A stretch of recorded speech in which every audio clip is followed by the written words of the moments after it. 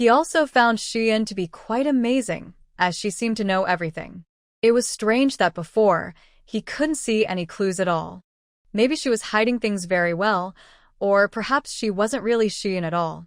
But aside from her personality and abilities, her memories and appearance were exactly like Xian's. Yi Qi was a mature and steady adult, unlike children who have wild imaginations. He didn't believe in stories about monsters and ghosts that common people talked about. That's why he couldn't understand many of her suspicious behaviors. This actually worked in Xian's favor.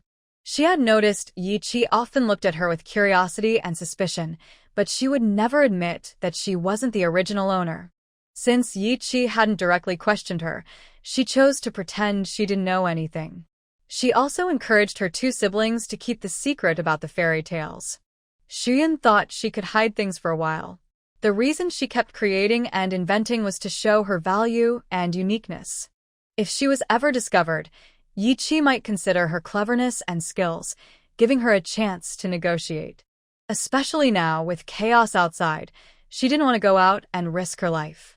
After dinner, the head of the Yi family gathered everyone and asked if they wanted to go back to harvest the wheat. "Uncle, my family will go," Yinyo was the first to speak. Then Yi Chong said, "My family will go too." Their families were the most short of food. Except for Shuyun and Yi Qi, who didn't need to harvest wheat, everyone else agreed to go back and reap the crops. They had worked hard planting for so long. Now, with the court busy and not collecting taxes, everyone wanted to fill their own grain bags and store the food for themselves. Think carefully. Once you go back, you might not be able to return, the Yi family had warned. But I want to see the situation first. I wouldn't be satisfied if I didn't check, Yi Liang said. Everyone agreed with him. But they didn't expect that after returning to the village, they would encounter some serious trouble. Since everyone was worried about the wheat in the fields, the Yi family had looked at the four old men's fields and felt envious. He agreed with everyone's opinion and decided they would go back. The wheat is still a while from ripening. For now, we should at least build a house. Everyone took about 10 days to walk the mountain road back and forth, plus the time to harvest the wheat, so it would take at least half a month. Wouldn't that delay things again? Because everyone was worried about the wheat and wanted to return to the village early to check on the situation, they worked overtime at night. The adobe bricks had already dried enough to build the walls. Head Leaf asked Xu Yun and Yi Qi to discuss the house layout they wanted. Yi Qi didn't have strong opinions. He thought as long as the house was livable, it was fine, so he left the planning entirely to Xu Yun. "I don't have any specific requirements. Just follow your and the children's preferences," Yi Qi said. Xu Yun already had a design in mind and was just waiting for Yi Qi to say this. But she still wanted to respect the ideas of Chong and Chonglu and Little Flower. "Do you have any ideas about your rooms?" Xu Yun asked the three kids. Little Flower and Chonglu held hands and smiled at each other, saying, "We want to share a room. Is that okay?" Xu Yun smiled, of course. "What about Chong'an?" She looked at Chong'an again. Chong'an asked, "Should I have my own room?" Xu Yun nodded, yes. "Don't you want that?" Chonglu beamed, "Yes, I want that very much." He had been looking forward to this day for a long time. He was now a young man and felt it was no longer suitable to share a room with the girls.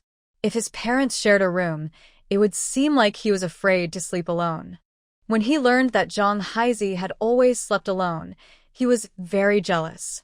Now he could sleep alone himself, and he was very happy about it. Considering the children's wishes, Shuyan told Head Leaf her design ideas while picking up a stick and drawing on the ground. From the main gate, we need to build 3 rooms facing forward. The master bedroom in the middle, the kitchen on the right, and a storage room on the left. The storage room doesn't need a door, just windows. The door will be from the master bedroom, so to reach the storage, you have to go through the master bedroom. At this point, Shuyan glanced at Yichi. Her storage was mainly for storing grain and valuable items, but the main purpose was so she and Yichi could sleep in separate rooms. Yichi clearly understood her little plan and didn't oppose it because they had already agreed on this before, but he felt a bit complicated inside. That's a good idea. It's like building the storage in your own room, which makes it easier to prevent thieves. Head Leaf silently noted Xu clever idea and planned to build accordingly. Are there any other ideas? Let's finish talking about the front, then move to the left, Xu said to Yi Chang'an. The left side is your room. Yi Chang'an looked at the markings on the ground and felt even more excited. Opposite Chang'an's room on the right side are Chang'el and Xiaohua's rooms. Next to their rooms, we will build a shower room. It's important that the shower room is some distance from the girls' rooms to avoid dampness. Shower room? Yi Zuzhong, Yi Qi, and their 3 children asked in confusion. Yes, a special room for taking baths. Don't people usually bathe in their rooms? Yi Zuzhang asked. Uncle Zuzhong, don't you think bathing in the room makes the floor wet and muddy when water spills? She can't just lay stones or marble in the room. After each bath, there's muddy water, and when you step on it, the whole house gets footprints. Xu couldn't stand that. Then she suggested, build a shower room. If water gets on the floor, it won't be muddy. That won't work. Laying stones on the floor will prevent mud, Yi Zuzhong said, puzzled by her unnecessary idea. But if the floor is paved with stones, there won't be mud, she explained. Really? Paving with stones? Yi Zuzhang was surprised. He had never heard of paving stones in a bathing area. Wealthier families might pave their yards with stones for looks, but not in the bathroom. Stones? I will help find some, Yi Qi said calmly. He learned from the siblings that Xu was very clean, so a few stones wouldn't be hard to find. Xu looked at him gratefully and said, just 2 or 3 stones are enough. The shower area won't be larger than the water tank. Okay, Yi Qi nodded. Since the young couple had no objections, and Yi Qi would find the stones, Yi Zuzhong understood that his daughter-in-law liked cleanliness. It was just a shower room. He would help Yi Qi build it. Yi Qi's wife wanted blue bricks, and as long as he could find them, he would get them for her. Uncle Zuzhong, on the right side of the shower room, near the main door, you need to make a small hole in the wall. Also, the floor of the shower room should toward the hole. Why is that? Yi Zuzhong asked with a puzzled look. Xu explained, water flows to the lowest point. During a shower, the water can flow out through the small hole. Outside, dig a channel connecting to the base of the wall, and under the wall, dig another small hole so the water can drain away.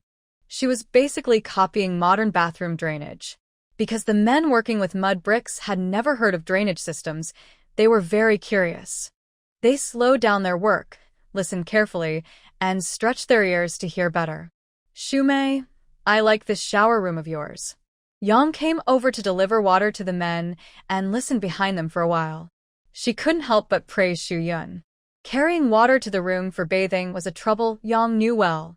Especially in summer, she would wash herself thoroughly in her room one moment, and the next she had to carry the bathwater outside and clean up the water on the floor.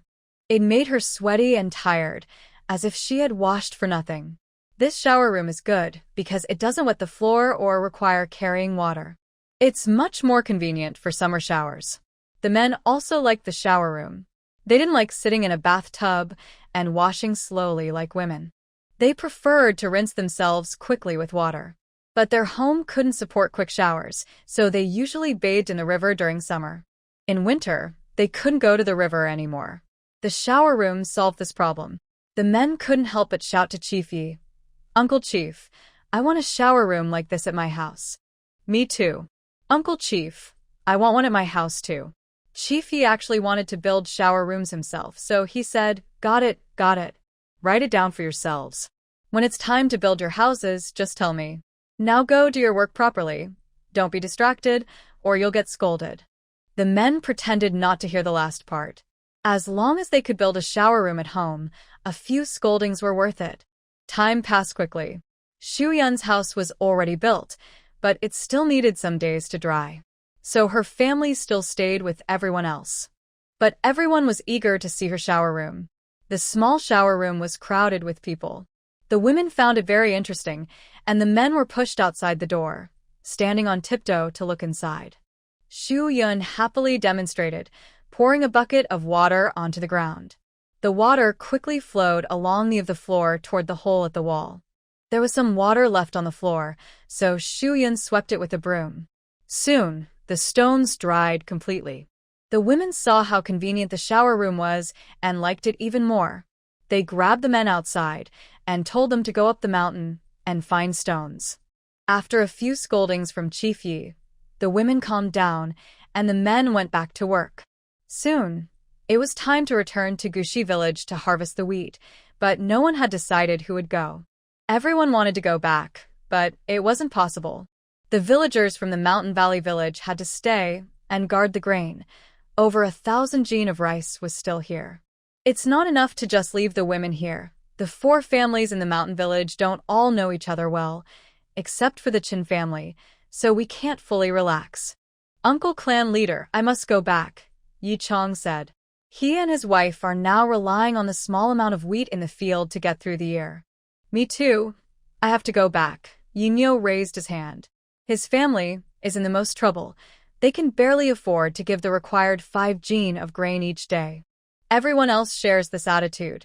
No matter how far the road, they need to bring back the grain they've grown. Clan Leader Yi was caught in a tough choice. He looked at Yi Sholyang, seeking advice. Brother Sholyang, what do you think? Yi Sholyang took out his pipe, but didn't light it. He just took a couple of puffs and said, I think maybe the women and children stay here, and 2 men stay to guard. The other men go back to harvest the wheat. But everyone should help the 2 men staying behind to cut the wheat. If they can't finish, each family can share some wheat. What do you think? Clan Leader Yi thought for 2 seconds. Nothing better came to mind. That sounds good. What do you all think? Who should stay? Yi Chong asked. Clan Leader Yi looked around. All right, I'll stay, and Yi Chi's family, since they have no land, will stay too. When Yi Xiaohua heard this, she tugged at Yi Chi and Shu Yun's clothes and whispered, Second uncle, second aunt, no one is harvesting the wheat in my family's field either. Yi Xiaohua also wanted to help reduce the pressure on her second uncle and second aunt. Anyway, if no one harvests her wheat, it would be wasted. Yi Chi and Shu Yun looked at each other. Maybe I should go harvest it. Yes, that's good. More grain is always better, Shu Yun agreed. So, Yi Chi said, Clan uncle, I want to go back and harvest my older brother's wheat. Then go ahead, said Clan Leader Yi. They are all strong workers. They're good at farming. The clan leader felt that leaving just one person behind would mean losing a lot of wheat. Forget it. Let's have the 3 elders stay here, so the young ones don't fall behind. If anything happens, they can run faster than us, Yi Sholyang suggested to Clan Leader Yi and Shurda. Clan Leader Yi nodded. Shurda rubbed his lame leg and also nodded. Yi Sholyang was right. If enemies like the Shirong come, his leg would only slow him down. That's settled then. The few women who cook will have to work harder these days. They should prepare more pancakes to carry with them. Traveling back and forth takes about 10 days, so they can't afford to go hungry. Headman Yi immediately assigned the task. In the afternoon, the women started making dried food. With flour, they made pancakes. If flour was short, they made vegetable dumplings. Shu Yun generously brought out all her pickled vegetables to add flavor to the bland dried food. Young sister Shu, your pickled vegetables are really good. You should teach me how to make them, said Yang, taking a small bite. Farmers rarely have many good dishes on their tables throughout the year. They eat frugally, just enough to fill their stomachs.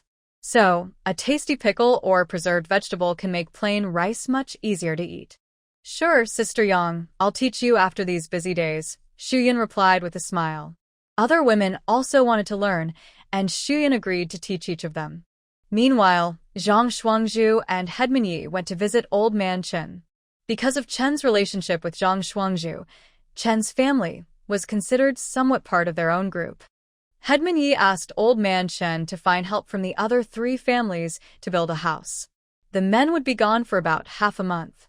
Relying only on the 3 old men was too slow. It was better to ask these 4 families for help. Everyone agreed after some discussion. When they returned, it would be almost time for spring planting. Old Man Chen didn't fully agree. He didn't know how the other 3 families felt, so he told Headman Yi he would try to persuade them. Nowadays, grain is more precious than money. If these 4 families helped build the house, they could save a meal each. It seemed like a good idea. When the other three families heard this, they immediately agreed, but with conditions. Old Man Chen told Headman Yi, Brother Yi, you know the wheat harvest is coming soon, and then there's spring plowing. Building the house is hard work. Headman yoğun ders tut. These four families wanted to save their strength and energy for harvesting and spring farming, which was reasonable. I know, but the wheat isn't ready to be harvested for more than 20 days. I only need you to work for about 10 days, said Headman Yi. It's not the right time to harvest yet, but Headman Yi and the others were worried. They feared remaining villagers in Gushi village might harvest their wheat or that bandits could come and damage the crops. So they decided to harvest early. Having some wheat harvested was better than none. Old Man Chen calculated that they could rest for about 10 days before harvesting, so he agreed. Old Man Chu's family was the happiest, especially Lu Chuer. She was eager to go help build the house with that group. But Old Chu only allowed one son to go, and she encouraged Chu Dalong to try for it. I've seen them bring back mountain chickens and wild rabbits many times. If you go, you might get to eat some good food, and you can bring some back for me too. Lu Chuer hadn't eaten meat in a long time. Smelling the delicious dishes from Xu Yun's side, she was almost drooling. That's not right. How can I eat and take things without permission? Besides, this decision was made by Dad. If I go to him, he'll scold me, Chu Dalong said gloomily. He knew he was slow and clumsy. His father always valued his second brother more.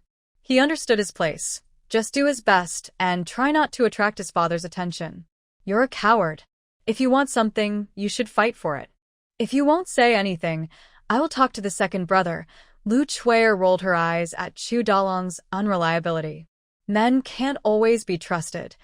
In the end, you have to rely on yourself. If it doesn't work with Dad, she would go to her younger siblings. Anyway, she was determined to get what she wanted. That night, the moon was high, and the kitchen still had light on. Smoke kept rising from the chimney. Xu Yun twisted her sore waist and stepped outside for a short rest. When she opened the door, Yi Qi was standing outside, facing the cold night dew. Why aren't you asleep? Xu Yun asked. Yi Qi simply replied, waiting for you. Xu Yun's heart was pounding. Did Yi Qi come alone to talk to her? Waiting for me to do what? Xu Yun asked nervously. Yi Qi stepped closer, but stopped half a step away from her. Here. He handed her an object, a dagger. It looked old, as if he had used it for a long time. Xu Yun hesitated and took it. This is. We're leaving tomorrow. It's for your self-defense. It's probably not necessary. Xu Yun thought that since Yi clan leader and the others were staying, these four families weren't really bad people. I know, but I give you this dagger, and I'll feel more at ease, he said softly, but there was a hint of sadness in his tone. It was funny. Yi Qi used to leave home without such strong feelings of reluctance. This time, it was Xu Yun and her children who seemed the least worried, yet he was the most reluctant. Xu Yun thought he was worried about the children, so she carefully kept the dagger close to her. Be careful on your way tomorrow. I will take good care of the children, she said. Yi Qi nodded, his dark eyes serious. Take good care of yourself too. After that, he left. Xu Yun stood there stunned. She felt that Yi Qi just now seemed a little shy. Xu Yun thought she was overthinking and shook her head before continuing to work in the kitchen. The next day, as the fire in the kitchen was just put out, the men prepared to leave. To make it easier for everyone to bring back wheat, Yi Zhuang had prepared 2 extra single-wheel carts a few days earlier. Because Yi Qi used to be the leader of a courier agency, he was more experienced and capable than these older men, and he also knew martial arts. So, Heji asked him to lead the team. Once you've collected the wheat, come back quickly, and don't delay. Listen, don't be reckless if anything happens. Just follow what Brother Yi Qi says. Before leaving, the women kept giving their husbands many worried reminders. Xu Yun felt like she should say something too, but it seemed out of place. The 3 children all looked at her, as if to say, don't you have anything to say? Xu Yun cleared her throat and handed over a prepared bundle. Inside are some homemade snacks for you to eat on the way. Also, I and the children will be waiting for you at home. Yi took the bundle and smiled. Okay. Because of his bilingual words, Shiyun's face turned red. Luckily, Hedi called the men to set out at that moment. Otherwise, her face would have been too red for Yi to miss, which would have been too embarrassing. Before dawn, with the fog still thick, Yi and his group quickly disappeared from sight.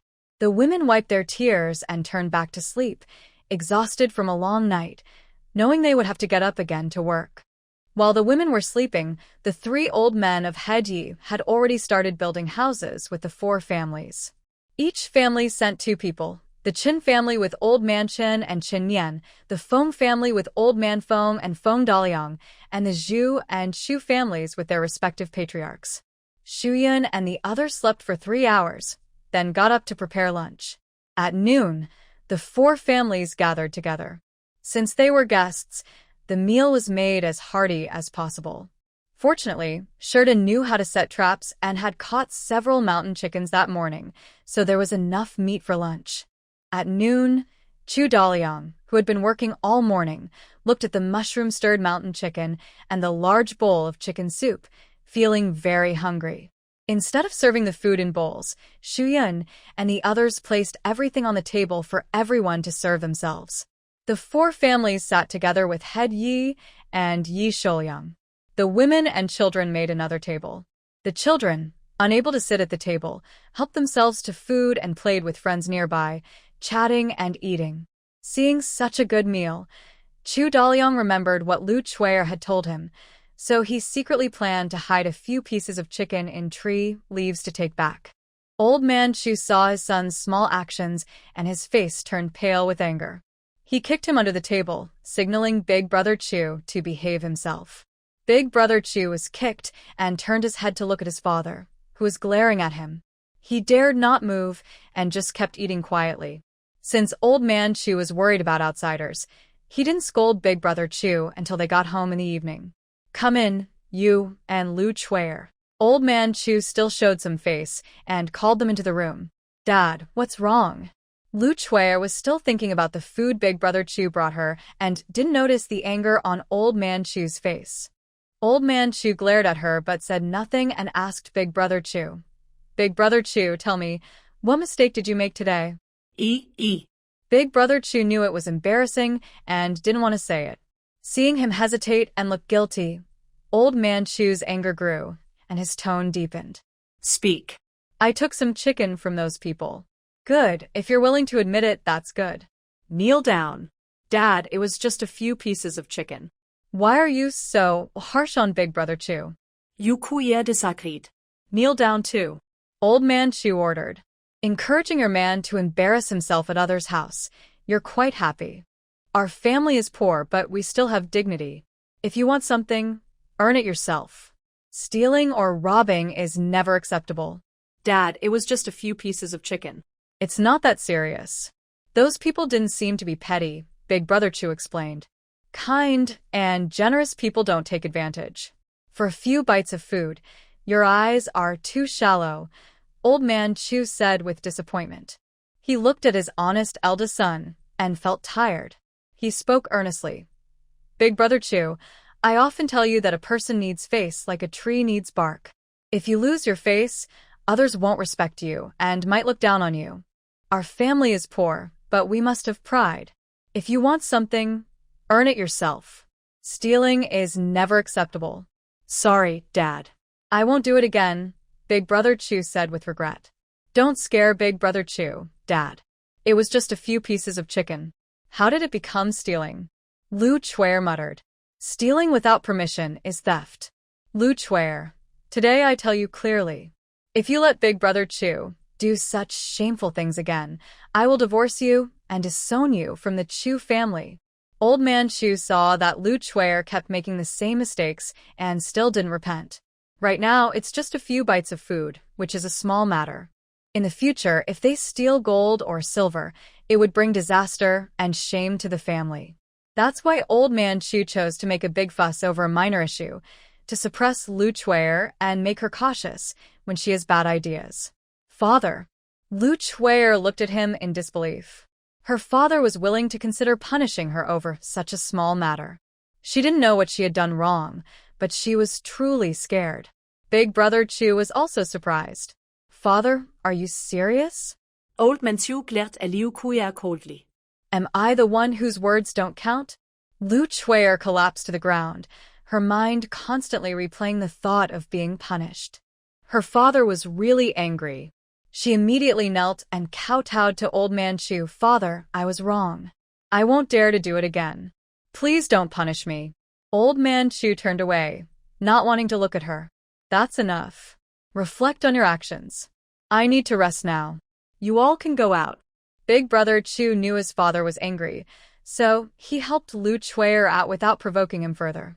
Meanwhile, Shu Yun was sleeping fitfully, as if she had a nightmare, suddenly waking up in a panic. Ma Shi, who was always light sleeping, also woke up at her movement and asked with concern, Yun Yang, are you all right? Shu Yun wiped the sweat from her forehead. Madam Ma, Ivy fine. I just had a bad dream. Dreams are not real. Don't think too much. It's still early. Go back to sleep, Ma Shi said. Shu Yun replied and lay down again, alone recalling the nightmare she just had. It felt too real. She dreamed that Yi Qi and the others encountered something terrible. Shu Yun slept again but still remembered the frightening dream, which made her restless all day. Ma Shi saw this and thought she hadn't slept well last night, so she told her to rest some more. Shu Yun didn't dare tell her that she had dreamed about Yi Qi and the others. She dreamed that Yi Qi and the others returned to Gushi village. At first, everything was fine. The village was almost empty, and the golden wheat swayed in the fields with the wind. They worked together and quickly harvested several acres of wheat. But just then, in the quiet village, a band of bandits emerged, rushing forward with big knives. Zhang Shuangzhu and Yi Zhuang, with blood pouring from their necks, collapsed to the ground. Soon, more and more people fell, and in the end, only Yi Qi was left. But he was surrounded by 4 or 5 people, making escape very difficult. Just as he was struck with the first, Shu Yun woke up. People say dreams are false, but Shu Yun thought they should be safe and sound back home. Plus, she had given him a secret weapon. Let's talk about Yi Qi and the others. Since they weren't carrying heavy loads, they moved much faster than before and arrived in just 4 days. Sure enough, the wheat in the fields was almost ripe. Zhang Zhuangzhu and the others couldn't wait to go into the fields. But Yi Qi stopped them. Brother Yi Qi, what's going on? Zhang Zhuangzhu asked. Yi Qi looked toward the village and said, the village is too quiet. I feel something is wrong. Maybe everyone has already left the village. We should harvest the wheat quickly. Zhang Zhuangzhu didn't notice anything strange. The wheat was right in front of him, and he was eager to start harvesting. But Sherdahai said, I also feel something's off. Maybe we should go up the mountain and hide for a while, then see what happens. Yiki nodded. Let's go. They all went up the mountain. Sherdahai was good at climbing trees, so he watched the village from above. Big brother Yi Qi, when should we go down? Yi Chong asked. At night. Only after dark would they know how many families were still in the village. Soon, it got dark, and the large Gushi village was silent in the night. A little later, 2 small lights appeared like stars. Sherdahai jumped down from the tree. There are 2 more families. Yi Zheng said, that's strange. Neither of these families was out in the village during the day, and they didn't go to harvest the wheat. They are just quiet. I'll go and check on them quietly with Dahai. You all stay here. Dahai nodded at Yi Qi and headed toward the 2 houses separately. Yi Qi went to Wang Lijing's house. He didn't think that in this situation, someone like Wang Lijing, who only cared about profit, would stay at home. So, the people inside were probably intruders, not villagers. It just depended on whether they were from the village or not. Yi Qi climbed over the wall and listened carefully. He heard boiling water inside. Quick, put it in. I'm starving, a man's voice said. Yi Qi peeked through a small in the window with his knife. Inside, there were 3 men. They didn't look like ordinary villagers. They looked more like travelers. But they didn't have any hero-like aura, more like bandits. Soon, the food in the pot was ready, and one of them stirred it with a spoon. Yi Chi was surprised to see white meat. He didn't expect they could get meat at all. That was impressive. But the smell was sour and unpleasant. Yi Chi felt uncomfortable and quickly climbed back over the wall, planning to find Sure Dahai and ask about what was happening on his side. After leaving the village, Sure Dahai stumbled and ran towards him. Dahai over there. Before Yi Chi could speak, Sure Dahai dodged him and hunched over, pretending to. What happened? Yi Chi patted his back to help. They. He only managed to say 2 words before the nausea in his stomach overwhelmed him again. After fighting it off several times, he finally said a complete sentence. I saw them eating people. Yi Chi immediately remembered what he saw earlier in that house, the cooked, pale meat. Could it also be? Yi Chi felt uneasy. He helped Sure Dahai quickly head up the mountain. When Yi Zheng and the others heard about this, they were all shocked. If they have the courage to do such terrible things, they are not ordinary bandits, and they can't just be called humans. I think their main goal here is also to steal the village's wheat, Yi Chi said. Yes, Sure Dahai spat out another mouthful. I heard them say that once they harvest the wheat, it will last them a long time. So, if we want to cut the wheat, we will definitely disturb them. What should we do? Yi Liang asked. Yi Chi's eyes flashed with a killing intent. Kill. Those beasts should have gone to the moment they took their first bite. Sure Dahai shared the same thought. When he saw the little kid in the pot, he wished he could rush in immediately and kill those monsters. How do we kill them? There are 6 of them, and each carries a big knife. From the look of the blades, they probably took them from some officials, Yi Chi said.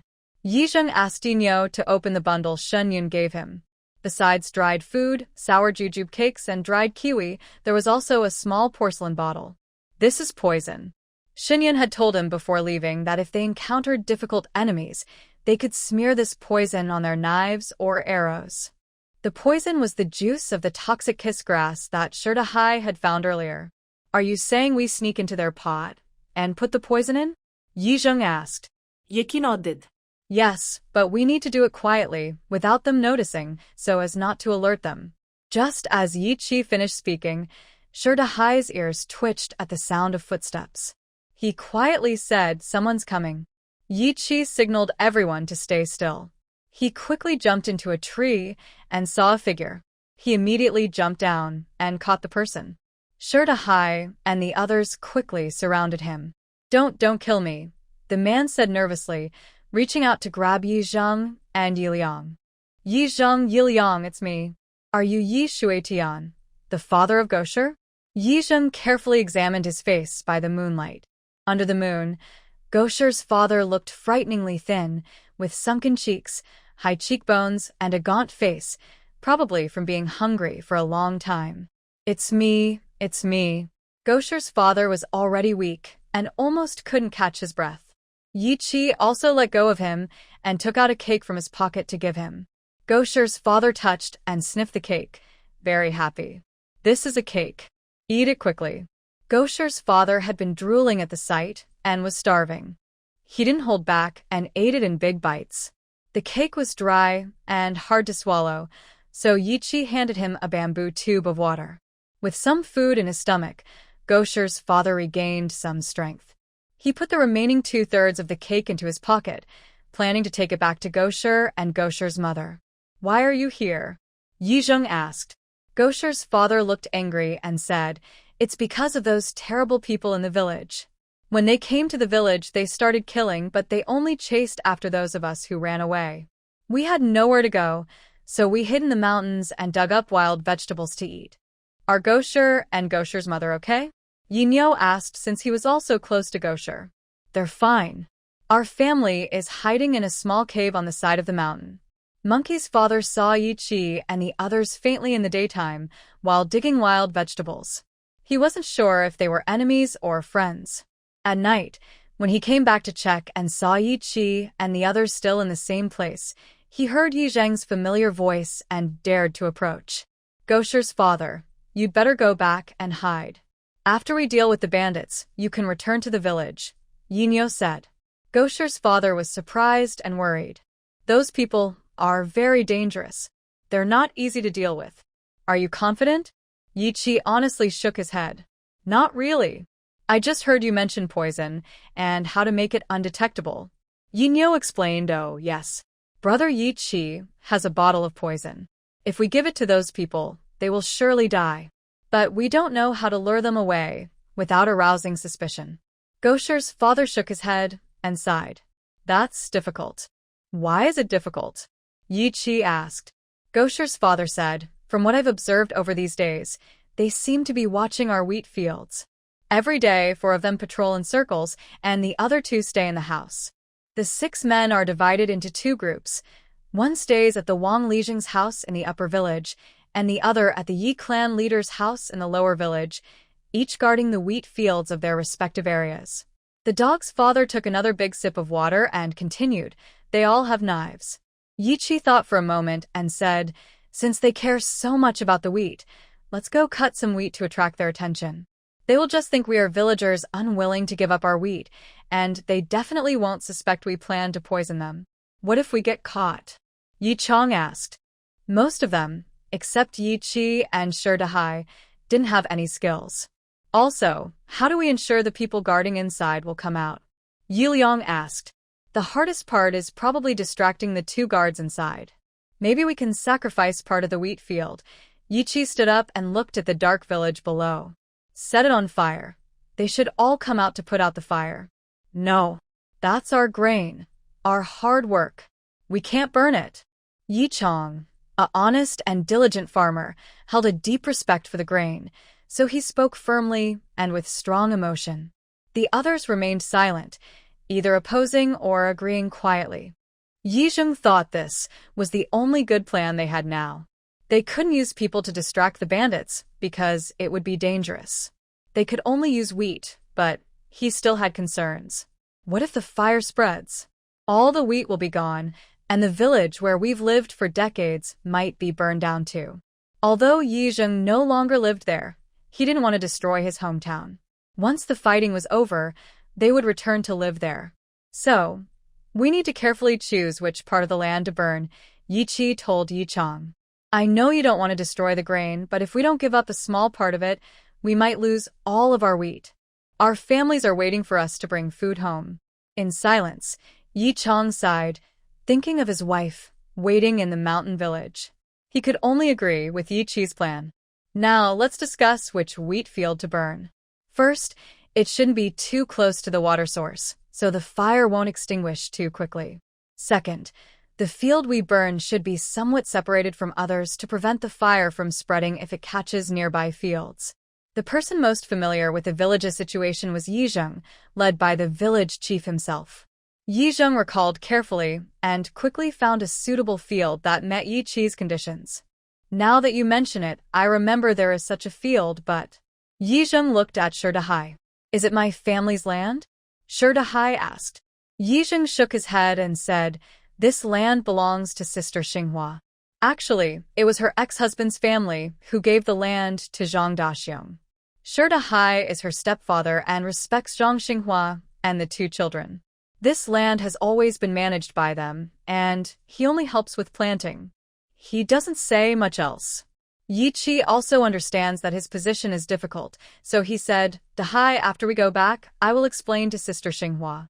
Also, your family won't lose this land for nothing. The land belongs to the Yi family. You can pick any part to harvest wheat. How about that? If Grandma Go hadn't schemed, Ye's land could have been shared with Yi Chi now. They don't know where the others are, as if they are all dead. So, the land now belongs to Yi Chi. Shi Dahai hesitated and nodded. If, after returning, Zhang Xinghua and the children blame him, he will apologize more. But since Yi Chi promised they could harvest his wheat, they would have food, and his wife wouldn't complain much. Alright, here's the plan. You start the fire at the right time, and Dahai and I will secretly go and set the poison. When the fire gets bigger, you rush to the mountain. Be sure not to get caught, Yi Chi said. Okay. Everyone responded confidently. There were still several hours before dawn. The people wanted to rest by the trees for a while. Go Er's father thought that the morning dew was heavy, and since they didn't have blankets or anything, they couldn't light a fire here. Otherwise, it might be seen below, and they would catch a cold after waking up. He said, "Why don't you all come with me to the cave on the mountainside? They burn a fire there and you won't see it from this side. If you sleep here tonight, you'll definitely get sick. Tomorrow's plan must go perfectly. If it succeeds, they will harvest the wheat and go back. At this time, no one can get sick." Thinking of this, Yi Chi and everyone followed Go-er's father to the cave. "By the way, brothers, I haven't seen you all these days. Where have you been?" Yi Chi didn't want Go-er's father to notice anything and asked, "Is your family the only one hiding on the mountain? What about the others in the village?" When he mentioned this, Go-er's father's attention was immediately diverted. "There are a few families I saw running up the mountain at first, but I haven't seen them since. I think they went somewhere else." "Why didn't your family leave too?" Yi Liang asked. "How could we leave? We have no money or grain. If we leave Gushi village, we really don't know where to go. Besides, with all this chaos, where can we find peace? I've seen 2 different armies in this short time. Have you been to the town?" Yi Chi said, "We still need to pay attention to news from outside. We can't completely cut ourselves off from the world." "I've sneaked out a few times," said Dog's father helplessly. "Things in town are worse. I don't know which king's soldiers once stayed there. Then they were driven away by another group, and now the Shirong people have come. It's all a mess. I don't know when we'll have a peaceful life."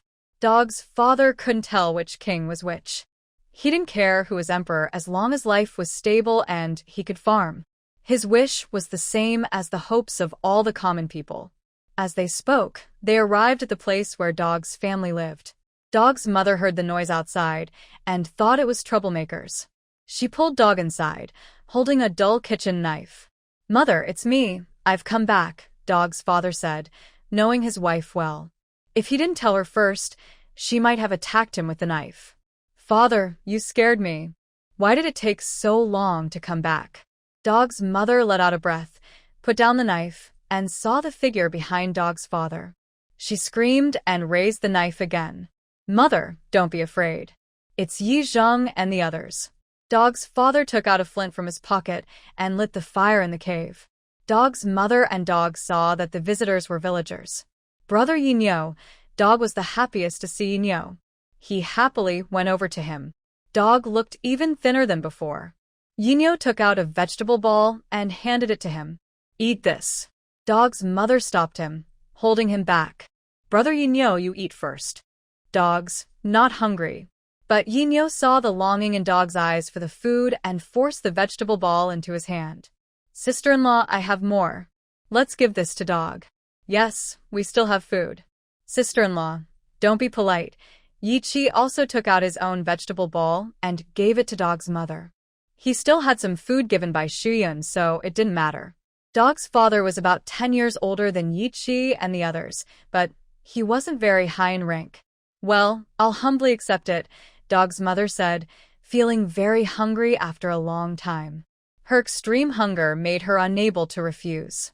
She wiped away tears of emotion and warmly said, "You guys are waiting at the cave entrance. Come in quickly, come in." The mountain cave was indeed as Dog's father said, narrow and cramped.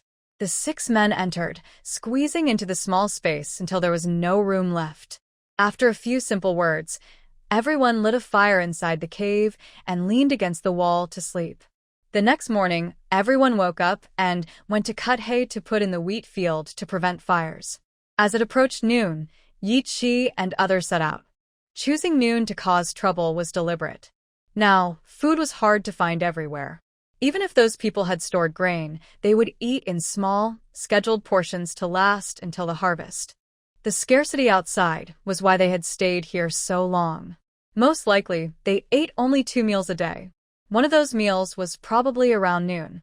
At this time, they might have just finished boiling water, and before they could eat, they had to rush out to put out a fire. After putting out the fire, they would be very hungry and just wanted to eat quickly, not thinking about anything else. As Yi Chi said, just after boiling water, they noticed smoke coming from the wheat field outside. They hurried out with buckets, leaving no one behind in the house. Yi Chi added medicine to the pot and, to be safe, also spread some medicine around the bowl. Then, He left quietly without leaving any trace. Done, let's go. Yi Qi and Shi Dahai nodded to each other. Just after they went up the mountain, Yi Zheng came to tell them that Yi Niu had been caught. What happened? Yi Qi and Shi Dahai were both worried. Yi Zheng explained the situation briefly. At first, everything was fine. They successfully set fire to the wheat field. Yi Niu suggested waiting a bit longer to let the fire grow bigger before leaving. But those people arrived so quickly and they were skilled, using light skills to get close fast. Everyone had to hide on the spot. They couldn't hide for long. If those people searched carefully, they would be found. Yi Niu thought he had caused trouble for everyone. After saying a few last words, he ran out to distract the others, allowing the rest to escape. What do we do now? Since Yi Niu was caught, he might be in serious danger. We have to risk it and fight them. We can't just leave Yi Niu behind. Yi Liang was always the most loyal. Thinking that Yi Niu was caught trying to save them made him feel terrible. Yi Niu was also the youngest among them. Yi Zheng grabbed the impatient Yi Liang and said, "No. You see how capable those people are. If we rush in blindly, not only will we fail to save Yi Niu, but we might get caught ourselves. Are we just going to watch Yi Niu die?" Yi Liang shouted. "If I go to save him, I will. I came up with the plan, and I will take responsibility." Yi Qi spoke heavily. He underestimated those people, which led to Yi Niu being caught. "How can I manage alone? How can I deal with 6 of them? We should all go together. Anyway, I won't hide here," Yi Liang said. "Our poison should be working now. Maybe by the time we arrive, they will already be dead. If we go together, we might have a chance to help," Shi Dahai advised. Yi Qi was silent for a moment, then said, "If we are to fight, only Dahai and I can stand a chance against them. So, we shouldn't confront them directly. Let's go ask Guzi's dad for some tools." Although they had sickles, they couldn't compare to big knives. They could only ask for more weapons even if they had to throw them to hit those bandits. Guzi's dad scratched his head. "I don't have many tools, just an axe and a spatula." Yi Qi wasn't picky. "I'll take all of those, except the spatula. Guzi's mom also has a kitchen knife. I'll go sharpen it," she said, wanting to help save Yi Niu. She found a stone and tried to sharpen the knife. "But I need to put poison on it first. After that, this kitchen knife might not be usable," Yi Qi said regretfully. It was one of Guzi's family's few metal tools. "Then what about Guzi's mom asked. "She would need the later for farming. They can still be used." "Good, you can take the kitchen knife. If it breaks, it breaks. It's okay." A kitchen knife could be replaced with many other tools. Saving people was more important now. Even if they couldn't be used anymore, Guzi's mom would still give it up to save Yi Niu. Yi Niu had always been kind to Guzi. Yesterday, he even brought a vegetable ball for Guzi to eat. He was filial and responsible. Such a good boy shouldn't be harmed by those monsters. "Thank you, sister-in-law," Yi Qi said. After thanking her, he led everyone down the mountain. Guzi cried so hard his face was all swollen. He also wanted to go save Yi Niu, but he was too young and would just be a burden. He cried and asked Dad, "Mom, can Brother Yi Qi really save Brother Yi Niu?" Guzi's dad and mom looked at each other and sighed. It was hard. They didn't even have decent weapons. It was really difficult. When they approached Yi Zuchang's house and Wang Lijing's family, Yi Qi told the others to hide first. He and Shi Dahai went ahead to check. No one was at Yi Zuchang's house. They guessed everyone had gone to Wang Lijing's place. So, they quietly hid behind the wall of Wang Lijing's yard and listened to the people inside. "Tell me, is there anyone else besides you?" Yi Niu was tied to a post. A man with one injured eye was punching him repeatedly. Yi Niu clenched his teeth, refusing to reveal Yi Qi and the others. He said, "There are no more people here. You killed everyone and scared them away. I just can't stand you occupying my family's land. Even if I burn it, I won't let you get it. You have some backbone. Today, I want to see if your bones are stronger than my fists." The one-eyed man grabbed a stick and raised it to hit Yi Niu's head. At this moment, a man sitting in a chair spoke. "Enough, let's eat." "Boss, are we really going to let him go?" The one-eyed man looked at his boss with his remaining eye, as if he couldn't believe he would say that. The man replied calmly, "You're covered in blood everywhere. How can I eat like this? After we finish eating, we'll take him out and kill him, then make him into a scarecrow to put in the field to scare others who want to steal our grain." "You're so wise, boss," the one-eyed man said with admiration. The boss truly is the boss, still so ruthless. The one-eyed man eagerly served a bowl of meat to his boss. The man didn't eat, but said, one-eyed, "Today, thanks to your quick discovery of the fire, this bowl of meat is for you. That's my reward for you." One-eyed was happy, feeling he had gained the boss's favor. He took a bite of meat and then returned the bowl to the man. "Boss, being appreciated by you is more joyful than eating meat. I'll take a piece, and the rest is for you. Without you, I wouldn't be here today." Good brother. As long as you work honestly with me, we can all eat meat every day." Everyone else raised their bowls, toasting him with the soup inside. Seeing that everyone had drunk the soup and eaten the meat, nothing seemed wrong. He picked up his bowl, took a piece of meat, and was about to put it in his mouth. Suddenly, the one-eyed man twitched and fell to the ground, then foamed at the mouth and lost his breath. One-eyed, what's wrong with you?" Those who were concerned about him also started to twitch. Soon 3 out of 6 people had collapsed. Except for the leader, who hadn't eaten at all, the other 2 were suffering from severe stomach pain. The man quickly realized someone had drugged the pot. He went over and grabbed Jinyo by the neck. "Was it your accomplice? Do you have an antidote? If not, I'll send you to the afterlife right now." Jinyo was almost suffocated and couldn't say a word. Seeing the situation was urgent, Yi Chi called others to rush in. Jinyo, on the verge of suffocation, managed to breathe again. The man turned around immediately, grabbed a big sword, and swung it at them. Yi Chi kept retreating and dodging. "You guys deal with those 2. I'll handle this one," and a hi. Yi Zheng and the others didn't have the time or skill to fight this man directly, as they would only get hurt. Yi Zheng responded with a nod, grabbing a sickle from his home and swinging it at the other 2 men's heads.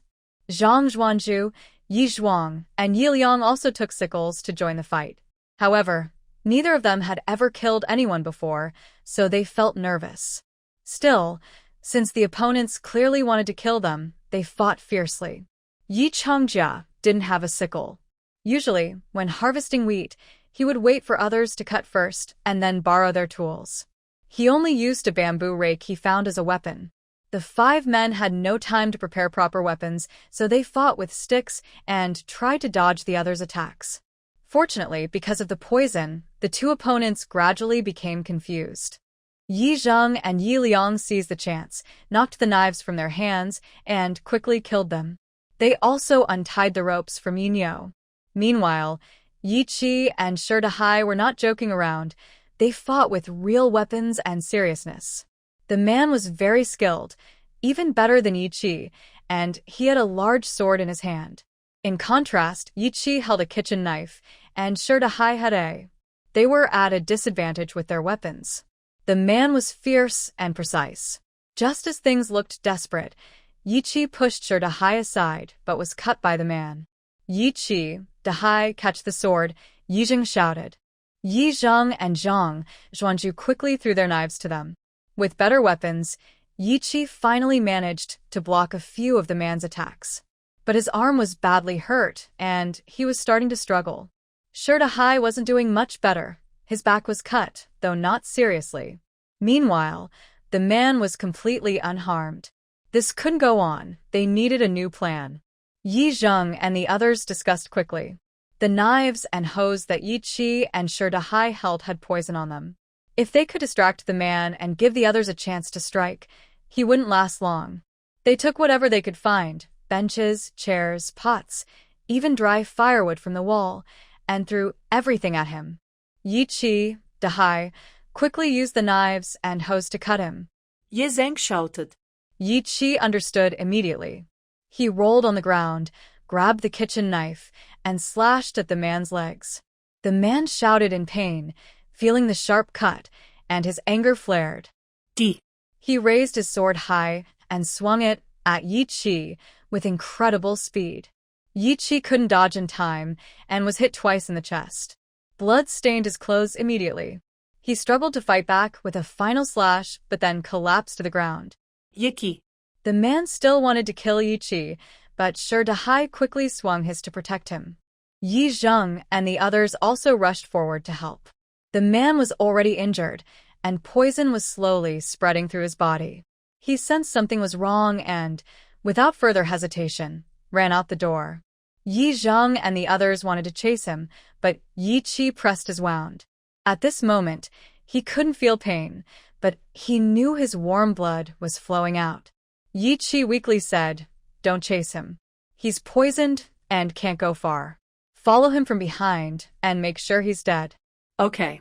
Yi Zheng told Yi Chong and Yi Zhuang to each take a knife and go after him. Yi Chi, don't be afraid. I'll stop the bleeding for you. Shi Dahai comforted Yi Chi, but he was also reassuring himself. Yi Chi was badly hurt, and he didn't dare to touch him easily, afraid that any movement might cause more bleeding. Yi Chi's face was visibly pale. He said, "I have some healing ointment in my bag." He found the healing ointment in his bag. Yi Chi uncorked the bottle and could tell at a glance that it was good for treating knife wounds. Luckily, Xu Yun had thought of everything. Otherwise, Yi Chi might have lost his life.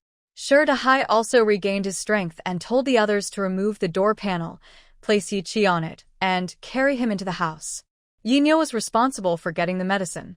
He ran up the mountain crying, feeling guilty and overwhelmed. It was all his fault, everything. Yi Chi was hurt so badly trying to save him. He secretly vowed that from now on, Yi Chi's life would be his. Yin Yo ran quickly, grabbed the healing ointment, and hurried back. When the dog's family heard about Yi Chi's injury and the death of the group, they followed Yin Yo down the mountain. Fortunately, Shi Dahai had some experience. Before the blood clotted, he quickly cut open Yi Chi's clothes to prevent the wound from sticking to the fabric, then pressed a cloth firmly on the wound. As soon as Yin Yo brought the ointment, he poured it directly onto Yi Chi's wound without delay. The dog's mother used new cloth bought from home to bandage him. In no time, the bleeding stopped and everyone finally relaxed. Before Yi Chi fainted, he told everyone to quickly harvest the wheat, which was the most important thing. So, the dog and his mother stayed behind to care for Yi Chi, while the others hurriedly went to harvest the wheat that night. Apart from the land damaged by the Shirong people, various groups, and some families who took parts before leaving, only about 10 acres of land remained in the village. Everyone planned to harvest it all. With Dog's father, 7 men worked non-stop for 7 or 8 days. They finally finished harvesting the wheat, threshed it, and cleaned up the leftover stalks, preparing to take everything back to Mountain Gully Village. Yi Chi's injury also improved. He could sit up and eat, but he couldn't travel yet. They had to carry him back slowly. After all the wheat was harvested, they left quite a bit for Dog's family. However, Dog's father took half of the wheat and gave it to everyone. Dog's father, what are you doing? You don't want the wheat? Yi Zheng asked. I don't need the wheat. I just hope you can take my family of 3 with you. Dog's father was not foolish. It was clear that Yi Chi and the others had a safe, stable place to live. They had already settled their families, which is why they felt safe to come back and harvest the wheat. Dog's father didn't want to be so shameless, but staying here was too dangerous. Who knew when more trouble might come? Who doesn't want to stay alive? Brother Yin Yo, please, let my family go with you. Dog also wanted to follow these big brothers. He knew they were capable, and he could play with Brother Yi every day in the future. Yin Yo couldn't answer him. It wasn't something he could decide alone. Yi Zheng also couldn't make the decision. His father and sister Shu weren't here, so the only person who could decide was Yi Chi, the leader appointed by his father. So Yi Zheng went inside to ask Yi Chi for his opinion. Yi Chi said, Dog's family isn't bad people and they've helped us a lot. But if we want to enter Mountain Gully Village, we probably need to give some benefits to those 4 families, just like us. Yi Zheng nodded and went out to talk to Dog's father. He agreed immediately. In the next 2 days, Yi Village made 2 more single-wheel carts. Dog's father helped with the work, while Yi Zheng led the others to burn the bodies of the 6 men. Yes, 6 men. The man injured by Yi Chi was so badly hurt he collapsed as soon as he left the village. They also dug small graves to bury the meat in the pot and the 2 pots, hoping these lives would find peace. Yinyo took dog's mother, and some household items scattered around the village. Most of the good things had already been taken, so they only collected pots, bowls, and some wooden farming tools that hadn't been taken. 2 days later, 5 of the 6 single-wheel carts were loaded with bound wheat. Since Yi Chi was still injured and recovering, he rode alone on 1 cart. After crossing 2 mountains, Dog's father was exhausted and breathing heavily. Looking at the surrounding tall mountains and forests, he thought these natural barriers made it a good place to hide away. The roads were narrow, and in some places there were almost no paths. It truly was a perfect place to stay hidden. How did you find this place? It's so remote, he asked. Zhang Xuanchua smiled and said, My wife's family lives in these mountains. Oh, I see. That's thanks to your sister-in-law, Dog's father replied. His heart finally felt at ease. Such a place was safe because only animals and no ghosts could be found here. They walked and talked, and the path didn't seem so difficult anymore. But they didn't notice that far behind them, someone was quietly following with a long tail. Meanwhile, the villagers of Gengou village had been hoping for their return. According to the schedule, Yi Chi and the others should have come back a few days ago, but there was still no sign of anyone on the hillside. Village head Yi had looked up the hill many times and sighed repeatedly. Could something have happened? He muttered quietly. He dared not let the women hear this, worried they might imagine something bad. Relax, elder brother of the clan head. Maybe the wheat is heavy and slow to harvest, so they're just taking their time. They might be back tomorrow. Yi Shouliang comforted him, urging him to come eat. But village head Yi couldn't eat. He waved his hand and said, I'll go for a walk in the fields.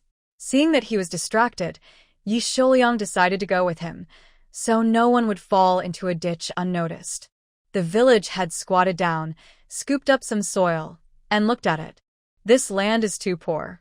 If we plant rice here, the harvest won't be good. But we have no choice. If not rice, then what? Yi Shouliang asked. Whatever we plant, we need to prepare the land first. It's best to dig deep into the soil to let it breathe. It's hard work, but we'll have to wait for the men to come back, the village head sighed. He also worried about the young men. If something happened to them, how would the women and children survive? Hey, elder brother of the clan head, people are coming up the hill.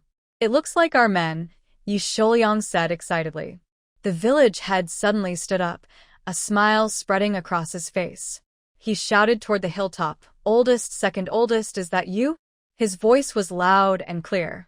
The quiet village of Gengou could hear him perfectly. Father, it's us, Yi Liang called out. Clan head uncle, Shouliang uncle. We're back, several men shouted together. Their voices combined sounded like they were using a loudspeaker, and even the women inside the houses could hear them. Everyone was overjoyed and ran out to hold their children, welcoming the husband they had been longing for night and day. However, Xu Yan quickly noticed that Yi Chi was sitting in the carriage. Could he be injured? Thinking of this, Xu Yan's heart tightened with worry. As the men approached, they finally stood before her, and the women couldn't hold back their tears anymore.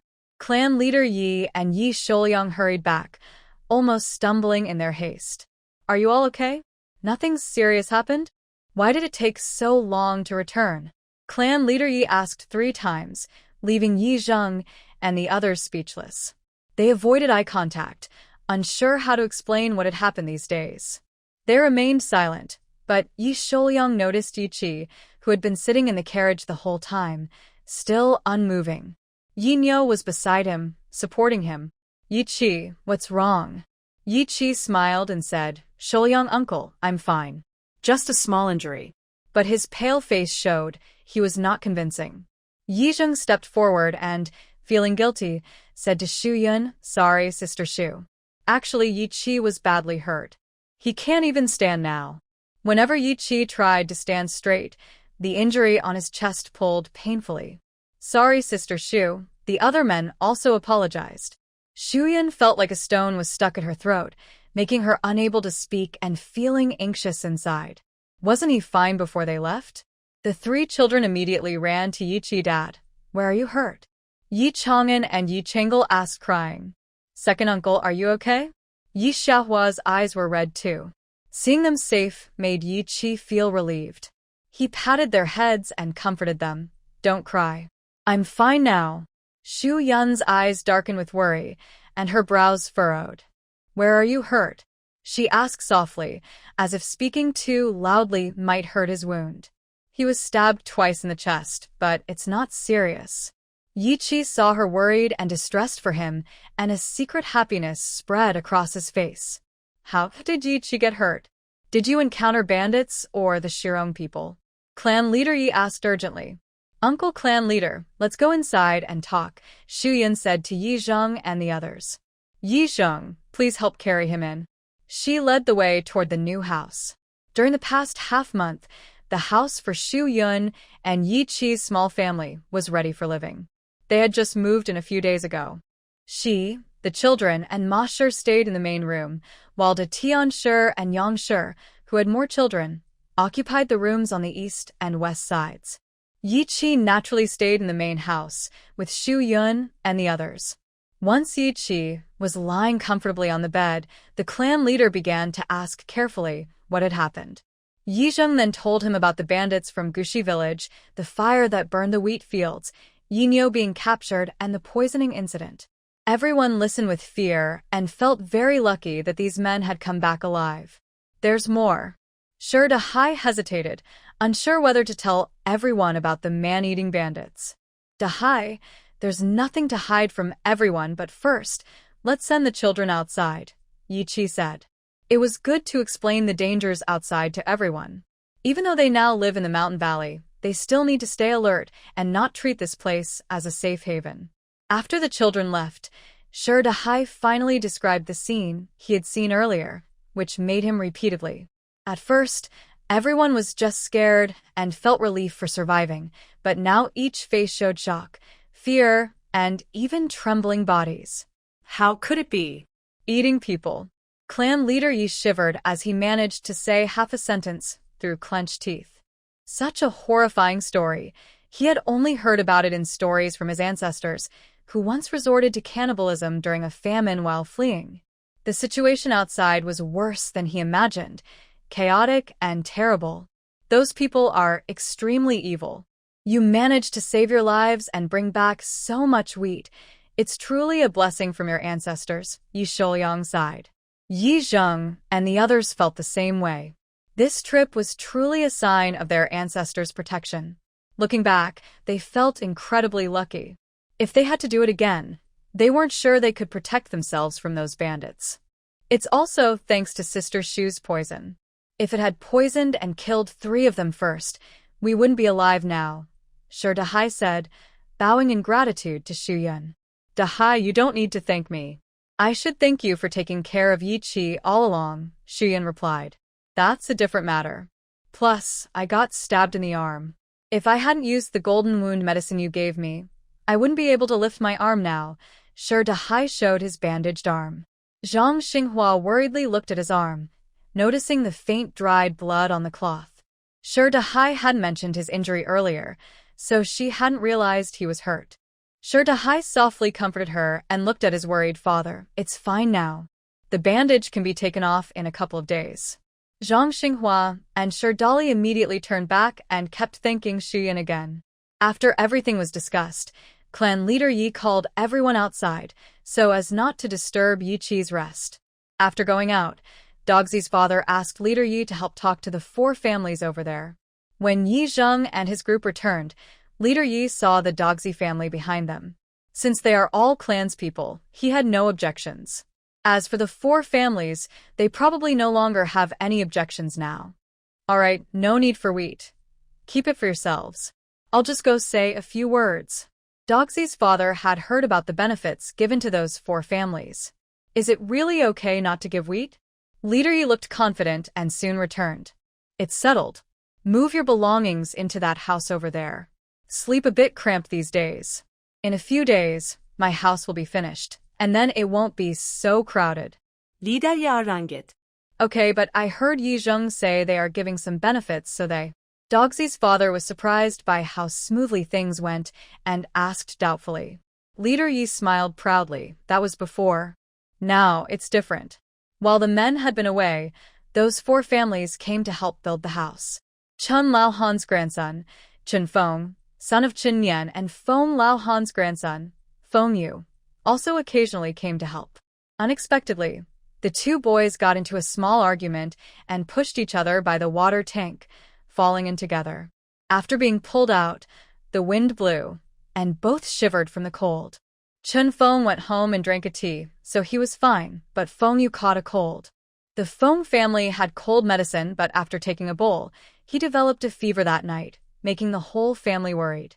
There were no doctors in the mountains, and the family prepared to wait and see.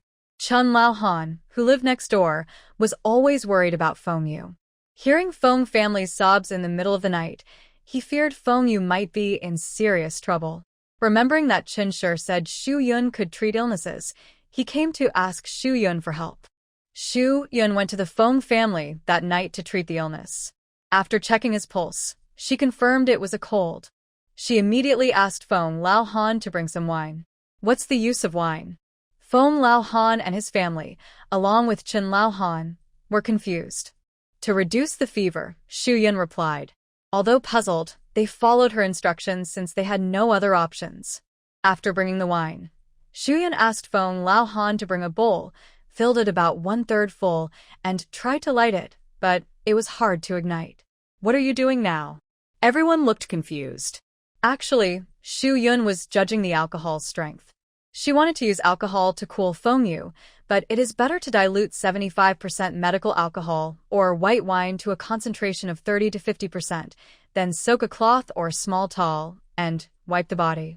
However, finding medical alcohol here is difficult, so she had to make do with a homemade wine brewed by Old Man Feng. Using a burning test, she confirmed that the alcohol's strength was below 40%, so it could be used directly without dilution. Xu Yun then asked Old Man Feng to dip a cloth in the wine and wipe Feng Yu's neck, armpits, limbs, and groin, each session lasting about half an hour. Feng Yu's body temperature gradually decreased. Xu Yun stayed up most of the night, leaving a bottle of cold remedy she had bought earlier, then went back to sleep peacefully. Old Man Feng's family, however, did not dare to relax. They stayed vigil all night. By dawn, Feng Yu's fever had completely subsided, and he woke up. Old Man Chu and Old Man Zhu, who had only just learned about Feng Yu's illness, came to visit and found out that Xu Yun had cured him. They were overjoyed.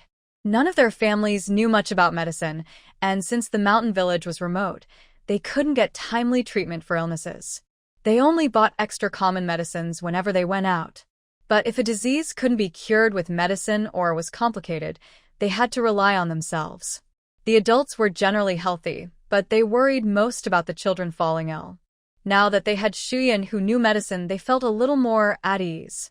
Especially Old Man Chu, whose second daughter-in-law was about to give birth. It's said that childbirth is like passing through a ghost gate, so having Xu Yun was like having some protection. If anything went wrong, they would have a better chance to save her. Because of this, they were willing to be more tolerant and accommodating for the female doctor. The dog family also caught a good break. After everyone left, only Yi Qi and Xu Yun remained in the room. Xu Yun checked his pulse. His pulse was fairly steady, but a bit weak, normal after an injury. Can I change the dressing in the next few days? She asked, her gaze resting on his chest, like a butterfly landing on his heart, making him itch. No, I haven't changed it, he replied. Can I see your wound? It's probably time to change the dressing. She wanted to know how the wound was doing after 8 or 9 days. Okay, Yi Qi agreed. Xu Yun slowly moved closer, her soft, clumsy hands unbuttoning his clothes. Soon, his honey-colored upper body was exposed to the air. Broad shoulders, narrow waist, defined muscles, and a neat row of 8 abdominal muscles. Xu Yun couldn't help but feel her ears heat up. She had to admit that Yi Qi's figure was very attractive, the kind she liked. If only. Quickly, she pushed aside her wandering thoughts and focused on his wound. Fortunately, Only some dried brown blood was on the cloth, with no fresh blood seeping out. As she looked at his small face getting closer, Yichi felt his whole body tense up. He instinctively took a deep breath, and the movement of his chest pulled at his injury. Hiss. Did I hurt you? Shuyun paused her work on the cloth, looked up at him, and asked. Yichi's eyes were warm, tangled with hers. He couldn't help but move closer. Feeling nervous, Shuyun froze, allowing him to gradually close the distance between them. Just as she felt his breath on her lips, the door was pushed open. Dad, are you hungry? Yi Chang'an saw this scene and quickly turned around, trying to run away. At this moment, Shuyun also regained her senses. She stood up, moved away from Yi Chi, and hurriedly called out to Yi Chang'an. Chang'an, go get Grandmama's scissors and bring them back. A few days ago, she had lent the scissors to the Ma family. She was worried that Yi Chi's wound might have stuck to the cloth, and pulling it too hard could hurt him more, so it needed to be cut open. Okay, Mom. Yi Chang'an responded without turning around. After Yi Chang'an ran off, only the two of them remained in the room. The atmosphere suddenly became awkward. I'll go get a basin of hot water. Shuyun quickly left. Yi Chi watched her hurried figure, feeling more and more disappointed inside. He knew he cared about her now. Feelings are so unfair. Sometimes, when nothing is happening, they can last for years, but when something does, it only takes a month like this. At first, it was because her change was so big that he was curious and paid more attention. But gradually, it seemed she had some kind of magic. Just having his eyes on her made it hard to look away. But just now, he realized she might not love him as she used to. Her words about breaking up echoed in his mind again. Shuyun was also troubled in the kitchen. Just now, she almost kissed Yi Chi too dangerous. She admitted she had a slight fondness for Yi Chi, but she wasn't someone who acted on impulse. Even though she had the memories of the original owner, Yi Chi was still a stranger to her. In fact, she and the original owner knew very little about him, so she couldn't be fooled by his appearance. After calming her mood, Shuyun carefully washed her hands with a bath sponge. Then she carried hot water over. Yi Chang'an also returned, bringing Yi Chang'el with him. Yi Chi was back to normal, looking as if nothing had happened. Shuyun looked around and frowned. Usually, changing dressings should be done in a clean, well-ventilated place. It's best to do it in a room with UV sterilization lights. If not available, the area should be kept away from dust and pollution. But now, conditions were not ideal, so she had to make do. Chang'an, Chang'el, go outside, Yi Chi ordered. His wound looked quite fierce, and he didn't want the children to see it. Dad, let us stay here, they pleaded. Be obedient and go outside. Yi Chi's voice was firm. Yi Chang'an and Yi Chang'el could only wait outside the house. Shuyun sterilized the scissors with fire, then wiped them clean with a fresh cloth. She carefully cut along the wound, bit by bit. It might hurt a little. Please bear with it, she said gently. Yeki responded softly. Her movements were very gentle because the dressing was tightly stuck to the wound. She couldn't rip it off forcefully to avoid damaging the new tissue or causing bleeding. Where she couldn't peel it off easily, she soaked the dressing with warm water. Normally, saline solution would be better, but she didn't have it. As she said before, she had to make do. After a few minutes, the old dressing and the wound separated slightly, making it easier to remove. She took off all the cloth strips and let out a sigh of relief. His wound was now exposed to her view. Shuyun frowned and pressed her lips into a straight line. The two cuts weren't very long but were deep.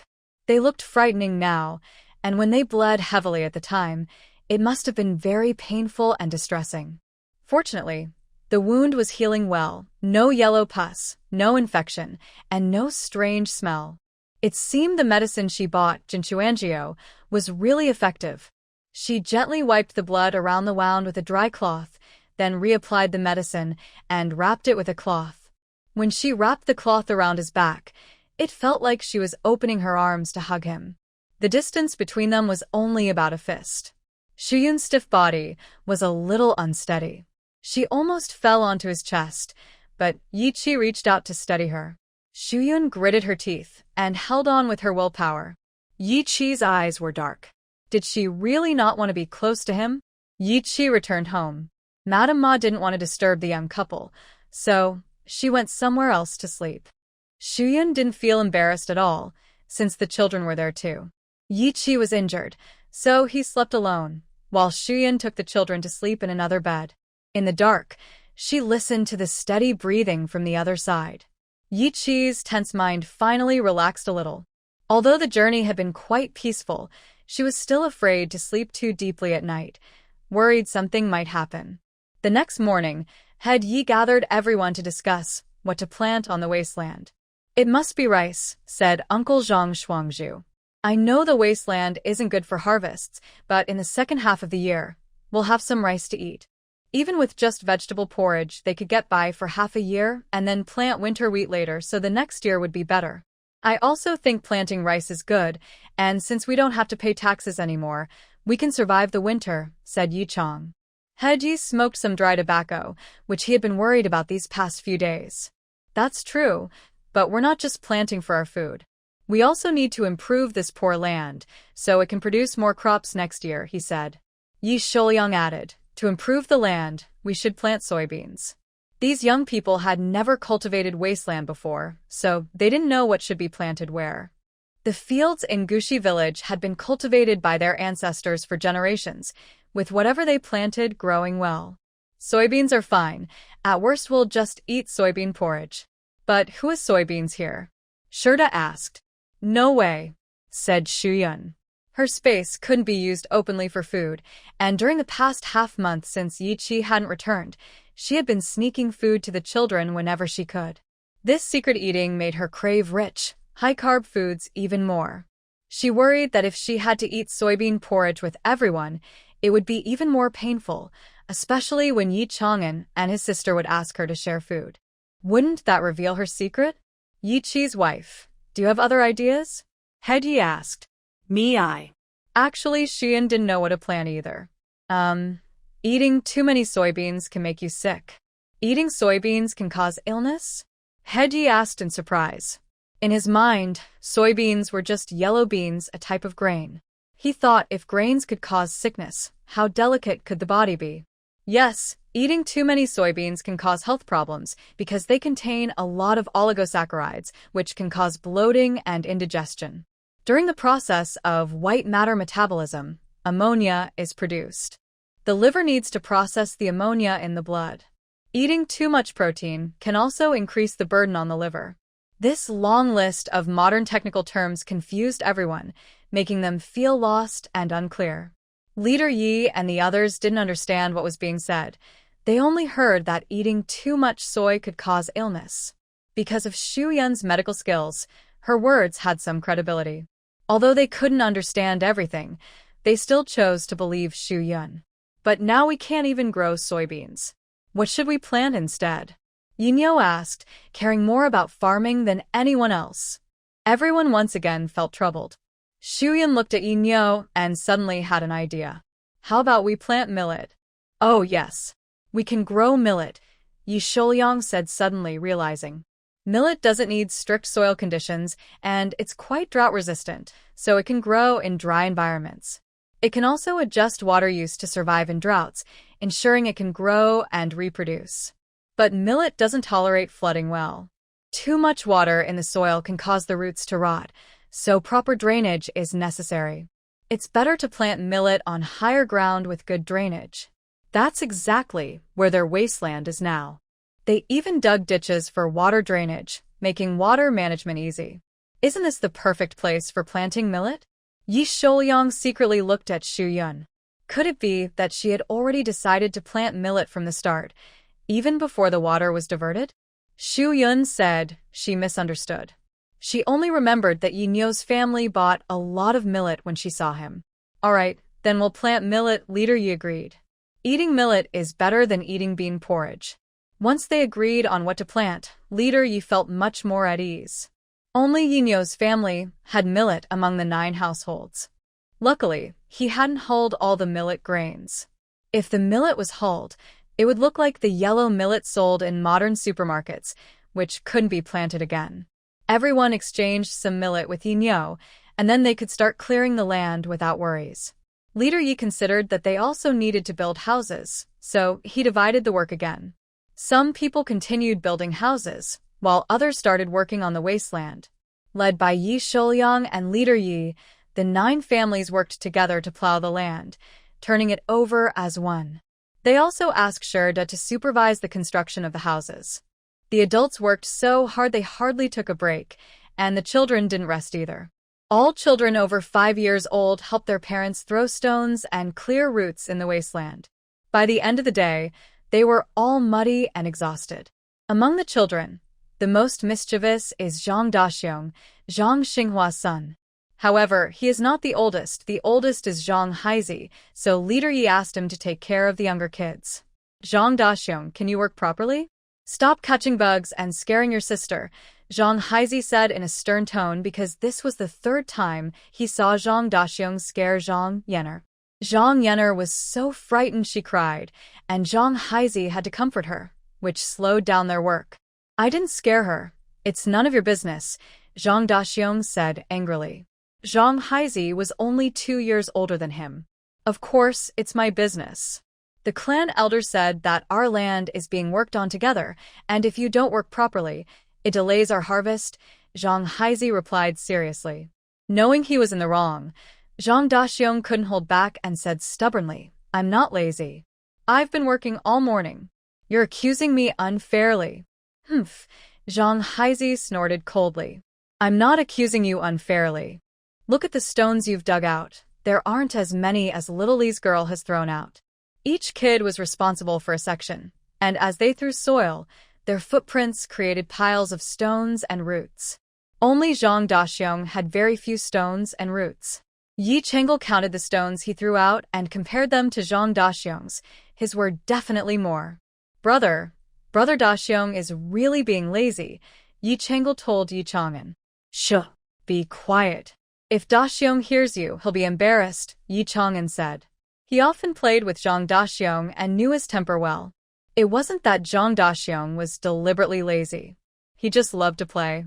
He had been cooped up for too long, and once he was in the mud, his playful side came out. Also, Zhang Daxiong was shy and didn't want to admit he was lazy. He stubbornly argued, that's because there aren't many stones in my part of the land. Zhang Haizi mocked him. Huh? Do you really believe that? Then he went to Zhang Daxiong's area, started hoeing the ground, and soon threw out many stones. Now, do you still want to make excuses? We men should speak honestly. What we say is as firm as a nail driven with a single spit. How can you keep lying? It's really disappointing. Although Zhang Haizi was the oldest among them, he was still just a child and didn't understand what it meant to hold back. Zhang Daxiong's eyes immediately turned red. Zhang Haizi, you're not allowed to say that about me. I asked you what I said. I told the truth. Did you lie just now? Did you not work hard enough? Zhang Haizi also got serious. If you dare to act tough but not take responsibility, you're not a real man. Zhang Daxiong suddenly cried out loud, sitting on the ground and shouting that Zhang Haizi was bullying him. Zhang Haizi's face darkened immediately. How shameless can you be? It's clearly your fault, but you turn around and blame me. I don't care. You bullied me. Boo-hoo. Zhang Daxiong didn't listen to him. He just felt his pride was hurt. Seeing Zhang Daxiong acting like a troublemaker, Zhang Haizi said, Humph, I don't want to bother with you. If you want to cry, go ahead. They say men don't cry easily, but you're like a little girl. You cry after just a few words. No, even little girls aren't as petty as you. This made Zhang Daxiong cry even louder. He rolled around in the mud, refusing to stop. Seeing him make such a mess, Zhang Haizi thought it was shameful for a boy and said, rolling around like that doesn't matter. Get up quickly. Brother, I think Brother Haizi's eyes look like he's about to hit Brother Daxiong. What should we do? Yi Chengel asked worriedly. Don't worry. Brother Haizi won't do that. But if they keep fighting like this, they won't leave much ground today. Ye Chang'an fronet. He wanted to go back early to help his mother. His mother was busy taking care of his father and cooking for so many people. It was hard work. Chengel, did you bring any food? Yi Chang'an asked. Changle touched her small cloth bag. Only 2 pieces of dried kiwi. That's fine. Give them to me. I'll return them later. Brother, what are you going to do? Changle simply handed her small bag to Yi Chang'an. Stop the fight. Yi Chang'an walked over to Zhang Daxiong. Daxiong, if you don't get up now, Aunt Xinghua might see you later and give you a scolding. Zhang Daxiong's crying paused, but then he remembered that Aunt Xinghua was cooking at home and wouldn't come here. So he relaxed and kept crying. If you're willing to get up now, I'll give you this dried kiwi to eat, Yi Chang'an said, holding the dried kiwi near his nose. Zhang Daxiong's nose was very sensitive. The faint sweet and sour smell caught his attention. He sniffed and asked, Really? You're going to give it to me? Yes, but you have to get up first, Yi Chang'an replied. Zhang Daxiong looked at the dried kiwi, swallowed hard, and saw a white frost on it. He knew it was sugar. Just as he was about to think more, Zhang Haizi said disdainfully, Chang'an, don't bother with him. When he cries, I just want to see how long he will make a fuss. When Zhang Daxiong heard this, he sat back down on the ground, his rear end just lifted up and then sitting again, and exchanged glances with Zhang Haizi. Yi Chang'an looked helplessly at Zhang Haizi and pulled him 2 steps away. Brother Haizi, did the clan elder assign us a daily task to plow so much land? Yes, if Zhang Daxiong hadn't delayed, we would have finished long ago, Zhang Haizi replied with clear annoyance. Brother Haizi, maybe we should try to help Brother Daxiong up. Sitting like this isn't good, and Daxiong is sensitive. If you say that to him again, he'll probably feel bad inside. Zhang Daxiong was at fault, but Zhang Haizi's harsh words were also wrong. Yi Chang'an didn't want them to keep arguing like this, so he decided to clarify everything once and for all. Both of them were his good friends, and it was best if everyone got along peacefully. It's not just his fault. I only said a few words. Was that wrong? Zhang Haizi was also stubborn, and Yi Chang'an found it hard to mediate. Suddenly, a burst of laughter interrupted them. Zhang Haizi and Yi Chang'an looked over and saw 2 boys from the Zhu family, one older named Zhu Jin and the younger named Zhu Yin. Ha ha ha, brother, look. He's actually throwing a tantrum on the ground. So embarrassing. Zhang Daxiong immediately felt ashamed and embarrassed, quickly getting up. Hey, you even cried. That's so shameful. Are you perhaps a girl now? Ha ha ha. Zhu Jin saw tears on Zhang Daxiong's face and laughed even harder. May I ask your name, young lady? Zhu Yin added fuel to the fire. Stop being so rude, Zhang Daxiong said angrily. Zhu Jin suppressed his laughter. I was being rude? And what can you do about it? Zhu Jin had long disliked these outsiders. His grandfather kept telling him how good the children of the Yi and Zhang families were, encouraging him to learn from them and someday go out into the world. Today, he saw that it was nothing special. He didn't understand what was so great outside. His grandfather liked it, but his mother had gone away and never returned for that life. Now, seeing these people just annoyed him, and he hated them. Zhang Haizi pulled Zhang Daxiong behind him and stared at Zhu Jin without fear. It's not about what we want to do. It's about what you want to do. If you want to fight, I guarantee you won't stand a chance. He could tell these 2 fools had come specifically to pick a fight. Zhu Jin's eyes widened. You're a bit better than that coward behind you, but you still irritate me the most. Zhang Haizi glared back. Who do you think you are? He's not even worth your words. In Zhang Haizi's mind, their 9 households are like one family. They are close, and outsiders should not insult or bully them. Zhuang Jin clenched his fists tighter and, after a brief hesitation, suddenly struck Zhang Haizi in the face. Zhang Haizi couldn't dodge in time and was hit solidly. Brother Haizi. Zhang Daxiong quickly helped him up. He was moved by what Zhang Haizi just said and no longer blamed him. Now that Zhang Haizi had stood up for him and was hurt, he was determined to get revenge. How dare you hit my brother Haizi? Zhang Daxiong shouted and lunged at Zhuang Jin. They quickly started fighting, and Zhuang Yin also helped Zhuang Jin. Soon, Zhang Daxiong was at a disadvantage.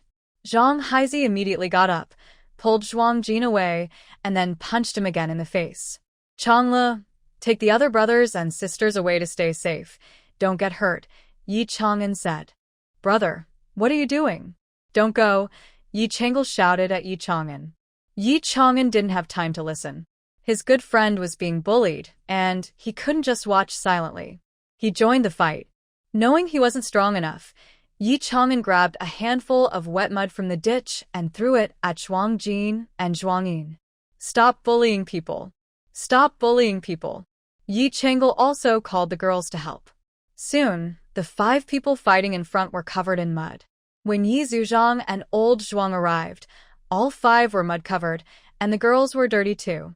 Yi Zuzhang and old Zhuang looked at each other, apologized to each other's children, and then took their kids home. When Shuyan was called, there were already a group of people inside. All the parents were holding their children, furious and ready to fight. Clan leader uncle, I'm really sorry I caused trouble for you, Chinshur said, pulling Zhang Haizi's ear. Quick, apologize to the clan leader. Mother, it hurts, Zhang Haizi said, covering his ears. Clan leader, I'm sorry. But I didn't do anything wrong.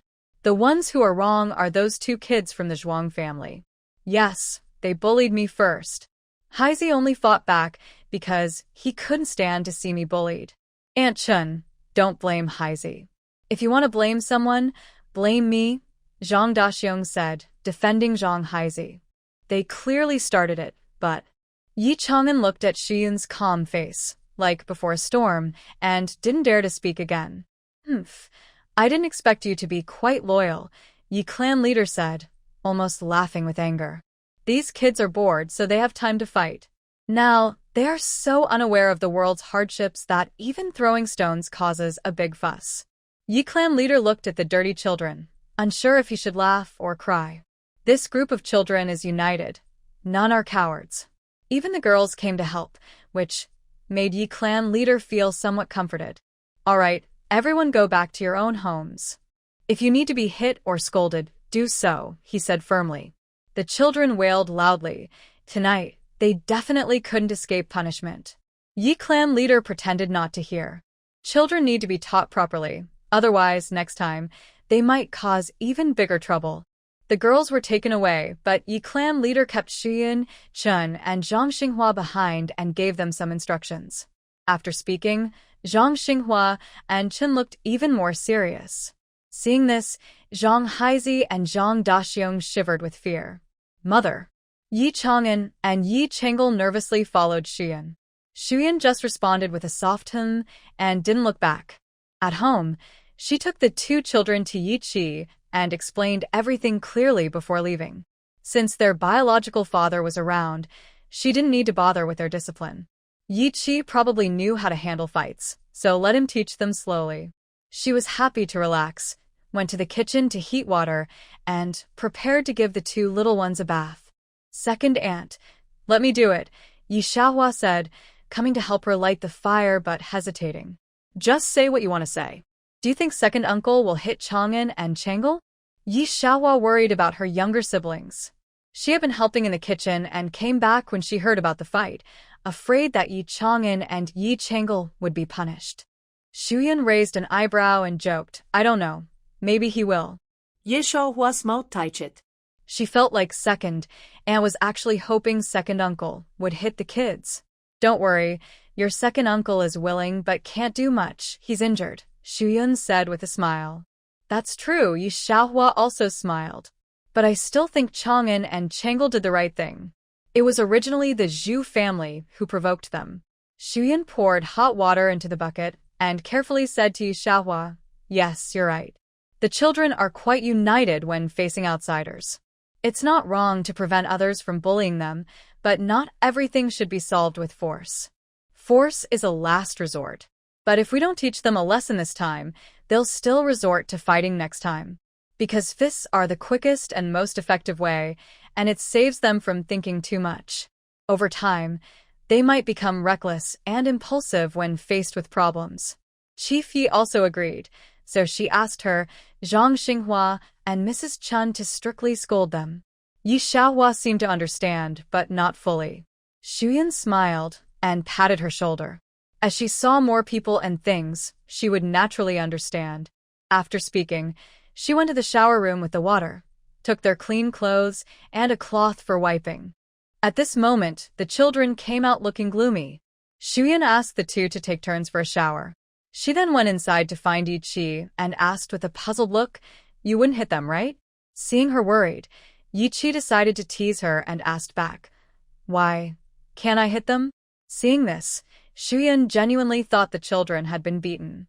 She frowned and said unhappily, "This isn't a big deal today. Just a few words of discipline are enough. How can you hit the kids?" She always believed that physical punishment was wrong. Yi-Chi wanted to understand her thoughts and deliberately continued, "Why not? They learn to fight at such a young age. Langley is a girl. If we don't hit her now, won't she become even more arrogant?"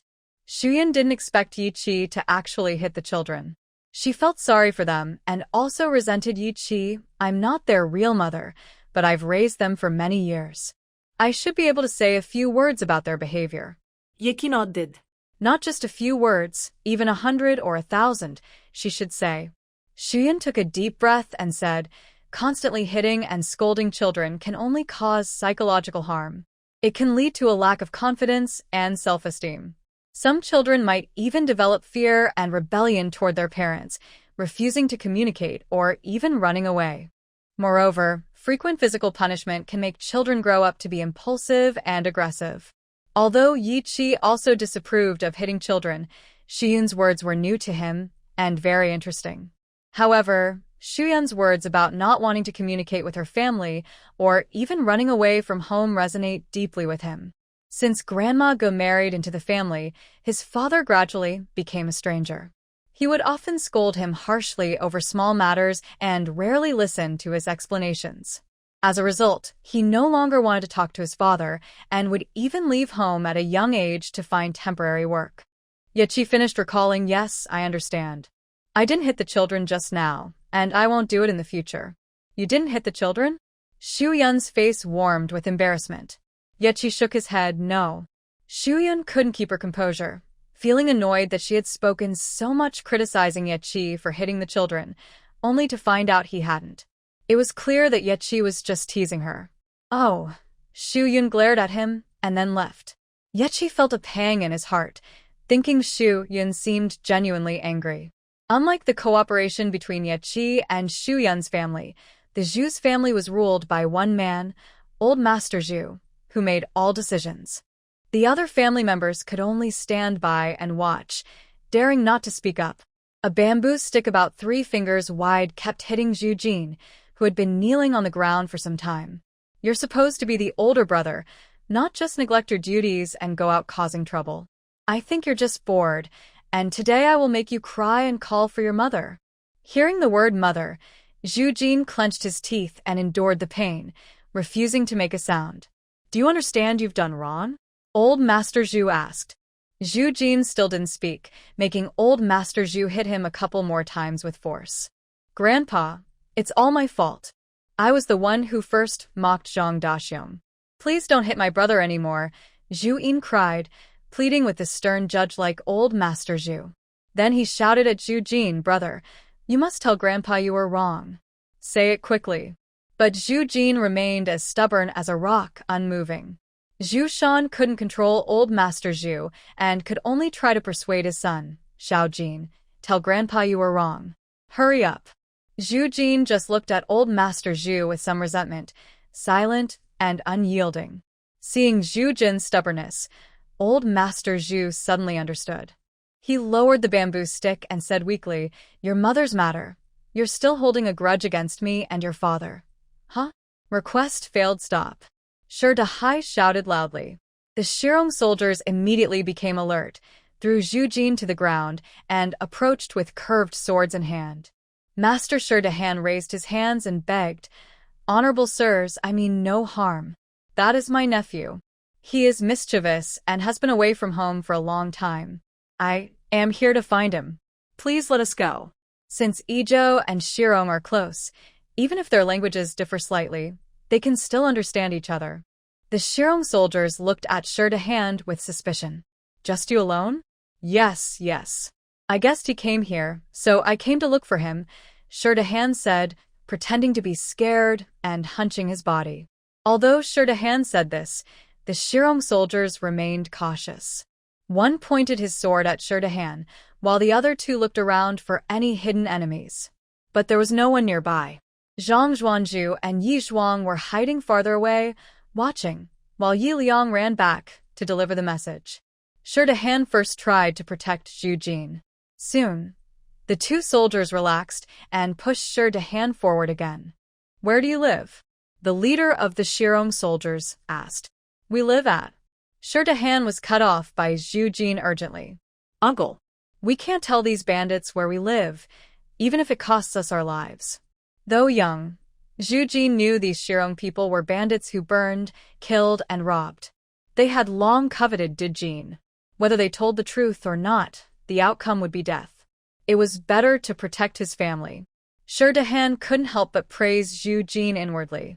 "Good boy, brave and strong. You're a real man." Pretending to realize something, Shirdahan said cautiously, "I don't know what you want to ask about my family. We've been traveling and are tired and hungry. We want to rest and eat. Would you be willing to let us stay?" The Shirong soldier's words seemed polite, but his fierce expression clearly showed a threat. Shirdahan hesitated and said, "Well, sir, we have no rice at home. We usually survive on wild vegetables from the mountain. We really can't prepare good food for you. Stop wasting time. If you don't lead us, I won't mind using my sword on you and your two companions," another soldier said impatiently, pressing his curved sword against Shirdahan's neck. "Please don't kill me.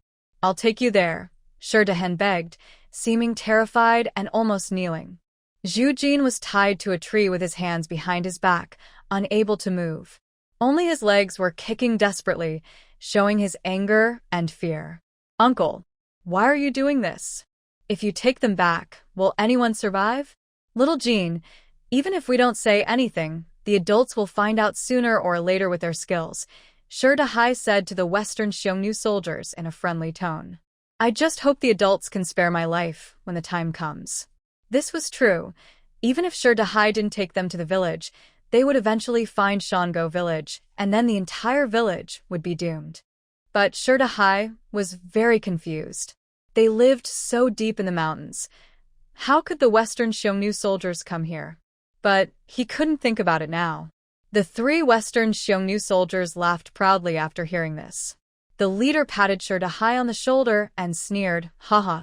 So, even in the Big Jin country, there are people who know how to read the situation.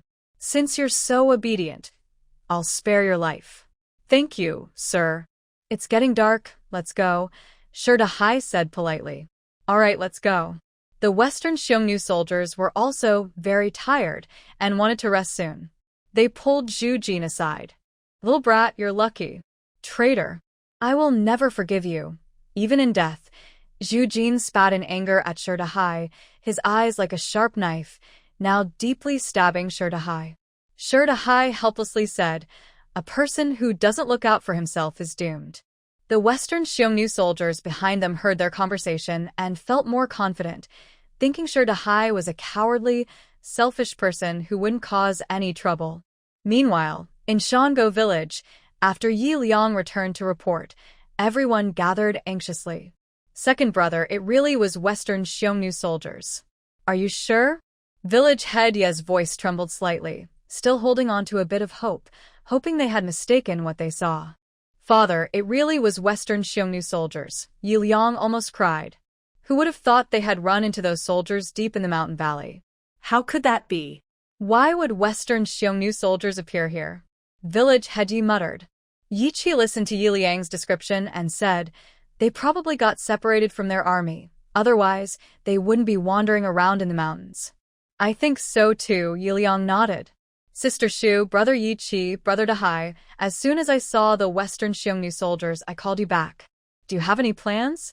Village head Yi and old man Chen looked at them with hope. Yi Qi and the others exchanged a quick look. "No, when I heard that Zhu Jin might leave Shangwa village, I was worried he would encounter bandits or robbers on the way. So I asked Yun Yang to tell Dahai, who is responsible for finding people, that if they really met anyone, they should come back and report first, so we can discuss a plan. I didn't expect they would run into Western barbarian soldiers." Everyone's faces instantly turned pale. Yun-yang, do you still have that poison? Maybe we should poison them, Ma Shi suggested. It's gone. We used it all last time on Hai and the others, Shuyan replied. Then what do we do? Are we just waiting to die? Old Man Chen and others asked. Maybe we should fight them. There are only 3 of them, but we have more than 10 men here. I don't believe we have no chance, said Feng Ernyo, the youngest son of Old Man Feng. Many young men shared his opinion. No, Leader Yi immediately refused. The Western barbarian soldiers are well trained. One can fight 3 ordinary men. Our men can't win. Even if they don't die, they'll be seriously injured. We must not fight unless we are sure we can win. Shuyan frowned tightly, looking around anxiously for a solution until she saw the flickering light at home, small but steady. Got it. Shuyan clapped her hands happily. Although Yi Qi could now stand, he still couldn't fully straighten his chest and could only slightly hunch his back. Yun-yang, do you have an idea? Shuyan moved closer to Yi Qi and shared her thoughts. Do you think this plan is reliable? Yi Qi thought for a moment. It's risky, but right now, there's no better option. However, it requires everyone to cooperate fully. Shuyan nodded. You're right. At this moment, everyone was already planning how to escape. Yizheng said, Dad, let's run up the mountain quickly and hide. This made Leader Yi feel a little calmer. Yes, yes. Women and children go to the mountain first. The men will stay behind. Big brother and second brother, you go first. I'll wait here for Xiao Jin. Zhu Laohan felt guilty and decided that even if he lost his life here, he wanted his grandson to survive. No, Dad. I will wait here for Xiao Jin. You and second brother go ahead. Xiao Jin is my son, and I should stay here, said Zhu Shan. Zhang Xinghua and Shi De also refused to leave, waiting for Shi Hai to return. Yang Shi and Chen Shi also planned to wait for Yi Zhuang and Zhang Shuangzhu. Oh, what time is it? You're still acting dramatic. Women with children should hide somewhere safe. That's the right thing to do, said Leader Yi helplessly. At this moment, survival is the priority. Living a little longer is better than all dying. Shuyan told Yi Qi to hold on a bit longer. She stepped in front of him and said, Uncle Leader, not all the women can leave. Why not? Leader Yi asked, confused. Shuyan explained, everyone's belongings are not packed yet. The Shirong soldiers will find women in the village if they search. So, each family must leave someone behind. For example, your family, Uncle Leader, either Yi Jingda's family or Yi Liang's family should stay. If you don't stay, you can hide safely. Everyone has a task. Do you have a plan? Leader Yi asked, surprised. Yes, almost there, but it needs everyone to work together, Shuyan replied. How do you want us to cooperate? Old Zhu asked. Everyone heard her words clearly. Shuyan looked at Yi Qi, who nodded at her. She said, actually, this plan isn't perfect and is quite risky. Any plan is better than none. Tell us, Shuyan, Old Ji said. Shuyan shared her idea, which was basically a trap, lure the enemies in. I agree. As long as we can kill those hateful Shirong soldiers and save ourselves, that's good enough. Shuyan, what do you suggest we do? Old Feng said. Since Shuyan cured Feng Yu, he and his family now called her doctor. Yes, we all follow your lead, Old Chu said. Some people, like Lu Chuer, disagreed, but most accepted the plan. They thought about escaping, but at this moment, they needed to unite and fight together. After this was over, life would go on, and those who didn't help might be looked down upon later. All right, everyone, remember what I say. No mistakes, Shuyung won't seriously. Everyone promised solemnly. After making arrangements, each family started to act. Those who needed to leave did so, those who stayed hid. Men who couldn't stay at home hid in the wheat fields, waiting for the signal. Soon, Shi De, with 3 Shirong soldiers and Zhu Jin, slowly entered the mountain village. When Zhu Jin saw Old Zhu at the door, he immediately wanted to shout for them to run. Old Man Zhu then spoke loudly to Shi De, saying, "Dehai, my son, we're finally back. Did you find your nephew?" Shi De paused for a moment, then quickly replied, "Father, Xiao Jin has been found. Don't worry." As the approaching Shirong soldiers drew nearer, Old man Zhu saw their waist knives. He didn't need to pretend. He was trembling all over. Son, these few. Sure Dahai hurried to support him. Father, don't be afraid. These 3 gentlemen are from Shirong, but they are very kind. They're just tired from traveling and want to rest at our house. Is that so? Old man Zhu quickly bowed after hearing this. The Shirong soldiers didn't leave Old man Zhu. Instead, they looked down on the mountain village under the moonlight with disdain. How many households are in this village? From the hill, they saw only 4 or 5 houses. Since the village was small, they didn't see these people as a threat and confidently walked in. At this moment, trembling Old man Zhu spoke first, stepping ahead of Dahai. There are only 5 households in the village. The soldiers glanced at the houses. You say there are only 5, but there are more, including some under construction. Are you lying to us, old man? He then drew his sword. Old man Zhu hurriedly waved his hands. No, we're not lying. Those empty houses were vacated by previous residents. The ones under construction belong to relatives of Brother Chen, who just moved here. Really? The leader asked in a deep voice. Absolutely, sir, Dahai replied. But the leader still doubted him. Call everyone out. I want to see for myself. Dahai took the opportunity to find Shuyun and Yiqi. How are those people? Yiqi stood by the door, secretly observing the Shirong soldiers. Dahai, brave and bold, said, Something's off. Maybe we should capture one alive and ask. Yeah, maybe later. For now, Yiqi briefly explained his plan. Okay, no problem. Dahai went to call the other 4 families. Soon, all 4 families stood at the Zhu house gate. The leader held a torch, carefully inspecting everyone. When he saw the beautiful Shuyun pause slightly, a look of aggression appeared in his eyes. Yiqi clenched his teeth and stared coldly at him, his eyes flashing with deadly intent. Dahai, like a sycophant, stood beside him, trying to flatter. Sir, you must be starving. Should I go prepare some dishes? Fine, but not you. Let her do it. He lifted his chin, indicating Shuyun. Dahai was stunned. This step was not in his plan. Yiqi looked at the person in front as if he was already seeing a dead body. Perhaps his gaze was too intimidating, causing the Western Shirong soldiers to look his way. Dahai quickly blocked their view and said, Uncle Chi, you go make some good food for the elders. Just tell me what you need. Shuyun pretended to be worried and said, I'm afraid I might not do well.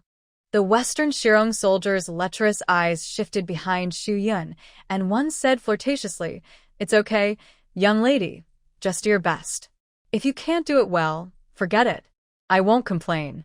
All right then, I'll go get some ingredients for cooking, Shuyun said. No need trouble yourself, young lady. Hey, you go, he pointed at Dahai. Dahai immediately said, Yes, I'll go get them. Everyone else, tie them up, the leader ordered. 2 others brought ropes, and he lightly promised, if you listen and don't cause trouble, we'll let you go when we leave.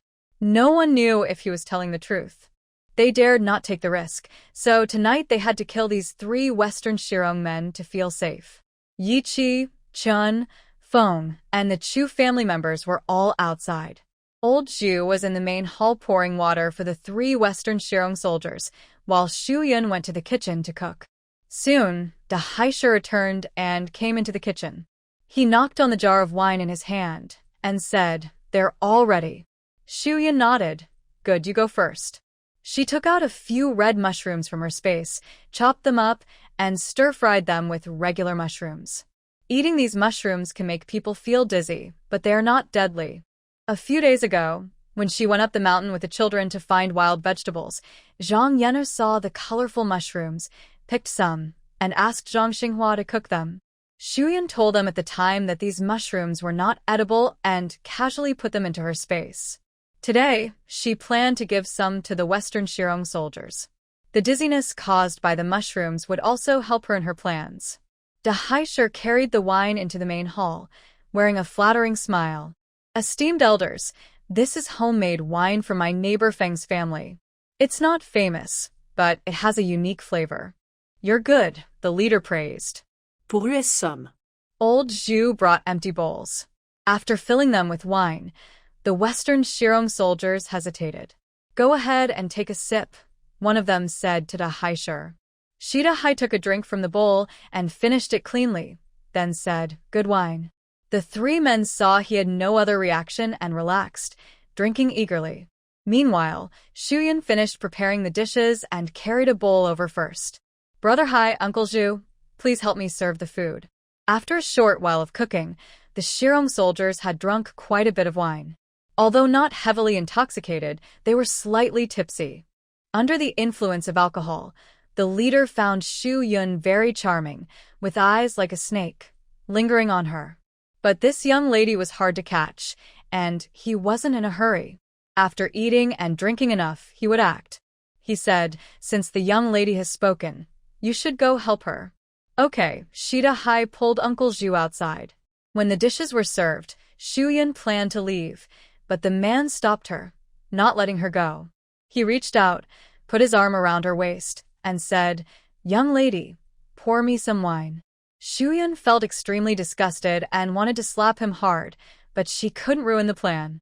Shida Hai immediately stepped forward to push away the soldier. Shu Yun signaled him not to act rashly. She picked up the wine jar, poured him some wine, and shyly said, sir, wait a moment. There's another one in the pot. Once I finish, I will come and drink with you. How about that?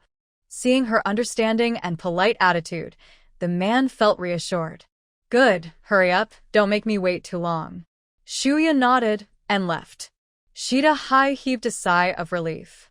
Shu Yun went to the kitchen, couldn't hold back a few dry heaves. It was too disgusting. She wiped her mouth carefully, avoided the main hall, and went outside. Uncle Zhu had already untied Yi Qi and the others, and everyone was waiting outside for Shida Hai's signal. Yi Qi saw Shu Yun's pale face and felt as if his heart was clenched. Yun, are you feeling unwell? No, just feeling sick. Shu Yun frowned tightly. Yi Qi remembered the disgusting looks and teasing words from the Shirong soldiers earlier. Anger surged from his heart, and he clenched his fists silently. He wanted them dead. About an hour later, the Shirong soldiers gradually became drunk. Under the effect of poisonous mushrooms, they all swayed and couldn't move from their seats. Shida Hai tentatively called out, sir, are they drunk? After a while, no one responded. Shida Hai felt secretly pleased. He wanted to go to the door, call Yi Qi and the others in, and finish these people. Unexpectedly, the leader raised his head.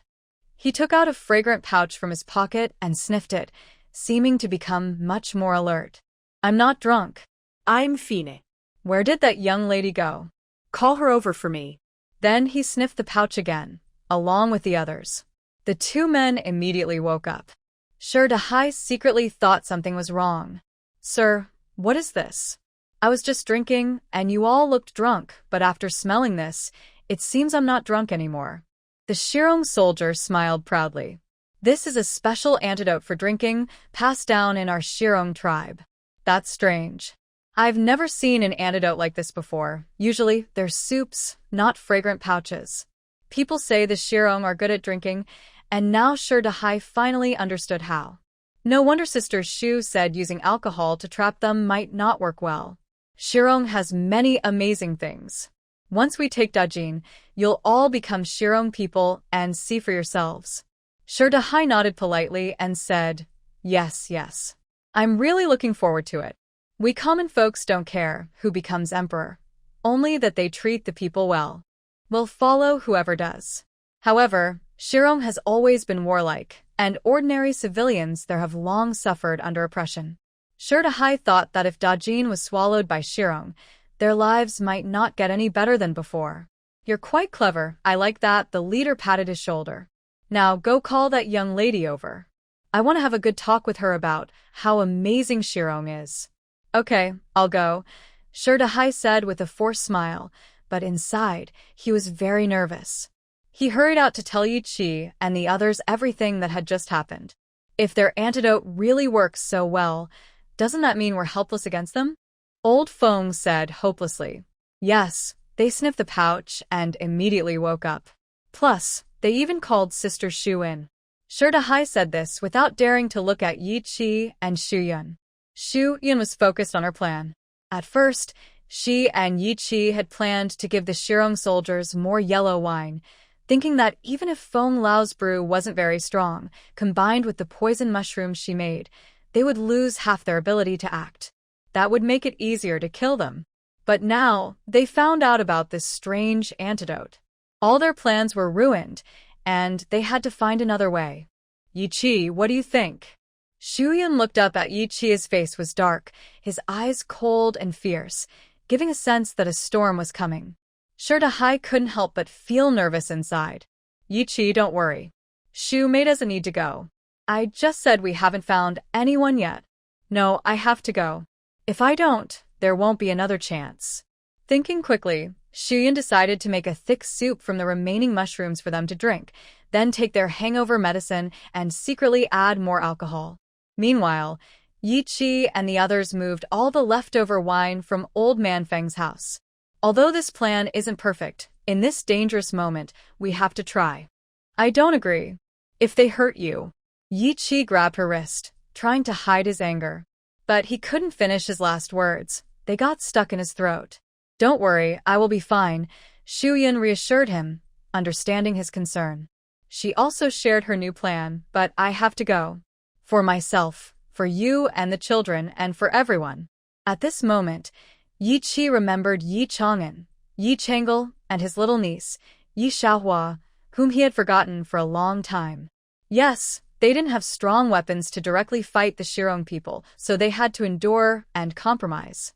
He looked at Shu Yun with love, and suddenly his big hand, which was holding her wrist, slipped to her palm. He held her hand gently. I'm just outside the door. If anything happens, shout. Even if I have to risk my life, I won't let you get hurt, Yi Qi said firmly. Okay, don't worry. Brother Dahai is with me too. I'll go now, Shu Yun said, releasing his hand and following Sure Dahai inside. Shu Yun quickly went to the kitchen to make a thick soup and then carried it to the main hall. Sure Dahai continued working in the kitchen. Sorry to keep you waiting, sir and madam. I thought since you've been drinking a lot, you might not feel well, so I cooked some thick soup to help sober up. Shu Yun placed a bowl in front of each of the three men. The leader was pleased and took a big sip. Delicious. Shu Yun smiled at him, then saw the other two not drinking and said a little sadly, You two aren't drinking? Are you unhappy with my cooking? The leader frowned. Since the young lady took the trouble to make this, you should drink it. The eldest spoke up, and the others finally drank. Are you satisfied, young lady? The leader teased. Shu Yun nodded with a smile. I heard from Dahai that you have a magical hangover relief sachet? The man took it out of his pocket. Yes, this one. Shu Yun reached out to take it, but he didn't give it to her. Let me show you, he said, looking at her. What good is it? He reached out to try to hug her. Shu Yun skillfully dodged away. She was eager to take out the dagger Yi Qi gave her and stab him hundreds of times. I'll pour wine for the adults. After pouring the wine, Shu Yun casually took out a magical sachet and sniffed it near her nose. The scent seemed to be made of many herbs mixed together. Besides some common herbs to sober up and clear the mind, she couldn't recognize the others. The man saw her sniffing carefully and asked suspiciously, Can you tell what it is? Shu Yun shook her head. I just think this smell is very unique. This is made by our earliest shaman from Shirong. It's normal if you can't tell, the man said as he drank the wine in his bowl. Shu Yun poured him another bowl and quietly put the sachet into her space. She wanted to prevent them from smelling it again, or drinking more wine that might wake them up. She kept encouraging them to drink several more bowls. Outside the door, Yi Qi and the others quietly brought in dry grass and firewood, placing them outside the house, and spilled a lot of wine on top. If a fire started now, the flames would shoot up immediately. Inside, the leader looked at Shu Yun with a restless desire, grabbing her tightly as if he was about to eat her alive. But the mushroom powder was starting to take effect, and all three of them felt dizzy, even seeing double. Still, he refused to let go of Shu Yun's hand. Young lady, please give me my sobering sachet. At this moment, Sherdahai brought a bowl of hot food to the table, but accidentally spilled it on the man when he set it down. The man cried out in pain from the burn. Sir, sorry about that. It was my mistake. Miss, go get some cold water, Sherdahai said as he helped wipe the oil off the man and signaled to Shuyan to leave quickly. Okay, I'll go get cold water. The other two Shirong soldiers had already drawn their swords but quickly retracted them. Their heads were so dizzy they could hardly stand.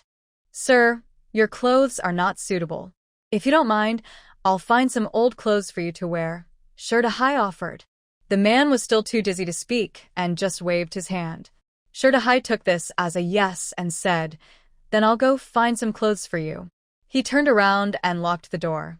Then he and Yichi went to the kitchen to get some burning wood from the stove. Uncle Zhu, have you really thought this through? Old Zhu looked at his house one last time and nodded. As long as I can save my life, losing the house is okay. I can rebuild it, Old Zhu said. Don't worry, Uncle Zhu. Once this is over, everyone will help you rebuild the house, Shuyan assured him. Good. Everyone looked at each other briefly, then together threw burning firewood onto the dry grass. With the help of alcohol, the fire quickly spread. Smoke gradually entered the house. They stood outside, listening to the Shirong soldiers inside shouting and cursing, then pounding on the door, until only the crackling of burning wood remained. The main hall was completely burned down. The Shirong people inside were not burned alive, but were killed when the beams fell. To prevent the fire from spreading further, everyone began to fight the fire, rushing back and forth to the water pond to douse the flames. In fact, this couldn't save much of the Zhu family's house, but at least it prevented sparks from reaching the neighboring Feng family and the wheat fields. By dawn, the people who had watched the raging fire from the mountain the night before had come down. When they learned that the Shirong soldiers had died in the fire and that no remains could be found, they felt relieved. Everyone's faces were covered in dark ash, but smiles couldn't be hidden. All right, everyone's tired. Let's all go home and rest, said Chief Yi, carrying a water bucket, looking exhausted. He was old and really feeling the strain. After a whole night of effort, everyone was physically and mentally exhausted. Only Old Man Zhu's family looked eagerly at Chief Yi. Brother Yi, my family. Chief Yi almost forgot about them, slapped his forehead, and said, Don't worry, stay with us for now. He led them to a house. Because the Zhu family contributed their house, Chief Yi consulted with the other 8 families to see if they were willing to give up a house for the Zhu family to live in. Everyone agreed happily and cleared a house for them. Besides Shu Yun's family and Chief Ye's, the third new house was almost finished. Living together wouldn't be crowded. Shu Yun and Yichi took the children home, boiled a big pot of water, and everyone enjoyed a comfortable bath. Just as they lay down to sleep, someone knocked at the door. Shu's sister, can I borrow your shower room? It was Zhang Xinghua's voice. Oh, Sister Xinghua. Go ahead, Shu Yun replied. All right, I'll use it then. Zhang Xinghua was covered in dust and sweat. Now that everyone was living together, taking a bath was inconvenient, and she had long wanted to try the shower room she liked so much. After Shu Yun agreed, she happily took her children to wash. Just when Shu Yun thought she could finally sleep peacefully, someone knocked again. It was someone else asking to borrow the shower room. Almost all the women in the village had come to Shu Yun's house, while the men went to Chief Ye's house to take a shower. Shu Yun was very tired, so she let them line up and wash one by one. She needed to go to sleep. The women knew that the family at the government office was about to rest, so they tiptoed quietly, trying not to make any noise in the yard. By the time Shu Yun woke up in the afternoon, the yard was already empty. Dinner was prepared by Ma and a few others, still simple porridge with vegetables. While eating, Leader Yi mentioned that starting tomorrow, they would resume digging land and building houses. However, Yi Shouliang suggested that since everyone was living together comfortably now, it might be better to first clear the land and plant seeds so they could feel at ease. Brother Shouliang makes a good point, Leader Yi nodded. Now that they had a place to stay, even if it was a bit cramped, it was better than sleeping outside. They had 3 meals a day, and planting crops was the most important thing. The houses could be built slowly later. If everyone agrees, Let's pause on building houses for now and focus on planting corn, Leader Yi summarized. Everyone shook their heads, indicating they had no objections. Everyone was focused on eating in the second half of the year, so planting crops was the top priority. After dinner, Shida Hai came to talk with Yi Chi and Shuyun, mentioning some strange things he noticed. He felt that the Shirong soldiers had found them too easily yesterday. Normally, their mountain village was quite hidden. Without someone from the village guiding them, it was almost impossible to find, and no one would know that people lived in this remote mountain valley. Shuyun looked up at the small path leading into the village. Even that single path, which was less than a meter wide and kept going uphill, was difficult to walk. It was surrounded by trees, like a trail carved through the mountains. Only after reaching the hillside could they see the mountain village below. If strangers didn't know someone lived beyond they wouldn't think to follow that winding path through the woods. Maybe we should block that path, suggested Yi Chi. That way, neither the Shirong soldiers nor anyone else can come in. Thinking about the soldiers who had died last night, Yi Chi's anger flared up again. He absolutely couldn't let Shuyun and the children be in danger again. But how can we block it? Shida Hai asked. We can cut down 2 trees nearby to block the path, then grow some vines around the trees on both sides. In half a year, the wild grass and vines will cover the path, Yi Chi explained. This idea came to him after observing the dense vines in the forest. Good idea, let's do it that way, Shuyun agreed. Shida Hai nodded. Yes, it's a good plan. But now, to go out, we have to go around the back of the mountain, which will take half a day longer. It's just a bit more effort, and for the safety of our lives, it's worth walking 2 more days.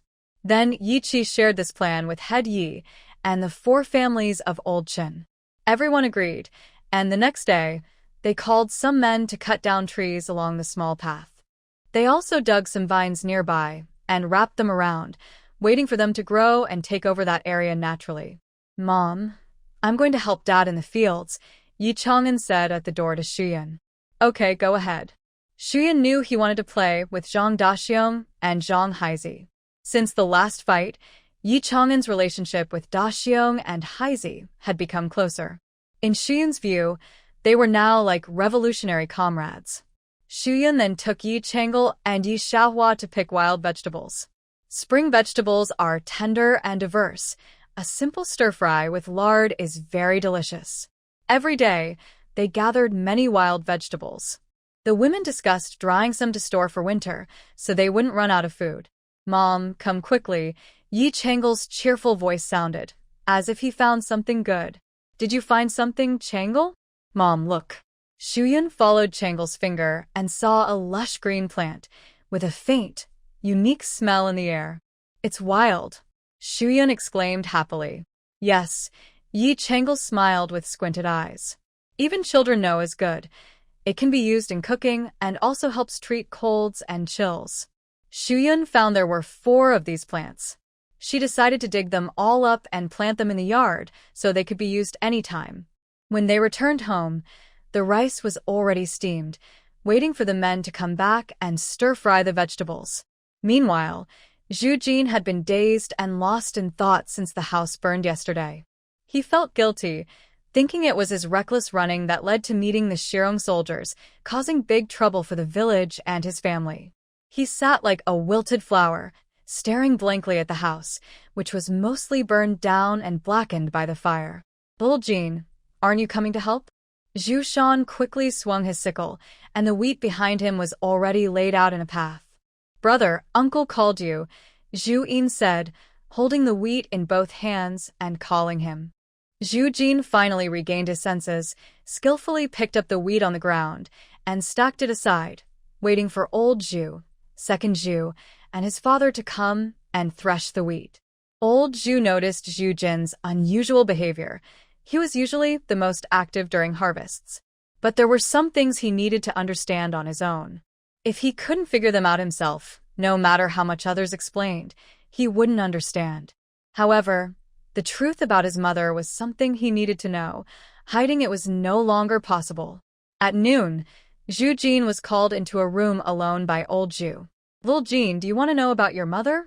No matter how hard the truth may be, you should hear it, old Zhu asked. Zhu Jin was silent for a moment, then nodded. I want to know. All right. Old Zhu sighed and slowly explained the background and details.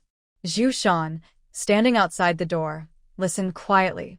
After a while, Zhu Jin came out, and the two fathers and son looked at each other in silence. Zhu Jin didn't call Zhu Shan but quickly walked past him with his head down. It seemed Zhu Jin regretted hearing his grandfather's story. Now, he didn't know how to face everything. He wasn't his biological son. Zhu Jin ran out quickly, with Zhu Shan calling after him. Little Jin, where are you going? I'll be back soon, Zhu Jin replied. He just wanted to be alone for a while. It turned out his mother married his father, Zhu Shan, after she was pregnant with him, and she had kept this secret for 9 years. Zhu Jin felt regret. If he hadn't asked so many questions, he could have been happy just playing with Zhu Yin every day. But now everything was different. Although his father didn't care about blood relations, it still hurt him deeply inside. Unconsciously, he walked to the water reservoir, picked up some stones, and threw them one by one into the water. What are you doing? Yi Chang'an asked angrily as he approached. Why are you doing this again? Zhu Jin turned around, and only then did Yi Chang'an realize he was the boy who had fought with Zhang Daxiong and Zhang Haizi. His face immediately darkened, becoming guarded. I was just playing here, Zhu Jin said, quickly hiding his emotions. This isn't a place for playing. Your family gets water from here too. If you throw so many stones in, the water will splash everywhere. What if someone slips and falls in? Yi Chang'an scolded like a little adult. Zhu Jin pouted. If I don't throw them, then I won't. Seeing Zhu Jin put down the stones, Yi Chang'an turned to leave. Zhu Jin suddenly remembered something. Hey, wait a moment. What are you doing? Yi Chang'an didn't have a good impression of him, but Xu Yan's teachings made him feel he shouldn't be rude, so he asked irritably. Your mother. You and her aren't. Zhu Jin hesitated and struggled to finish his sentence. Hearing mother, Yi Chang'an turned around and looked at him seriously. What's wrong with my mother? It's nothing. I just want to ask you, you're not her biological son, and you don't share blood, but you're more than just mother and son. Don't you ever feel a bit distant when you're together? Zhu Jin's sincere question was seen by Yi Chang'an as an attempt to cause trouble. What do you mean, trying to stir up trouble between me and my mother? Yi Chang'an looked at him with curiosity. Zhu Jin hurriedly waved his hands, looking scared. No, I really just want to know. Seeing that he meant no harm, Yi Chang'an said, even if we're not biologically related, we're still family. My mother isn't my biological mother, but she's much better than many children's real mothers. I feel warmth and love from her, and that's enough. Why should I care whether she's my real mother or not? Isn't that just causing trouble at home? Zhu Jin mumbled, as long as I can feel warmth and love, that's enough. Exactly, Yi Chang'an affirmed him. All right, no throwing stones now. Zhu Jin remembered his grandfather, father, second uncle, and Zhu Yin, who was always happily following him around. Yi Chang'an is right. It doesn't matter if we're not related by blood. We're still family. The more he thought about it, the happier he felt. When he returned home, he knelt before Zhu Shan and old Zhu, bowing solemnly. Father, grandfather, Xiao Jin thanks you for raising me all these years. Zhu Shan and old Zhu were startled, not sure what Zhu Jin was about to do. Was he saying goodbye? Zhu Jin continued, although we're not related by blood, we're still family. Father, grandfather, thank you for not abandoning me. I will be filial to you in the future. He bowed again. Old Zhu was moved and helped him up. Good boy, my dear grandson. It's the best thing you've come to understand. I don't ask for much, just that you stay with us. Zhu Shan also said, yes, Xiao Jin. Don't run off in the future. We worry so much. Zhu Jin nodded firmly. Yes, I won't. His guilt resurfaced. If it weren't for me, the Shirong soldiers wouldn't have come to our village. You are wrong, child. Without you, the Western tribes would have come after us too. You're not at fault for this. We're grateful you encountered the Western soldiers first. Otherwise, they might have sneaked in late at night while we were all asleep and hurt us in our dreams. Old Mr. Zhu patted his head gently. But you shouldn't run around so carelessly. If there were no Western soldiers, you might have encountered other dangers in the mountains. I also shouldn't have said such harsh words to you, which made you want to leave home and caused the whole village to come out looking for you. Yes, I won't do that again. All the worries and feelings that had built up in Zhu Jin finally turned into tears at this moment. Thanks to the young men from the Yi family, the whole village was able to stay safe this time. Do you think you should apologize to those 3 children? Zhu Jin said, I know. I'll go to apologize later. After everything was discussed, the atmosphere at old Mr. Zhu's house returned to normal.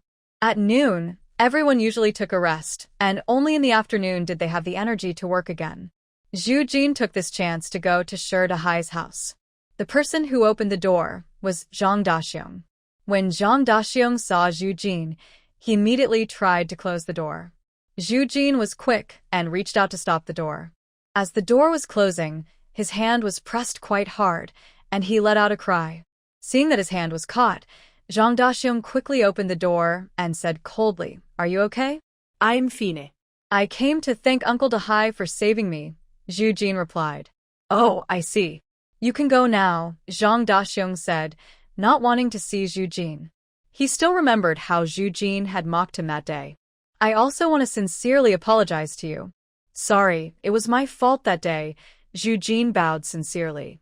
Zhang Daxiong was caught off guard. He didn't expect Zhu Jin, who used to be so fierce and commanding, to actually apologize. He felt a bit awkward. It seemed like if he didn't say anything, Zhu Jin wouldn't get up, and he kept bowing. Ahem. You can get up now, Zhang Daxiong said, helping him to stand. Don't think that just because you act like this, I'll forgive you. It's not that simple, he added. Zhang Daxiong believed in having principles. Zhu Jin's eyes twinkled. How about I take you bird hunting? I have a slingshot. Really? Zhang Daxiong asked happily. Slingshots are quite rare and special. Really? My dad bought it for me before. It's very useful. As long as you aim well, you'll hit every time. After the busy farming season, how about we go up the mountain to hunt birds together? Zhu Jin blinked and invited him again. Drawn by the slingshot, Zhang Daxiong had long since abandoned his principles and agreed immediately. Sure, I want a slingshot. Unfortunately, I can't buy one now, but since you have one, I'll enjoy it too. Then it's settled.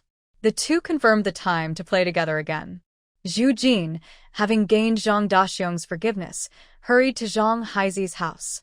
Coincidentally, Yi Chang'an was also there. They weren't as easy to deal with as Zhang Daxiong. They looked down on slingshots and toys, dismissing them. Yi Chang'an wanted Zhu Jin to also call Zhu Yin to apologize with them. Zhang Haizi said, You disturbed us while we were working in the fields before. Now, you two are here to help us. Zhu Yin was very upset and complained behind Zhu Jin. Brother, there's still work at our place. I know, but we can't owe others. Last time's mistake was also ours. Zhu Jin skillfully used a bamboo stick to toss the soil, throwing stones and grass roots aside. The land for planting millet was almost ready, with the village leader Yi and his people having already prepared most of it. The new land that Zhu Jin and his brothers and children were working on was for growing vegetables. Once you finish tossing here, you can go back, Zhang Haizi said, holding a wooden stick to mark an area. Okay. Zhu Jin looked at the small patch of land they had marked. It wasn't very big. They could finish it in an afternoon. Zhang Haizi and Yi Chang'an also came to catch up on the work they had delayed earlier. Although Zhu Jin and Zhu Yin had beaten them first, Zhang Haizi and the others fought back fiercely, leaving bruises on Zhu Jin and Zhu Yin's faces. If it had been a warm spring day with a gentle breeze, it would have been pleasant, but for heavy work, everyone was sweating profusely. So, Xuyan took out the mint she had stored in her space when she left, preparing to brew mint water for the women to drink. Girl, this mint plant is amazing. It's hot water, but it feels cool to drink, Yang Shi marveled. The women brewed a big pot of mint water and scooped a bowl to taste. To cool the mint water quickly, they poured it back and forth between 2 clay basins. After several rounds, the boiling mint water cooled down to warm. At this point, Xuyan took a bowl and, with the women, carried a large bucket of mint water over. Come on, everyone take a break and have some water, Masha called out. Village leader Yi stretched his sore back and said, everyone, go drink some water. We'll work again later. The men wiped the sweat from their heads and went to get a bowl of water. There weren't enough bowls. After one person finished drinking, the next person would share the same bowl. After drinking, everyone felt instantly cool, and the heat inside their bodies disappeared. Last year, Leader Yi and Yi Shouyang drank mint water prepared by Xu Yun. Besides them, the other men couldn't help but marvel at the magic of mint water. They hoped to drink this refreshing water again in the future.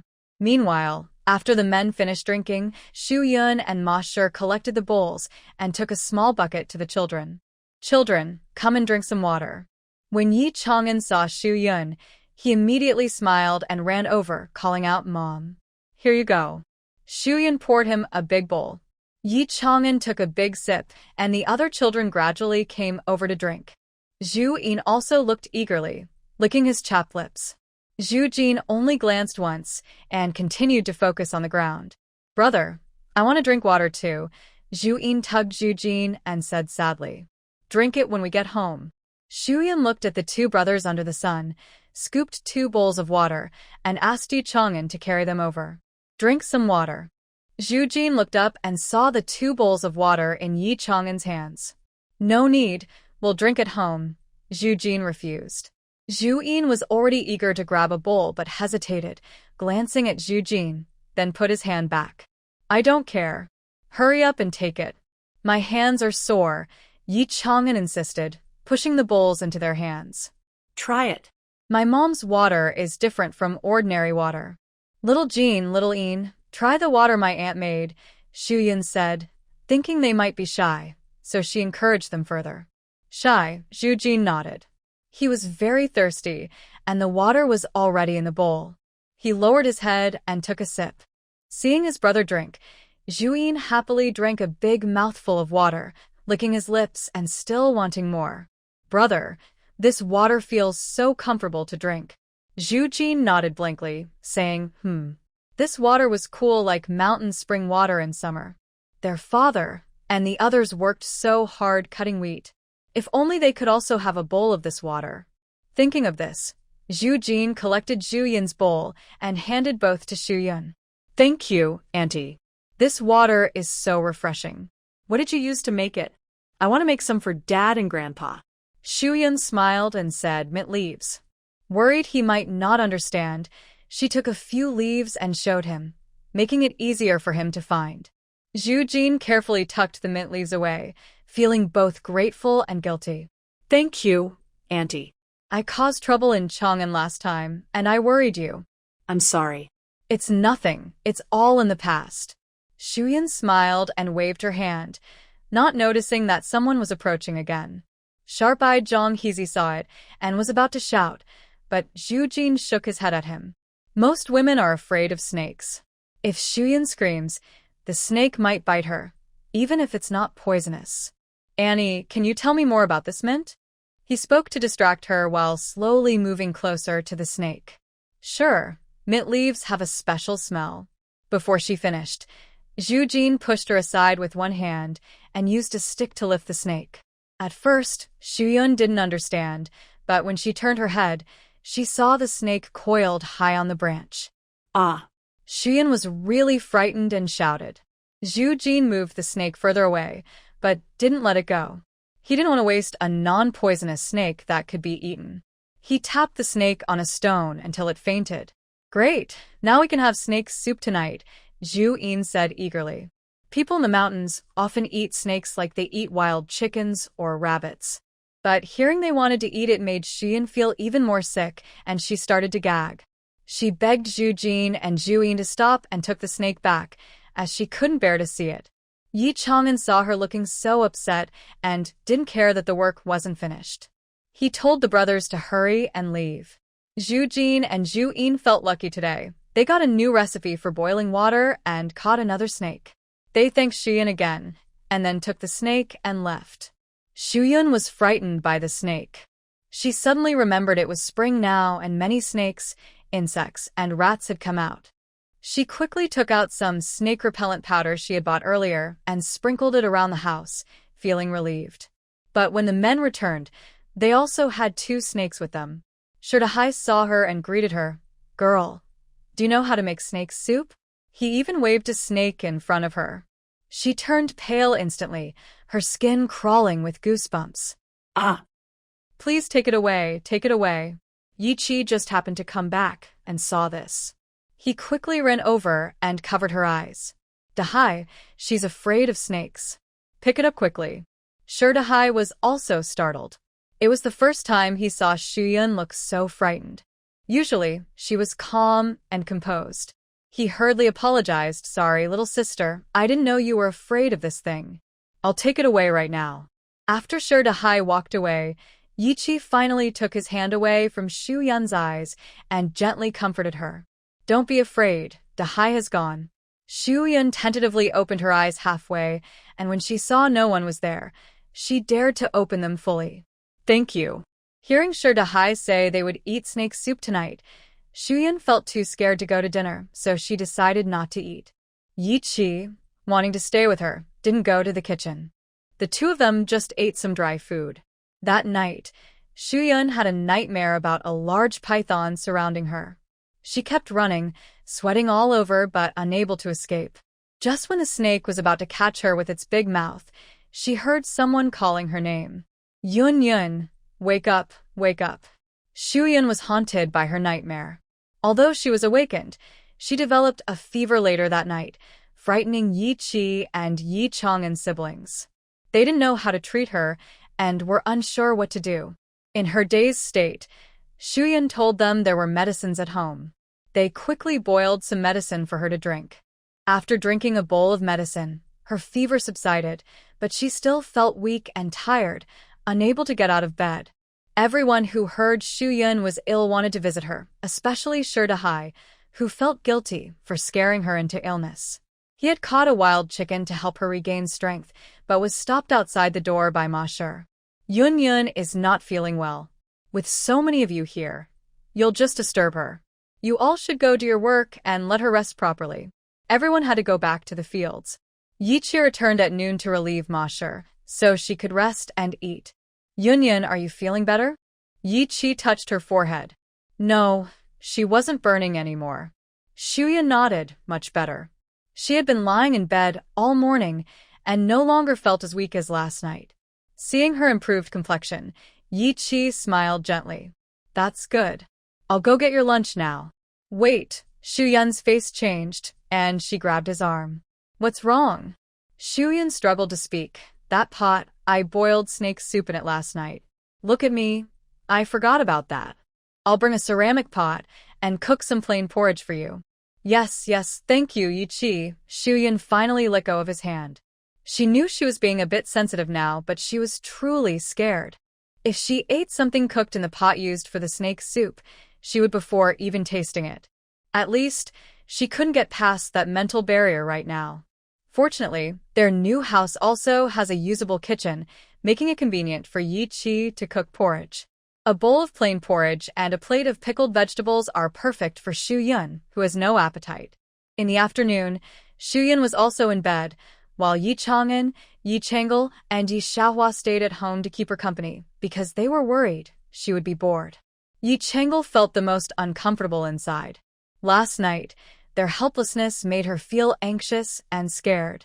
If their mother hadn't told them there was medicine at home, she wouldn't know what to do if she got sick. "Mother, can you teach me medical skills?" Yi Changle asked seriously. If she learned medicine, she wouldn't have to worry when their mother was sick in the future. "Of course, Changle. Do you really want to learn? Learning medicine isn't easy." Shuyun's eyes sparkled. She never thought she would one day be able to teach others medicine like her grandfather. "Yes, I've decided," Yi Changle said firmly. "Second aunt, I want to learn too," Yi Xiaohua said. Yi Chang'an also didn't want to be left out, and said he wanted to learn as well. Shuyun looked at these 3 young students and smiled. "Learn together, I'll teach all of you." Thinking that someone was willing to learn medicine made Shuyun feel energized. She ate an extra bowl of rice that night and slept peacefully. After she recovered, she decided to start by teaching them how to recognize medicinal herbs. In fact, medicinal herbs are everywhere. Herbs are both plants and medicine. For example, the mint in the mint water we drank a few days ago is also an herb. Can you smell what the mint leaves smell like? Shuyan took out a mint leaf for them to smell. It has a unique smell, Yi Chang'an said. I think it smells a bit cool, Yi Chang'el said after smelling carefully. Yi Xiaohua agreed with Yi Chang'el. Shuyan held up the mint leaf and said, yes, mint leaves have a special cooling scent. They can dispel wind and heat, clear the head, and soothe the throat. When people have a wind-heat cold, with symptoms like headache, red eyes, and sore throat, mint can be very helpful. Using the morning to pick wild vegetables, Xu Yan also explained traditional Chinese medicine and how to recognize herbs to them. Look at this. Xu Yan casually picked a bunch of plantain and said, this is also medicine. Yi Chang'an looked confused. Huh? Isn't this just a vegetable? Xu Yan smiled. Yes, it's edible and can also be used as medicine. Don't underestimate this humble plantain. It has many uses.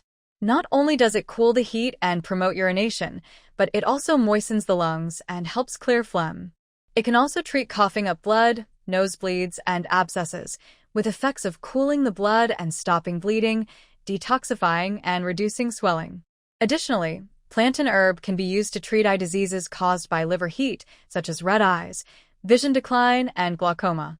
It also has anti-inflammatory and antibacterial properties, helping with dysentery and diarrhea. Wow, this plant can cure so many illnesses. It's like a treasure. Yi Chang'el said excitedly. Exactly. It's a treasure. Plantain herb can be taken internally or applied externally. Just crush fresh plantain and apply it to wounds or abscesses. It's a common medicine used by doctors and clinics. Yi Xiaohua and Yi Chang'el became more interested, thinking traditional medicine is amazing. They quietly remembered what Xian told them. On the other hand, Yi Chang'an found it hard to believe. He thought all plants were just plants. He pointed to the dog-tail grass by the roadside and asked Xian, Mom, is this also a medicinal plant and a treasure? Yes, it is a treasure. Dog-tail grass is cool in nature and helps clear heat and dampness. It can treat diseases caused by damp heat, like jaundice, dysentery, and difficulty urinating. It can also be used for eye redness and pain caused by wind heat, and it helps dispel wind. It can assist in treating rheumatic conditions, like Grandpa Shuliang's rheumatic leg, where dog-tail grass can be added to the medicine. Moreover, dog-tail grass can be used externally, similar to plantain herb. It helps treat abscesses, scabies, and other skin diseases, with detoxifying and insecticidal effects, reducing skin inflammation and itching. Yi Chang'an was truly impressed such a small plant could treat so many illnesses. Looking around, he felt like the whole ground was full of medicine. Shuyan silently thought to herself, dog-tail grass is quite powerful. Even the millet they plant is derived from domesticated dog-tail grass. But it's not easy to explain all this clearly to the children, especially since she doesn't have modern science. They might find it too abstract. Yang and Chen were digging wild vegetables nearby. They had been listening to herbal knowledge all morning. Seeing that Yi Chang'an's children were learning medicine from Shuyan, they couldn't help but feel a bit curious. When Shuyan and the children came down from the mountain after picking wild vegetables, Yang and Chen stopped them. They looked at each other shyly, hesitant to speak. Shuyan smiled. Sisters-in-law, we're so familiar now. Just say what's on your mind. Why are you being so polite? Since you say that, I'll be straightforward, they replied, feeling a bit embarrassed. Girl, we just listened to you teaching Chang'an about some medicinal herbs. I wonder if my child can also listen and learn to recognize common herbs for treating everyday illnesses. As Yang spoke, her voice grew quieter. Being able to treat illnesses is a very important skill. It's not just a way to make a living but also earns respect. If someone in the family can practice medicine, it's a real benefit. It helps prevent delays in treatment and avoids serious consequences. Just this alone is very lucky. Not to mention, in this mountain village, if one of the 4 families gets sick, they can only go to Dashi village 2 days away to find a doctor. In emergencies, delays can be dangerous, and the results could be serious. Learning such a profitable and respected skill is not easy. Yang and Chen don't dare to ask openly. Even going to a medical clinic outside to find a doctor and apprentice would require many favors and money, and there's no guarantee they would accept. But still, Chen and Yang decided to ask Xian. If their child learns, they can not only make money, but also treat minor illnesses at home. Xian didn't realize they thought so much. She's not from ancient times and believes that passing on her small medical skills can help many people and save lives. It's also good for her own good karma. Of course, you can learn too. But studying medicine isn't easy. You must reach a certain level, and you can't just brew medicine randomly, Xian warned. Yang and Chen were surprised. We can also learn? Xian nodded. Yang and Chen were very happy. They didn't expect such good fortune at their age. They hurried to thank Xian. After returning home, Yang and Chen brought gifts to Xian to become her apprentices. Although life is hard now, they couldn't skip the respect. They also didn't want to take advantage of Xian for nothing. So, the two families pooled together. Each brought 5 jin of rice and 2 fish they caught in the creek a few days ago, which they smoked into dried fish. Yang has 2 children, so she also brought some cloth scraps. These cloth scraps aren't worth much, but they show their sincerity. Within one afternoon, news about Xian teaching medicine spread throughout the entire mountain village. After the village chief's house was repaired, the Diao family moved out of Xian's house. Yi Shouliang and Ma Shi took one room, and another was given to Zhou Yunhe and Yi Xiaohua. Zhou Yunhe was in the yard, and it was easy to hear the noise. She quickly called Yi Xiaohua to fetch Xinyo, hoping that the 2 siblings would learn medical skills from Xian. When she went to call them, everyone in the village knew about it. So, after Yang and Chen left, most villagers came over, including the families of Chen, Feng, Zhu, and Chu. They all came to ask to become apprentices. Xian followed her principle. Whether it was 1 sheep or a flock, she agreed to teach everyone. However, she didn't teach very young children like 5-year-old Yi Xiaohua. She only accepted children over 8 years old. Young children are too small to understand the lessons, and it would make them tired and frustrated. It's better for them to enjoy a happy childhood. But the gifts they brought were hard to refuse. That evening, Xian prepared a special meal at home. She was very craving pork, but the pig in her space couldn't be taken out to eat. She could only look at it inside the space, feeling hungry. Today, she finally had some cured meat, so she decided to treat herself.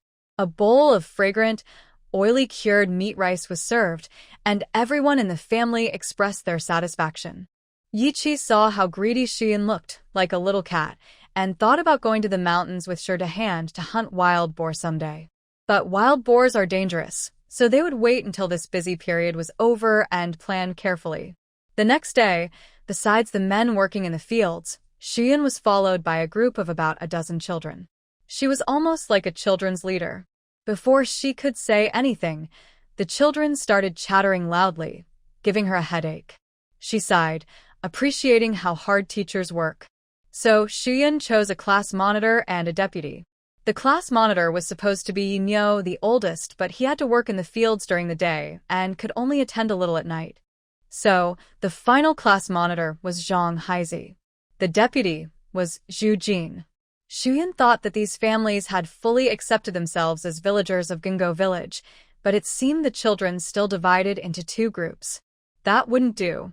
And Zhang Haizi and Zhu Jin, though they didn't get along well, had at least met and knew each other. It was better than never interacting.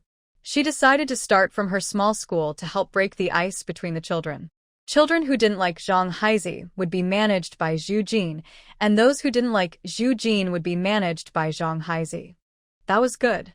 The millet had already been sown, and new crops had been planted. Each family's vegetable plots were well divided, so there wouldn't be fights over who picked more vegetables later. After spring planting was done, life became more relaxed. The men continued repairing the houses.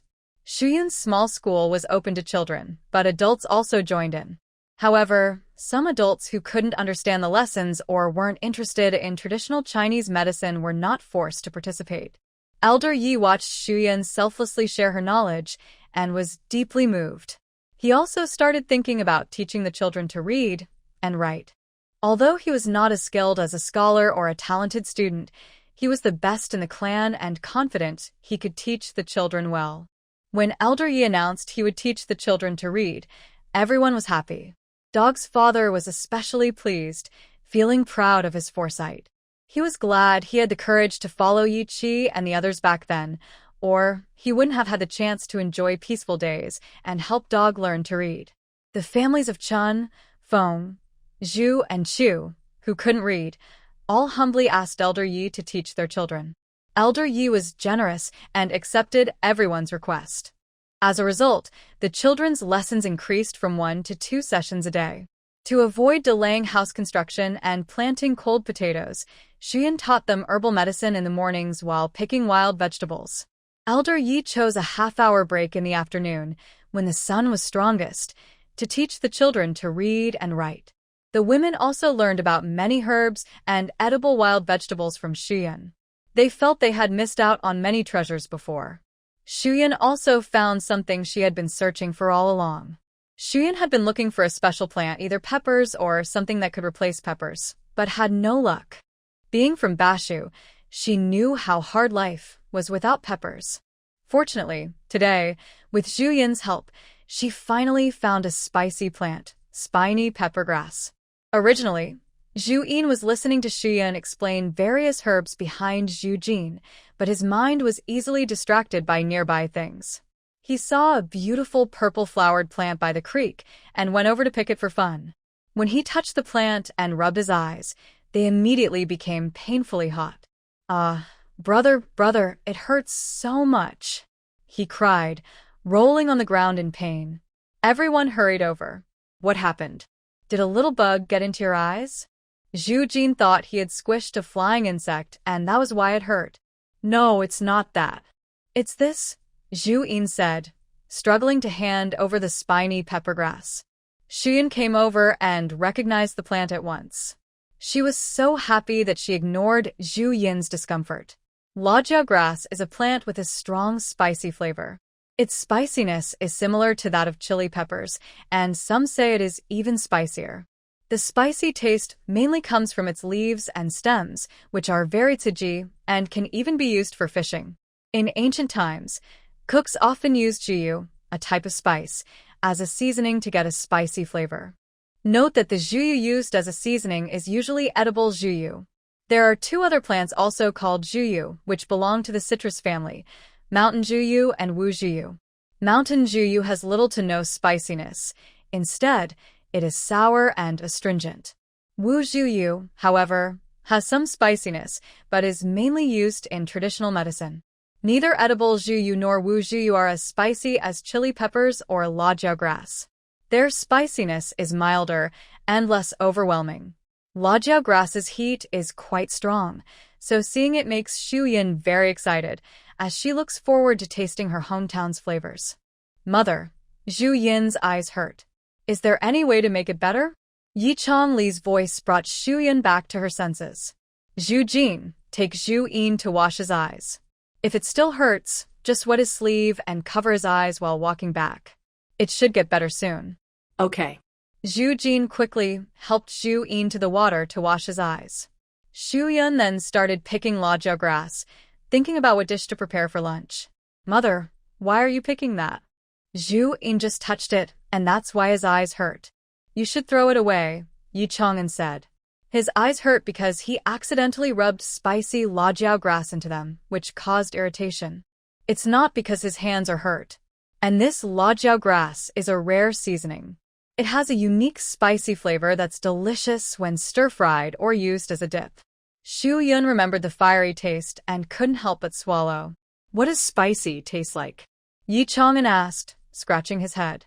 Spicy flavor? He had never heard of it before. "Later, when I cook and we eat, you'll find out what it tastes like."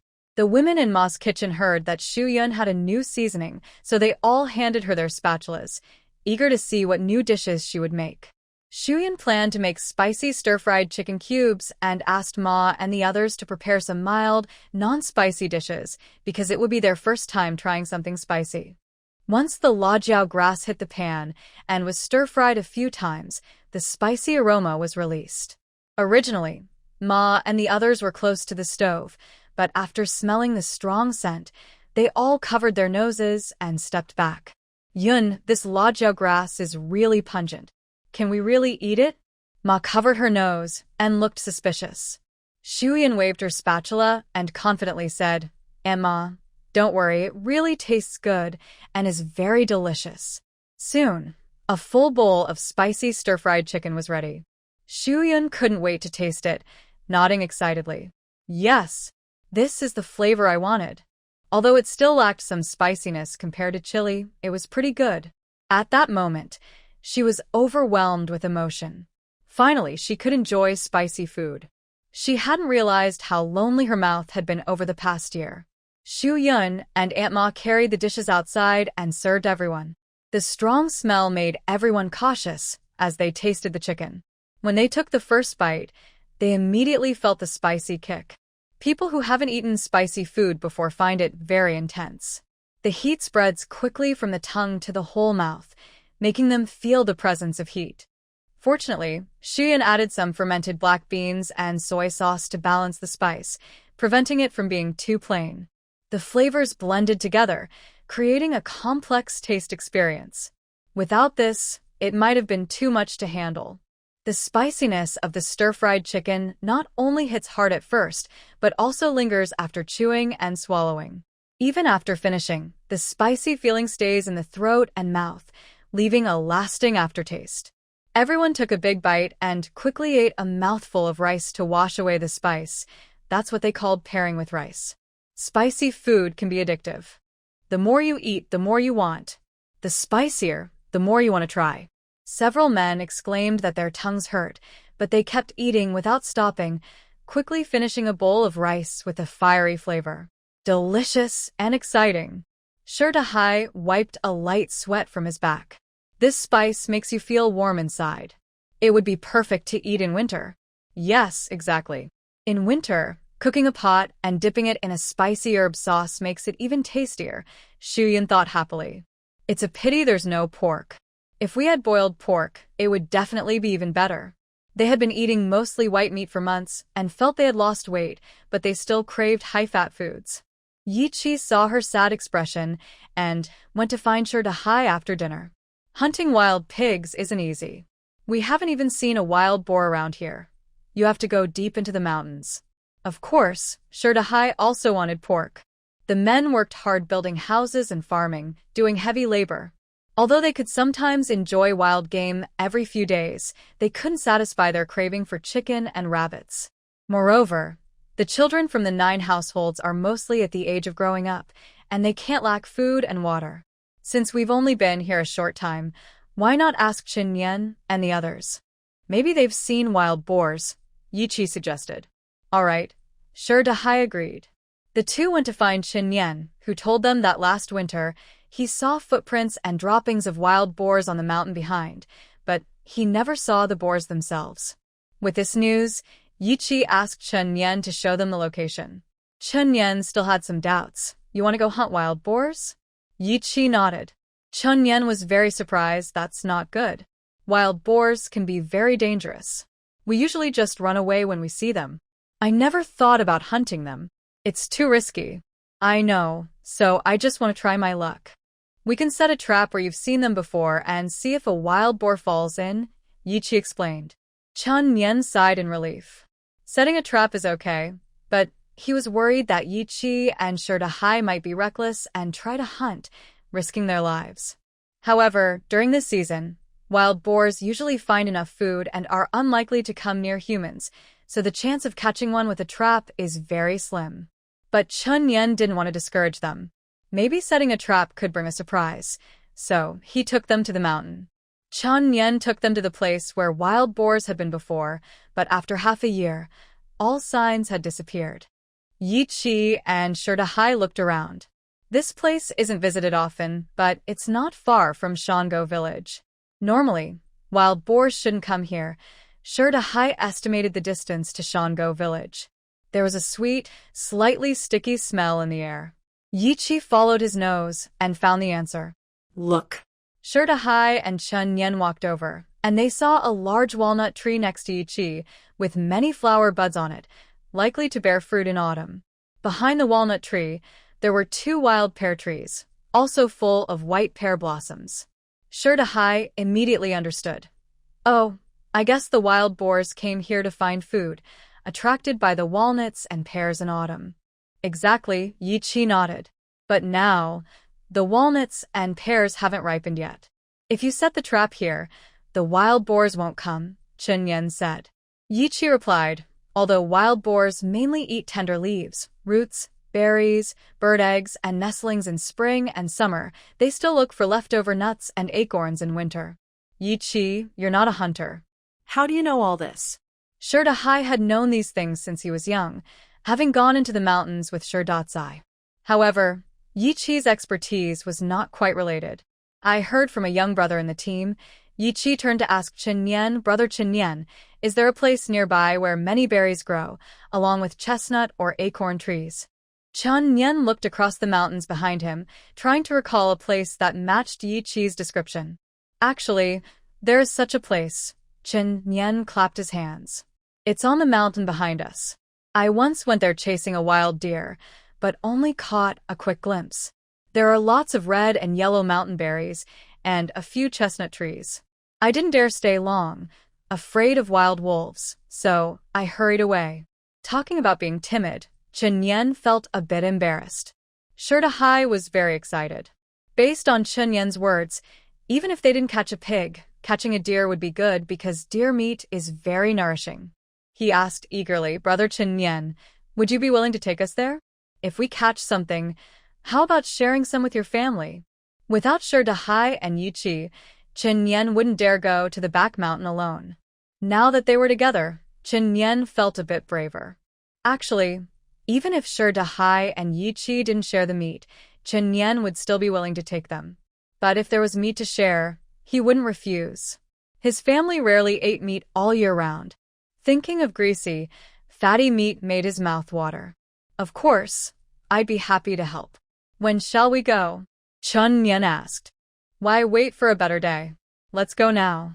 Climbing that mountain on the left takes about an hour. Today, we can set the traps. Maybe we'll have a harvest by tomorrow. Hai looked at Yi Chi. What do you think? All right, let's go back and get some tools for the traps, Yi Chi said. So, the 3 of them each went home. When Yi Chi said they were going to set traps for wild pigs, Xian was very excited too. Can I come along? Xian mainly wanted to pick some fruit to make candy, because they had finished last year's snacks and syrup. Yi Chi hesitated for a moment, thinking that the mountain was on the outskirts, and with him and Hai, it wouldn't be dangerous. Okay, but you must stay behind me and not go more than 5 steps away. Seeing Yi Chi agree, Xian's eyes sparkled. All right, I'll stay right behind you. Hearing the phrase stay right behind, Yi Chi's heart beat a little faster.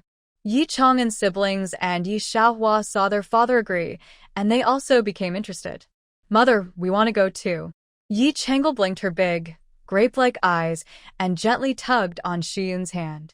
Usually, Xian couldn't resist her soft, cute, glutinous little ball of a girl when she acted this way. Who could refuse such a sweet, adorable plea? Just as Xian was about to agree, Yi Chili sternly said, No. The mountain is dangerous. Stay at home and behave. If Yi Chang'an and Yi Changle had tails, they would have seen them wagging happily, but now they drooped down immediately. Papa Yi Changle still wanted to act cute, but Yi Chi had already turned away. Seeing her father ignore her, Yi Changle huffed, Papa is the most annoying. Noticing the tense atmosphere between the father and daughter, Xian took out a feather shuttlecock as a little treasure. Both Yi Changle and Yi Xiaohua's eyes lit up. A shuttlecock? Where did it come from? Grandma Yunhe made it. It's for you and Xiao Xiao to play with. Now that they had free time, the boys could go find bird eggs or hunt birds. For example, Yi Chang'an had gone out several times with Zhu Jin and others to play with slingshots. But the girls had fewer options for fun. They could only pick wildflowers and grasses to make flower crowns or similar crafts. Yi Xiaoqiao begged her grandmother to make her a shuttlecock, hoping to invite the girls to play together. How about you all stay at home this afternoon and play with the shuttlecock?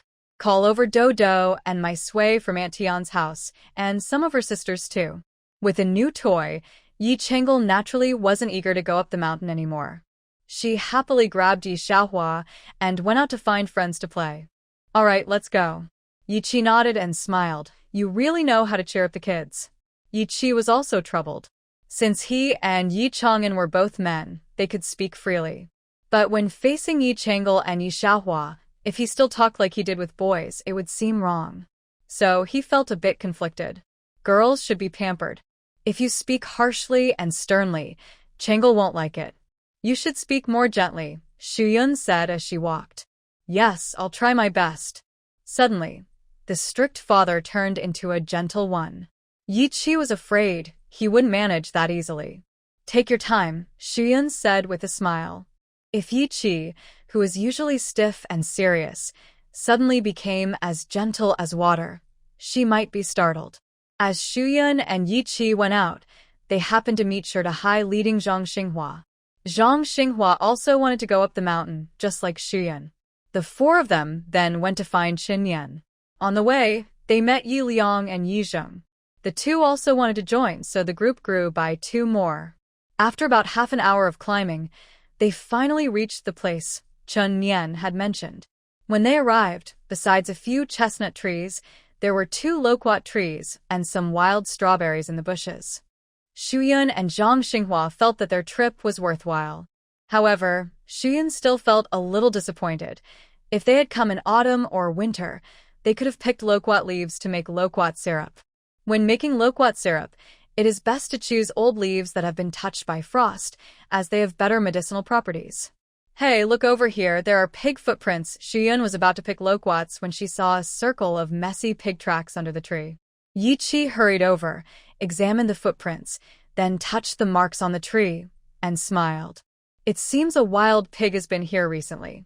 There are also signs it hit the loquats off the tree to eat. So, there really are wild pigs here? Yi Liang asked excitedly, eyes wide. Yes, Yi Qi nodded. Then what are we waiting for? Let's set a trap quickly, Sherdahai said as he grabbed A and started digging.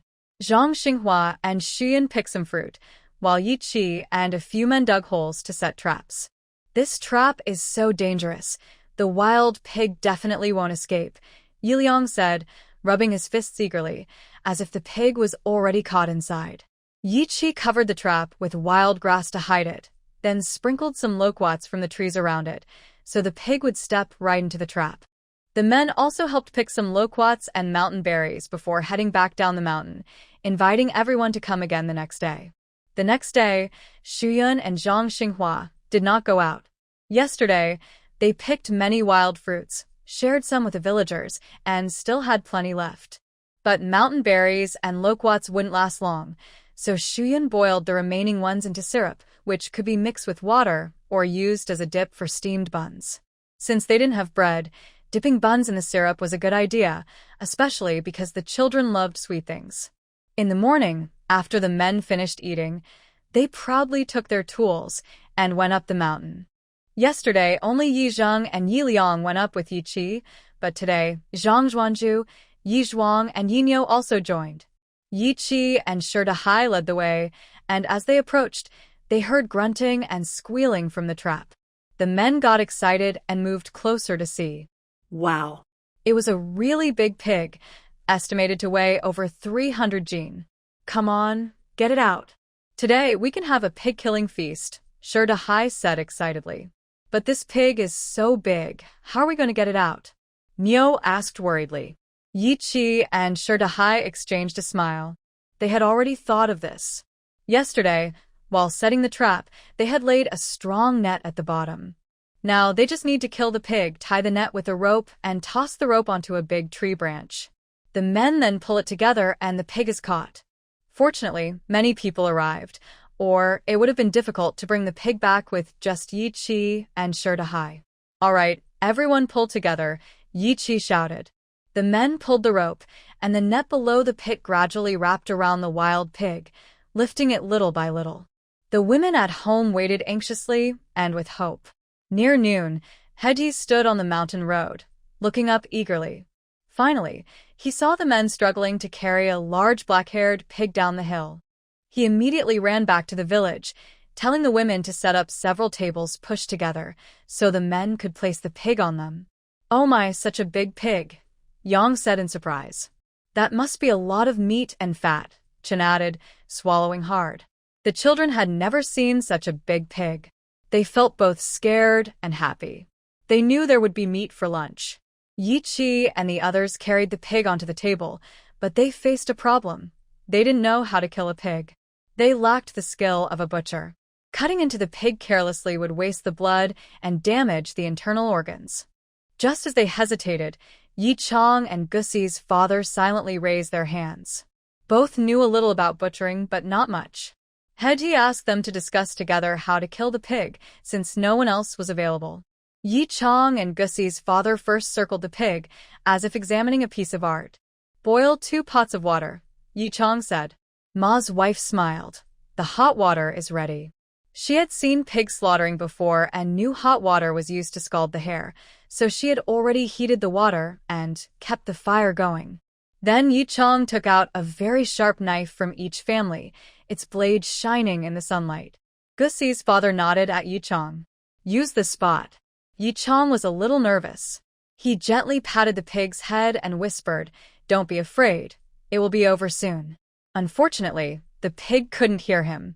Then, with a flash of the knife, the pig's throat was cut, and blood spurted out into a basin nearby, splashing like a flower of blood. Yi Chong and Gussi's father weren't very skilled. They scalded the pig with hot water, and everyone worked together to clean the hair off. Soon, a smooth, hairless pig appeared before them. Gussi's father took the knife and started dividing the meat. Ma's wife had already taken the pig's blood to the kitchen to make pig blood soup. As the tenderloin, ribs, and pork fat were sent to the kitchen, the women began preparing various dishes. The pig's liver, heart, and intestines were cleaned and ready to cook. The children ran around in the yard, excitedly talking about what delicious food they would eat soon. Xuan planned to show her skills today by making 2 spicy dishes. With spicy liao grass, she wanted to eat spicy food every day. Chifu was happy. Even though the air was filled with the smell of blood and pig waste, it felt like a festive atmosphere. The pig slaughter feast was meant to be lively. Since outsiders like them might make others jealous, Chief Yi invited Chen, Feng, Zhu, and Chu's families to join. Those 4 families were very happy and brought their own freshly made flour. "Dad, stop packing so much." Lu Chuier saw old Chu packing most of a bag of flour and felt a sharp pain in her heart. Old Chu glared at her and said coldly, "All right, then you eat less later. Or don't go at all." Lu Chuier raised her voice, "No way. That's pork. I haven't had it in 2 years." As she said this, her mouth almost watered. "Then stop talking so much." Old Chu took the flour bag and left. "Later, you'll have to work hard, and don't act like you're just going to a feast at someone else's house, or I'll send you back to avoid embarrassing me." "Got it, Dad," Lu Chuier agreed, only caring about eating meat. First, they boiled pig fat scraps. Ma sure gave some to the children to eat and play with, telling them not to block the kitchen door. When the 4 families brought out their flour, the women didn't hide it and decided to steam buns today. They all rolled up their sleeves to help, even Lu Chuier, who eagerly helped while looking at the big chunks of pork on the table. Inside the kitchen, about 8 or 9 women were busy. Besides the sounds of stir-frying, they were chatting happily. Soon, everyone became familiar with each other. In the yard, the whole pig was divided up fairly smoothly, and Yi Chong and Gussi's father also relaxed. The men swept away the pig blood and dirt, then brought out 4 or 5 tables, along with stools from each family, or there wouldn't be enough seats. At 2:45 p.m., the pig slaughter feast officially began. Dishes were served one after another, filling the tables with delicious food: braised pork, pig blood soup, spicy stir-fried pig liver, pig intestines stewed with radish, cold white meat, stewed pig's feet, crispy fried ribs. The air was filled with tempting aromas. Waiting for the last dish to be served, each table had at least 8 different dishes. Braised pork, pig blood soup, spicy stir-fried pig liver, pig intestines stewed with radish, cold white meat, stewed pig's feet, crispy fried ribs. There was also a dish of stir-fried wild vegetables, for those tired of eating meat. Finally, the 2 large baskets of mixed grain steamed buns were brought out, and everyone eagerly sat down. The men sat at 2 tables, while the women and children sat at another 2 tables. Old Man Feng took out the last jar of wine and poured some for leader Yi Shuliang, Shirda, and a few other elders. He originally thought all the wine had been used to burn the Shirong soldiers, but he didn't realize there was still 1 bottle left in the cellar. He planned to keep it for himself to satisfy his craving, but since Leader Yi was hosting a pig slaughter feast today, he decided not to keep it. "Come on, everyone, don't be shy. Use your chopsticks," Leader Yi said. Today, because of the tight schedule, they didn't prepare marinated meat to go with the wine. Instead, they served hot dishes. But more tempting than the wine was the plates of pork on the table. Everyone couldn't stop eating, grabbing bites from their bowls and the baskets. Over on the women's side, Ma's wife also invited Mrs. Chun and Old Man Feng's wife, Old Lady Feng, to join in. "Old sisters, don't be shy. Eat more," she said. "Oh, okay," Mrs. Chun and Old Lady Feng replied with smiles.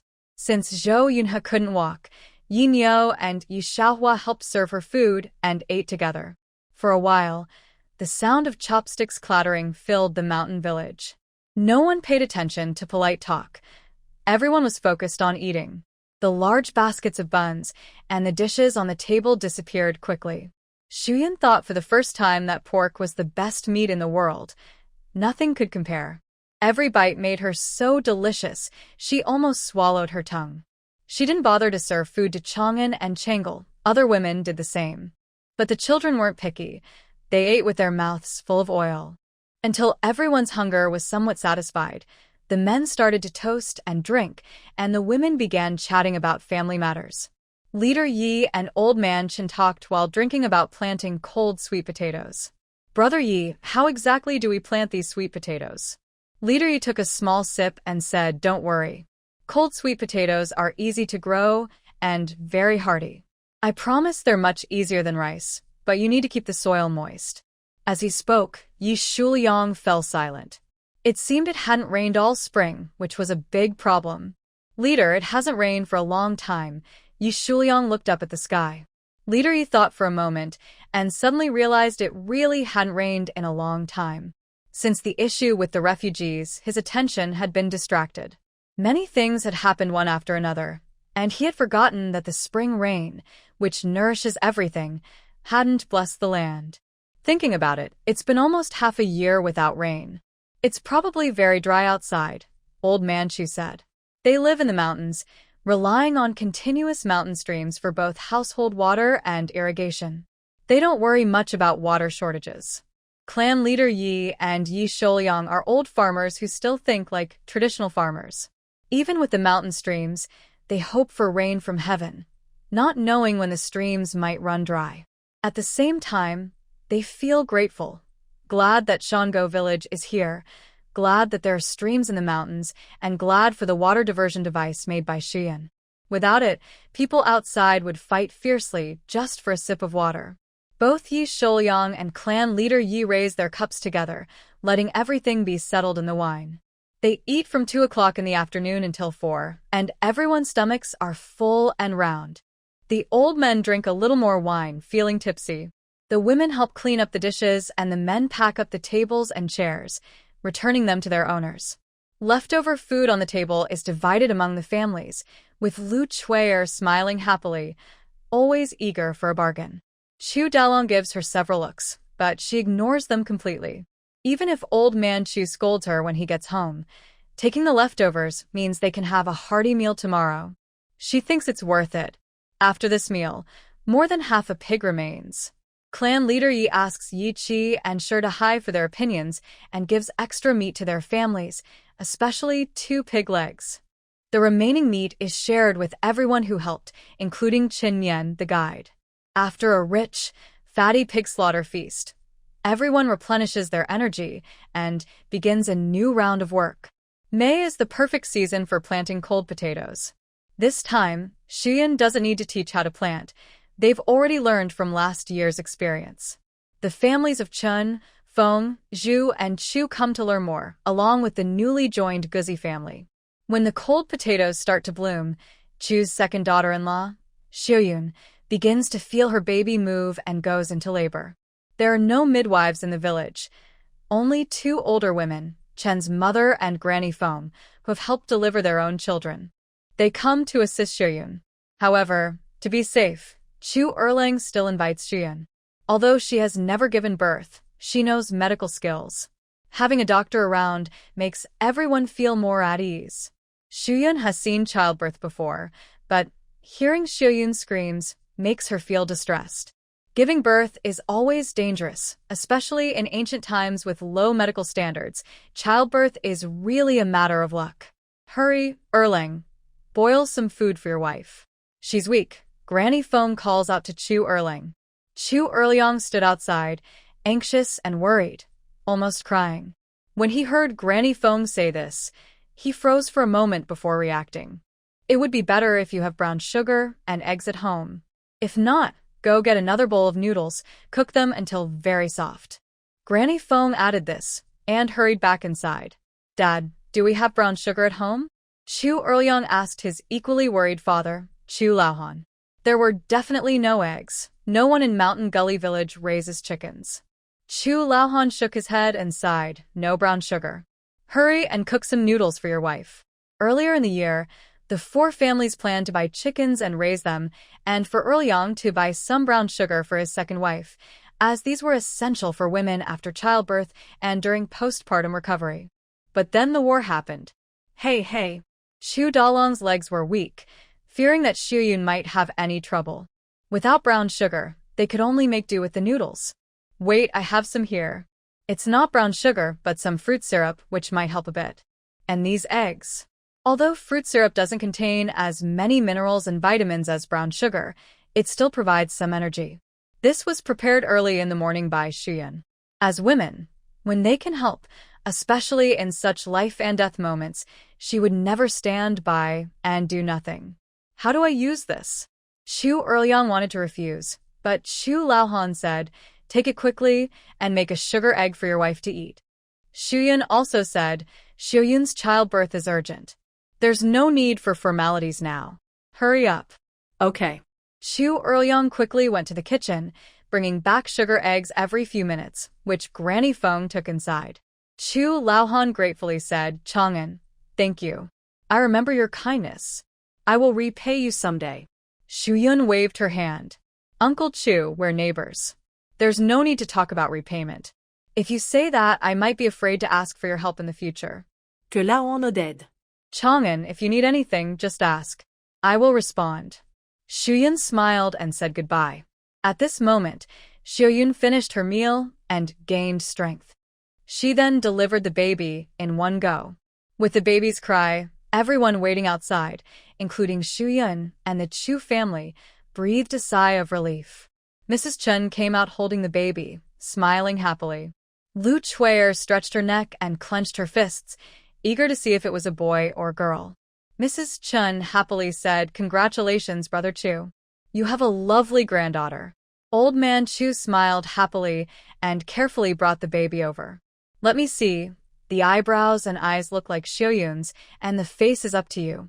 Second Brother Chu was a bit afraid to touch the soft bundle, worried he might accidentally break it.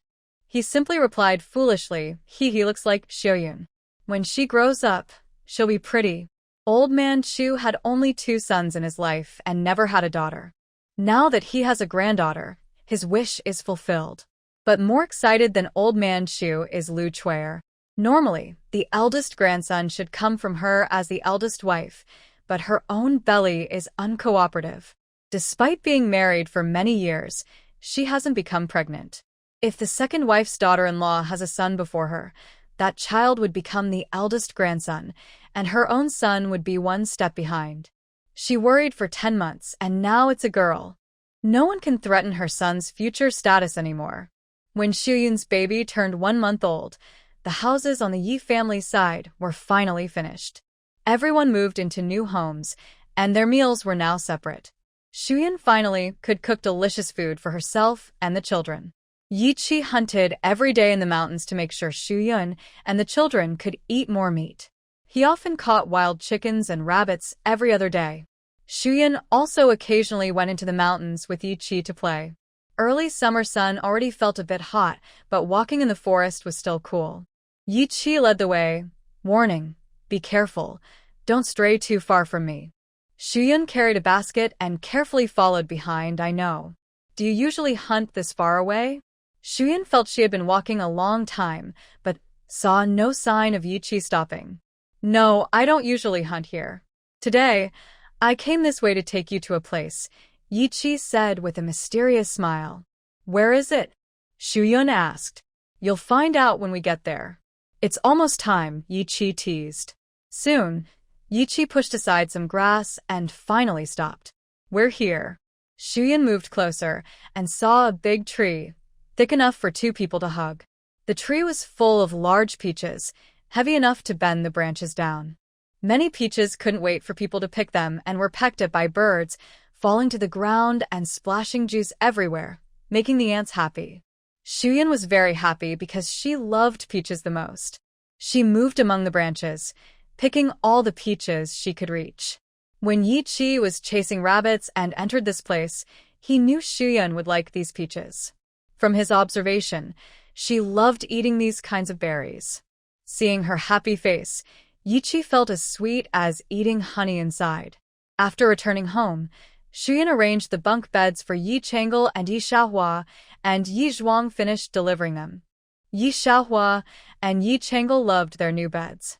Not only did they like them, but other children also felt jealous. It was the first time they saw such a new and interesting bed, attracting many people to come and look. "Girl, what's with your clever brain? How come you can come up with such ideas? Even the beds have new designs," Chinshi praised with admiration. The older and younger Tian families were even more excited. They had many children, but their rooms were small. The girls could only squeeze together to sleep. Using these bunk beds saved space and allowed the girls to have their own beds, which was perfect. So, everyone asked Yi Zhuang to keep making more wooden furniture nonstop. The children were happy, but Shuyun was not. Without the children to block the view, it was awkward for her and Yi Chi to sleep in the same room on one bed. However, Yi Chi understood her feelings. Though he felt a little disappointed, he respected her. He set up a bed in the storage room next to the master bedroom and slept there at night. As long as no one entered the storage room, no one could tell they were sleeping separately. The only way to reach the storage room was through their living area. The family had a house now, wheat was growing with the wind, and life was getting better. But a new problem arose. The entire mountain village was worried about one thing. They lacked salt. Village leader Yi was discussing with everyone what to do about the salt shortage. "There's no salt left. We can only go out to get some," Yi Shouyang said worriedly. Going out was dangerous, but staying was not an option. People couldn't function without salt. They would feel weak, dizzy, and might even faint or die from shock. Salt shortage was serious. Counting carefully, they had been in the mountain village for nearly half a year. The salt they bought initially should have been used up by now, even if they ate sparingly. But we don't know what's outside. Have the Shirong people been driven away? Are those kings still fighting? Sure decide. Yes, if they encounter bandits, it could be deadly. Everyone fell silent and looked down. After a while, Yi Chi said, "We have to go out. If we don't, we'll die from lack of salt eventually. We have no choice." Sure Dahai nodded. "Then we'll go. We can't live without salt." Village leader Yi thought for a moment. "Where can we find salt?" Yi Chi hesitated. "We don't know what's outside. Maybe we should first go and check the situation before making plans." "I agree," Yi Jing said. "Since that's the case, we shouldn't send too many people." "Yi Chi, Dahai, you lead a small group and go ahead," someone suggested. "Okay." Yi Chi and Sure Dahai nodded, then asked for the men's opinions. "I'll go." "I'll go too." One by one, the men spoke up eagerly. "I want to go as well." Sheng Yun's voice was particularly noticeable among the men. "Yi Chi's wife, what are you going to do?" Yi clan leader asked in surprise. The men might not be safe even if they went out, not to mention bringing a woman. Yi Chi turned to look at her, seeming surprised by her words. Yun Yun, it's dangerous outside. I know, but I want to go, Sheng Yun said. Sheng Yun thought of a plan that could quickly advance the story in the book. In the story, the male protagonist, the fifth Prince Yu Wang, will pass through a place called Madi Town in Izhou during this time. Madi Town is just before Liuyang Town. Why does Sheng Yun remember this part of the story? Because the male lead was attacked here and seriously injured, delaying his recovery for more than half a month. This is an important point in the story. Originally, the male lead was supposed to quickly take over Yunzhou and work with General Song, who was stationed there, to eliminate the various Western Xiongnu soldiers and rebels. But because of his injury, he delayed his plans, and General Song was killed. The Song army and Yunzhou fell into the hands of the third prince, who arrived first. The third prince was not talented and managed Yunzhou and the Song army poorly, causing Yunzhou to be taken back again. If Sheng Yun and the others could save the male lead and help him go to Yunzhou early, he could get General Song's support and start clearing enemies and rebels from Yunzhou step by step. Within less than 2 years, the male lead could unify the world, instead of taking 4 or 5 years to become emperor as in the original story, which deliberately set obstacles for him. But she couldn't say any of this aloud. She could only follow out. She said, it's because it's too dangerous outside. If you're not careful, you might encounter rebels or Western Xiongnu. If any of you get hurt, I can treat you in time. This was clearly an excuse, but to Yi Chi and everyone else, it sounded like they were just worried and afraid Yi Chi might get hurt again. Yi Chi was moved, his eyes filled with deep affection as he solemnly said to Sheng Yun, "Don't worry, I won't get hurt. No, I really don't feel safe. The last time it was because of the golden wound medicine you were lucky to survive. But now, there's no more medicine. If you or Brother Shi or others get hurt, what should we do?" She was speaking loudly enough for Zhang Xinghua and Yi clan leader to hear. As expected, Zhang Xinghua and Yang Shi fell into deep thought. Yes, if something unexpected happens to their own men, how can they go on living? Although they don't want to risk comfort, secretly they hope she'll go out with the men to prevent any accidents. Yi Chi saw that everyone was silent and made a plan. He carefully said, "All right, but when you go out, you must promise to listen to me in everything." He secretly decided that if anything bad happened, he would risk his own life to save Shiyun. Since both Yi Chi and Shiyun agreed, the decision was made. Because Shango village still needed people to stay, not many would go out. Only Yi Chi, Shiyun, Sherdahai, and 3 others, Yi Zhuang, Yi Liang, and Zhang Shuangzhu. Chun, Feng, Zhu, and Chu families heard about this and begged for help to bring salt and daily supplies. They also brought some grain, thinking of taking it out along with the salt. Shiyun refused, saying right now food is probably very scarce outside. Taking too much grain would attract too much attention. Yes, that's true. Then, how about silver? Old Chu asked cautiously. Since it hasn't rained and the world is chaotic, no one can focus on farming, and grain prices have soared to sky-high levels. Shiyun nodded. Then silver it is. Although salt is expensive and you can't buy much with silver, it's better than having others eyeing it. Shiyun asked everyone to list what they needed, with each family taking at most 3 or 4 items. No more could be carried. They prepared at home for a day, making dried food, and Shiyun also made some cakes to take along. She originally wanted to make steamed buns, but with Yi Chi present, she couldn't use the space, so she packed some leftover cold sweet potatoes, which could quench thirst and fill the stomach. In recent days, the sun hasn't been very strong, but it's still hot under the sun, enough to make people sweat. So, early in the morning, while it was cool, the 6 set out. Before leaving, the village chief Yi said earnestly, "Buying salt is the most important.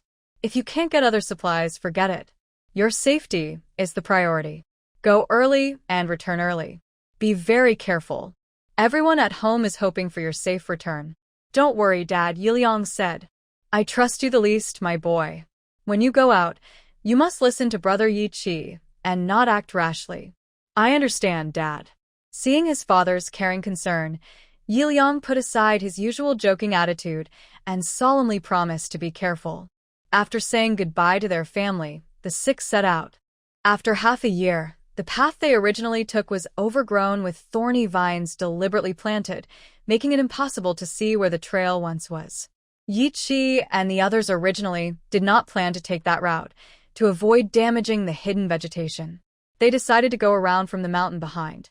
During the daytime, it was not the season of deep winter with scarce food, so the six of them did not encounter any wolves or tigers. They traveled for 2 days and finally reached the largest stone village, near Shango village. Although the former Dashi village had only about 30 or 40 households, it was still inhabited. After being burned, looted, and ravaged by the rebel army, and after the iron hooves of the Shirong soldiers had passed through, only broken walls and ruins remained. The village was lifeless, with only wild grass growing in the wind. Yi Qi decided to rest in Dashi village for the night. At least here, there were some mud walls to block the wind. Fortunately, it was not a cold season, so they could light a small fire, bake some bread, and stay warm. Xu Yun was a woman, so Yi Qi specially found a wooden board to separate her from the men. After resting for a night, they set out again. 2 days later, they finally arrived at Gushi village. The village was completely deserted. The fields were overgrown with wild grass, and at the foot of the mountain, there were a few graves. The wooden tombstones had no names, and no one knew whose they were. The six looked at the place where they once lived, full of laughter and joy, now devastated and scarred. They felt sad, but only for a moment, then continued on their way. Xu Yun and Yi Qi discussed whether to skip Ping'an town and go to Luyang town instead, to see the situation there. If they could meet manager Zheng again, buying salt might be easier. Yi Qi also wanted to visit the Sihai agency to see if they could find Zhongding. Alright, since we're out, let's go to Luyang town. Maybe we'll get more news, said Sherdahai. So, the six of them headed straight for Luyang town. At the entrance, 2 men with knives guarded the town gate, looking like bandits. The six didn't dare to rush in and hid to observe. Are those rebels? Yi Liang asked. Yi Qi shook his head, not necessarily. People with some skill are fighting over territory, so it's hard to tell who owns what. Hey, someone went inside. Why do they have to pay? Zhang Shuangzhu said. More than one person entered the town. They waited here for a while and 3 or 4 people went in, all paying the fee. Yi Zhuang stopped an old man trying to enter and asked, Uncle, what's going on with Luyang town? Who are these people standing at the gate? The old man sighed and glanced at the 2 people standing at the door, who didn't seem to notice them. He whispered, the soldiers at the gate are from King Cheng's army. Our town is now under King Cheng's control. As long as we pay them, we can go into town to buy things. The shops in town also have to pay them to open. King Cheng? Yi Zhuang looked at Yi Qi and the others. Yi Qi shook his head. Who is King Cheng? I've never heard of him. He must be a local ruler with little power. Should we go in? Sherdahai asked everyone for their opinion. Let's go, Yi Qi said. There should be people doing business in town. We should be able to buy something. Yi Zhuang asked the old man again, Uncle, how much does it cost to enter the town? 100 coins per person. 100 coins. Yi Liang exclaimed. They might as well just rob us.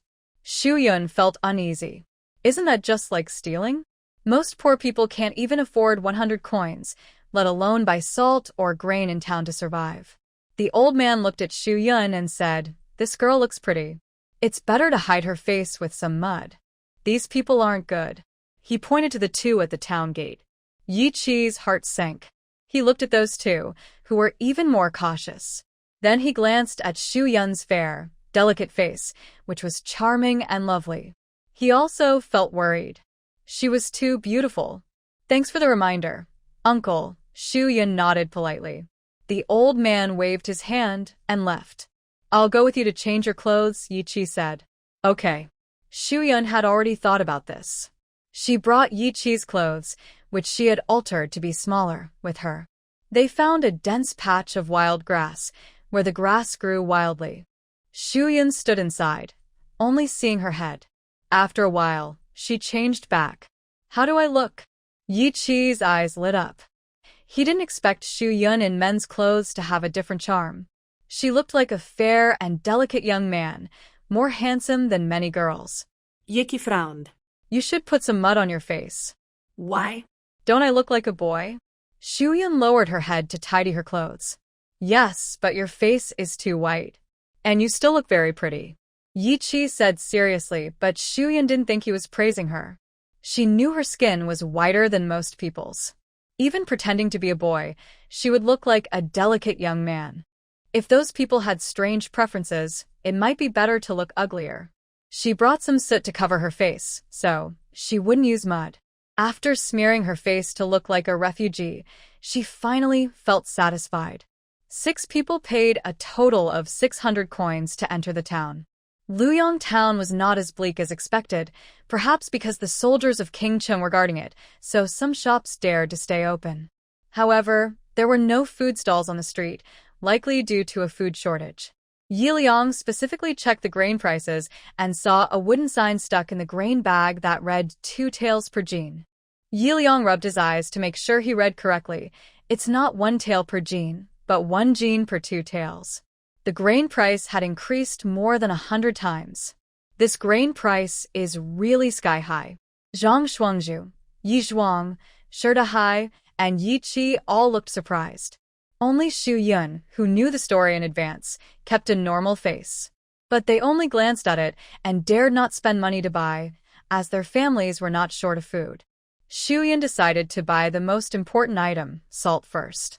However, the shop owned by Zheng the shopkeeper was already closed, and a new general store was next to it. Yi Liang had just thought the grain was expensive, but compared to the salt, it was much worse. Yi Liang was stunned and quickly asked Zhang Shuangzhu, Brother Shuangzhu, I didn't read it wrong, right? The salt price is 3 taels per jean? You're right, it's 3 taels per jean. That is twice as expensive as the grain. What should we do? Yi Zhuang asked. Their families didn't have much money.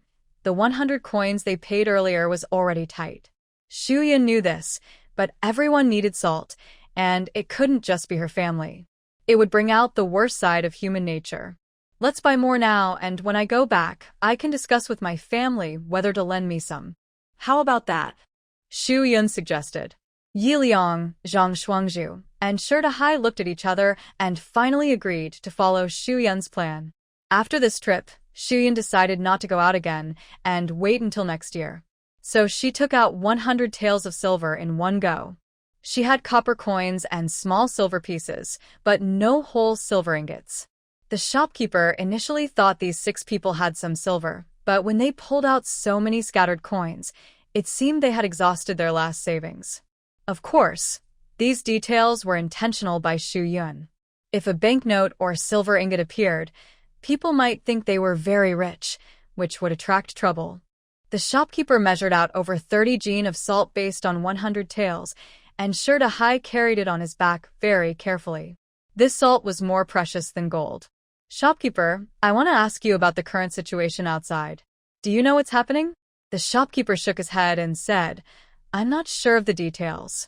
I only know the court sent soldiers to fight the Western barbarians, but I don't know how the battle is going. Yi Qi nodded and said, Thank you, shopkeeper. The 6 people left the general store. Yi Qi wanted to go to the Four Seas agency, while Xu Yun wanted to visit the clinic. She needed to buy some medicine in case of emergencies. The golden wound medicine could be bought again, but she also wanted to see if the male lead or his people were there seeking a doctor or medicine. Mati town is smaller than Luoyang town, a small town, so not all clinics are open. The Four Seas agency and the clinic are in the same direction. They first arrived at the Four Seas agency. Although the door was open, it was now completely taken over by Cheng Wang's people who were living and eating inside. Since they couldn't see Zhong Ding, Yi Qi felt disappointed. Xu Yun also felt sad inside. Zhong Ding had helped her a lot, and she sincerely hoped he and his family were safe. At the clinic, Xu Yun looked around and bought medicine. The price of golden wound medicine had increased again, now costing 20 taels per bottle. Xu Yun was worried, but knew she had to buy life-saving medicine no matter the cost. She also bought some common medicines, and Shi Dahai and his friends bought medicines for injuries and bruises. After buying all the medicines, Shuyan felt she had no reason to stay in the clinic anymore, but she was a bit reluctant to miss the chance to meet the male lead. Should she really go to Mati Town? What excuse could she find to go there? What's wrong? Yichi noticed her unhappy mood and asked. Shu Yun shook her head. Just as they reached the town gate, someone hurried in with a sword in hand. Shu Yun's eyes lit up. Here he was, the person she was waiting for. The white sword with a green silk tassel on its hilt was none other than Baiyu, the young guard who had protected the male lead since childhood. I remembered I still need to buy some important medicine. I have to go back to the clinic, Shu Yun said. It's still early, so going back to the clinic is fine, Yichi agreed and asked Sherdahai and the others for their opinion, and they also agreed. So Shu Yun quickly followed Baiyu into the clinic. As soon as Baiyu entered, he hurriedly looked for a doctor, saying someone at home was badly injured and couldn't move, needing a doctor to come and treat them, no matter the cost. But the clinic only had one doctor, who couldn't leave. In his panic, Baiyu even drew his sword to threaten the doctor, saying if they didn't go, it would be death. The shopkeeper saw this and immediately went to call someone from the Four Seas agency. At this moment, Shu Yun spoke up. Sir, the doctor is helpless and innocent. Why don't I go with you? Baiyu carefully examined the person in front of him. He suspected that this was a girl disguised as a boy. Are you skilled in medicine? Yes, Shu Yun nodded. I see you're so young, and you're a girl. How can you be good at medicine? Can't girls be good at medicine? Do you want to save someone or not? Shu Yun asked. I want to save them, but if you only know a little, wouldn't that just waste time? Seeing Baiyu look at Shu Yun with some disdain, before Yi Chi could speak, Sherdahai said, My sister's medical skills are not easy to explain in a few words. Even if I tell you, you might not believe it. But do you have any other options now? Sherdahai's words made sense. Baiyu indeed had no other choice. The doctors at the clinic didn't want to help, and there were no other clinics open in Luyang Town. He could only trust the girl in front of him. Baiyu said, Can we talk somewhere private? Shu Yun nodded, and Yi Chi followed her outside. Baiyu carefully said, Actually, my family member's injuries are not the most serious. It's poisoning that is the real danger. Do you know what poison it is? Shu Yun asked. Baiyu shook his head. Since he was not a doctor, he couldn't tell. Then what are the symptoms? Who hurt him? Shu Yun asked, thinking that if the poison was the same as Yi Chi's, it would be easier to treat. He has been unconscious all along. There are no clear symptoms. As for who hurt him, it was just some reckless bandits or thieves, Baiyu recalled. Shu Yun frowned. Baiyu's words gave no real clues, so she could only go to the scene to see for herself. She asked Yi Chi, This is a life and death matter. I can't ignore it.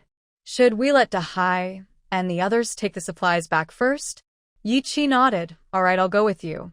A woman going alone. Yi Chi was naturally worried.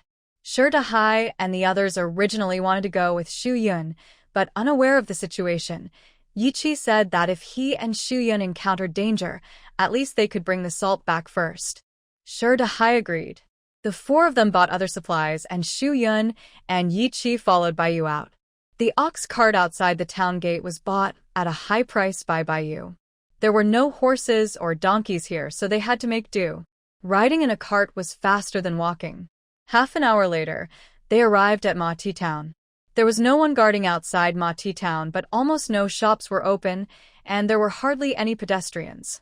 Baiyu and the others directly moved into an abandoned house. Come this way, please. As she stepped inside, besides Baiyu, who was guarding, there were 3 attendants, each holding a sword. They looked at Shu Yun and Yi Chi with sharp eyes, exuding a strong presence. These 2 are here because I asked them to help treat the master. Lower your guard and don't scare them, Baiyu said. After his words, the 3 attendants' expressions softened a little. Miss, our master is inside the room. Shu Yun nodded and entered. The moment she stepped in, a strong smell of blood hit her. Baiyu helped her lift the curtain on the bed, revealing the unconscious male lead inside. Shu Yun couldn't help but admire. He truly looks like the hero from a story, the author's own son. His appearance is stunning, so perfect. How does that poem go again? Young noble from the clouds, with jade bones and a handsome face, perfectly describes his noble and handsome look. But at this moment, his tightly closed eyes and pale face made her worry. Xu Yun frowned slightly, reached out to check his pulse, and gently touched his wrist. She felt his pulse was irregular, as if poisoned. "Miss, can the master still be saved?" Bai Yu asked anxiously. Xu Yun didn't reply. Instead, she calmly ordered, "Prepare some clean water and a fire basin. Unbutton his clothes," she added to the attendants. "But isn't that inappropriate between men and women?" One attendant hesitated. Xu Yun was a bit angry. "At this moment, forget about that. We need to save him." "I'll do it." Yi Qi unbuttoned the master's clothes, revealing a purple bruise on his chest. This was a clear sign of poisoning. The poison had entered his blood.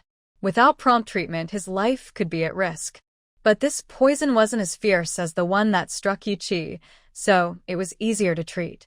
Fortunately, she had some experience from last time she treated Yi Qi, and she had Bai Yu buy many herbs from the pharmacy in advance.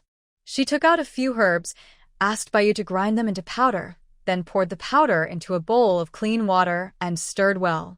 "Help me lift him up," Xu Yun said to Yi Qi. "Okay." She brought the bowl close to the master's lips, gently pried his mouth open, and slowly fed him the medicinal liquid. It slid down his throat. Xu Yun's expression remained serious. She knew this was only the first step. "Is he okay now?" Bai Yu asked. "No, we need to wait and see the effect," she replied. Fortunately, after half an hour, the master's face gradually regained some color. Xu Yun checked his pulse again and still felt residual toxins in his body. She took out some herbs from her space. These were legendary detox herbs called lotus heartgrass, which she had discovered by chance in the mountains while teaching children. She gently crushed the leaves and applied them around his wound to help reduce the spread of toxins. "Now we can only wait," said Xu Yun, her voice tired but still calm and steady. Yi Qi helped her sit down and quickly poured water for her to drink. Time passed slowly as Xu Yun and Yi Qi stayed by the hero's bedside, watching his face and breathing carefully. They waited all night, and finally, early the next morning, the man's face looked normal again, and his breathing was much steadier. Xu Yun let out a sigh of relief and gently wiped the sweat from his forehead. "Young lady, my master." Bai Yu cautiously approached, his eyes full of hope. Xu Yun nodded slightly. "He is no longer in danger of losing his life, but he still needs to take a few more medicines and rest quietly for a few days." Hearing this, Bai Yu and his 4 followers knelt down excitedly, bowing repeatedly. "Thank you, young lady, for saving his life." Xu Yun told Yi Qi to help them up. She couldn't accept such a big fee, and she only helped treat the hero because she wanted peace and stability to return to the world soon. That way, she and the common people could live good lives, instead of risking many lives in this chaotic world. However, Yi Qi became suspicious. This man and his followers didn't seem like ordinary people. Who exactly were they? Why were they targeted for assassination? And Xu Yun coming to treat the patient, everything seemed too coincidental. He felt something was wrong but couldn't quite put his finger on it. The hero was safe, and Xu Yun and Yi Qi also wanted to return home quickly, so they left the next day. Bai Yu tried hard to persuade them to stay and wait for their master to wake up, hoping to reward them. He also remembered Xu Yun's words, "Saving a life is better than building a 7-tier pagoda. I take no reward." Originally, Xu Yun came only to advance the story, not because she cared about how much the hero could give her. Besides, the hero was pretending to be an ordinary person to secretly infiltrate Yunzhou. Even if Xu Yun asked him for some salt and grain, he wouldn't risk exposing his identity. He was injured because someone from the 3rd Prince's group had discovered his trail and tried to assassinate him. But Bai Yu admired and respected Xu Yun even more. After many pleas, Xu Yun and Yi Qi finally left their names. Bai Yu thought that once his master woke up, he would surely reward them. When his master sat on the throne, they would be rewarded again. At dawn, crows flew over the mountains, cawing as if warning of bad news.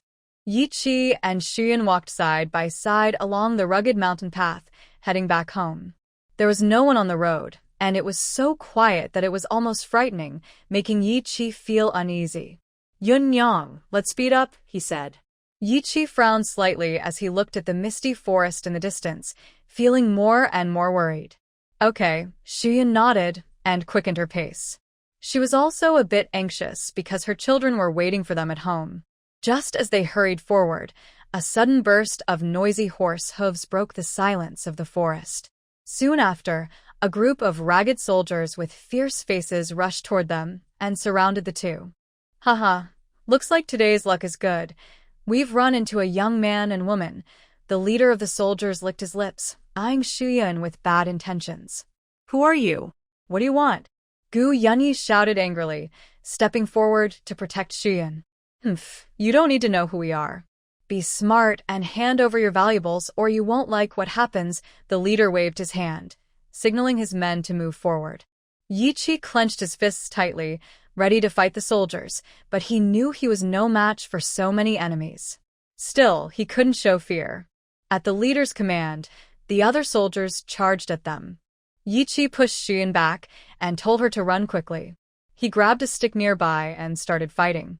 Soon, the stick in his hand was cut in half by a large sword wielded by one of the soldiers. Seeing this, Shuyan was very anxious. She gritted her teeth and quietly said to Yi Chi, "You go back first. I have a plan." Yi Chi looked back at her with worry. "Why are you still here? Didn't I tell you to run? I can't just leave you." "Don't worry, trust me." Shuyan smiled slightly, her eyes firm. "If you don't leave now, don't blame me for being rude," she said, holding a dagger and glaring at the soldiers. The soldiers paused for a moment, then burst into laughter. A little girl dares to show off in front of us. She's asking for trouble, they sneered. "Get her, catch her, and take everything from her," the leader shouted angrily, swinging his sword and rushing forward. Shuyan slowly picked up a large stone from behind her and waited for the soldiers to come closer. She planned to smash the stone onto their heads. "Is this?" Yi Chi was shocked, eyes wide open. He had never seen anything so amazing. Could it be magic? Shuyan didn't have time to explain to him, and instead threw large stones that two people couldn't lift onto the rushing enemies' heads. The sudden appearance of the large stones shocked the bandit leader. Although the leader dodged in time, he still got hit in the leg, cried out in pain, covered his wound, and fell to the ground. Seeing their leader injured, the remaining bandits froze in place. "Run now." Shuyan grabbed Yi Chi's hand and quickly ran into the deep forest. After they ran far enough and were sure the bandits wouldn't chase them anymore, Yi Chi stopped and looked at Shuyan with wide eyes. "Yun, was that magic trick just now?" But magic tricks can't make big stones appear out of nowhere. Yi Chi had seen very clearly, the stones just appeared suddenly. Could magic have advanced to this level today? Shuyan also looked nervous. She had to use space magic just now. She hadn't thought about how to answer Yi Chi's questions. She could only take a gamble and hope he believed the excuse she gave Yi Chang'an and Yi Changle before. Yi Chi was half convinced. Is there really a fairy grandfather? Yes. Grandpa isn't with me now. He left me a treasure. Yi Chi's eyes were full of concern and guilt. He didn't expect so much had happened while he was away, and Shuyan had even been harmed by Granny Ge. "Yun, it's all my fault. I let you and the children suffer." Shuyan gently shook her head and said seriously, "This secret is known only to Chang'an and Changle. Can you please keep it safe and not tell anyone?" Yiki nodded solemnly. "Don't worry. I swear I will never tell anyone this secret, not even in my life." Shuyan now seemed to have magical powers, like in stories. If others found out, everyone would want to use her, and she would be in danger. She gratefully said, "Thank you. There's no need to thank me between us." In Yi Chi's heart, he still had doubts about Shuyan's words, but he chose to believe her anyway. The two walked along the mountain path and soon returned to Gushi village. It was already dark. Yi Chi and Shuyan decided to stay there for the night and continue their journey the next day.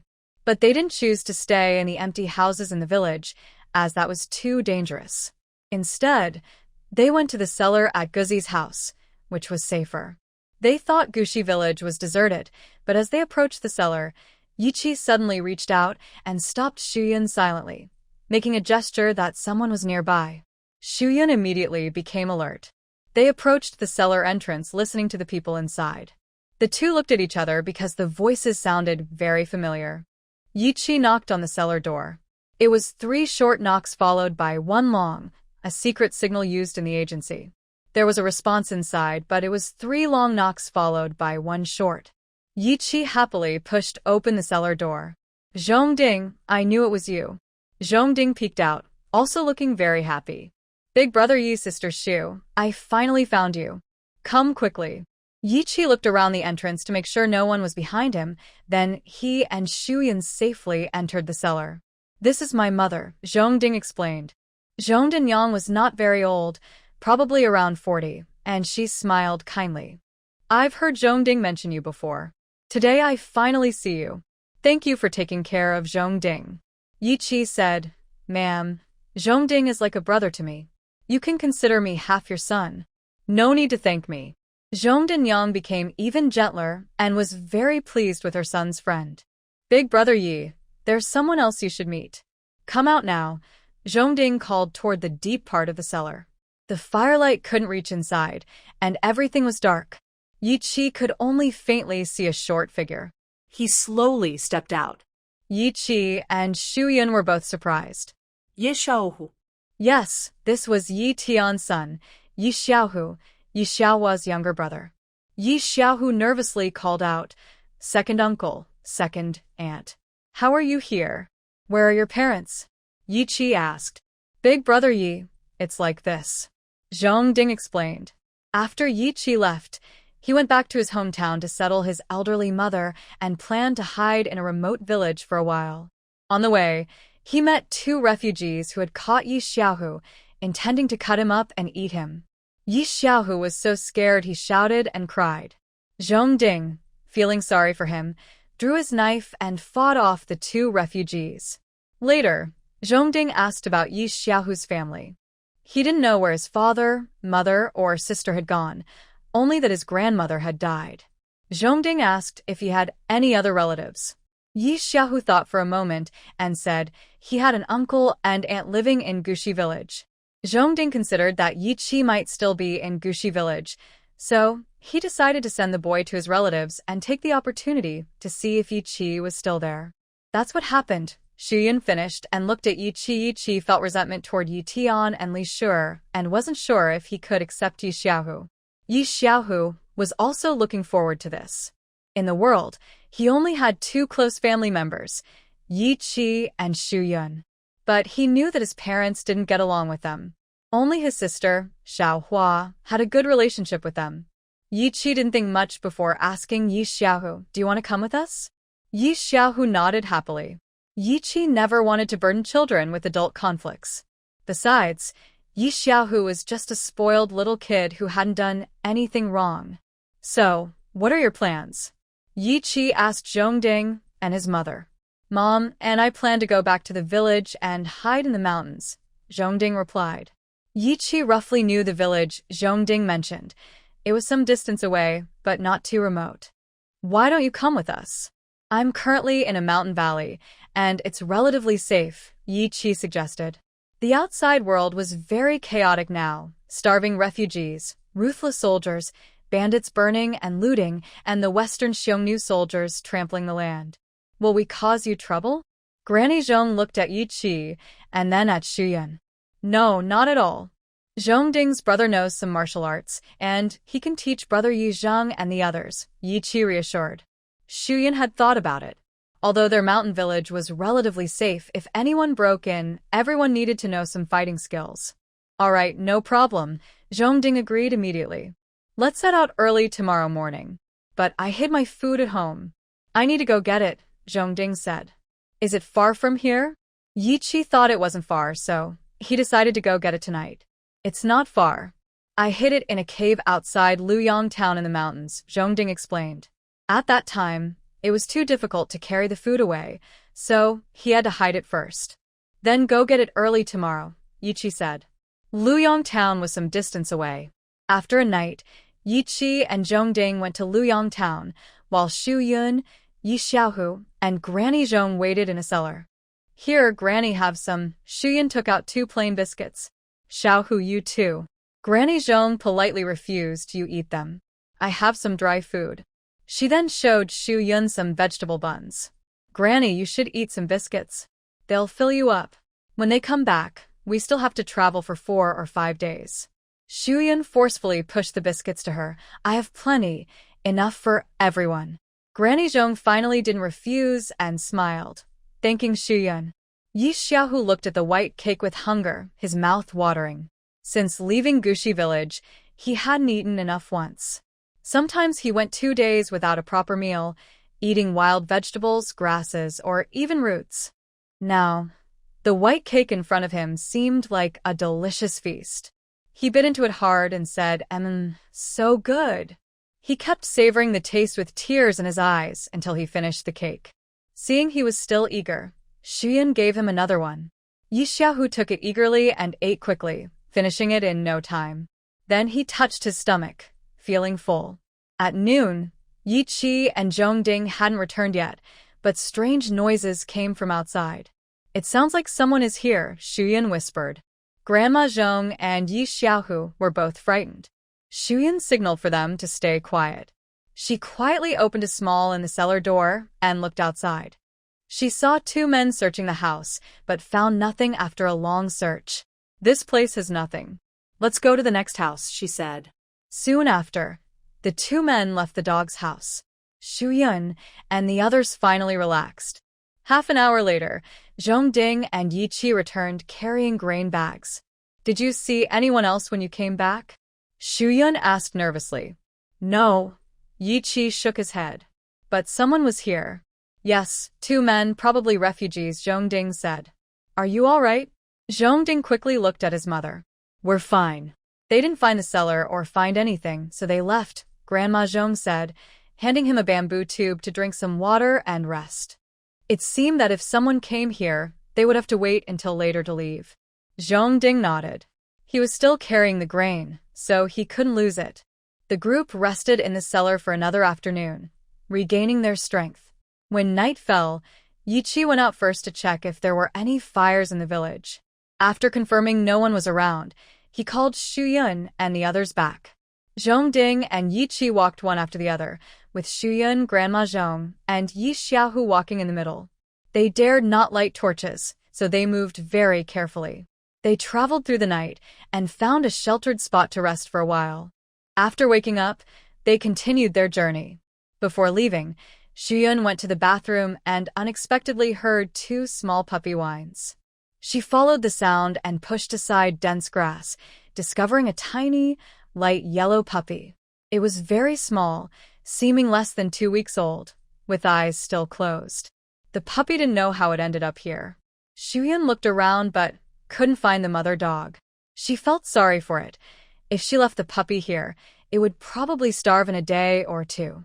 Thinking of this, the puppy let out a weak whimper. Let's go. I can still take care of you, Xu Yun said as she quickly picked up the puppy and held it in her arms. Hey, where did this puppy come from? Zhongding asked, noticing her holding a small puppy. It was found over there, Xu Yun replied. Let me see. Yi Qi took the small puppy from her. In this wild mountain area, it's rare to find dogs. And he seemed to have some fate. Xu Yun also felt that in her past life, she didn't have much time to care for animals, but now her wish had come true. But there's no milk here. How are you going to feed him? Zhongding asked. Let's soften some biscuits first, then give them to him, Xu Yun said. She asked Yi Qi to cut a bamboo stick to make 2 bowls, one with softened biscuits and the other with water. She placed the puppy in front of the bamboo bowl. The puppy hadn't opened its eyes yet and kept crawling around, almost knocking over the bowl.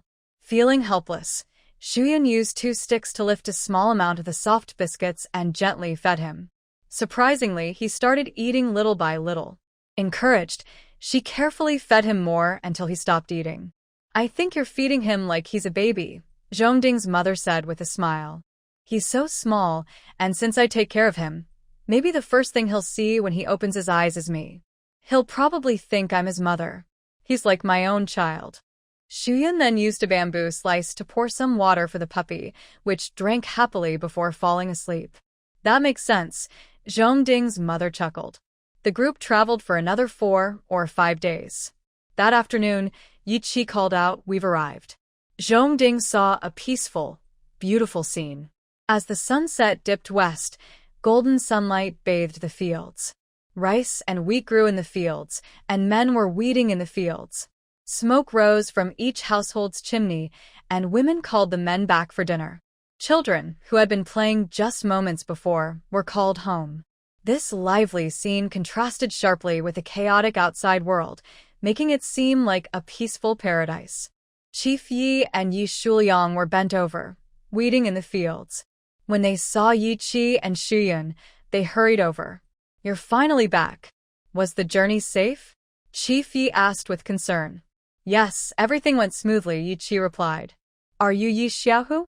Chief Yi looked at the dirty boy behind them, who was too shy to come forward. Yi Xiaohu, who was called out, nervously said, "It's me, grandfather clan leader." He knew his family was excluded by the clan leader. The clan leader nodded and said, "It's good that you're safe. And these two?" He looked at Yi Qi. Yi Qi introduced, "This is my brother from the agency. He's very good at fighting. I thought he could teach the men in the village some skills so they can protect themselves and their families if needed. And this is his mother, Aunt Zhong." Hello, clan leader. "Sorry for bothering you, mother and I," Zhongding said with a respectful bow. Aunt Zhong also nodded slightly. "Since Yi Qi is your brother, then he's a guest. You've traveled a long way, so why not stay at Yi Qi's house for the night?" The clan leader looked at Shu Yun. "That's fine. Brother Zhongding, Aunt Zhong, let's go home now." Aunt Zhong and Zhongding found a place to stay, feeling a little more at ease. At this moment, Yi Xiaohua was picking vegetables in the garden, as usual, to prepare dinner. Suddenly, she heard a familiar call, "Sister." She looked up and saw her younger brother, Yi Xiaohu, standing nearby, looking at her. "Xiaohu, how are you here?" Yi Xiaohua quickly walked over, full of concern. Although Yi Xiaohu had been unkind to her before, he was still her brother, family. After so long apart, seeing him made her feel excited and happy. "Uncle Zhong saved me. Second uncle and second aunt brought us here." Yi Xiaohua smiled softly, feeling warm inside. She bowed repeatedly to Zhongding, Yi Qi, and Shu Yun. "Thank you, Uncle Zhong." "Thank you, second uncle and second aunt." The three waved their hands and moved ahead, giving the siblings some space to talk. "Where are Mom and Dad?" Yi Xiaohua asked. A flash of tears appeared in Yi Xiaohu's eyes. "I don't know." Yi Xiaohua guessed what had happened to her parents. She gently patted his shoulder and softly said, "From now on, this will be our home. Second uncle and second aunt are very kind. You can't be willful anymore and no one will spoil you now. You need to listen and behave well. Second uncle and second aunt will take good care of us." Yi Xiaohu felt a bit unwilling but nodded softly. Meanwhile, Yi Chang'an and Yi Changle heard Yi Qi and Shu Yun's voices and hurried out to hug them. "Father, Mother, you're finally back. We missed you so much and were so worried." Their voices were trembling with tears. "We're back now, don't worry." Shu Yun hugged them tightly, comforting them. Yi Changle held Shu Yun close, as if trying to release all the longing they had felt during this time. She hugged him too tightly, and the little puppy in Shu Yun's arms let out a small bark. Yi Changle was startled and quickly released Shu Yun. Shu Yun revealed the little puppy in her arms and said, "You have a new friend." It's a puppy. Yi Chang'an and Yi Changle exclaimed happily. They weren't afraid of dogs and actually liked them. In the past, someone in the village kept dogs that were obedient and cute. Yi Chang'an and Yi Changle eagerly reached out to carefully look at the puppy. Shu Yun said, "Wait a moment, we have visitors at home. Call someone. This is Uncle Zhong, and this is Grandma Zhong." In front of outsiders, Yi Chang'an and Yi Changle also paid attention to their image. They immediately straightened their expressions and asked Uncle Zhong and Grandma Zhong. "Uncle Zhong, Grandma Zhong, hello." "Hello, hello," Grandma Zhong said, looking at the two siblings with their fair skin and chubby faces. They were very cute, and she liked them a lot. She hoped that Uncle Zhong could find a wife and have children so she could truly become a grandmother and spoil her grandchildren. "Let's go inside. We've traveled a long way," Uncle Zhong said, knowing his mother was giving him a resentful look without needing to see. "Yes, yes, please come in," Xian welcomed them. Just then, head of the Yi family arrived again. "Yi Qi, since you're back, we can discuss borrowing salt." Head of the Yi family called the households that wanted to borrow salt, and almost everyone came. Xian asked, "What does everyone think?" Head of the Yi family replied, "We are thinking of using wheat from the fields to pay for the salt. When we harvest, we will give you the wheat valued at the current salt price. But now, salt prices are very high. Brother Day probably told you this, and I don't plan to sell at the current high prices. Maybe we can stick to the original price of 45 coins per gene of salt." Shuyan wasn't a saint and couldn't give away salt for free, but she wasn't someone who would raise prices unfairly either. Everyone was living together peacefully, and life could go on smoothly. Spending some silver was no problem. "Since you say so, we won't refuse," head of the Yi family said, bowing slightly to Shuyan to show thanks. The others also expressed their gratitude to Shuyan. In fact, including head of the Yi family, they couldn't afford to give her more grain. The wheat grown on the wasteland might not even be enough for their own families to eat. Shuyan knew this well, so she deliberately set the price low. Once everything was settled, Shuyan and Yi Qi introduced Uncle Zhong and his son to everyone. When everyone heard that Zhongding was also a bodyguard and knew martial arts, they welcomed him without hesitation. Elder Yi signaled everyone to be quiet and said, "My wife and I think that in these chaotic times everyone should learn some basic fighting skills. If we encounter bad people, we can handle ourselves a little better. So, starting tomorrow, Zhongding and Yi Qi will teach everyone martial arts. I suggest everyone, young and old, come to learn." After Elder Yi finished speaking, the men thought for a moment, then looked at each other and nodded, agreeing that learning martial arts was a good idea. If they met enemy soldiers again, they could fight back. So, all the strong men in the village decided to learn from Zhongding and Yi Qi. After finishing what needed to be said, Yi Qi and Xu Yun hurried home to give Zhongding and Aunt Zhong a room. Now, Zhongding and Yi Qi sleep in the same room. Yi Xiaohu and Yi Chang'an share another. Aunt Zhong lives alone in a room in the main house's storage, and Xu Yun, Yi Changlo, and Yi Xiaohua live in the main house. Most people were happy with this arrangement, except Yi Chang'an. He didn't like Yi Xiaohu. He thought Yi Xiao, who had been spoiled by Li and Grandma Go, had bullied him since they were young and often stole the cakes their father bought from the county. Because of this, he hated Yi Xiaohu so much that he didn't speak to him all night. Early the next morning, many men had gathered in the village open space. They wore rough cloth clothes suitable for farming, ready to learn martial arts from Zhongding, and then go to the fields. Zhongding and Yi Qi stood in the middle of the open space, looked around, and smiled slightly. "Brothers, today I will teach you some simple fighting skills. These skills can strengthen your body and help you protect yourselves and your families if danger comes." The men nodded eagerly, their eyes full of expectation. Zhongding stepped into the center, showing a simple starting stance. "We'll start with basic stance training. Standing still is the foundation of martial arts. It helps you stabilize your roots and build strength." He demonstrated and explained, feet shoulder-width apart, knees slightly bent, hands naturally down, body relaxed, breathing even. Remember, when standing, stay focused and feel every part of your body. The men followed Zhongding's movements, each adopting the stance. Yi Qi helped him by walking among them, correcting their postures. "Bend your knees a little more. Relax your shoulders, don't shrug." After some corrections, the men gradually learned how to stand properly. Zhongding nodded with satisfaction. "Good. Next, I will teach you some simple boxing techniques." Zhongding walked to the center of the training ground and demonstrated a simple set of boxing moves. This style is called Yi Quan. The movements are easy to learn, but it's quite powerful. Follow me and do it together. Zhongding's movements were clean and sharp, each punch accompanied by a gust of wind. The men watched intently and began to imitate him. As he demonstrated, he explained, when punching, use strength but stay relaxed. Remember, power comes from the waist, shoulders should be loose, and arms straight. The men followed his example, practicing each move carefully. Though their actions were a bit awkward, everyone was very focused. Yi Chi came over and patiently corrected each of them. Dahai, when you punch, turn your waist. Yi Zhuang brothers, keep your fists close to your body when you retract.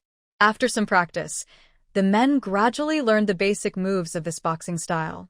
Zhongding nodded with satisfaction. Good. Next, we'll practice some simple leg techniques. He moved to the center again and demonstrated a straightforward set of leg moves. This style is simple, but it's great for building leg strength and flexibility. Let's do it together. His leg movements were strong and swift, each kick making a whooshing sound. The men watched carefully and started to imitate him. When kicking, use force but stay relaxed. Remember, power from the waist, legs straight, and toes pointed. They practiced each move diligently, even if their actions were a little awkward. Yi Chi continued to walk among them, patiently correcting their form. Yi Liang, lift your leg higher when kicking. Chen Nian, retract your leg quickly. After more practice, they gradually mastered the basic techniques. As the sun rose, their figures looked tall and strong in the sunlight. Yi Clan leader watched from the side, feeling pleased as he saw their serious practice. Zhongding nodded with satisfaction. That's all for today. Go back and practice more. Remember, persistence is key in martial arts. We'll continue tomorrow. The men nodded gratefully, their eyes filled with appreciation. Chen Nian, Chu Daliang, and Erlang stepped forward and bowed. Brother Zhong, Brother Yi, thank you for teaching us. We will practice hard and not waste your effort. Yi Chi smiled slightly. No need to thank us. We're neighbors, helping each other is right. As long as everyone can protect themselves and their families, practicing martial arts is worth it. They know that these simple fighting skills can not only strengthen the body but also give them more confidence when facing danger. However, whether practicing martial arts or daily life, they are always being watched by a pair of hidden eyes in the shadows. The men wake up early to practice martial arts, and the women are also busy. Some go up the mountain with Shuyun to pick medicinal herbs, while others learn embroidery from Zhou Yunhe.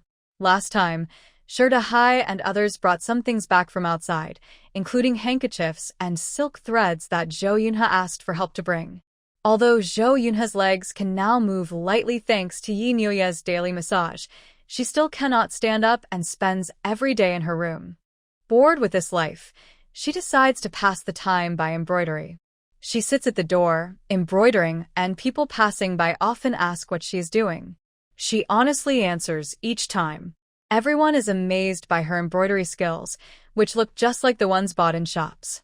So, the women become interested in learning embroidery, or want their daughters to learn.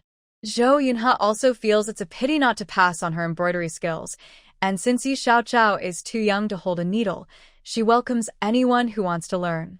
These learners make her days more lively. Having something to do makes life less boring. Now, the most popular classes in the village are Yi Chi and Zhongding's martial arts lessons, Shiyun's medical classes, and Zhou Yunhe's embroidery classes. Teaching literacy is not everyone's favorite, but Yi Clanhead insists that children must attend his classes. He doesn't control the adults, but the children must learn to read and write. He learned the word literacy from Shuyun. Children don't have to take exams, but they must not be blind to the world. So, the peaceful days in the mountain village become busy and fulfilling with these lessons. Time passes quickly. Soon, the lush green wheat fields turn into golden waves, and the summer sun shines on the vast fields, with wheat ears gently swaying in the breeze. Yi Clanhead and Yi Shouyang carefully pluck 2 wheat grains, bite into them, and smile at each other, meaning the wheat is ripe. In the early morning, sunlight filters through the thin fog and bathes the quiet village. At Yi Clanhead's house, men and women are relaxing in the sun, chatting happily. Ma Shan, your red amaranth is growing well. It looks so tempting. How do you grow it? Teach me, Yangshi says with a smile. Sure, I'll teach you later. Mrs. Ma responded with a satisfied smile on her face. Recently, the red amaranth in her vegetable garden has been growing wildly, almost on every meal table. This is all thanks to her many years of gardening experience, which she is proud of. Thinking about the vegetables, Mrs. Ma suddenly remembered something. She quietly approached Yang and Chun, whispering, "Recently, someone has been mysteriously taking some vegetables from my garden. Please keep an eye out, both of you. I want to see who is so careless as to steal just 2 bunches." Yang and Chun were surprised and said, "Our vegetables are also missing some, and half of the dried vegetables in my yard have disappeared." "The thief has quite an appetite," Mrs. Ma said. "They steal from the garden and also take dried vegetables." Mrs. Ma felt this was not a simple matter, so she decided to tell others about it. As a result, more than half of the people's gardens had fewer vegetables, including Xu Yun's. Since this thief is so bold, they will probably come back. "Everyone should be more careful," Xu Yun said. Based on what everyone described as missing and the evidence left at the scene, the thief seems to be a repeat offender, but also quite foolish. They stole without wiping away their footprints and just left. Everyone nodded. At this moment, village chief Yi spoke. "Wheat is almost ready. In the next couple of days, everyone should prepare to harvest. After harvesting, we need to save some seeds. Understood?" "Understood, Uncle Village Chief," everyone replied. "But Uncle Village Chief, recently, our village has had a thief. Many vegetables in the garden are missing," someone said. "Even the vegetables in Ye's own garden were not spared." "Yes, we need to be careful," Village Chief Yi nodded. "However, just guarding like this isn't enough. How about we set a trap to catch the thief?" Yi Chi suggested. "How do we catch them?" Yi asked. Yi Chi smiled slightly. "Listen to me. Here's what we'll do."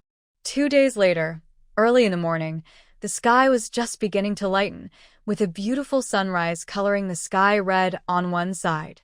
In the wheat field, golden waves swayed gently in the breeze, like a sea of gold shimmering in the sunlight. In the fields, men and women worked together, wearing straw hats, with ropes tied around their waists, holding sickles, bending over to harvest. The sickles swung quickly across the wheat stalks, making a swish-swish sound. Rows of wheat fell with each cut, piling into small hills. Despite the hot weather and sweat soaking their clothes, everyone's faces were full of joy from the harvest. Xu is not used to such intense work and often has to straighten her back and stretch to relieve the soreness. Yi Chi told her to rest aside, since Zhongding is now helping, and the 2 men work much faster than she does. In the evening, the sunset casts a warm glow over the wheat fields. The golden waves of wheat turn orange-red, creating a peaceful and cozy scene. After a day of work, everyone carries their sickles and heads home loaded with harvest. "I'm exhausted." Xu takes a shower and then collapses onto her bed, not even wanting to eat dinner. 2 dogs bark, waking Xu from her rest. She has had these dogs for a month now. They are very cute and smart, with bright little eyes that seem to urge her to eat. "Not going today, Xiaohuang. You go eat." Xu pets the fluffy little head of the dog. Xiaohuang circles around anxiously and starts to nibble at her pants, trying to pull her up. "Stop messing around, Xiaohuang," she says, lying back down. She feels sore all over. Farm work really is tough for anyone. Soon, Yi Chang'an comes with dinner. "Mom, dinner. Dad said you're tired, so just eat in bed. He asked me to bring it to you," Yi Chang'an says, handing her a bowl. "Mom, I'm going to eat now. I'll come back later to wash the dishes," he adds, carrying Xiaohuang away happily. Looking at the full plate of food and hearing Yi Chang'an's words, Xu feels warm inside. At night, the wheat fields look especially peaceful under the moonlight. Only frogs croak and cicadas chirp, adding calm and harmony to the scene.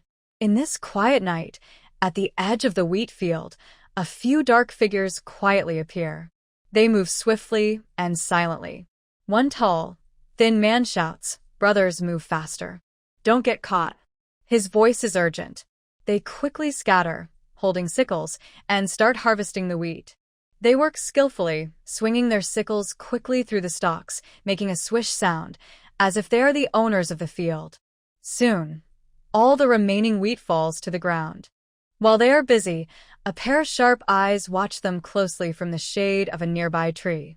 That person is a guard arranged by Yi Chi to watch the village of Shida High overnight. He wears a rope around his waist and holds a sturdy wooden stick, alertly observing his surroundings.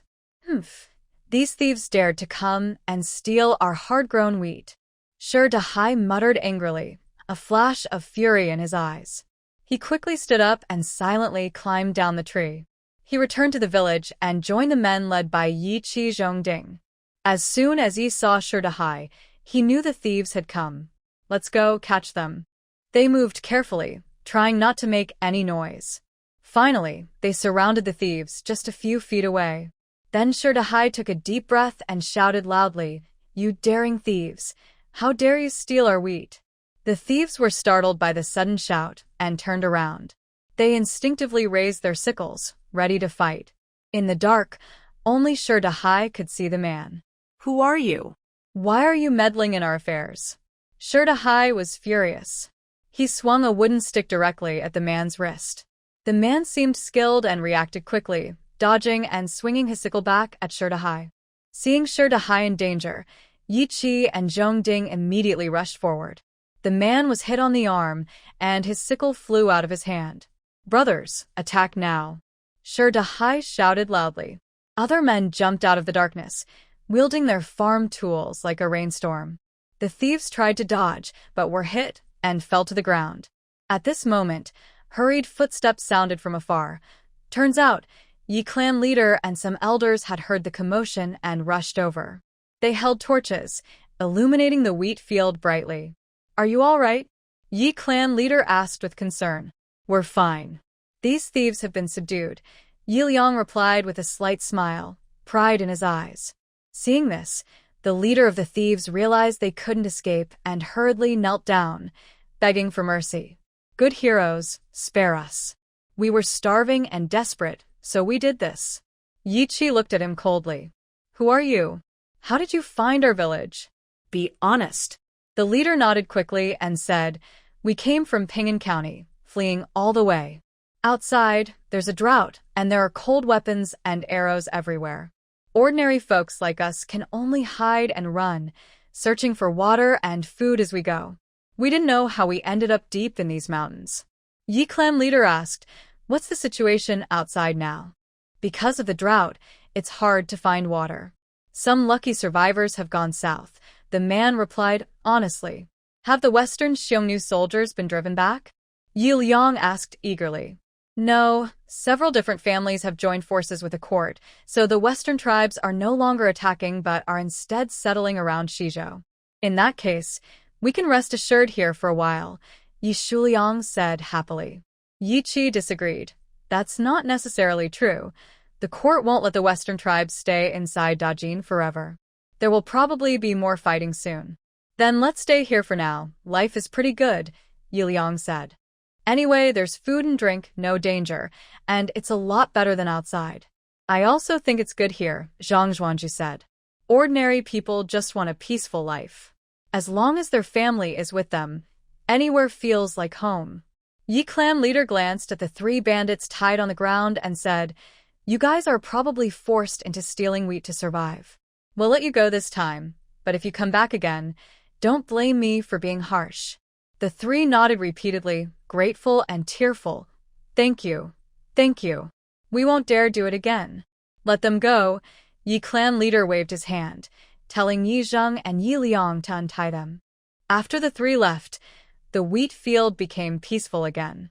To protect the remaining wheat, Yi clan leader ordered the men to take turns guarding the field overnight. The next day, the wheat was all harvested, and everyone felt relieved. However, wheat grown on wasteland was not as good as that from fertile land. The yield was cut by more than half. After threshing and storing the seeds, they could only grind less than 100 jin of flour. If 100 jin of flour could make 500 buns, then a family of 4, with each person eating 3 buns on average, and the grown men eating 4 or 5, would only last about 2 months. Adding their own leftover food, it could only last half a year at most, and by the end of the year, they would run out of food. It was worrying. Yi clan leader grew more anxious the more he thought about it. Yi Chi was also worried. He knew Xian had a space but didn't know what was inside, so he also felt their food supply was not enough. So he desperately tried to hunt more animals, drying the meat to store for winter, hoping to have some food to eat. Chang'an, where is your father? Xian just got out of bed.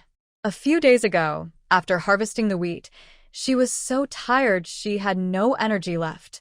Recently, she had been waking up late, and Yi Chi naturally took on many household chores, not waking her up in the morning, but letting her sleep a bit longer. Father and Uncle Zhong went to the mountains, Chang'an said. Mother, are you hungry? Father left some breakfast for you. And what about Chengel and Xiaohua? She looked around but saw no sign of the two girls. They went to play with Dodo and Mai Sui. Aunt Zhong heard that Grandma Yi was teaching embroidery, so she went to see her. Shuyan nodded to show she understood, then asked Yi Chang'an to go out and play, and she got up to prepare lunch. Soon after, Yi Chi and Zhongding returned, talking together. Shuyan, look at this rabbit, it's so fat. Yi Chi strode into the kitchen and took the rabbit out of the basket. There were also 2 smaller rabbits inside. Zhongding also came in, carrying 2 wild pheasants in his basket. They planned to go up the mountain in the afternoon to look for traces of spores or wild goats. Shuyan was surprised and asked curiously, aren't these enough to eat? We still have the pork from last time made into cured meat, which can last a long time. Why do we still want to hunt roe deer and mountain goats? Yi Chi replied, it's better to hunt more in summer. In winter, it's too cold to hunt, and we don't have many wheat crops. The second part was the main point. Shuyan opened her mouth to speak, but Zhongding was there. She couldn't mention the space, so she said, there's no rush. It's okay, sister-in-law. I will hunt some more rabbits this afternoon, including these 3. We can skin them and make coats for you and the nephews. Zhongding smiled shyly. Thanks to you and Brother Yi, my family now has a safe place to stay. I plan to ask the villagers to build me a house in the next couple of days. I might trouble you again during this time. Shuyan understood his meaning. He considered these hunted animals as rent and food, since he still often paid grain to them. Brother Zhong, don't be so polite. You've helped me a lot before. If we can't finish these hunted animals, I will dry them into jerky. You can store some too, so there will be meat in winter. Zhongding wanted to refuse, but Yi Chi stopped him and said a few words, so he reluctantly agreed. Dinger, Dinger, clan leader Yi is calling you, and Zhong hurriedly came in from outside. What's the matter, mother? Zhongding asked quickly. Aunt Zhong said, they say those 3 who stole wheat last night are back, and they brought others with them. Hurry and go. The 2 looked at each other in shock and quickly ran outside. Clan leader Yi and some elders stood at the village entrance, looking at the refugees nearby with displeasure. What do you want to do? He asked. He had kindly let them go last night. Surely they wouldn't repay kindness with enmity now. The refugees looked exhausted, and they suddenly knelt on the ground, their eyes full of despair and hope. At the front was an elderly man with white hair and a face marked by years, but his eyes were unusually firm. Chief, please let us stay here. We won't harm the villagers, just asking for a safe place to settle. The old man's voice trembled slightly, but his tone was very determined. That. Leader Yi didn't expect such a request. He looked at 4 other elders, Chun, Feng, Zhu, and Chu. The 4 elders didn't know what to say and remained silent. Leader Yi understood that sheltering these refugees wouldn't be easy. He pulled the 4 elders aside a few steps and asked, brothers, do you have any thoughts?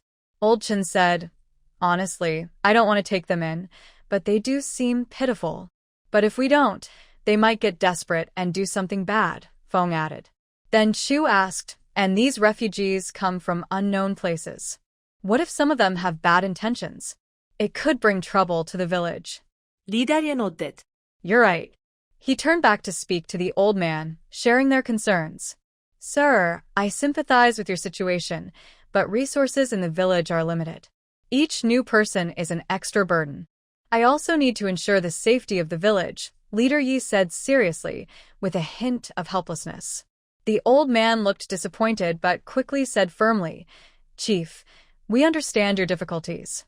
We promise to build houses near the village, not to take land or compete for resources. We only ask to stay here and have a safe place to settle." Leader Yi was slightly surprised and hesitated. He knew these refugees were truly pitiful, and since they promised not to take resources or harm the villagers, his worries eased a bit. "Chief, we really won't cause trouble. We just want to live peacefully here and rebuild our home," the old man said with a hint of pleading, eyes full of hope. Leader Yi was silent for a moment, then asked the four elders again.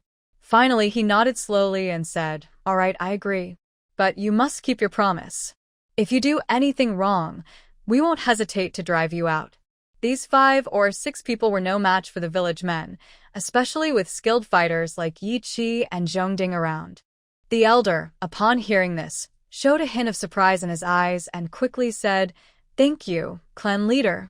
Thank you, clan leader. We will keep our promise and never cause trouble for the village." Chief Yi smiled slightly and said, "Just find a place to build your houses. However, there isn't much open land here, so you might have to go into the mountains and forests. Mountains and forests are fine. Thank you, Chief Yi. Thank you all for your help." After speaking, the elder hurriedly took the refugees to the nearby woods. Chief Yi was deep in thought and called a village meeting again. The wheat harvested from the fields was not enough to eat. If some people had bad intentions and stole it, what could be done? Also, now people are coming to Mountain Gully Village, but there's no guarantee that no one will come in the future. He said all this, and Shu Yun came over. Shu Yun smiled and said, "Uncle Clan Leader, you don't need to worry. There are foods in the mountains that can fill your stomach, like yams and cassava. I can take the refugees to dig them up, so they can have enough food. When they have enough to eat, they won't come to steal from us." She also wanted to tell Yi Qi that there was no need to rush into the mountains to hunt, and the villagers wouldn't have to worry about food. Hearing this, Chief Ye's eyes flashed with surprise, and he asked, "Yi Qi's wife, do you really have a way?" Shuya nodded and said, "Of course. Yams and cassava can't fully replace grain, but they can help us in an emergency. I can also teach them how to process cassava to avoid poisoning." Chief Yi thought for a moment and said, "All right, you can take them to dig yams and cassava, but make sure you're safe. Have Yi Qi and the others go with you." Shu Yun agreed happily. "Hey, Sister Shu, can we also dig cassava to eat?" Yang Shi asked. She already knew yams could fill the stomach, but this was her first time hearing about cassava. Since Shu Yun said it could help with hunger, she believed it could be eaten. Anyway, there wasn't enough grain to eat, so she thought digging some cassava was a good idea, at least until the winter wheat planting in the second half of the year and the harvest next year. Of course, Shu Yun, Yi Qi, and others who wanted to dig cassava approached the refugees. She walked up to the refugees and said, "Everyone, I know you're very hungry now. I can take you to dig yams and cassava. These can help fill your stomach." "Really, girl?" The elder was so happy. Now, having a place to stay and food, he was about to kneel to Shu Yun on the spot. Shu Yun quickly helped him up, thinking that letting the old man kneel might shorten his life.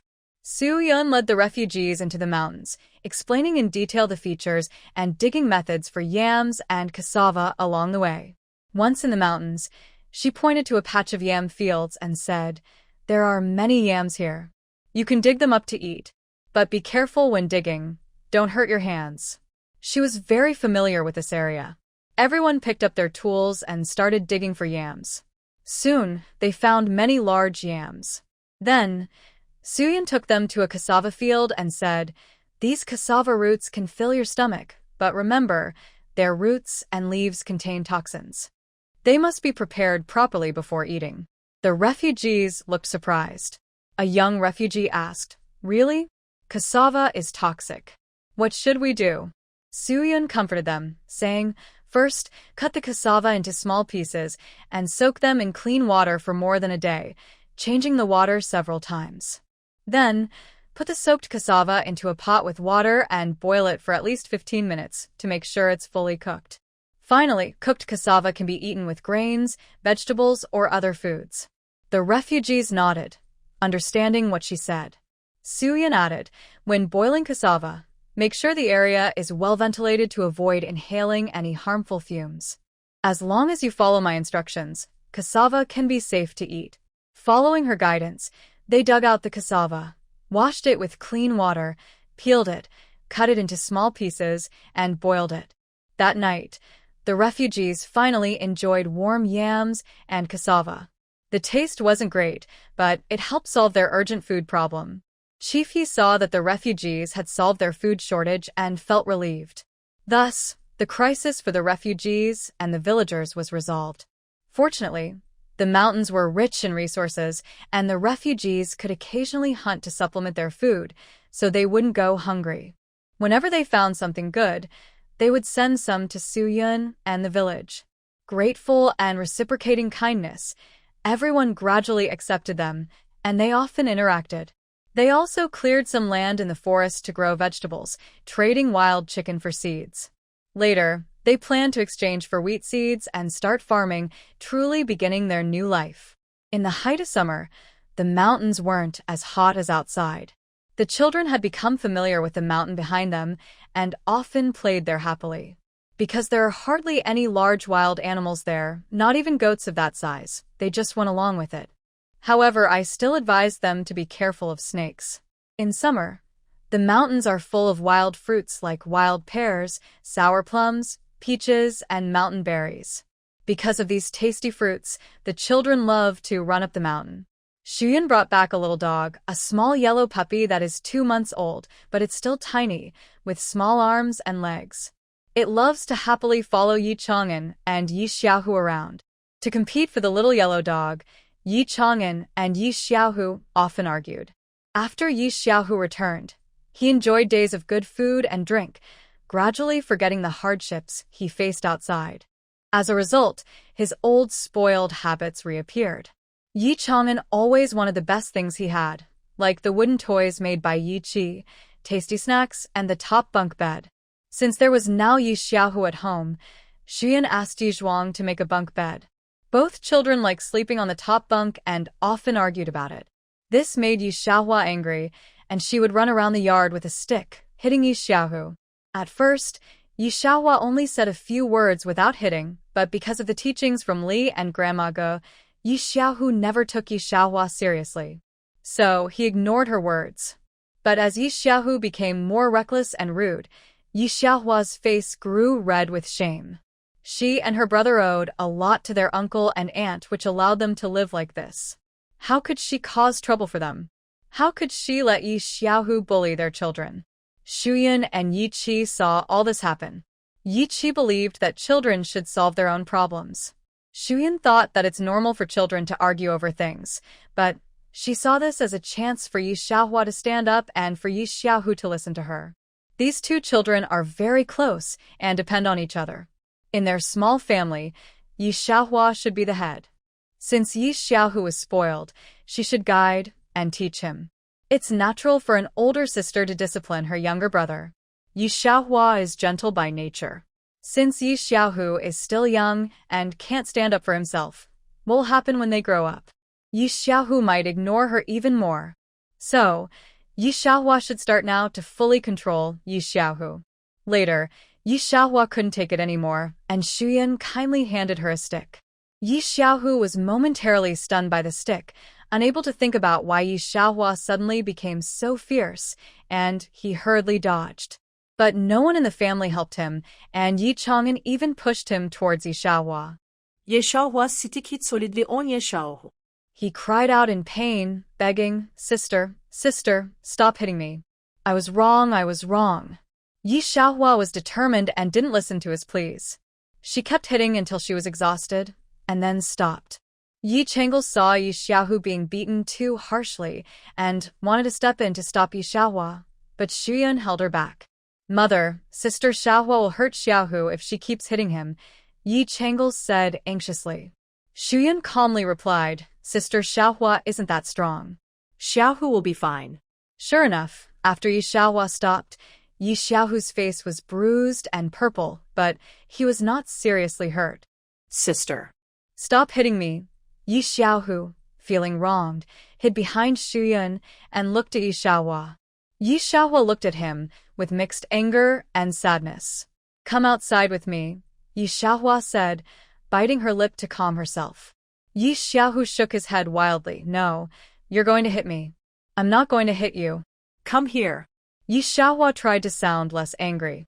Yi Xiaohu, clearly afraid of the beating, shook his head hard. I don't believe you.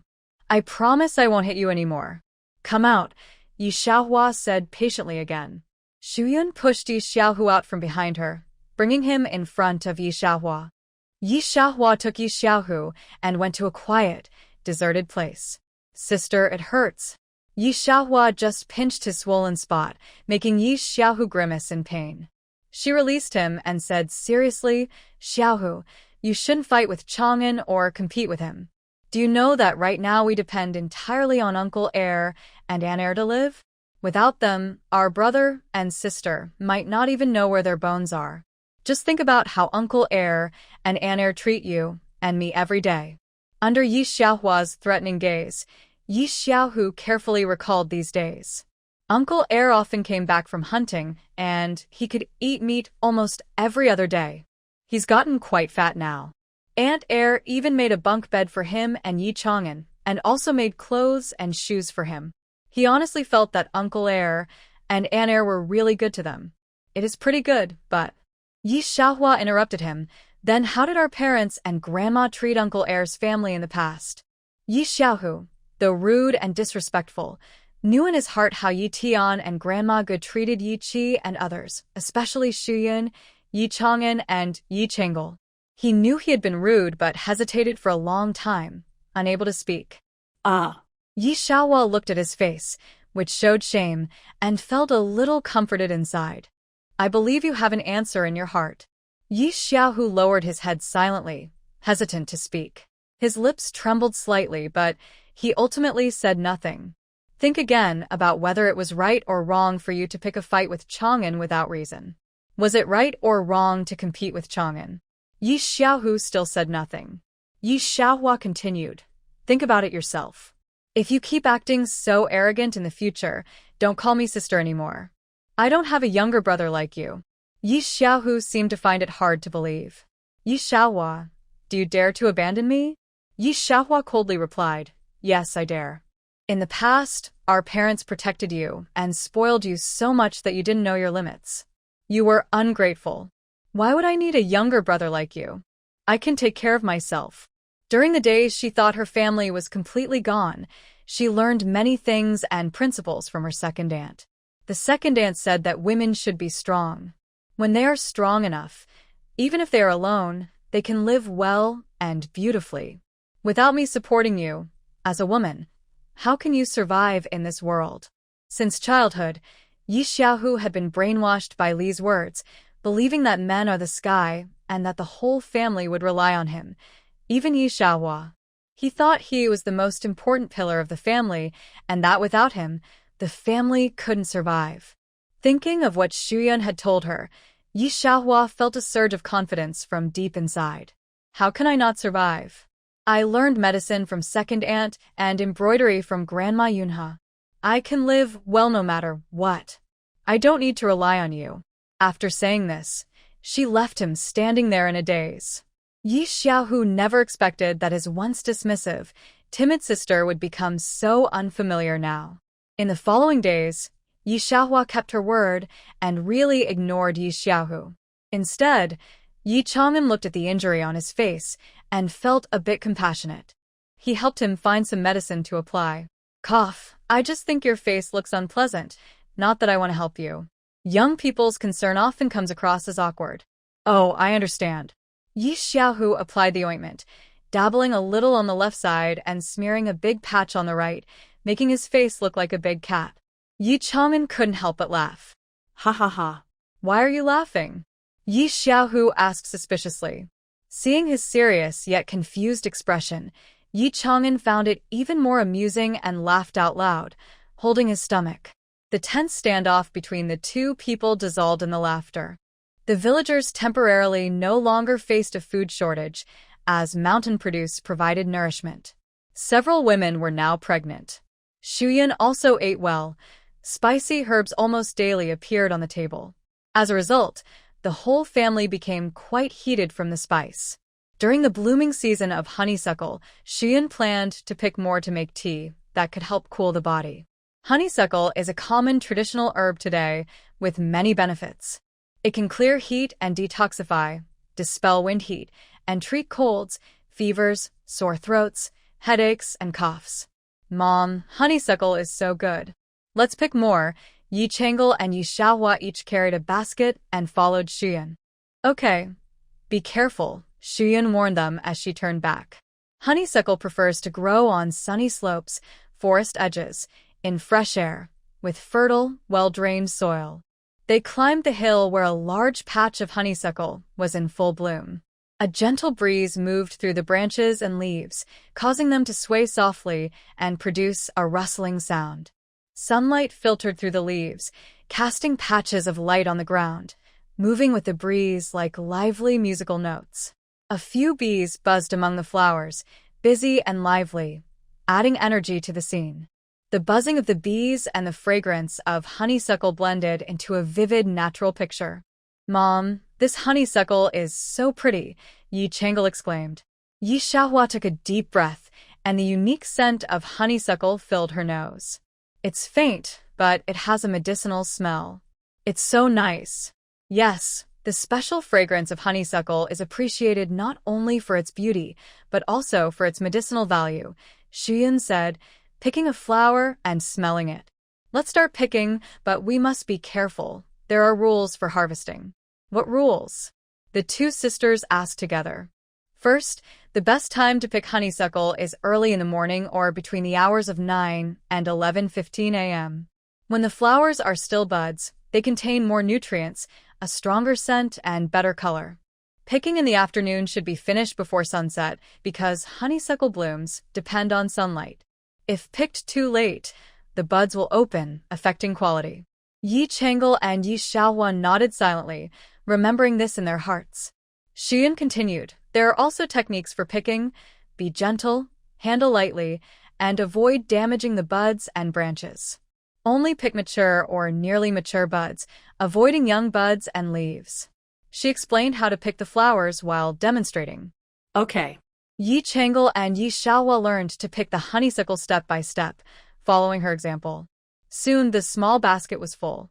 Because honeysuckle has a strong ability to regrow, its vines and branches constantly produce new flower buds. So they didn't pick too many this time. After harvesting, honeysuckle should be spread out and placed in a sunny, well-ventilated area to dry, avoiding piling it up. During drying, try not to move the honeysuckle too much to prevent the flowers from oxidizing and turning black. Before it is about 80% dry, it must not be turned over. Usually, it takes about 3 days to dry. Did you remember all of this? Xian asked Yi Chang'e and Yi Xiaohua. Yes, we remember. The two girls are very interested in medicine and herbs, so they pay close attention. They even practice recalling the knowledge Xian teaches them in private. After 3 days, the honeysuckle was dried. Xian kept some for making tea and sealed the rest in a clay jar, placing it in a cool, shaded spot. It can be stored for several years. Come, try the honeysuckle water. In the afternoon, Xian brewed some honeysuckle tea for the whole family and Zhongding's mother and son. After brewing, the tea usually appears light yellow, clear and transparent, giving a fresh and natural feeling. Yi Qi picked up his bowl, not drinking right away, but smelling it first. This honeysuckle water has a gentle, elegant floral aroma. It's not strong, but very natural and pleasant. Zhongding lifted his bowl and drank most of it, smacking his lips. I don't smell much floral scent, but this water has a bit of a taste, and it's quite good. Dame Zhong patted her son on the shoulder.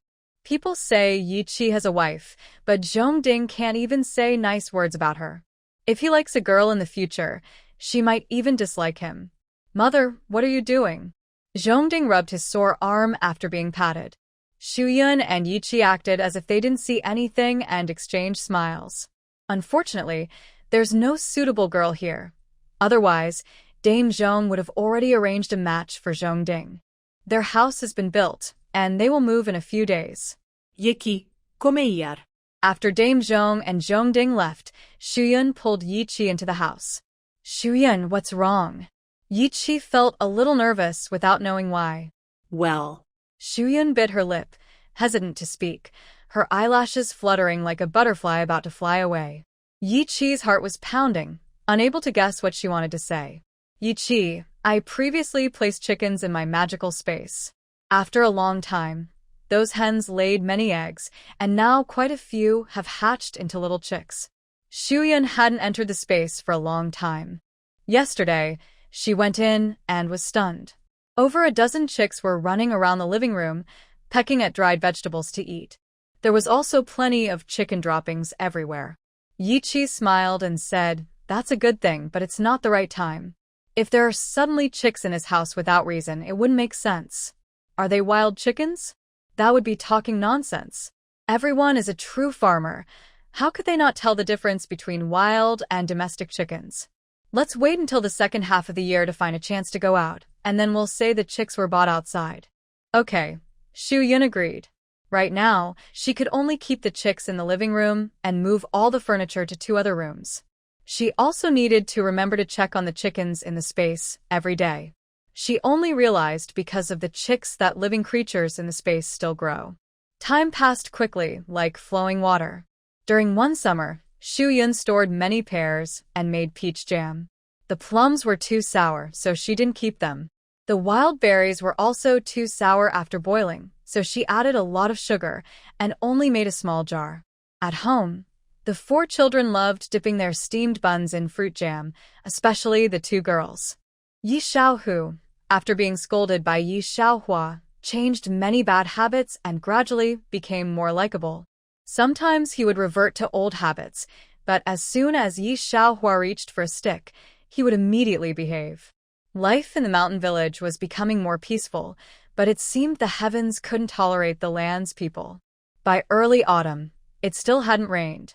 The stream on the mountain was showing signs of drying up. This stream flowed from a spring at the mountain top, winding down to nourish the land. The water was clear and flowing all year round, bringing endless vitality to the mountain village and outsiders like Shuyun. However, after half a year of drought and with the summer and autumn being especially hot, the sun was blazing and even the wind carried heat. The earth was baked hot every day, and the once lush green forests gradually turned yellow.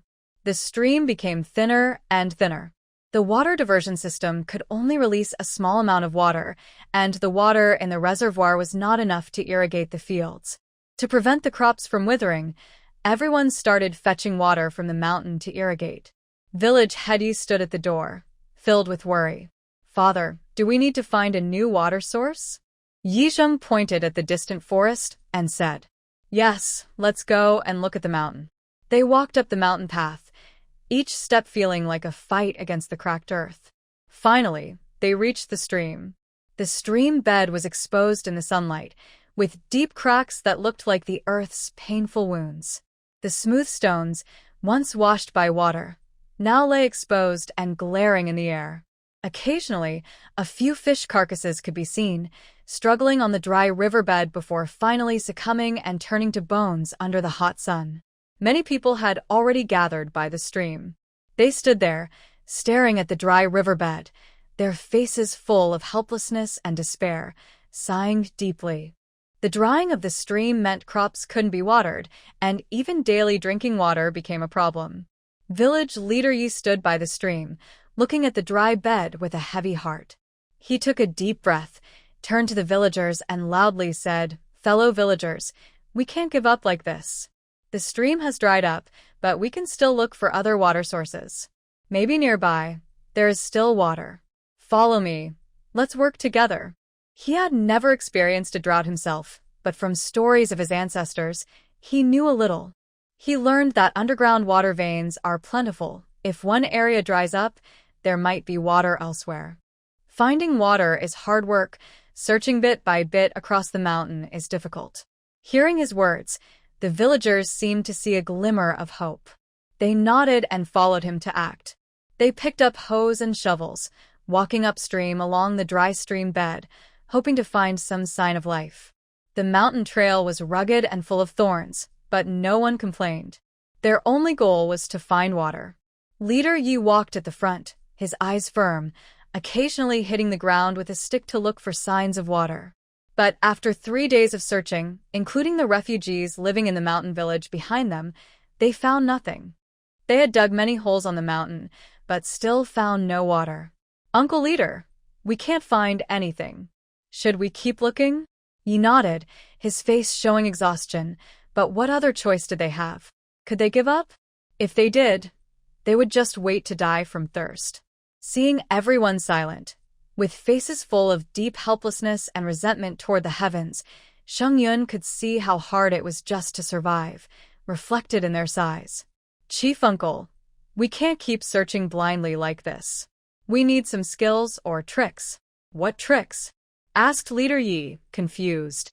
"I've heard that in some special places in the mountains, there might be water sources. For example, where 2 mountain valleys meet, there could be spring water. Also, between 2 mountains, the valleys and the rocky areas on both sides of the river's lower part might have water." Leader Ye's eyes lit up. "Yi Qi's wife, why didn't you tell me this earlier? I'm not sure if those places really have water. If we can't find water, it would all be a waste. These tricks are from what I saw online before, but I can't tell if they are true or not, so I didn't want to say them openly and give false hope." "Yi Qi's wife, besides those 2 places, are there any other spots where we might find water?" Leader Yi felt that having some direction was better than wandering aimlessly. Suyin thought for a moment and said, "There are also certain plants like moss and ferns. These plants usually grow in moist places, so water might be nearby." She only vaguely remembered this from videos she watched quickly. Next time, she'd watch more carefully. Good. Leader Yi stood up excitedly. "Let's follow what Yi Qi's wife said and go look for water." Everyone, tired before, suddenly became energetic again. They grabbed their tools and headed back up the mountain, now with a direction to follow. After searching for 2 more days, they found nothing. "Here, have some water." Su-yun sat on a big rock to rest, and Yi Qi handed her some water. "Thanks." Su-yun took a sip, feeling her dry throat get a little relief. "Maybe you should go back and rest, since so many people are looking for water." Yi Qi looked at her red face from the sun and felt worried. "No, the more people, the better our chances."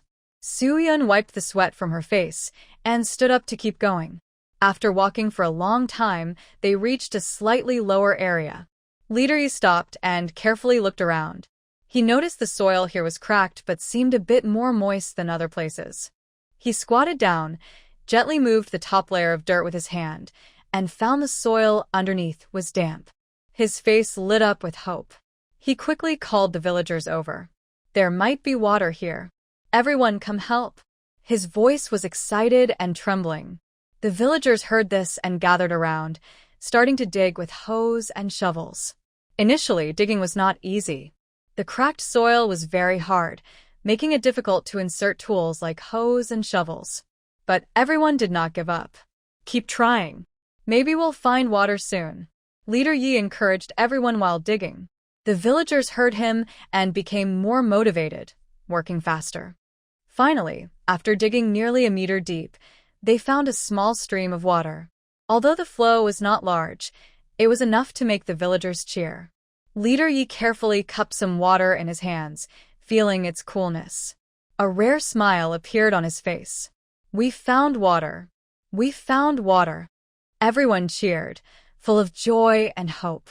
Xian also relaxed a little. The small water flow showed there was indeed water underground. Leader Yi told everyone to go back and bring buckets to collect water. Each family managed to get at least 1 bucket. It wasn't enough for all their needs, but it could last several days. They continued digging and searching.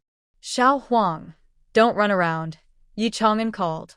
Xiao Huang, being very clever, saw Shuyun and the others looking worried and wanted to help. Digging was also its strong skill. "Chang'an, take it slow," Shuyun called. She was afraid Yi Chang'an might trip and fall while following Xiao Huang. She looked at Xiao Huang and suddenly had an idea. She grabbed Yi Chang'an. "Chang'an, why does Xiao Huang have a grass ring on its neck?" Xiao Huang was wearing a ring made of fern plants. Oh, this Yi Chang'an explained. Long Lo and Lil Hua made it. Where are they now? Shuyan looked around, searching for the two girls. Auntie, I know where they are. I'll go find them. Yi Xiaohu ran toward the lower area. Soon, the two girls came up holding hands. Mom, are you looking for us? Yi Chengel asked. Did you make the grass ring on Xiaohuang? Yes, Yi Chang'an nodded. Why do you ask? Where did you pick the grass for it? Oh, from that nearby place, Yi Chengel pointed. Take me there quickly. Here it is. Yi Chengel led the way to the spot where she made the ring. Shuyan saw a large patch of lush, green ferns, full of life. She crouched down, pressing her hand into the soil to feel the moisture. She became more excited and called out loudly for the digging expert, Xiao Huang, Xiao Huang. Xiao Huang wagged its tail happily and ran over. Dig now, Shu Yun ordered. Xiao Huang received the order and immediately started digging eagerly, going deeper and deeper as the soil became wetter. At first, only a small damp spot appeared in the hole, like a tiny tear shed by the earth itself. The dampness was very small and hard to notice, but over time, it began to grow slowly. It was as if some force deep underground was quietly pushing water upward, little by little. Finally, a clear drop of water slowly emerged from the sand. It sparkled faintly in the sunlight, like a sign of hope breaking free from darkness. Soon, more water droplets appeared one after another, gathering into a small pool. This little pool wasn't large, but it was very precious. It rested quietly, rippling gently, as if telling a secret from deep underground. The air around also seemed to become more moist and fresh because of the water. This small pool was like a tiny flower blooming suddenly in this barren land, small but full of life. Seeing that more water could be found in the hole, Shuyun quickly called others over. Come look. Hearing her excited voice, Yichi hurried over, followed by Leader Yi and others. Water. So much water. Yichi's wife, you found water. Leader Ye's eyes lit up brightly. Yi Chi immediately understood what was happening. He grabbed A and kept digging, making the water source bigger, so the water could flow more smoothly. Soon, a small pond formed, with clear water shimmering in the sunlight. Everyone reached out their hands to drink the water. The cool liquid refreshed their dry lips and warmed their hearts. After searching for so long, they finally had water, and they felt more at ease. Xu Mei, it's all thanks to you, Zhang Zhuanzhu said gratefully. Shuyun smiled and said, Don't mention it. We're all neighbors, helping each other is what we do. Besides, helping everyone is also helping my family. Yes, as long as we work together, we can get through any difficulty, Leader Yi agreed. But inside, he felt that Shuyun was like a lucky star. On her way back, Shuyun also saw that the new water source was very close to the spring at the mountain stream. There must be a water vein here. They had been blinded before and thought they should keep digging in this area, but instead they searched all over the mountains for water. She thought that since the distance was not far, she could move the water supply device closer.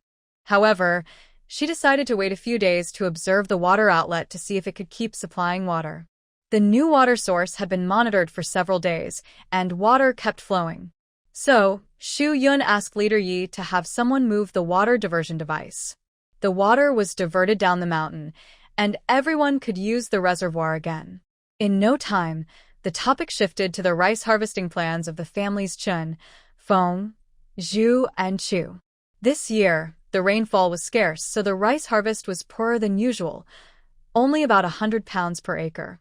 The four old men looked at the small harvest and kept sighing.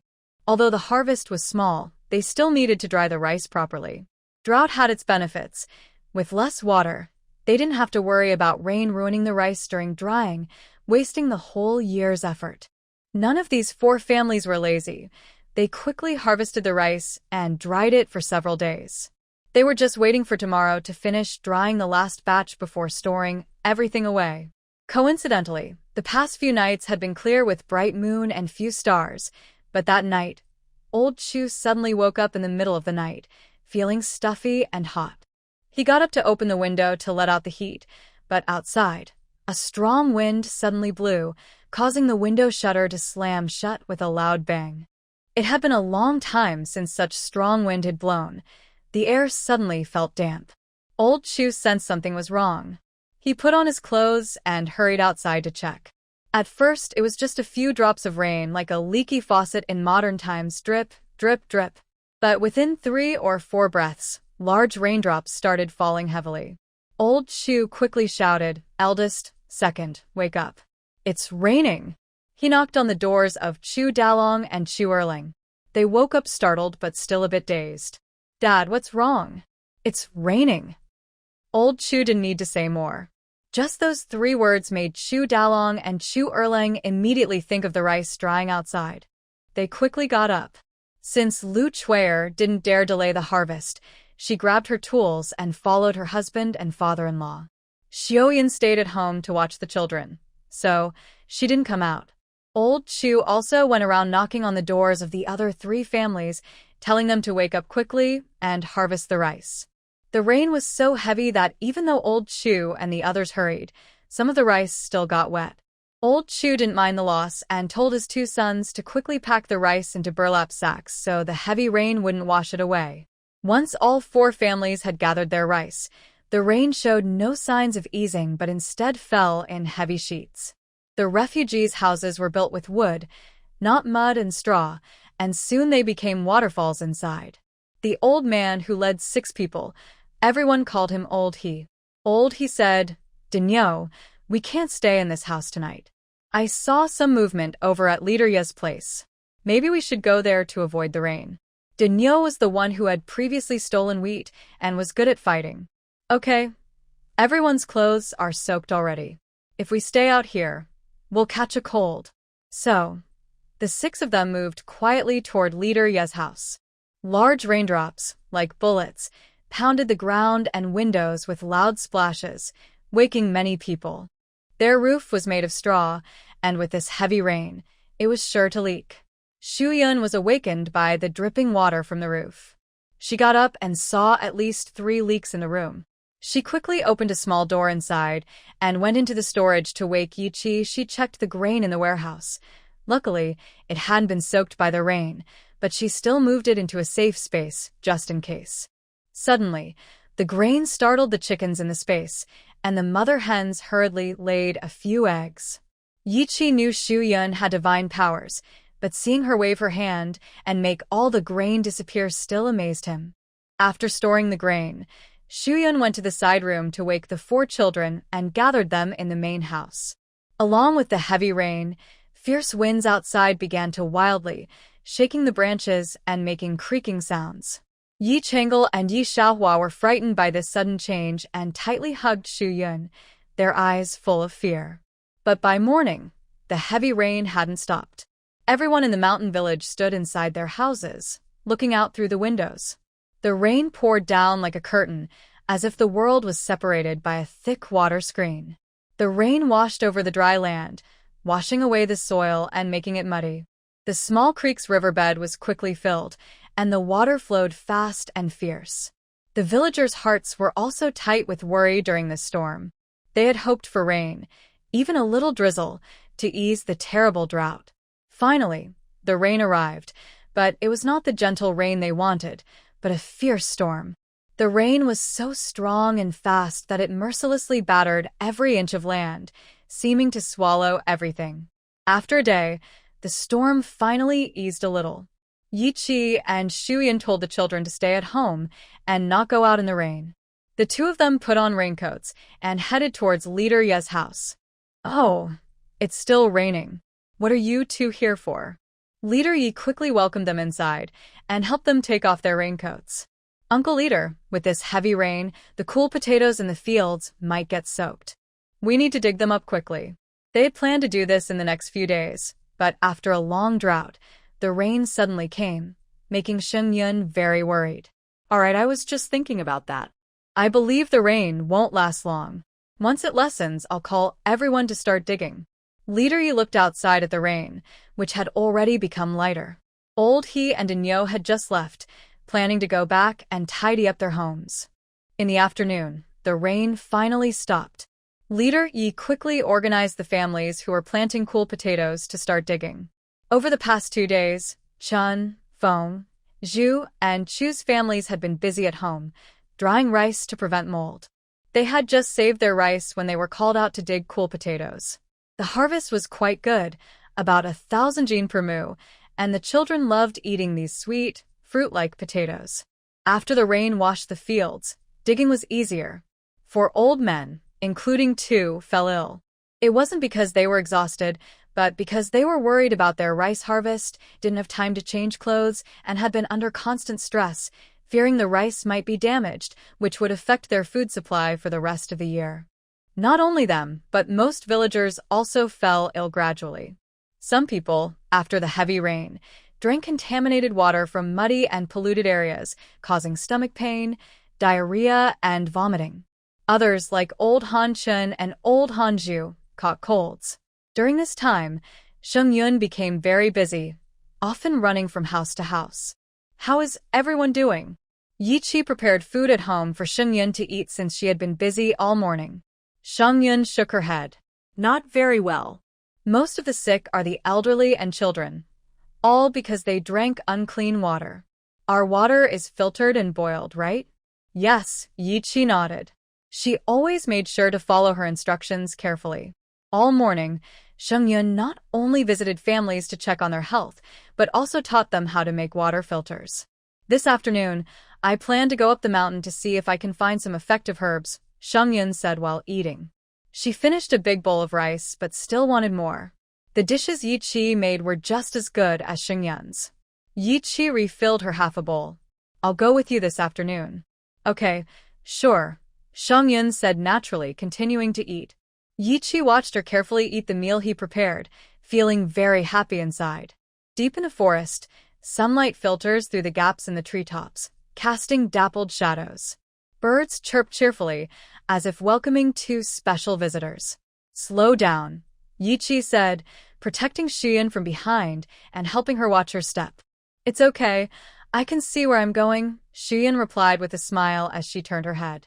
At this moment, she wore a light blue dress with a simple belt around her waist, light cloth shoes, and carried a woven bamboo basket filled with basic tools and some food.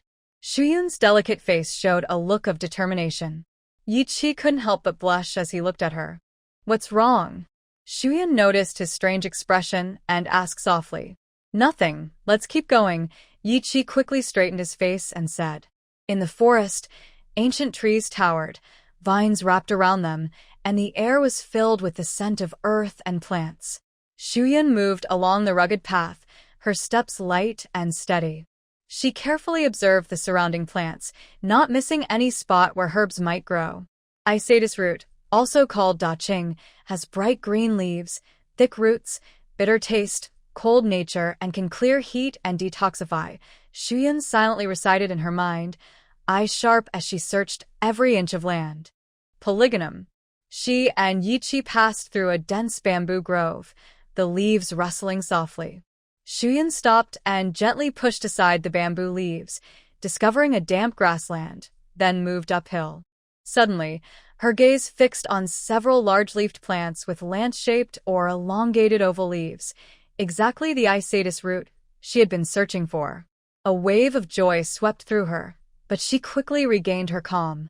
Carefully, she used a small shovel to loosen the soil around the roots, gently pulled them out, and placed them into Yi Qi's basket. After a heavy rain, the mountain stream started flowing again. They followed the direction of the water. The moss-covered stones by the stream were slippery and difficult to walk on.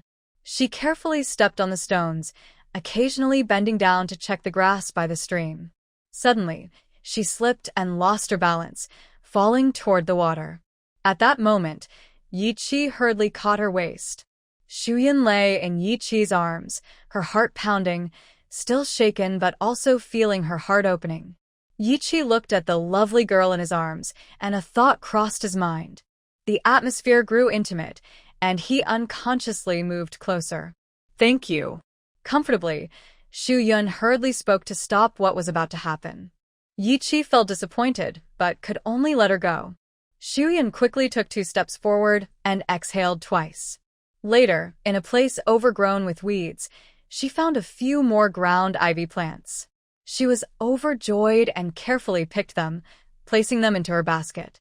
At this moment, the sun was setting slightly, and sunlight filtered through the leaves, warming Xu-Yun's body. She sat on a stone, opened her medicine basket, and carefully examined the herbs she had just collected. After resting for a while and eating some food, Yi Qi and Xu-Yun stood up and continued searching in the forest. She knew that the growth environment for Isatis root was very special, needing moist, shady places to thrive. Walking along the trail, she and Yi Qi discovered many rare herbs growing nearby. She picked herbs while secretly marveling at nature's wonders. Suddenly, a faint groan came from the distance. Yi Qi stopped and protected Xu-Yun behind him, listening carefully. The sound seemed to come from the east.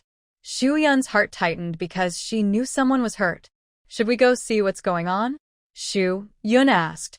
Yi Qi looked serious. This place isn't far from Shango village. We should observe quietly first before acting. Okay, Xu-Yun replied. First, they needed to ensure the village wouldn't be exposed. They headed toward the sound, crossing a dense forest, and arrived in front of a cave. The entrance was hidden by vines, and if they hadn't heard the sound, they wouldn't have noticed it. Yi Qi carefully entered the cave and found a man who was injured inside. His leg was bleeding heavily, with a deep wound visible to the bone, clearly caused by an animal. He retreated outside and told Xu-Yun what he saw. If we don't help him, given his injuries, he probably won't make it, Yi Qi said. Xu-Yun nodded, but we can't reveal our location. He can't walk like that. Maybe we should leave some medicine for him. It's up to his fate now. Xu-Yun's principle was that kindness should only be shown if she could protect herself. All right, let's do that, she agreed. Yi Qi led the way into the cave. The man, seeing what looked like a lifeline, begged, "Please save me." "Don't worry, I will save you," Xu-Yun said. She carefully examined his injury, quickly took some herbs from her basket, crushed them, and applied them to the wound. The man looked at Xu-Yun with gratitude in his eyes. "Who are you? How did you come so deep into these woods?" Yi Qi asked eagerly. "I'm a hunter who lives in the mountains. I went out hunting as usual, but I had terrible luck and ran into a black bear. I barely escaped with my life."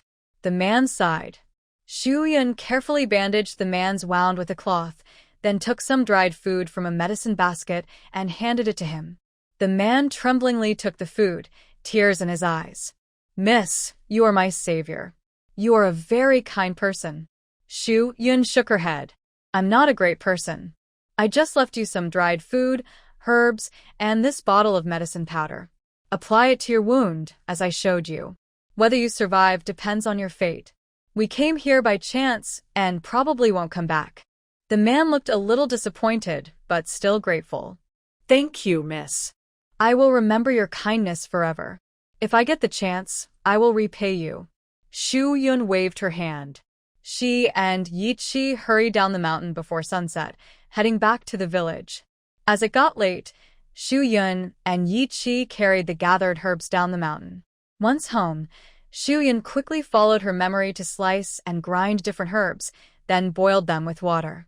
The medicine needed time to work, so she patiently stayed by the stove until the potion was ready. She divided the herbal decoction among the sick and told them to drink it while hot. Over the next few days, their symptoms gradually improved. Because of this experience, Xu-Yun decided to set aside a piece of land to grow her own medicinal herbs. Yi Qi also came to help. "Yun, what herbs do you want to plant?" I haven't decided yet. I just want to transplant some herbs first. I still need to try growing others," Xu-Yun replied. Although she knew many herbs, she had never planted or cultivated them before. She had the desire but needed to learn step by step. "Okay, I'll help you. I believe you can do it," Yi Qi said confidently, his eyes shining. Xu-Yun chuckled softly. "Why do I feel like you're treating me like a fairy?" "In my heart, you're like a fairy," Yi Qi replied sincerely. Although Xu-Yun was naturally extraordinary and had divine qualities, Yi Qi felt a bit inferior. Her straightforward praise surprised Xu-Yun. She hadn't expected to be held in such high regard by him. She was momentarily stunned, but then thanked him. Thank you. Once the herbal garden was established, Xu Yun began planting the herbs she had gathered, hoping they would grow strong and healthy. On the other side, after digging up the sweet potatoes, she kept some for her family to eat and turned the rest into powder. She also had some of the powder made from the part other families promised to bring her. With sweet potato powder at home, Xu Yun made some crystal jellies for the children. Mom, are you going to make crystal jelly? Yi Chengel watched Xu Yun mixing the powder. Yes, you clever little girl, are you craving it? Xu Yun gently tapped her nose. Yi Chengel smiled sweetly. Yes, a little. It's because Mom makes it so tasty. Then go play outside for a while. I have a lot to do, and I need some time. Why are you making so much, Mom? Yi Chengel asked. I want to give some to Grandpa Leader, Grandpa Grainkeeper, and the family helping us with the sweet potatoes. It's about courtesy and giving back. Even though they used her seeds, and it's a mutual benefit, kindness matters. Mom, I'll help you. Last year, Xu Yun had taught Yi Chengel how to make it, and she hadn't forgotten. All right, then help me scoop all the mixed powder into these small bamboo bowls. Yi Chengel rolled up her sleeves and started helping. Okay. In the afternoon, the crystal jellies were delivered to each household in the mountain village. Everyone admired Xu Yun's skill and the unique style of the jellies, but no one asked how they were made. These crystal jellies looked even more delicate than those from the town's bakery, and if sold, they would likely fetch a high price. A good price meant a special skill that could earn money. No one would be so clueless as to ask for the secret recipe of a treat they could eat. Only Lu Chuer loved the crystal jellies at first sight, feeling that eating such a delicate treat made her feel like a noble lady from the town. Chang'an, how do you make these? Is it made with sweet potato powder? As soon as Lu Chuer spoke, old Chu interrupted her. Old wife, your husband is in the field. Go bring him some water. But I haven't asked yet. She hesitated. Seeing old Chu's darkened face, Lu Chuer swallowed the last two words and quickly took her water jar to the fields. She didn't have any other plans. She just wanted to make some for herself to enjoy and feel like a noble lady. Old Chu apologized to Xu Yun. Even after she left, he still felt embarrassed and called his clueless eldest daughter-in-law back to scold her. It's delicious. Yun's cooking skills are truly clever. The crystal cake was soft and not too sweet, which suited Ma's taste perfectly. It would be great if this pastry could be eaten as a meal, Yi Shuliang sighed. Yes, Ma agreed. Xu Yun understood that the old couple was longing for food. The wheat they had stored before, mixed with yams and cassava, could barely sustain them. But winter would make things much harder. Winter meant little to eat, especially when snow covered the mountains, leaving nothing edible. To prepare for winter, everyone started heading to the mountains. In autumn, when the harvest was plentiful, they collected chestnuts and walnuts, which were good supplies. Across the world, common people worked hard every day just to fill their stomachs. Yi Zhuang, Zhang Shuangzhu, Yi Shuliang, and Yi Chong, because of helping Xian supply food to Dinglu last year, also learned about wood ear mushrooms and other wild fungi, so they gathered many to store at home. Yi Qi was getting busier, spending more time in the mountains, but each harvest was quite good. However, his shoes were already worn out and unwearable. As a good teammate, Xuyan thought she should help Yi Qi make a new pair of shoes. She didn't know how to make shoes but asked Ma, who knew how to do it. After finally making the shoes, Xuyan said nothing and simply placed them beside Yi Qi's bed. The next morning, when Yi Qi woke up and put on the shoes, he felt something was off. Looking down, he saw they were new shoes. He was overjoyed, feeling warm inside like spring, sweeter than honey. Yi Qi quickly took off the shoes and examined them carefully. The stitches were rough, probably because it was her first time making shoes. Thinking that Xuyan had made these shoes just for him, Yi Qi felt even more touched. He didn't want to wear the new shoes and instead wore his old, worn-out ones, smiling happily as he went out. Changla, do you know where your mother went? Oh, she went to the mountains with Grandmama and a few aunts, Yi Changla said. Yi Qi's lips were always curved into a smile, and Yi Changla couldn't help but look at him a little longer. It was rare to see her father smile twice. Could it mean something good had happened? Before she could ask, Yi-chi had already left in a flash, heading straight to the back mountain where everyone loved to pick fruit and chestnuts. On the back mountain, Shuyun was gathering acorns with Yang and the others.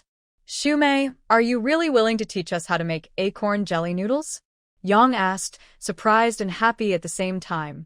Yang was surprised because Shuyun was so generous, willing to share what she originally used to make money. She was happy because of the many acorns all around. If they could be turned into food, it would add to their supplies. Shuyun smiled. "Of course I'm willing. It's not a precious food, and I wouldn't sell many anyway." Besides, she couldn't bear to see everyone go hungry. They were all good friends who had traveled together, so helping out was natural. Shuyun hadn't thought of this earlier. Today, seeing the ground full of acorns, she remembered she could teach everyone how to make acorn jelly. Her grandfather once mentioned that acorn jelly was an important food source during hard times. In those times when supplies were scarce, acorns, a natural resource, were fully used. Because acorns contain a lot of starch, they could be processed into acorn tofu, which served as a substitute when food was short. "You've helped us so much. I really don't know how to thank you," Shumei, Chen said emotionally. "No need to thank me. We've all gone through tough times together. Helping each other is what friends do." "You've helped me a lot too," Shuyun said sincerely. To be honest, her current house was built by everyone working together. Relationships are built on mutual help. Yes, we've all gone through hard times together. Our bond is special. "Shumei, I won't be polite anymore. I'll make you a couple more pairs of shoes later." "Don't refuse," Yang said cheerfully. Everyone then remembered Shuyun asking for advice on making shoes for Yi-chi. They teased the young couple about their good relationship. Shuyun's cheeks turned red. Just then, Yi-chi came over. The others were quick to notice and joked, "We'll go now. We'll come learn from you later." They looked at the young couple and smiled as they left, covering their mouths to hide their laughter. Yi-chi scratched his head, confused. Shuyun felt awkward. She looked down and saw his worn-out shoes, then asked, "Are the new shoes uncomfortable?" Seeing her misunderstanding, Yi-chi hurried to explain, "They fit perfectly. I like them very much. I just don't want to wear new shoes yet." "That's good," Shuyun said, pointing at his old shoes, which seemed to fit well. "Shoes are made to be worn. When they're worn out, I'll make new ones." Hearing this, Yi-chi's heart filled with joy, and his eyes sparkled. "Ayun is right. I'll wear them when I go back." "Ayun?" This affectionate nickname made Shuyun feel a bit stunned and shy. "Yeah, Ayun." Yi-chi wanted to get closer to her, and starting with this familiar way of calling her made things feel more natural. It's just a name, but although Shuyun was a little shy, she still went along with him. With Yi-chi there, she picked up a basket full of acorns before heading back. "Almost time, let's go home." "Not yet. This place isn't far from the creek. Let me catch a couple of fish, then we can make soup when we get back," Yi-chi said. He always thought Shuyun was too thin and needed to gain some weight, so he tried to find ways to help her get stronger. "Okay." Shuyun thought she hadn't had fish soup in a long time and was a bit nostalgic. So, while Yi-chi was fishing, she sat nearby waiting and casually picked up some grass roots to play with. She didn't look down at first, but felt the grass roots were too thick. When she looked closer, she was surprised. Yi-chi caught 2 fish and saw her digging at the grass roots, curious, and asked, "Ayun, what are you doing?" "I found a treasure," Shuyun said happily. "What treasure?" Yi-chi became interested. "It's this." Shuyun held up the grass root. "It's called fern root, and you can eat it." "How do you eat it?" Yi-chi was puzzled. It was just a grass root, nothing special. But since Shuyun wanted to try, he didn't oppose and helped her dig. The best time to dig fern roots is around the frost descent period until February of the next year, when the starch content is high. Shuyun was just in time. She dug about 10 jin of fern roots and then headed home. Eagerly, she washed the fern roots with clean water to remove dirt and impurities. Next, she placed the cleaned fern roots into a stone mortar and pounded them repeatedly with a wooden mallet until they turned into a fine, rice bran-like consistency.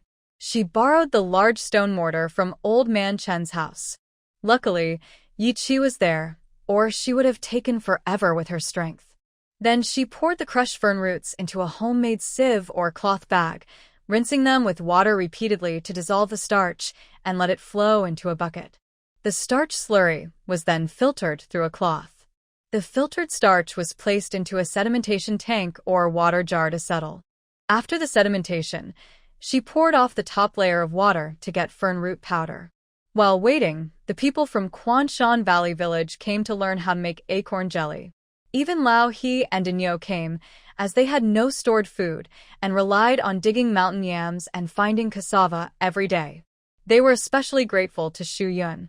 After the starch settled, she took it out and dried it in a well-ventilated place or over a stove to get dry fern root starch. Finally, she ground the dried fern root starch into fine powder, which was the fern root powder. Can you really eat this? Yi Chi watched as a bunch of dark-looking wild roots turned into white, fluffy powder, feeling confused. I can make some for you to try, Xian said. Actually, fern root powder is similar to acorn jelly. Both were invented during tough times when people had no choice but to create food to fill their stomachs. Xian grabbed a handful of fern root powder and put it into a clean bowl. Then she added a small half bowl of cold water, gently pouring it into the powder. The fern root powder slowly expanded in the water, dancing like tiny spirits. She gently stirred with chopsticks a few times to help it absorb the water better. Next, she took some flour, poured the soaked fern root powder and water into the flour, and started mixing with chopsticks. The batter gradually formed. As she stirred, she slowly added more water until the mixture was just right, smooth enough to slide off the chopsticks easily. The batter was silky and smooth. She set it aside to rest for 10 minutes, allowing the flour and fern root powder to fully blend. Then she started to make pancakes. Shuyan poured a little cooking oil into the pan, swirling it around to coat the bottom evenly. She scooped a large spoonful of batter and gently poured it into the center of the pan. The batter spread quickly, so she turned the pan to make it evenly cover the bottom, forming a thin, round pancake. As it started to set, she cracked an egg at the edge of the pan and the shell cracked open, letting the egg flow into the pancake. She gently spread the egg with a spatula so it covered the pancake evenly. Sprinkling chopped green onions on top, their fresh aroma filled the kitchen, mixing with the smell of the batter, making everyone drool. For children and Yi Chi stood by the stove, sniffing eagerly, making Xian laugh.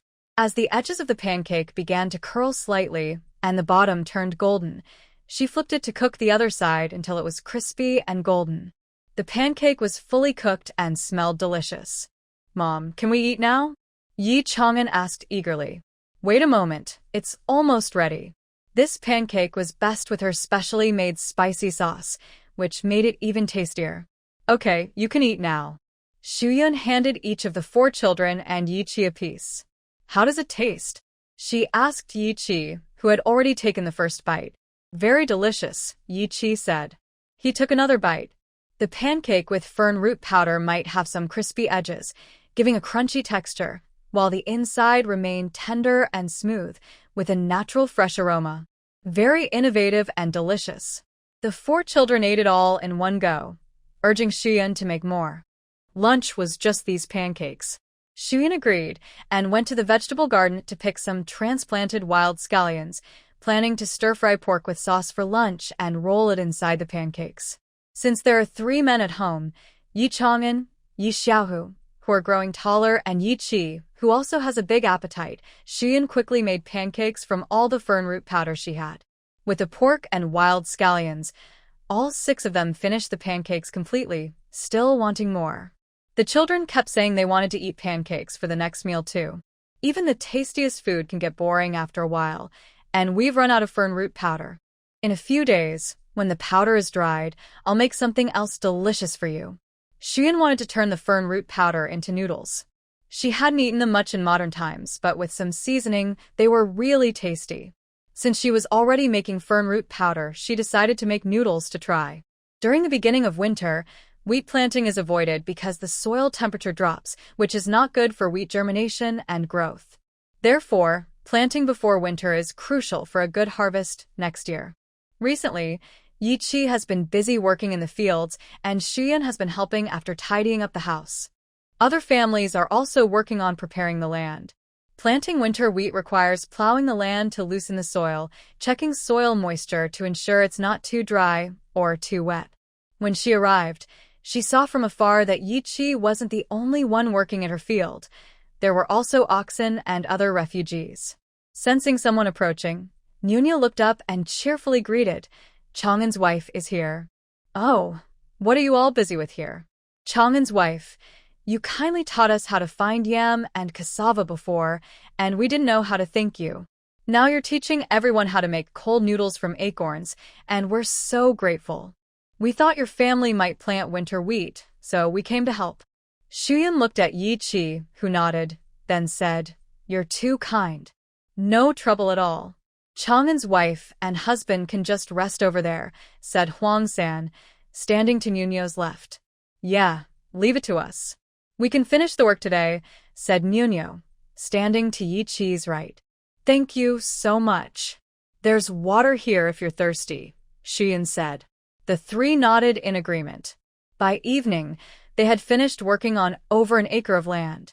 Yi Chi hardly exerted himself. After returning home, he hammered out the remaining fern roots, and Shuyan began kneading the powder and letting it settle. Yi Chi and Shuyan got up early, thinking of planting in the fields. But the three men from Dinyo arrived even earlier, waiting by the field to help plant winter wheat. They were experienced farmers, evenly spreading the wheat seeds on the land. Each seed carried hope. After planting, Yi Chi used a rake to smooth the soil, making sure the seeds touched the ground well. "Chang'an, your seeds look good," said Dinyo with some envy. "Yes, as long as the weather helps, we should have a good harvest," Yi Chi replied with a smile. After planting, Dinyo and the others helped take care of the crops, so Yi Chi and Shuyan didn't have to worry much. To repay their kindness, Shuyan decided to make fern root noodles early. But to make the noodles, the powder needed to be finer. So during the settling process, Shuyan changed the water several times, washing the powder for 3 to 5 days. In the end, the dried powder was very fine and white, not rough like before. Then, she mixed the fern root starch with about 30-degree warm water, stirring into a paste, and used molds to shape the noodles. A few days ago, Shuyan had Yi Chi prepare a sieve for this purpose. "I want to make something delicious, but I need your help," Shuyan told the 4 children. Yi Chang'an, Yi Changle, Yi Xiaohua, and Yi Xiaohu would help her even if the food wasn't great, because the temptation of delicious food was strong. Changle, light the fire. Chang'an and Xiaohu, help hold the sieve. Xiaohua, wait until the noodles go into the pot, and I'll fish them out when ready. "Okay, mother." "Okay," second aunt. The water in the pot was boiling. Shuyan started mixing the crushed starch with warm water, stirring evenly. She added water and starch little by little with her left hand, stirring with her right hand. When the paste could drip from her fingers into strips, it was ready. Then, she scooped the starch paste into the sieve, tapping it evenly and firmly. The paste then fell through the small round holes, forming noodles that dropped into the boiling water. When the noodles floated to the top, Shuyan called out, "Xiaohua, you can fish them out now." Xiaohua quickly used chopsticks to scoop the floating noodles into a prepared bowl of cold water. Once all the noodles were made, Yi Chi returned from the fields. He looked curiously at the shiny black noodles in the water, asking, "Are these fern root noodles?" "Yes, but they're not ready to eat yet. We need one more thing." That was seasoning. Without seasoning, fern root noodles wouldn't have flavor. Shuyan prepared a dish with a spicy and sour flavor.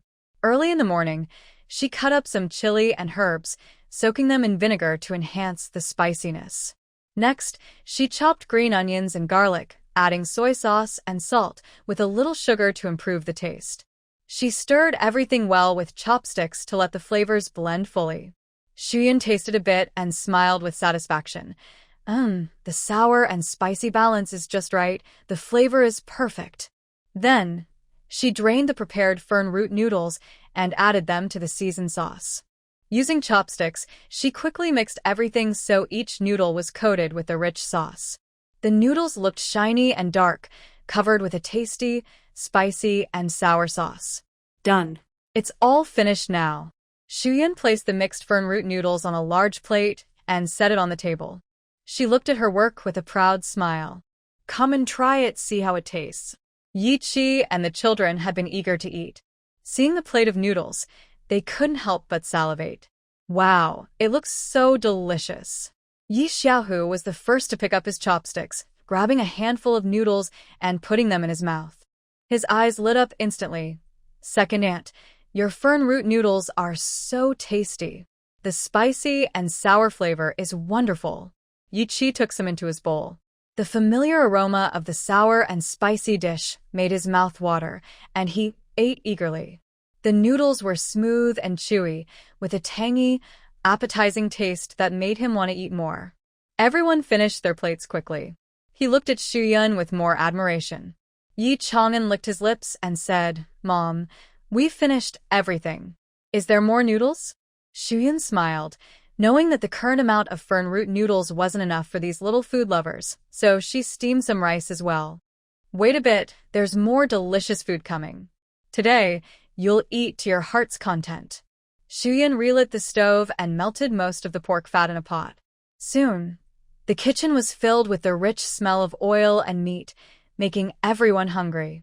Standing at the stove, holding a piece of cut pork, she decided to make crispy fried pork. Mom, are you done? Are we eating so well today? Yi Chang'an asked.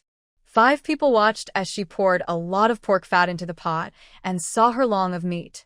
They were amazed.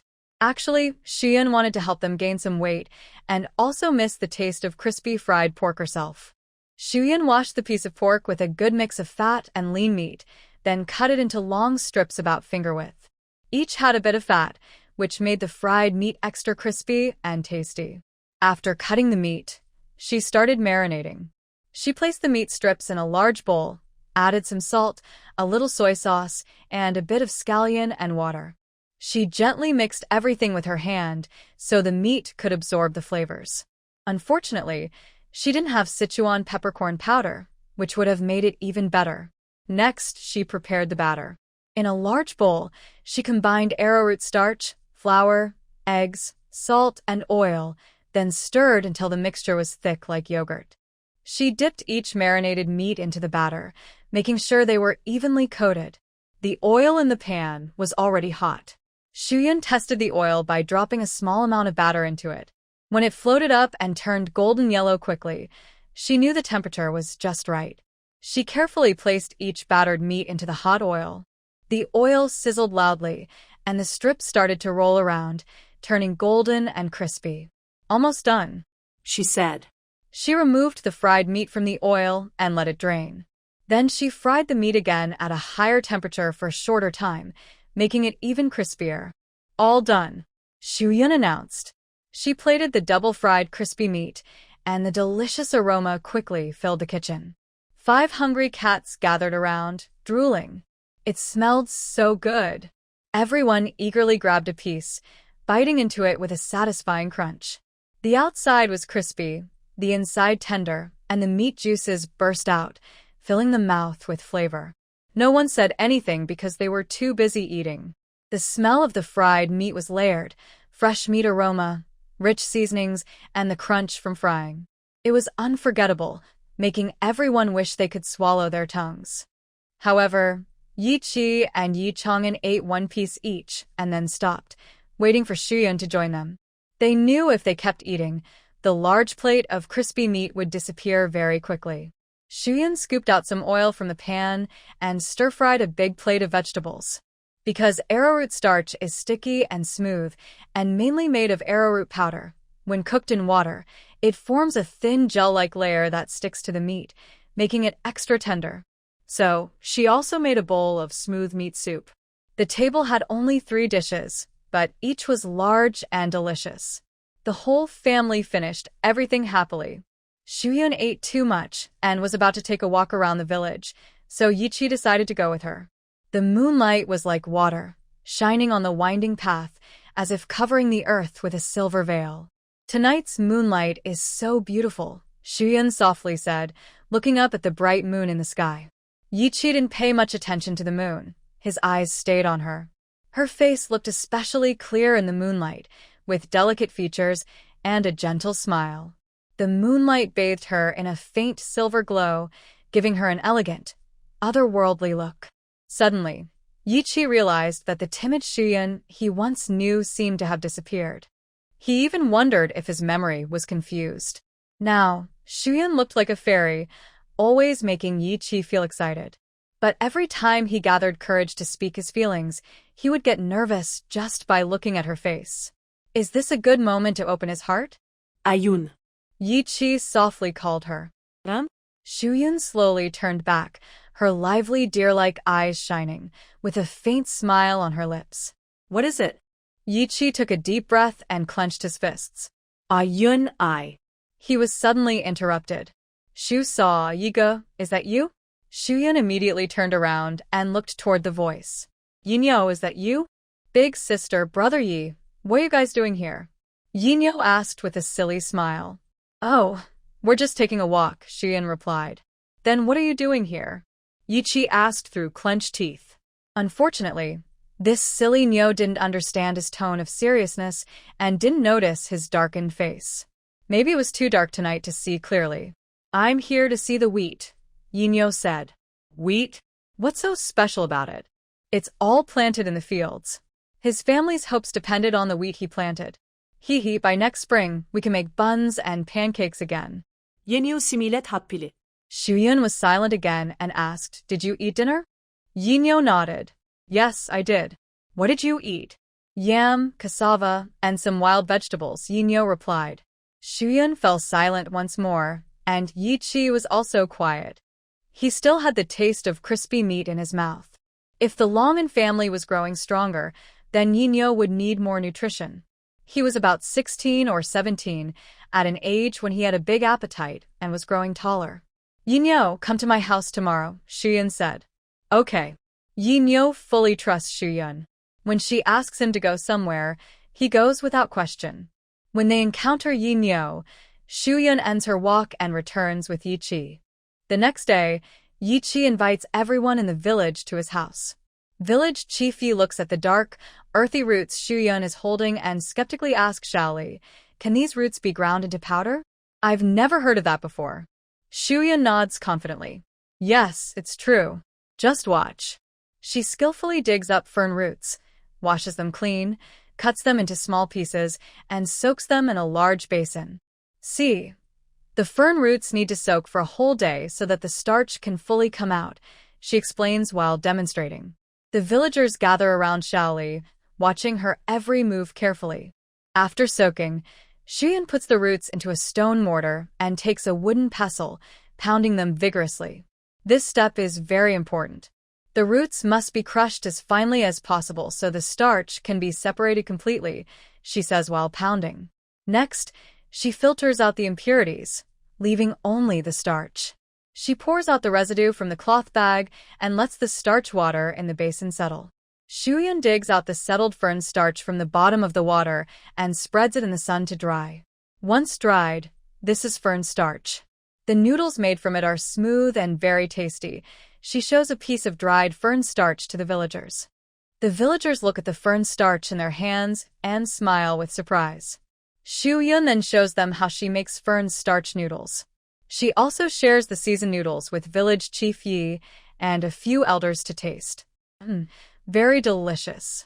Village Chief Yi can't help but give a thumbs up. This fern starch is really good, even smoother than the noodles we usually eat, says Yi Shuliang, smiling brightly. Like regular noodles, these fern starch noodles are filling. Even if the harvest is poor in the future, Shuyun's fern starch can help fill their stomachs. With yams, cassava, acorn jelly, fern roots, and wild vegetables covering the mountains, the villagers feel satisfied and at peace. However, pregnant women should not eat too much of these, and families with pregnant women should still focus on staple foods for balanced nutrition. To thank Shuyun, the villagers bring her chestnuts, walnuts, sour jujubes, dried jujubes, and various wild vegetables and fungi from the mountains. Yang's remark, if these mountain goods could be sold for money, I'd definitely buy you some red cloth. By the end of the year, I'd make you a new dress, and you could wear it happily for the new year. This reminded Shuyan that it might be better to go out and exchange these mountain goods for silver and daily supplies. She could also take this chance to retrieve the chickens from the space. Thinking of this, she immediately discussed with Yi Chi. Yi Chi thought for a moment and said, "That's a good idea. We haven't gone out for half a year, and this is a good opportunity to see what's happening outside." They agreed and went to ask clan leader Yi for permission. "Why do you want to go out again? Weren't you just out half a year ago?" Clan leader Yi was surprised, also considering safety. During times of war, the situation is like a fog, full of unknowns at every moment. Half a year can bring many changes. Perhaps the court has defeated the Western barbarians already. We should go see if everything is peaceful outside. If things are stable, we can return early, Yi Chi explained. As soon as Yi Chi finished speaking, Xian added, "Also, maybe some families need important items. We can exchange those too." Clan leader Yi thought for a moment and nodded. "All right, ask everyone what they think." The two nodded and stepped outside, just in time to meet Zhu Jin, Zhu Yin, Yi Chang'an, Yi Xiaohu, and Zhang Haizi playing together. Shuyan gave them some freshly made snacks and asked them to run around asking each family. The children happily thanked her and ran off. In less than half an hour, each family brought back mountain goods, mushrooms, wood ear fungi, mountain yams, and nuts. "Brother-in-law, my mother wants some cloth. She needs it for embroidery, and she also wants salt.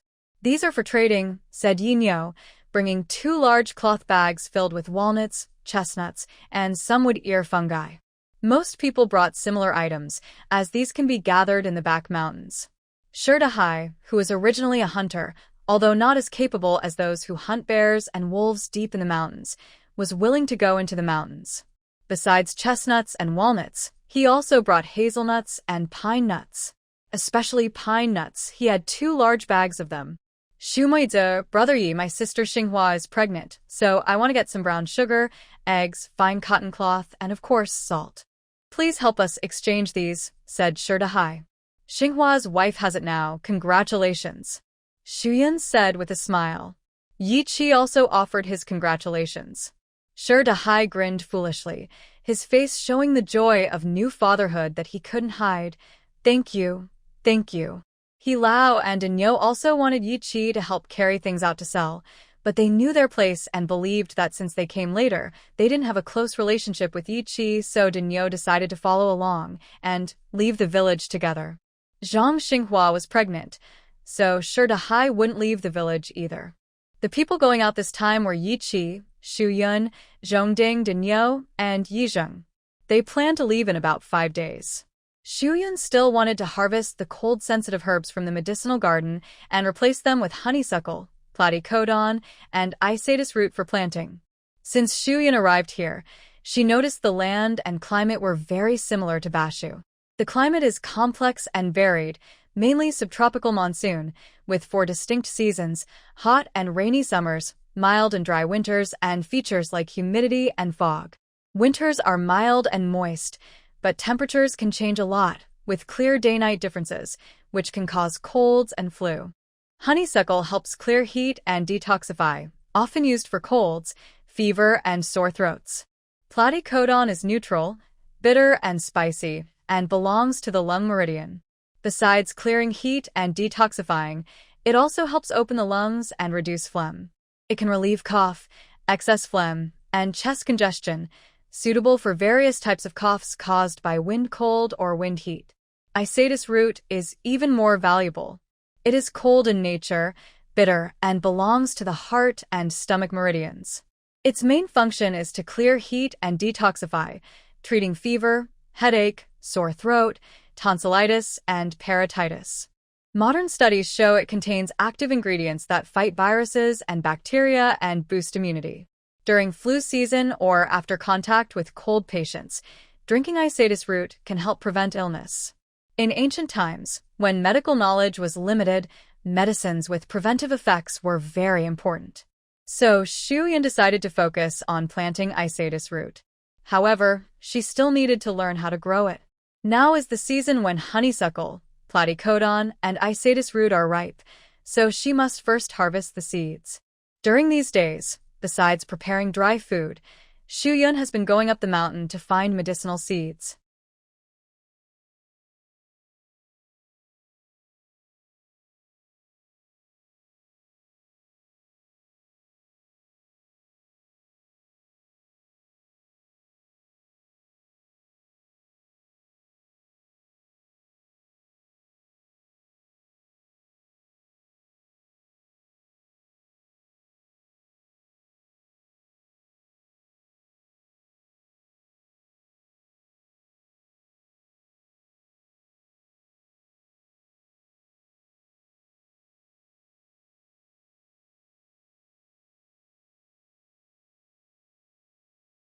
Could they be heading inside? Just on the side of the mountain. Would you like to come with us? The little yellow dog wagged its tail and happily barked, as if encouraging her to join. Shuyun smiled. All right. She had never picked pine nuts before. Maybe she'd see some little squirrels too. Yi Chi saw she agreed, so he immediately took the basket off her back and carried it himself. He found that the small pine forest wasn't far, just a winding and difficult path, so no wonder no one had discovered it. Shuyun looked at the tall pine trees reaching the sky, their straight trunks and lush branches forming green canopies. Pine needles covered the ground like a thick carpet, making a rustling sound when stepped on. She asked, "How did you find this place?" "It wasn't me, it was Xiao Huang," Yi Chi said with a smile, patting the little yellow dog's head. "Last time we came to gather acorns in the mountains, he chased a squirrel and found this place." Xiao Huang seemed to understand human speech. Hearing Yi Chi praise him, his tail wagged even more happily. He ran over and rubbed against Shuyun's leg. "Good boy, Xiao Huang." Shuyun crouched down and petted his head. "Go play now." Xiao Huang was so happy to be petted that he bounced around, but instead of playing by himself, he helped pick up pine nuts with his mouth. Yi Chi also climbed up a tree. "Ah Yun, pass me the long pole." He had prepared the tools earlier, a long bamboo pole with a small iron hook tied to one end. Shuyun looked up and handed it to him. She saw the mature pine cones hanging from the tall branches, like little golden lanterns swaying gently in the wind. Today was another big harvest. Sunlight filtered through the gaps in the pine needles, shining on the pine cones and sparkling brightly. Yi Chi excitedly waved his long pole, aiming at a pine cone hanging high on the branch. He swung with force, and the iron hook at the top of the bamboo pole caught the pine cone precisely. With a gentle twist, the pine cone fell from the branch and landed on the soft fallen leaves. The sound of the pine cone hitting the ground was crisp and loud, making a plop as it landed on the soft leaves. Shuyun quickly ran over, picked up the pine cone, and gently broke it open, causing the pine nuts to roll out. The children were not willing to be left behind. They ran under the pine trees, searching for fallen pine cones. Their small hands were not very strong, but their eyes were very focused. They put the pine nuts they found into their little pockets, just like little squirrels storing food. Sunlight filtered through the thick leaves, shining on Shuyun's face. Her eyes scanned the forest, then she squatted down and picked up one pine cone after another. Suddenly, her gaze was drawn to a tall tree in the distance. That tree reached the sky, with a thick trunk covered in rough, grayish-white bark with bubble-like bumps. Shuyun threw the pine nuts in her hand into her basket, then slowly approached the tree. She saw a tiny in the trunk from which a milky, white liquid was seeping out. She immediately became alert. A name flashed through her mind: the poisonwood tree. Is this really a poisonwood tree? Shuyun was startled. She had heard about the toxicity of this tree and knew that its sap, if it touched a wound, could be deadly in a short time. She instinctively took a few steps back, her heart pounding like thunder. Quickly, she took out her grandfather's notebook from her bag and flipped to the page about the poisonwood tree. Her grandfather had detailed the tree's features and toxicity, as well as how to avoid poisoning. Carefully comparing the description in the book, Shuyun confirmed that this tree was definitely a poisonwood tree. Its leaves are long and oval, up to 19 centimeters long and 4 to 6 centimeters wide, with a rounded or heart-shaped base, asymmetrical. The underside of the leaves and small branches are often hairy, and the edges sometimes have sawtooth-like lobes. The fruit is pear-shaped, about 2 centimeters in diameter when ripe, bright red to purple-red. Shuyun took a deep breath, trying to calm herself. She knew that the poison mainly came from alkaloids in the tree, especially the arrow poison alkaloid. This toxin can block nerve signals, causing muscle spasms and breathing failure, and can be deadly in severe cases. She carefully circled around the poisonwood tree and returned to the pine forest. "What's wrong?" Yichi saw her face was not good and jumped down from the tree, asking with concern. Did you see that tree? Shuyun pointed to the tall, broad poisonwood tree that stood out among the others. "Yes, I saw it. It's a bit bigger than the others. I wonder how many years it's been growing." "This tree is also called blood-sealing throat," Shuyun said. "Blood-sealing throat?" Yichi quickly understood. "Is this tree poisonous?" Shuyun nodded. "That's right. The whole plant is toxic, especially its milky sap, which contains many poisons. These poisons can cause the heart to stop, blood vessels to block, blood to clot, and eventually lead to suffocation and death." Yichi frowned and stepped closer to observe carefully, remembering the full appearance of the tree so he could avoid it in the future. "Let's stay away and remind the children." Yichi turned and ran toward the children and the little yellow dog, who were playing happily in the pine forest. He seriously explained about the arrow poison tree. The children and the dog all nodded seriously, promising not to touch the tree. "Ayun, we've collected enough pine nuts. Let's go back," Yichi called her, but Shuyun was still staring at the arrow poison tree, lost in thought. "Yichi, I want some of the sap from the arrow poison tree. If we have it, we can handle even stronger bad guys." Yichi agreed. Since it's dangerous outside, and they don't have good weapons, collecting this sap seemed like a good idea. If they encounter wild wolves, they wouldn't be afraid. "Okay, don't move. I'll do it." Yichi pulled her back a few steps. He took his knife and cut into the arrow poison tree. Immediately, milky white sap flowed out. Shuyun quickly handed him 2 porcelain bottles. "Done. Let's go." Yichi carefully caught the 2 bottles of sap, making sure not to get any on his hands. Wait. Shuyun circled the arrow poison tree and came over with some herbs in her hand. "What's that?" "The antidote for the arrow poison tree. The leaves of this antidote are red and green, and the plant is slender, like small grass. Some say that this grass contains certain ingredients that can neutralize the toxins in the arrow poison tree sap, acting as an antidote. Can this grass really detox?" Yichi hesitated and asked. He didn't understand medicine and thought it unlikely that an antidote would grow so close to the poison. But nature often balances itself. Some poisonous plants are surrounded by plants that can detoxify. This idea aligns with natural selection and ecological balance. Maybe it can. Actually, Shuyun wasn't sure either. Although there are claims that this grass can detoxify, modern medicine hasn't fully verified its effectiveness. So she didn't know if it could really neutralize the arrow poison tree's poison. She just picked it now as a backup. To prevent anyone from accidentally touching the 2 bottles of sap, she immediately stored them in her space for safety. The 5th day arrived quickly. Shuyun, Yichi, Zhongding, Dinyo, and Yizheng bid farewell to the villagers and pushed their carts to set out. This time, because they knew the route well, they traveled faster than before. The scenery in the mountains was quite similar everywhere, and since there were no people around, it was hard to notice any changes. However, when passing Dashi village, they saw a few houses and half-an-acre farmland.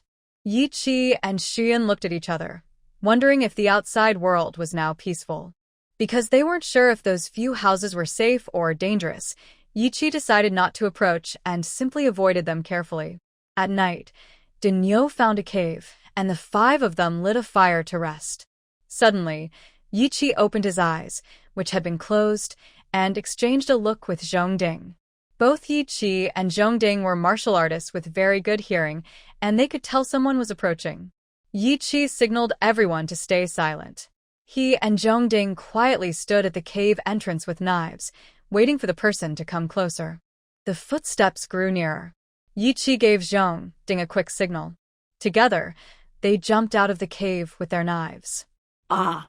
The person saw the cold blade and was so frightened that he raised his hands. Please, sir, spare my life. Who are you, and why are you sneaking up on us in the middle of the night? Zhongding pressed his knife against the man's neck. My name is Juzi. I live in Dashi village, the man gulped. I just thought you looked familiar, and I thought you might be from our village. No one knew that there were two dangerous people here. Do you think I'm a 3-year-old? If you're truly from Dashi village, how could you mistake someone from the same village? Yi Qi's eyes were sharp. Speak up. The knife was close to his neck, ready to cut if he moved even a little. Juzi gritted his teeth. Actually, I'm not from Dashi village.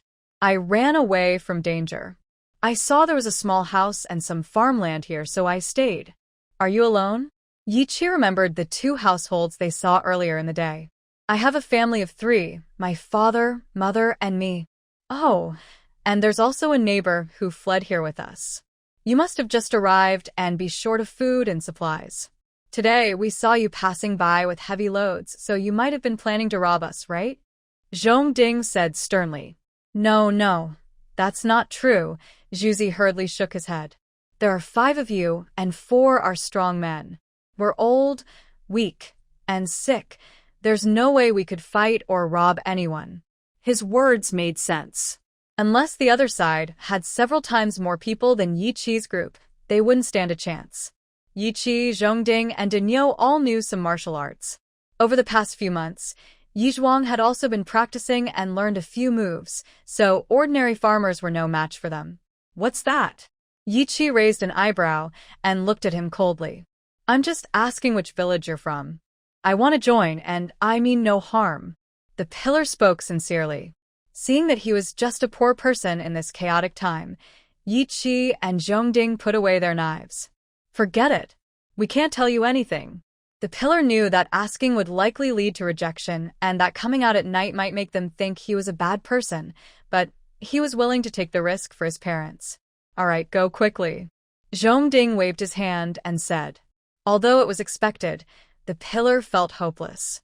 He and his parents had traveled from Huangyang County all the way here, escaping sword fights and battles, avoiding starving mobs, only to find they couldn't escape hunger. Disappointed, the pillar turned around and headed back. Yi Qi spoke up, there are wild vegetables everywhere, and you can also hunt rabbits and wild chickens to eat. You can survive that way. Tears welled up in the pillar's eyes. I know we can eat wild vegetables, but my parents have been running and hiding with me, and they've been frightened. Their bodies are weak. Wild vegetables only fill the stomach, but don't nourish the body. I can't hunt, and if this continues, they won't last long. In the cave, Shuyun and Daniel listened clearly to the conversation outside and sighed. He's a filial son, but heaven is ruthless. Yizheng sighed for the pillar and for all the people in the world. Heaven may be ruthless, but people have feelings, Shuyun said, then stood up and left the cave. She told the pillar, I know some foods that can replace rice to nourish the body. The pillar was happy and knelt before Shuyun. Please, miss, save me. Shuyun was startled and quickly helped Yi Qi to help him up. Get up first. I will tell you everything. Okay. With that, the pillar stood up. The 3 of them let the pillar into the cave. He nodded to Daniel and Yi Zheng as a greeting. Look at these. Shuyun took out yams and fern roots from her bag. Fortunately, she still had some fern roots from last time, which she hadn't fully taken out of her space. What are these? The pillar looked at the 2 foods, one resembling a wooden root, the other a dark, grass-like root, and doubted whether they could eat them. Shuyun explained the benefits of these 2 foods, where they grew, and how to prepare them. The pillar carefully took notes. Shuyun also brought some wood ear mushrooms, nuts, and other food. She asked him to recognize them and told him these are good for health. At the end, Shuyun gave him some of her stored supplies to take back and feed his parents. There are yams, wood ear mushrooms, and nuts, but he needs to find the fern roots himself. Yi also shared some trap-setting tips, but whether they succeed depends on his own effort and luck. Zhuzi carried the heavy items, feeling very grateful, and asked, "Kind benefactors, may I know your names? I want to find you later to thank you." Yi looked at Shuyun, waiting for her decision. Shuyun never expected Zhuzi to thank her. As a person, she just felt compassion. "No need to thank us. If you have the chance, just pass on what we taught you to others who are suffering." She wanted to protect her own interests, but was also kind-hearted. Selfishness and kindness can coexist. The mountains and fields are full of natural food, and she only hopes these foods can save more lives. "Ah, I remember now." Hearing this, Zhuzi felt even more grateful. Today, he truly met a living bodhisattva. He tried hard to remember what Shuyun and Yi looked like, hoping to meet them again someday and repay their kindness. Zhuzi covered his face and cried as he left. Finally, they could rest. The next day, the five of them bypassed Dashishi village and did not go to Gushi village. Instead, they headed straight to the county town.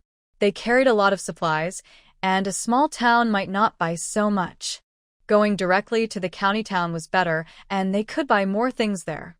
It takes about an afternoon, around 5 or 6 hours, to travel by carriage from Pingan town to the county.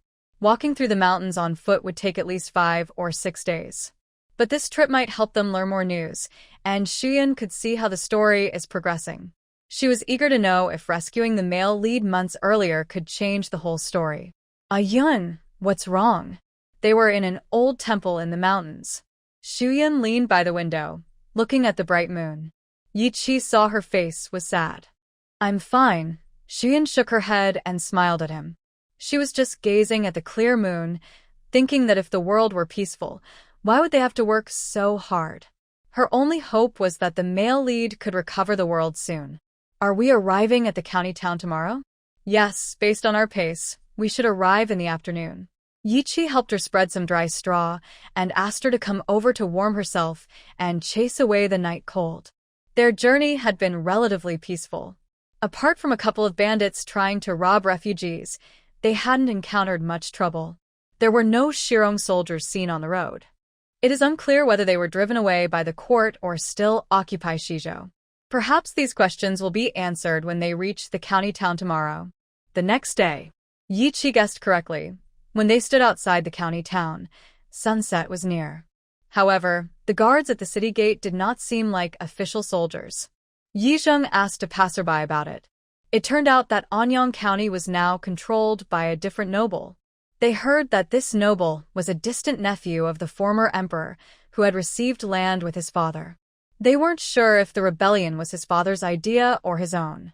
As the city gate was about to close, Yi Zheng didn't talk much with the local people and hurriedly told Yi and the others to enter the city quickly. The entrance fee was only 10 coins per person, which was more expensive than before the conflict by 8 coins, but much better than the 100 coins charged at Luyang town half a year ago. Inside the city, there weren't many pedestrians, and many shops were about to close for the day. The 5 of them decided it was better to find an inn to stay the night and plan for tomorrow. They asked street vendors which inn was the cheapest. "Are you not from the county?" The vendors clearly saw them as farmers, especially since they were pushing carts, and said confidently, "No, we're from nearby villages," Yi replied. "If you're not from the city or merchants, it's hard to find a place to stay now," the vendor said. "Why is that?" Yi Zheng was puzzled. Was it because they didn't like rural people? Zhong Ding and Daniel looked disappointed too. Seeing this, the vendor hurried to explain, "No offense. But now, under King Yang's control, the merchants in the whole county are heavily taxed. For example, I have to pay half of what I earn from selling a bowl of noodles. After costs, I only make about 2 or 3 coins profit. So, prices have gone up a lot." The vendor meant that the cost of staying at inns was already too high for ordinary people. Then, where is cheaper? There are more than one inn in Anyang County. Surely they can find a good deal somewhere. Well, the vendor looked hesitant, glancing at his quiet stall. Shuyun immediately understood and touched her stomach. I'm hungry. "Please bring 5 bowls of noodles." Got it. The vendor smiled happily, quickly preparing some noodles at his pot. Yi Chi and the others understood that the vendor was doing this on purpose. No one gives information for free. So, they all sat down with Xu Yun. But after a long journey, feeling exhausted, looking at the plain white noodles, I was genuinely hungry. Boss, tell me more about the inn, Yi Chi said. The expressionless boss finally responded without hesitation. Currently, in the county, there's only one decent inn, the Qingfeng Inn, he said. After that, 5 bowls of noodles were served one after another. Enjoy your meal, guests. Shuyan looked down and saw that the noodles were just clear broth with no oil. Luckily, there were some chopped green onions, so it wasn't too plain. She took another sip of the soup, which tasted mainly of salt, with nothing else added. Boss, do you know about the recent war? Have the Western Rong soldiers been driven away? Zhongding asked as he took a bite of noodles. The noodle stall owner looked surprised and said, "Oh, you didn't know? The Western Rong soldiers have already been driven back home." Hearing this, the 5 people stopped chewing and looked at each other. Shuyan turned to the stall owner and asked, "The Western Rong soldiers were defeated. Who drove them away? Who is in charge now?" The stall owner shook his head. "I don't know that." Shuyan felt a bit disappointed, but hearing that the Western Rong soldiers were defeated was still good news. The 5 quickly finished their noodles and went to find an inn. Yi Chi and Shuyan, always cautious, asked around several inns on the street. The prices were almost 3 or 2 coins, and even these high prices were just for ordinary rooms. They decided to go to the Qingfeng Inn mentioned by the stall owner. But they couldn't find it no matter how hard they looked. They asked several people, but everyone said they didn't know about the inn. Just when they thought they had been tricked by the stall owner, Shuyan pointed into the distance and asked, "Is that it?" They saw a faint light in the distance. The light looked small in the night, but shone like a bright lamp in the darkness, giving them a glimmer of hope. Soon, they reached the source of the light. The sign of the inn was old and worn, with blurry characters that barely read Qingfeng Inn. A lantern hanging on the doorframe swayed in the wind, making creaking sounds as if it could go out at any moment. The outer wall of the inn was battered by time, with uneven patches and moss growing in the corners, making it look very run down. In an instant, the 5 understood why this inn was so cheap. Yi Chi stepped forward and gently knocked on the warped wooden door. Inside, a noisy argument could be heard, and then a rough voice said, "Who's there? Coming so late?" As soon as he finished speaking, the door was suddenly pulled open. A middle-aged man with a face full of flesh and a beard peeked out, sleepily examining them. "We're here to stay the night," Yi Chi said calmly. The man looked them over, his eyes sweeping across their faces. "Staying the night is fine, but you must know the rules of this inn. Each room costs 300 coins, no bargaining." 300 coins was a lot for them, but it was much cheaper than the inns charging a few silver coins earlier. Yi Chi took out some silver coins given to him by Xu Yun and handed over 1 or 2 coins. Seeing that Yi Chi paid for 3 rooms, Yi Zheng quickly stopped him. "Yi Chi, we're big men. 1 room is enough for all of us." Zhongding and Inyo also agreed, saying that traveling together was enough. "All right, then 2 rooms," the man said, withdrawing 1 or 2 silver coins and rummaging through some small silver and copper coins to make about 600 coins. The middle-aged man took the coins, weighed them, and smiled satisfactorily. "Good, come with me." He turned and led them into the inn. Inside, the inn was even more run-down than outside. The main hall was filled with an old smell, dust piled in the corners, and several worn-out tables and chairs were haphazardly placed. A few ragged guests sat in the corner, whispering quietly. When they saw them, they only lifted their eyelids slightly before continuing their conversations. The man led them to the backyard and pointed to 2 dilapidated rooms. "This will be your place for tonight." The door frames were crooked, and the doors were full of cracks, with dim light visible through the gaps. Yi Chi frowned slightly, but still led everyone inside. The rooms weren't much better inside. A broken wooden bed took up most of the space, with stained sheets giving off a bad smell. In the corner, there was a small table with an oil lamp on it, casting a faint light that barely lit a corner of the room. Yi Chi sighed. "Everyone just bear with it tonight. We'll find a better place tomorrow." His only concern was the people in the hall. He just hoped tonight would be peaceful. Yi Chi and Xu Yun were a married couple and shared a room. He was also worried about Xu Yun's safety if she stayed alone. They had an agreement, so even if they shared a room, they wouldn't do anything inappropriate. He planned to sleep on the floor later. The bed was covered with sticky, greasy sheets and blankets, which not only made Xian dislike it, but also made Yi Chi uncomfortable. However, since they were away from home, there was no other choice. Sorry to trouble you. Yi Chi knew Xu Yun was very clean and tidy, and the poor sleeping conditions were hard for her. It's okay. Xu Yun was prepared. She waved her hand, and a set of blankets and a cushion appeared out of nowhere on the stool. Last year, when she stayed in County, she inquired about inns. There are generally 3 types: government-run inns, luxury inns, and regular inns.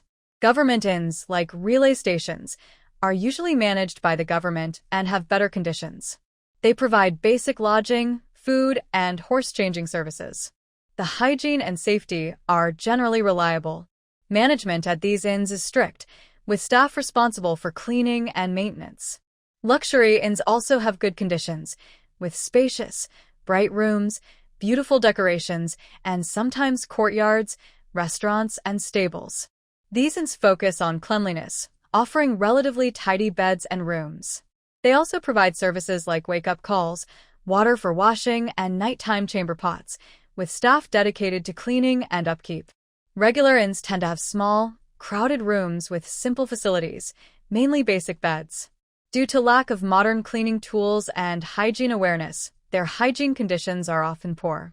Rooms might have bad odors and are rarely cleaned or disinfected regularly. In some low-end inns, multiple people might share a single bed.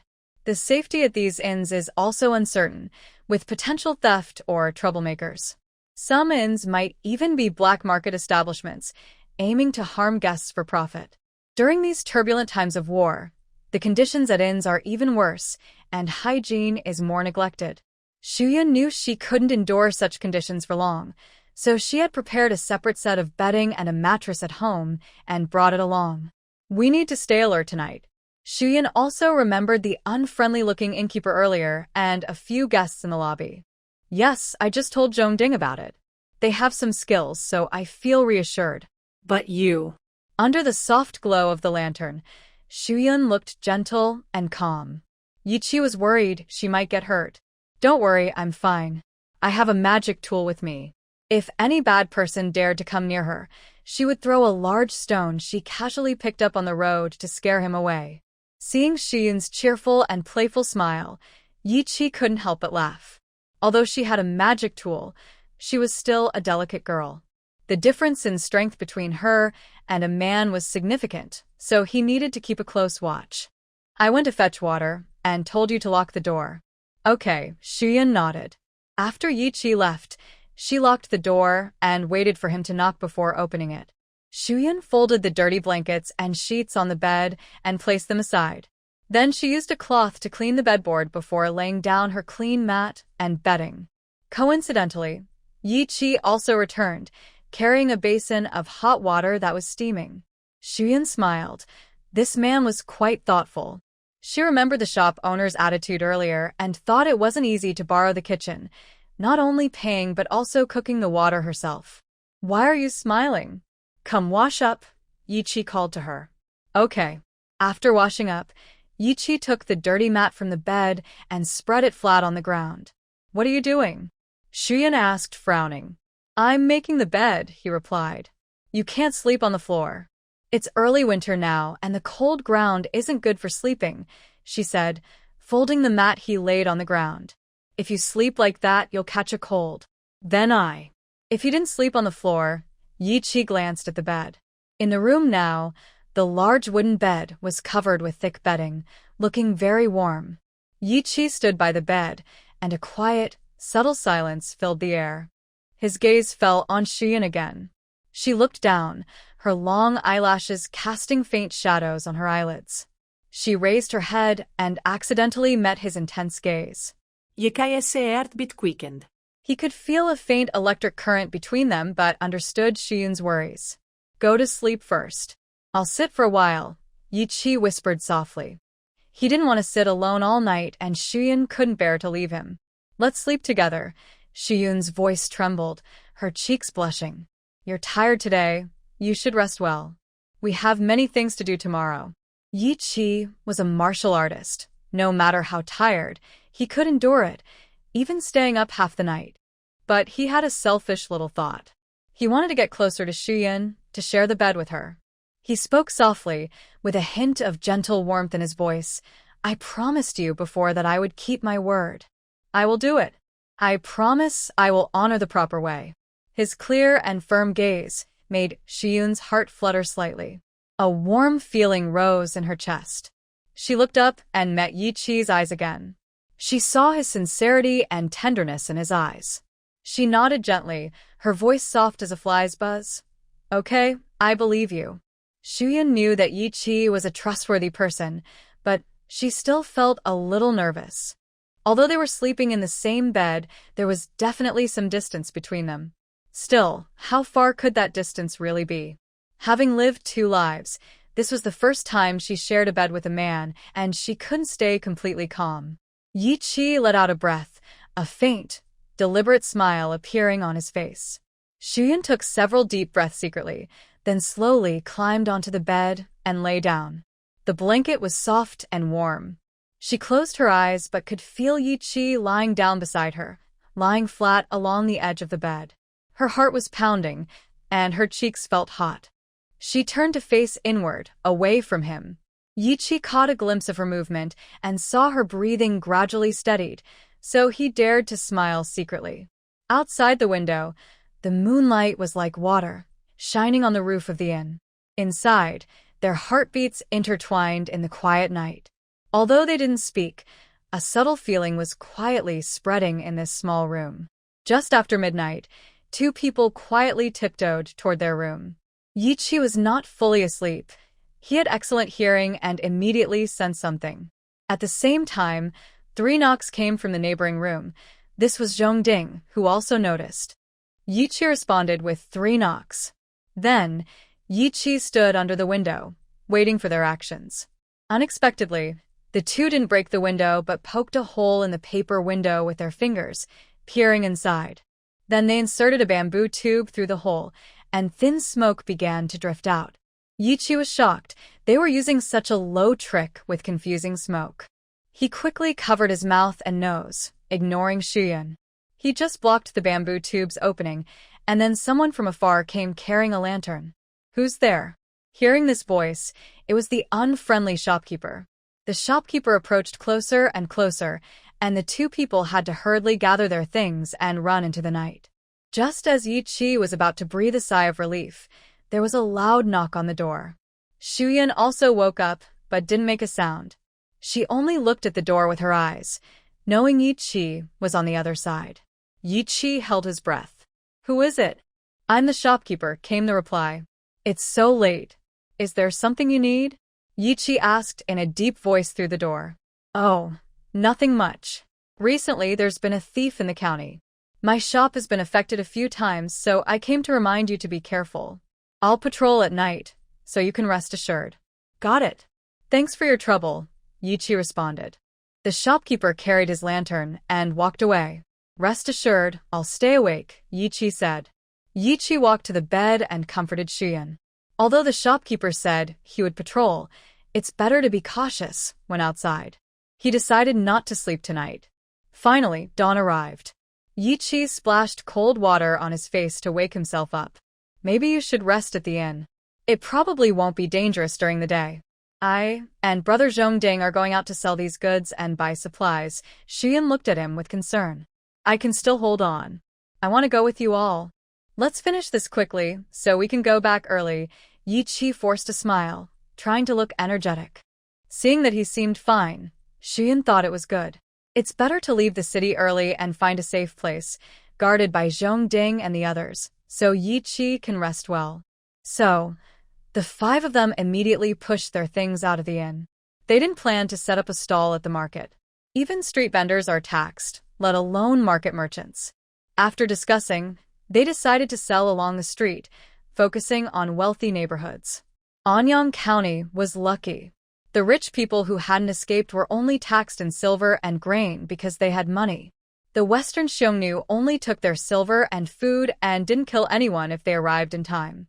These foreign kings claimed to rule with benevolence and love for the people, so they wouldn't kill indiscriminately. They only collected money and grain, like the Western Xiongnu. But wealthy people are clever and cunning. If they give all their silver and grain to survive, they cut off their future chances. They would never do that. So, they still kept some savings hidden. Fresh chestnuts, thin shells, soft and sticky inside, sweet but not greasy. Come try this delicious snack. Selected high-quality pine nuts, full and crispy, free of impurities. Walnuts, good for the brain and smart thinking, crunchy and tasty.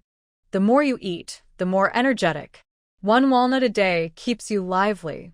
Mushrooms, freshly picked, rich aroma, nutritious and healthy. Great for cooking and soups. Come by, taste the freshness, enjoy the delicious and healthy food. This lively shouting echoed through the alley. Some people couldn't resist and came out to ask, "Hey, do you have pine nuts?" How much are they? Shuyan had already checked the market prices and quoted a fair price, 280 coins per jean. That's too expensive. I think you're honest villagers talking to us. I didn't expect this price to be higher than the city shops, someone said. Yi Qi and the others thought this business was hopeless, but Shuyan was secretly pleased. This woman appears to be a housemaid in her 30s, trying to buy some fresh food to please her master. She even went to another shop to ask about it. Our pine nuts are freshly picked from the tree just a few days ago, much fresher than those in the stores. Take a look and see if they are big and crunchy. Shuyan opened the bag slightly and then took a small handful, placing it into the woman's hand. The woman tasted one and found it fragrant, saying, not bad. See? I wasn't lying. These are wild, carefully selected by small squirrels, so no wonder they taste good. Plus, we bring the cart into the city every day, which takes half a day. It costs 10 coins per person to enter, and after paying taxes, we don't make much profit. After Xu Yun finished speaking, the woman's expression softened a bit. But she didn't agree immediately. I'll think about it. Xu Yun pretended to be disappointed. All right, how about this? As a favor, I'll give you a fair price, 250 coins per jean. How about that? She lowered the price by 30 coins, and the woman felt she was getting a great deal, quickly agreeing, deal. I want 5 jean, no, 10 jean. I'll go get the money. She thought that if her lady was enjoying such good food, her husband should try some too. If he came home and there was nothing to eat, that wouldn't do. Better to buy more. So, Xu Yun made her first sale of 2.5 liang. Yi Qi and the others watched in amazement. Was that all it took to make money? Let's go to the next shop, Xu Yun said, pocketing the money and leading the way. Hey, here they come. Yi Qi proudly quickened his pace to catch up. Because they sold 10 jean, the men who were initially shy about advertising now shouted enthusiastically, as if they had become different people. Soon, chestnuts and walnuts also attracted buyers, and dozens of jean were sold one after another. By midday, they had earned about 7 or 8 liang. Making money from these wealthy people is so easy, Yizheng sighed. Xu Yun smiled. These wealthy ladies and gentlemen were just bored in the city, and since the king wouldn't let them leave, they wanted to try fresh things. They found a place to have lunch casually, then continued to walk through the alleys calling out for sales in the afternoon. Just like in the morning, many households came to buy. However, just as they were busy and happy, suddenly a commotion arose. Xu Yun looked up and saw a group of constables approaching. Leading them was a tall, broad-shouldered man with a serious face, holding a ledger, followed by several officers with wooden sticks. Yi Qi and the others immediately felt something was wrong. Stop right there. The constable shouted loudly, his voice carrying authority. Yi Qi was startled and quickly stepped forward, bowing politely. Sir, may I ask what your orders are? The constable snorted coldly and handed him a ledger. You folks in the city are selling things. Have you paid your taxes? They sold mountain goods and planned to buy expensive items in the city to bring back home, but they never thought about paying this unfair tax imposed on ordinary people. Yichi shook his head quickly. Sir, we are just poor folks from the mountains, selling some mountain products to make a living. We honestly didn't know we had to pay taxes. But the constable was relentless. You don't know? Even if you don't know, you still have to pay. There's no reason for street vendors to be unregulated. Pay your taxes quickly, or don't blame us for being strict. The constable was firm, and Yi Qi and the others didn't dare cause trouble in the city. Yi Zheng forced a smile. All right, we'll pay. Sir, how much do we owe? Well, the constable looked at them, noting they were just country folks, and rummaged through his bag of mountain goods. His mind turned, and he said, How much are these items sold for? Be honest, or if I find out you're lying, it won't just be about paying silver. Yi Zheng gave up on lying and turned to look at Shu Yun and Yi Qi. Pine nuts, chestnuts, and walnuts are 280 coins per gene. Wood ear mushrooms and other fungi are 50 coins per gene. Chinese yam is 30 coins per gene, Yi Qi explained. By my count, you're making quite a profit, the constable said greedily, scanning them up and down. He saw a chance to earn more. Shops in the city paid fixed taxes monthly, so there was no extra profit there. The only way to make more money was from street vendors like these. Originally, vendors like you weren't allowed in the city. You had to sell at the market. But I see you're working hard, so I've decided to let you sell on the streets. Of course, you'll have to pay a bit more tax. The constable's words sounded friendly, but everyone knew his real goal was to squeeze more money out of them. Yi Zheng forced a stiff smile. So, how much do we have to pay? 60%. All of them gasped in shock. 60% meant that the 10 taels they earned in the morning had to be handed over, leaving them only 4 taels after all their hard work gathering mountain goods and walking nearly 10 days of mountain roads. They still needed to buy daily supplies, just salt, which now cost more than 4 taels, wouldn't even buy a jean. How could they accept this? The constables had seen all kinds of people before. Seeing their faces turn pale, he also frowned and said, What's the matter? Don't want to pay the tax? Yes, we won't pay. Zhong Ding shouted loudly. This unfair tax was really bullying people. When the constables heard this, they became angry and drew their swords, surrounding them. Good. You dare to resist the tax? Come here, arrest them all. Yi Qi saw this and quietly held Shu Yun's hand. Zhong Ding and Yi Zheng also placed their hands on the cart and ran quickly.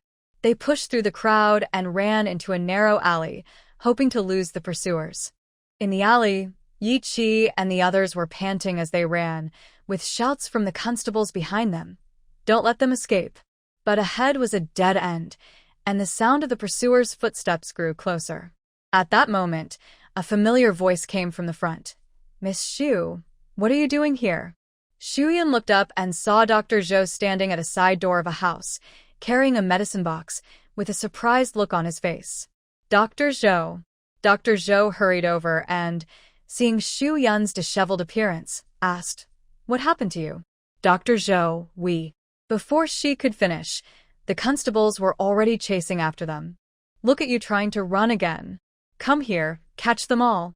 Hearing this, Dr. Zhou quickly stepped forward and blocked their path, speaking to the pursuers. What's going on? The lead constable, seeing Dr. Zhou, looked a bit cautious and quickly bowed slightly, saying, Dr. Zhou, these people are resisting the tax. We've been ordered to arrest them. Dr. Zhou frowned and immediately understood that Shu Yun and the others had been forcibly taxed. He said, They're villagers and life is hard for them. Why make things difficult? The constables thought for a moment and said, Dr. Zhou, this tax is set by the authorities. We have no choice. But since it's you, we'll let them go this time. No repeat. Dr. Zhou nodded and said politely, Thank you very much. The constables had no choice but to leave, looking disappointed. Shu Yun and the others breathed a sigh of relief and repeatedly thanked Dr. Zhou. Thank you, Dr. Zhou. Dr. Zhou smiled and said, Miss Shu, you're my good friend. You've helped me a lot before, so there's no need to be so polite. In the future, it's better not to come to the county town to sell goods. It's not worth it. The heavy taxes were too much for ordinary people to bear. Shuyan nodded and said, "Thank you, Dr. Zhou. She decided not to come to the county town again. She had thought things might be better there, but it turned out to be just as bad. If it weren't for those guards respecting you, all our mountain supplies would be gone, and we might even face imprisonment." "Thank you very much." Yiqi expressed his gratitude again. Dr. Zhou waved his hand and showed a hint of bitterness in his smile. "They didn't just respect me, they respected King Yong." Why is that? Shuyan asked in confusion, wondering how King Yong was involved. Dr. Zhou looked around cautiously and then said, "This isn't a good place to talk. Why don't you come to my house? Also, it's not a good time for business now. Once I leave, those guards might come back to arrest you." Shu Yun and Yiqi looked at each other. "Then we'll trouble you," they said. Dr. Zhou led the 5 of them to his home. His house was on the other side near the city wall. It was a small yard with a well and an old tree. There were 3 small rooms, a kitchen, and a toilet. "It's a bit messy at home. Please don't mind," Dr. Zhou said as he invited everyone to sit down. He then called inside, "Madam, guests are here." Shuyan looked at the herbs in the yard and remembered the backyard of the Jishir Hall in Ping'an Town, where everything was also herbs. Madame Zhou came out in response. Shuyan finally saw the Madame Dr. Zhou mentioned. She looked about 28 or 29, with clear eyebrows and bright eyes, red lips, white teeth, elegant and poised, gentle and refined, with a faint smile on her face. Please sit," she said kindly. Dr. Zhou introduced Shu Yun to her. She was very happy to hear this and warmly shook Shu Yun's hand. "So you are the famous Dr. Shu, known for your healing skills. It's better to meet than just hear about you. I didn't expect you to be such a charming young lady." Madame Zhou was so happy and enthusiastic that she pulled Shu Yun to sit down. Shu Yun blushed and smiled shyly. "Dr. Zhou, you're joking. I don't deserve such praise," she said modestly. Then, Shu Yun introduced Yi Qi and the others to them. Everyone exchanged greetings and small talk. After taking a sip of water, Dr. Zhou began to share his story. At first, when the rebels appeared, he responded quickly and packed his things to return home for safety. Unfortunately, he couldn't leave in county before they encountered the rebels, so he had to take his family to a nearby town to hide. Later, that town was taken over by the rebels, but they survived until the Western Xiongnu soldiers arrived. The soldiers burned, looted, and killed indiscriminately, turning a peaceful town into flames very quickly. Dr. Zhou's family was lucky. His status as a doctor helped. The Western Xiongnu soldiers captured him but did not kill him. Instead, they asked him to treat their wounded and sick. His wife and daughter were also saved because of this. Later, he was taken to An County by the Western Rong soldiers. When King Cheng drove the Rong soldiers away, he stayed in the county. "I am now treating King Cheng's illness. Those officers only show me a little respect," Dr. Zhou said with a bitter look. Shu Yun saw he looked unwell and asked, "Dr. Zhou, is there something you can't tell me?" "Ah." Dr. Zhou took a sip of water, sighed, looked at Shu Yun twice, then lowered his head.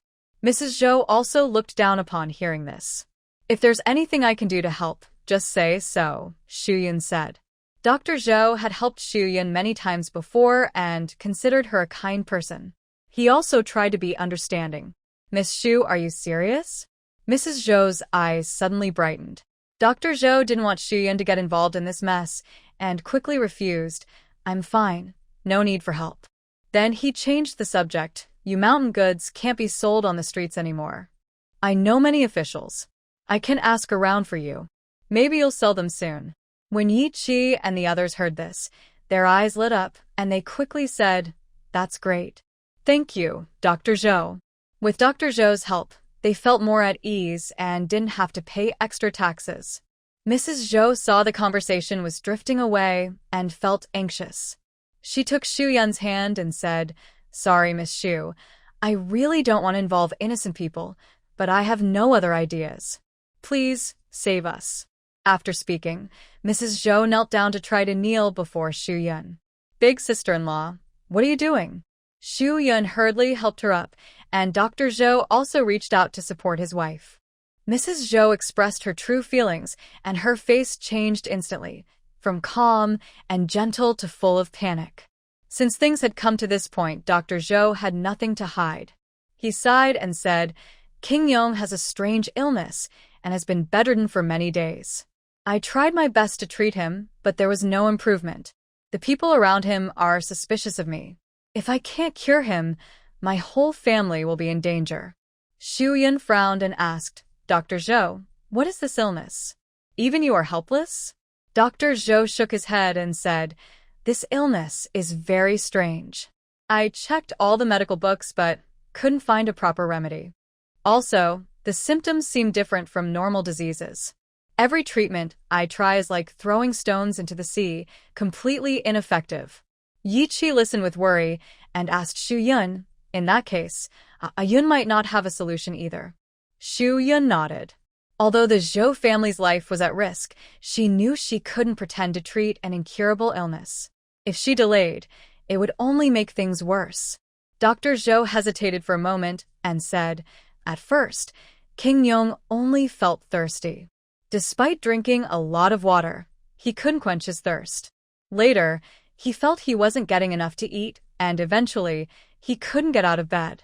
I checked his pulse, but his body showed no signs of illness. The more Xu Yun listened, the more familiar it sounded. She asked, Is this King Yong quite overweight?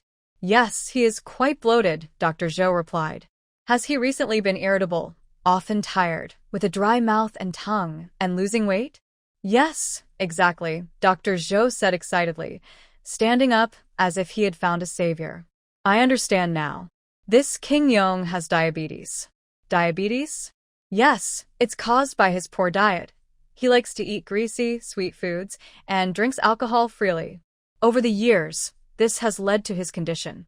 In simple terms, his overeating and indulgence damaged his spleen and stomach, causing internal heat, dehydration, and dryness, which resulted in diabetes. Yi Zheng and the others made faces. What kind of diabetes was this? It was just a fancy illness caused by overeating and idleness. Dr. Zhou asked, Is there a cure? He had never heard of such a condition. There is a way, but it's complicated and requires some courage from Dr. Zhou. To save the whole family, no matter how difficult, Dr. Zhou had to try. Tell me what I need to do, he said. I heard there's a mountain spring 10 miles outside Anyang City. Drinking from it keeps the mouth moist, and King Yong would surely recover after drinking it. 10 miles away? I've never heard of such a spring, Dr. Zhou looked at his wife, who shook her head. She hadn't heard of it either. Yizheng thought for a moment and asked, Could it be that small creek we saw on the way? Xu Yun smiled. Yes, that's it. But that creek looks ordinary, nothing special. It's just an ordinary creek. Dr. Zhou, if you tell King Yong this, you should also advise him to walk there every day and stick to it. If he gives up halfway, or someone else fetches the water for him, it won't work. Without following this treatment, his health will only get worse over time. Dr. Zhou still didn't understand, and asked with many questions, Miss Xu, why do we have to trick King Yong into going to that creek? Can it really cure him? King Yong's illness is a common disease caused by wealth and excess. He eats and drinks a lot, but does not move around, which causes indigestion and damages his stomach and intestines. Therefore, he needs to be active. Dr. Zhou can also prescribe some medicine to strengthen his spleen and stomach, which would work better. Is that so? With this, Dr. Zhou understood. However, it is hard to make King Yong follow instructions since he is a ruler. So, how to get him to go to that small creek every day is a big problem. Don't worry. I have a good plan.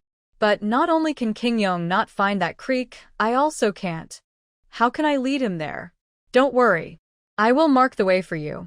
Since they cannot meet in person, and Dr. Zhou cannot leave the county, Xu Yun can mark the route for him along the way, so he can take King Yong there later. Dr. Zhou was very grateful when he heard this. He quickly bowed and said, Miss Xu, you are truly my lifesaver. Dr. Zhou, there's no need for such words. If you hadn't helped me before, my incense business wouldn't have gone so smoothly. Having learned the method to treat his illness, Dr. Zhou and his wife felt they owed much to Xu Yun.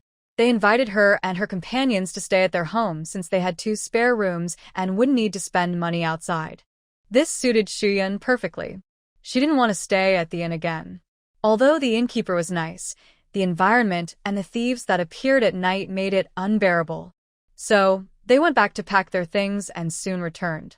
The next day, when the city gate opened, Yichi went out to mark the route along the way. Dr. Zhou also confidently went to the place where King Yong was currently staying. Following Shuyun's advice, Dr. Zhou gently informed King Yong. Of course, he didn't say it was a common disease caused by wealth. King Yong leaned on his throne, frowning, with suspicion and anger in his eyes. Dr. Zhou stood in the center of the hall, tall and thin, with a calm expression, looking confident. He clasped his hands behind his back, his gaze as deep as a pond, and spoke in a low, firm voice. "Your Majesty, I am not joking. 10 miles outside the city, there is a mountain spring with pure, sweet water. It is said to gather the spiritual energy of heaven and earth. I have heard that this spring can cure all diseases, soothe the lungs, and clear the liver fire. Your Majesty is now weak and tired, anxious and restless. This spring water is the right remedy for your condition." After hearing this, King Yong snorted coldly, his anger growing. He suddenly slammed the table, causing the teacup to tilt and spill tea onto the ground. His eyes widened with rage as he shouted loudly, "Am I a 3-year-old child? A spring that gathers the spiritual energy of heaven and earth, capable of curing all diseases. If such a spring truly exists, why would you need doctors like us? Bring that troublemaker out and cut him down." The guards at the door heard the commotion and entered, walking in neat formation toward Dr. Zhou. Dr. Zhou was so frightened he broke out in a cold sweat but kept his composure. He smiled slightly and loudly said, "Your Majesty, please stay calm. If I, a humble doctor, didn't have full confidence, I wouldn't dare speak so boldly before you. Your Majesty, you are now suffering from a strange illness and have sought many doctors, but none have succeeded. Are you unwilling to try again? I am willing to risk my life. If in 3 days your condition does not improve at all, you may do as you wish with me." At this moment, King Yong's anger seemed to be touched by Dr. Zhou's firm words. He looked at Zhou and felt a bit uncertain. If this strange illness could really be cured, trying for 3 days was worth it. If it couldn't, it would just be another person to kill. He took a deep breath, slowly closed his eyes, and after a moment, opened them again, speaking more softly. "Fine. I will trust you this once.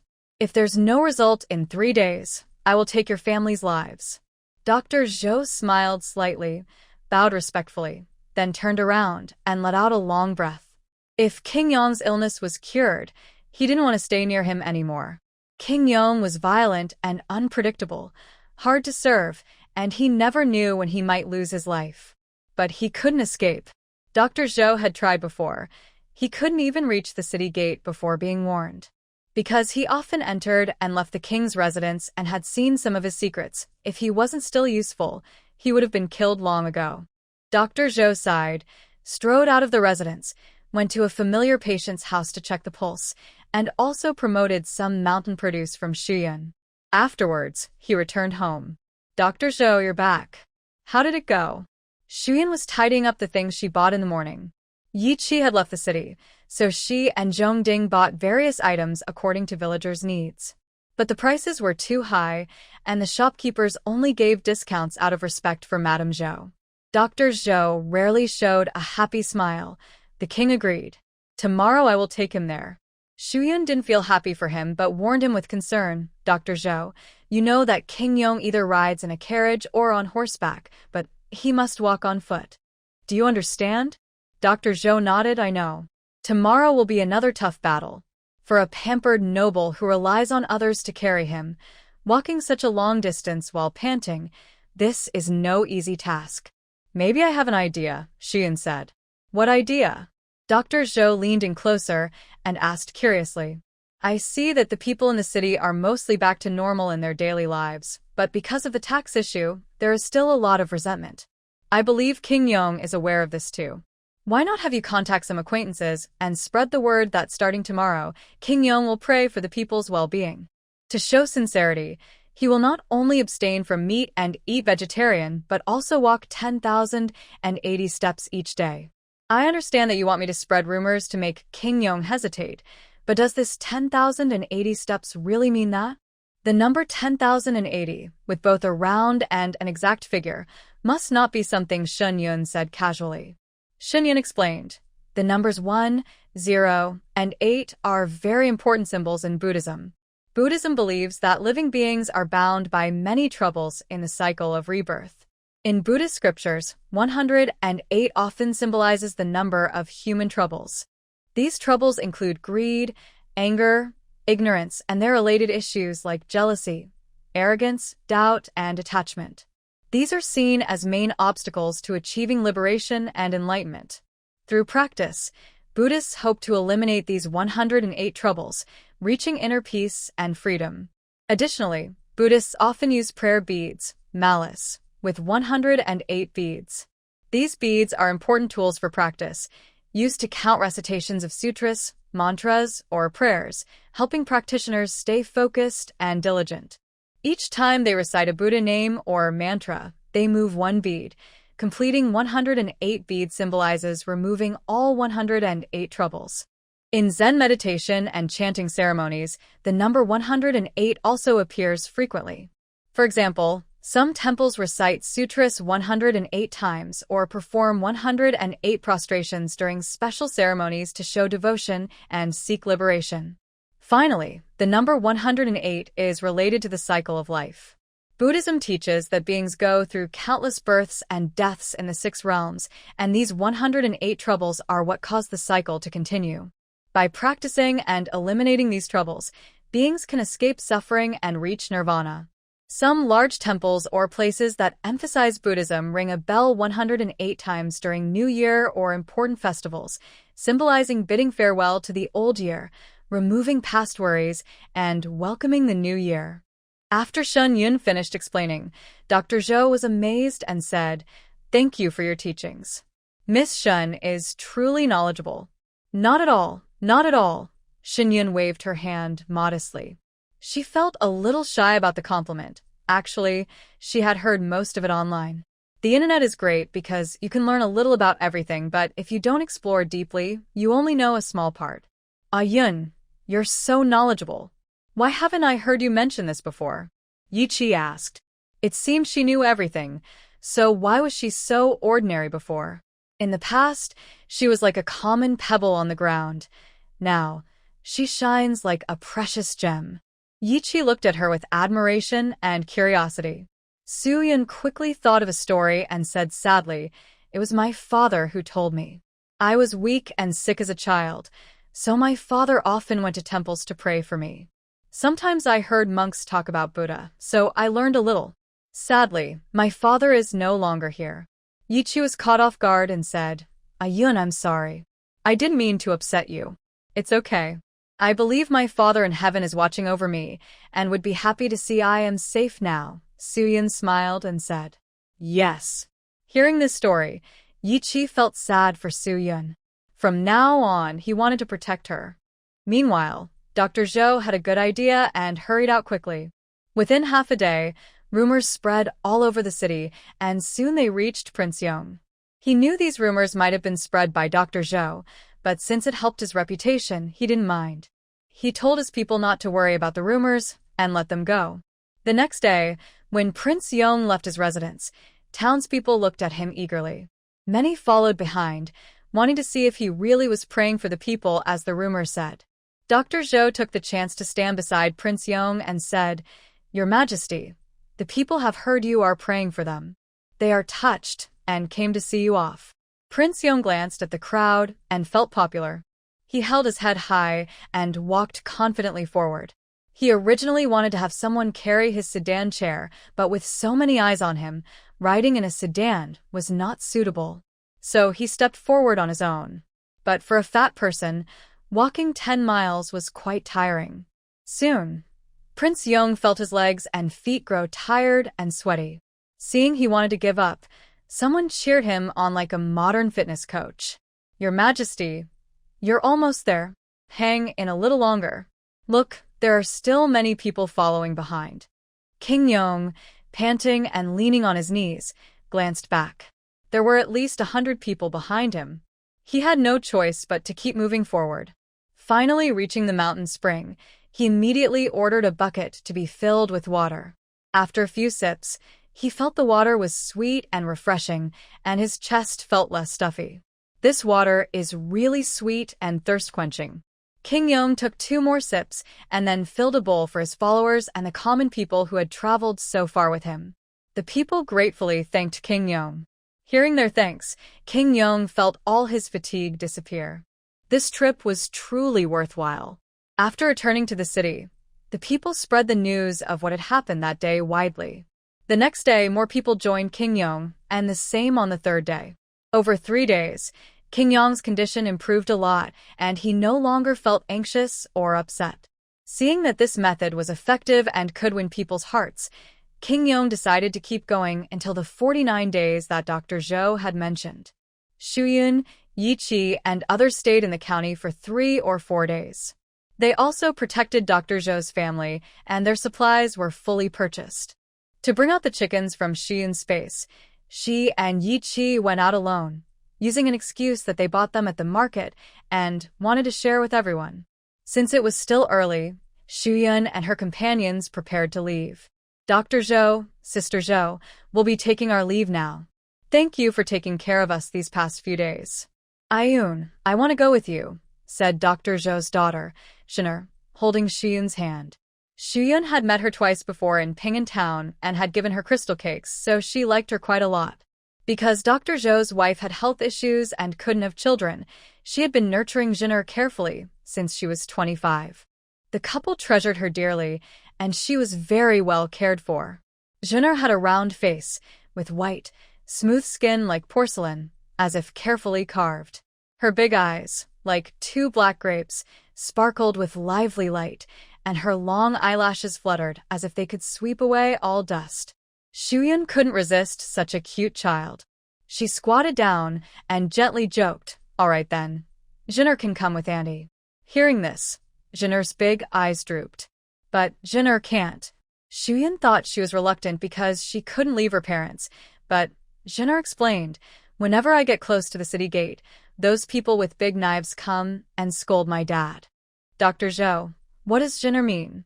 Yi Qi and the others looked at each other, realizing that Jun Er's words were very unusual. Dr. Zhou sighed deeply, as if he had aged several years because of this matter. Dr. Zhou, is there something you can't tell us? Xu Yun asked. I'm just like everyone else in the city, unable to leave freely. But Prince Yong is more strict with my supervision, Dr. Zhou said casually. Why is that? What's different about you from others in the city? Xu Yun asked.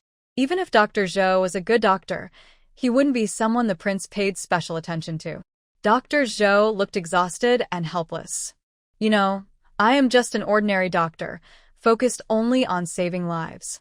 But fate pulled me into this turmoil, he said in a low, slow voice, as if recalling a painful past. Since Prince Yong fell ill, I was summoned to his residence to treat him. One ordinary afternoon, I went as usual with my medicine box. But I saw something I shouldn't have. He paused, a hint of fear flashing in his eyes. They carried out a man's body from his room. The body's hand hung down, and on his thumb was a jade ring I recognized. It had appeared on his father's hand before. Xu Yun and Yi Qi shivered, feeling cold behind their backs. Prince Yong, did he kill his father? Dr. Zhou nodded, his voice trembling slightly. I thought it was just my imagination. But Prince Yong was very nervous. He suddenly grabbed my hand, his eyes full of killing intent. What did you see? He asked coldly. I was so scared I almost couldn't speak, but I told the truth. His face turned pale instantly. He gritted his teeth and said, You know too much. Since then, I've been confined in the city, not allowed to leave. Prince Yong sent guards to watch me, and my family was also monitored. I know he's afraid I'll reveal this secret. He wants to kill me, but because I am a doctor and still useful to him, he's temporarily spared my life. Dr. Zhou looked up at Xu Yun and the others, with sadness and determination in his eyes. I know you are honest people. I realize I won't live much longer. Please help me take Jin Air and my wife out of the city. After speaking, Dr. Zhou knelt on the ground. He didn't want to trouble Xu Yun and the others, but he was out of options. He didn't want his wife and daughter to die with him. Prince Yong would never let him go. He only wished for his wife and daughter's safety, so he could die with peace. Madame Zhou heard about Dr. Zhou's plea to Xu Yun and others. Her eyes filled with tears, and she also supported him. I won't go anywhere. I will stay here with you. Jin'er saw her parents looking so sad and immediately came over to hold their hands. Jin'er won't go anywhere. I want to stay with my parents. Jin'er. The couple embraced their daughter and shed tears. Xu Yun and the others, except for Niu, who has no family or children, were deeply moved by the scene. Dr. Zhou, have you ever tried disguising yourself as a small merchant to sneak out? Yi Qi asked. Dr. Zhou shook his head. The city guards are all soldiers of Prince Yong, and they all have our portraits. If I try to escape with my wife and daughter, the portraits will quickly turn into wanted notices. However, the portraits are probably not very detailed. If you change your appearance, it might be possible to pass unnoticed, Xu Yun said, resting her chin on her hand. In ancient times, wanted posters usually featured drawings based on eyewitness descriptions, trying to depict the criminal's face, height, and build. Due to limitations in painting skills and the accuracy of descriptions, portraits often differed significantly from the actual person. But I really can't take the risk. If I get caught, my family will be killed immediately.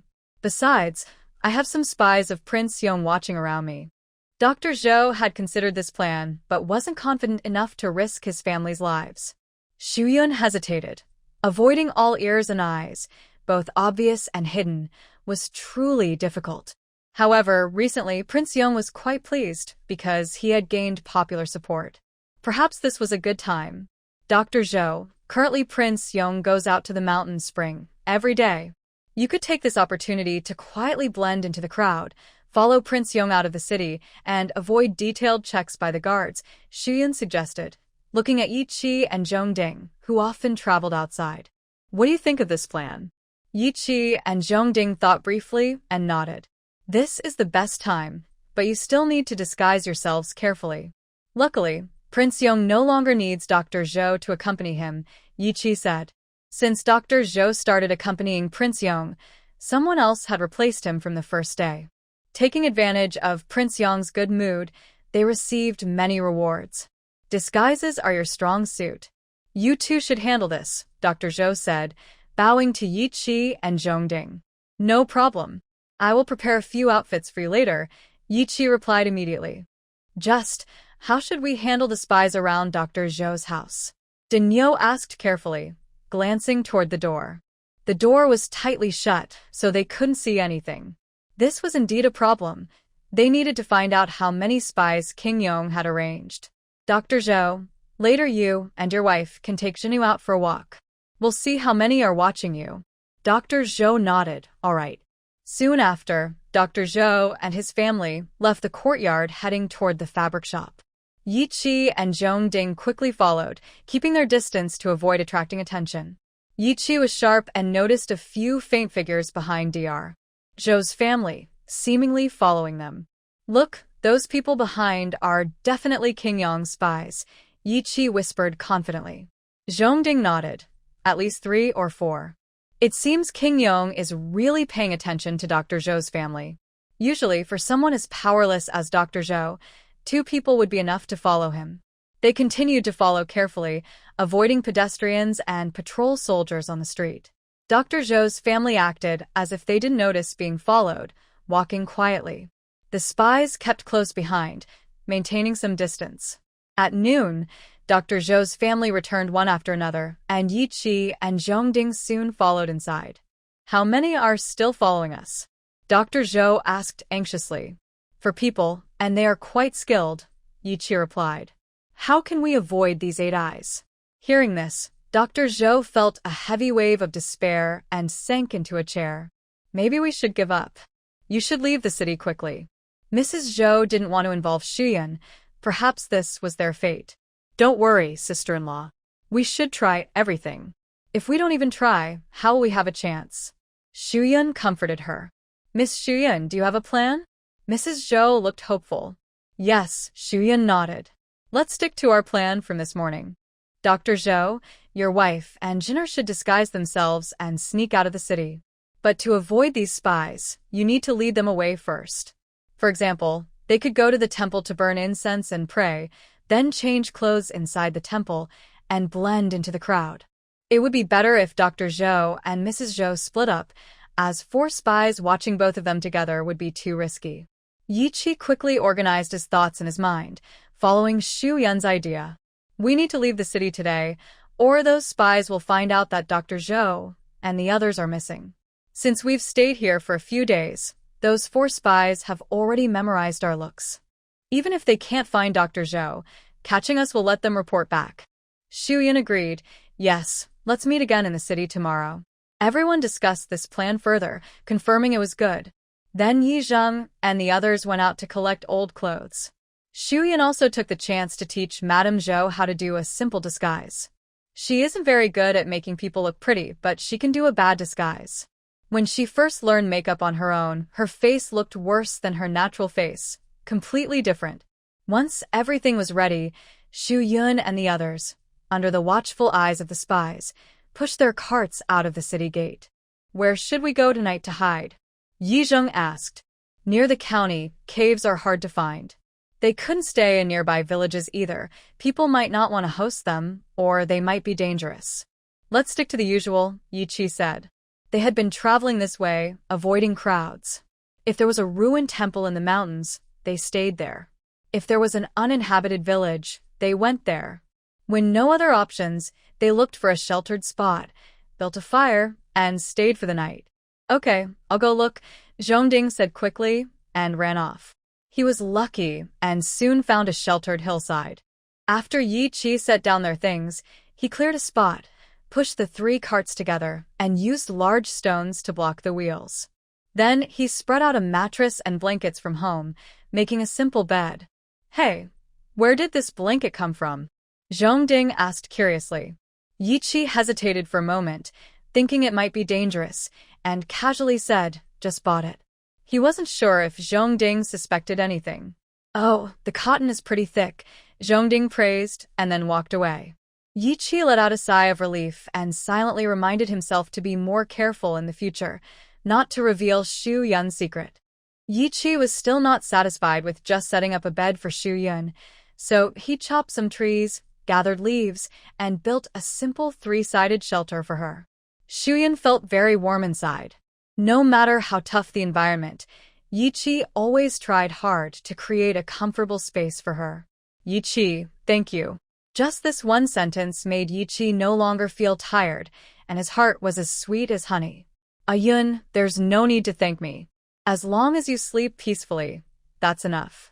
Shu Yun saw the deep affection in Yi Qi's eyes and shyly looked away, not wanting to meet his gaze.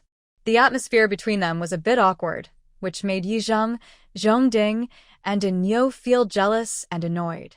The next morning, Shu Yun, Dinyo, and Yi Zheng were responsible for meeting outside the city. Yi Qi and Zhongding went inside to join Zhou Daifu's family. According to plan, Zhou Daifu and his wife each went to buy medicine from the pharmacy and to the temple to burn incense and pray. 4 spies followed each of them separately.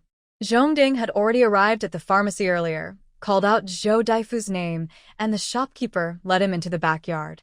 This pharmacy was originally part of the Jisher Tang family, but during the war, Song Laodong's family fled far away. Only the shopkeeper remained, struggling to keep it going. Zhou Daifu and he were old friends, so he was willing to help with this small favor. Soon, Zhou Daifu arrived. Zhongding took off his bag, pulled out a worn, patched rough cloth jacket from inside. The jacket was full of patches and faded in color, but it was old enough to hide his identity well. Zhou Daifu took the clothes and looked at them with a hint of doubt. Will this work? He asked softly. Zhongding smiled slightly, patted his shoulder, and said, Don't worry. He told Zhou Daifu to change into the rough jacket, then tore a few strips of rope from a nearby sack. He roughly tied Zhou Daifu's hair into a ponytail and let it hang loosely behind his head, making him look scruffy. Next, he picked up a piece of black cloth, gently wiped Zhou Daifu's face, and darkened his skin tone. He also added some gray marks to make Zhou Daifu look like a laborer working in the city. Zhou Daifu, with this look, you'll be just a common worker. The guards at the city gate definitely won't recognize you, Zhongding said with a smile. Zhou Daifu looked down at himself and immediately changed his appearance. Thanks to you, brother. Otherwise, I'd be recognized right away. What about my wife? Don't worry. Brother Yi will them, and everything will go smoothly. Hearing this, Zhou Daifu felt more at ease. All right, let's go quickly. Then, the two of them left through the back door of the pharmacy, took several small alleys, and after making sure the spies weren't following, hurried toward the city gate. Meanwhile, Yi Qi was waiting inside the temple for Zhou's wife for a long time. Mrs. Zhou needs to perform a complete ritual. Since she is here to burn incense and worship, she must follow the proper process. After everything is finished, Mrs. Zhou finds a monk and explains that her daughter is young and not feeling well, so she needs a quiet room to rest. The monk then takes them to the back courtyard. Yi Qi, hidden among those lighting incense, observes for a while. Seeing that the two people nearby are not paying attention to him, he also moves to the back courtyard. Big Sister Zhou, he knocks 3 times on the door. Brother Yi Qi, coming quickly, she replies. Zhou Zhener politely calls him Uncle Yi. Yi Qi, trying to be gentle like Shuyan, says, would it be okay if you walk with Uncle Yi later? Zhener immediately frowns and asks, what about my mother? Your mother is separated from us now, but she will join us soon. We need to hide from the bad people outside first. Mrs. Zhou also says, Zhener, don't worry. Your mother and father will come to find you soon. I promise. After saying this, she hooks her little finger with Zhener for a promise. Only then does Zhener agree. Yi Qi takes out 2 old padded jackets from his bag, one big, one small. Though old, they're still clean. He also takes a piece of colorful cloth and places it nearby. Big Sister Zhou, you and Zhener should change into these clothes and wrap your hair with this scarf. Mrs. Zhou looks at the clothes and asks, is this child's clothing for a boy? Yi Qi nods. Yes, so you'll need to style Zhener's hair to look like a boy's. After they change clothes, Yi Qi goes back inside. Mrs. Zhou not only changes her outfit, but also takes a charcoal pencil and gently sketches some wrinkles on her face, making her look like a weathered woman. Yi Qi is very satisfied. With this, there are no more obvious flaws. Big Sister Zhou, with this look, you are just a hardworking housewife. No one will pay attention. Mrs. Zhou smiles and says that's good. The temple has no back door, so Yi Qi leads Mrs. Zhou over the wall. Then he carries Zhener in his arms, acting like a father and son shopping on the street, while Mrs. Zhou stays far behind. Soon, near the city gate, they meet Zhongding and Yi Qi. Zhou Daifu is overjoyed to see Zhener in Yi Qi's arms, but he cannot come closer. If Zhener notices him, she will call out, and that would reveal everything. Zhou Daifu nods quietly to Yi Qi from a distance, with a firm look in his eyes, then follows Zhongding. However, at this moment, the 4 spies watching the Zhou family realized they had disappeared. 2 groups immediately merged, and the leader quickly made a judgment. They will definitely try to blend into the crowd when the king leaves the city. Let's go quickly. The 4 of them hurriedly rented horses from the nearest government office and rushed off. Soon, the sound of hooves reached Yi Qi's ears, but King Yong had not yet come out. A large group gathered at the city gate, waiting to see King Yong. The 4 dismounted and pushed into the crowd, inspecting each person one by one. Just as they were about to finish checking everyone and head toward their side, one of them deliberately caused some chaos among the crowd to attract the spies' attention. He intentionally bumped into one person and then hit another on the head. The person was knocked off balance and turned around, just in time to glare at the one who bumped him. The 2 immediately started fighting. Hey, how could you be so careless? You're so rude. I was the one who bumped into you first. Are you the rude one? When did I bump into you? You hit my head first, and now you're the one complaining? Onlookers gathered around, and the spies were drawn over as well. Seizing the opportunity, Yi Qi changed direction and headed toward Zhongding and Dr. Zhou's family. Seeing this, Mrs. Zhou quickly quickened her pace. The spies, distracted by the chaos Yi Qi created, did not notice the movements of Dr. Zhou's family. When the chaos was finally stopped, King Yong appeared. The force searched in vain and immediately informed King Yong that the Zhou family had disappeared. King Yong, who had been smiling moments before, immediately became furious. Go find them quickly. Seal all the city gates and carefully question everyone who had contact with them. Yes. The four each led a small team and rode off. Meanwhile, Yi Qi and Zhongding had already left through another city gate with Dr. Zhou's family. Outside the city gate, Dr. Zhou asked in confusion, "Weren't we supposed to follow King Yong from the west gate?" Yi Qi replied, "That was the plan, but last night Ah Yun said those spies are close aides of King Yong. They should be clever and capable, so they will likely catch up with us quickly. If they happen to see King Yong leaving the city, we'll definitely be caught. So, we need to prepare two plans." Miss Xu is indeed smart, Dr. Zhou and Mrs. Zhou praised. "Let's go quickly. King Yong will be coming soon," Yi Qi whispered. Dr. Zhou nodded, "Yes, let's move fast." However, King Yong's speed was indeed very fast. When Yi Qi and the others had just left, soldiers came out from the four city gates and searched along the way for Dr. Zhou. Hearing the approaching hoofbeats more and more, Dr. Zhou's heart pounded like drums. He hugged his daughter tightly and asked, "Which way should we go?" No matter which way they took, it wouldn't be faster than riding a horse. Request failed. Look, that's Gully Village. Xu Yun pointed ahead, her voice carrying a hint of relief. After nearly a month, they finally returned home. All their fatigue seemed to melt away. Dr. Zhou saw the smoke from cooking fires and also felt hopeful. He unconsciously quickened his steps. Along the mountain path, children were playing. When they saw the visitors, they ran desperately toward the village shouting, "Chang'an, Chang'an, your parents are back." Many families heard the shouts and came out to greet them. "Shumei, was the trip smooth? Did you get hurt? Brother Yi Qi, how's everything outside? Hey, isn't that Dr. Zhou from the town?" Someone recognized Dr. Zhou. Dr. Zhou clasped his hands in a respectful bow. "My wife and I will be living in the village now. Sorry to trouble everyone. Dr. Zhou, it's our honor to have you come to the village." "Welcome, welcome."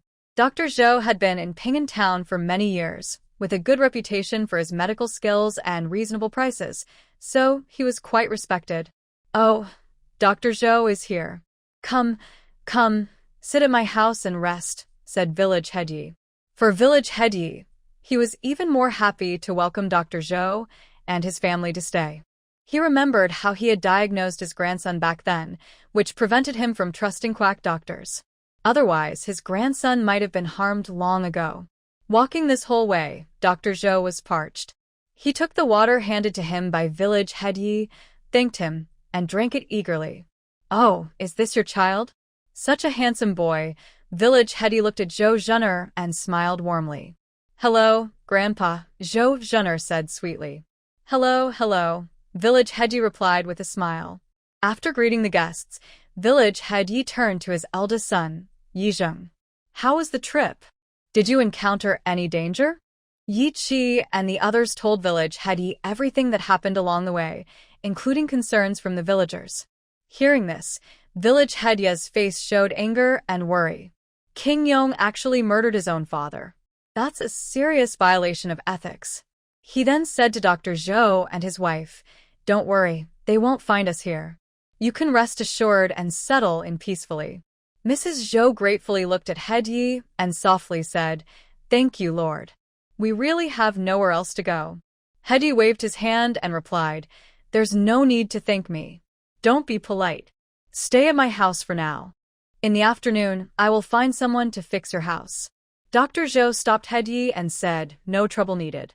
We can set up a simple grass shelter to get by for now." "That won't do. It's already winter, cold and freezing. A grass shelter isn't safe," said Hedi. Dr. Zhou wasn't being overly polite. He didn't know Hedi well, so he felt a bit reserved. But he didn't want to refuse Hedi's kindness, so at this moment, Xu Yun stepped in to help. She said, "How about Dr. Zhou stays at my house? Uncle Lord, your family is large, and living so crowded isn't convenient. Also, I live in Anyang County, just at Dr. Zhou's house, so I know the area well." "That's a good idea. My family is quite large too," said Hedi proudly, as having many family members was a sign of prosperity. Dr. Zhou felt relieved and nodded in agreement. "What's the situation outside now? I heard you say the Western barbarians were driven away. Does that mean peace has returned?" asked Old Man Xu. Xu Yun shook her head. Not yet. As they traveled, Dr. Zhou explained that although the Western barbarians had been pushed back, the world was still divided into three parts. The north was ruled by the Jin dynasty, where Lord Nan lived.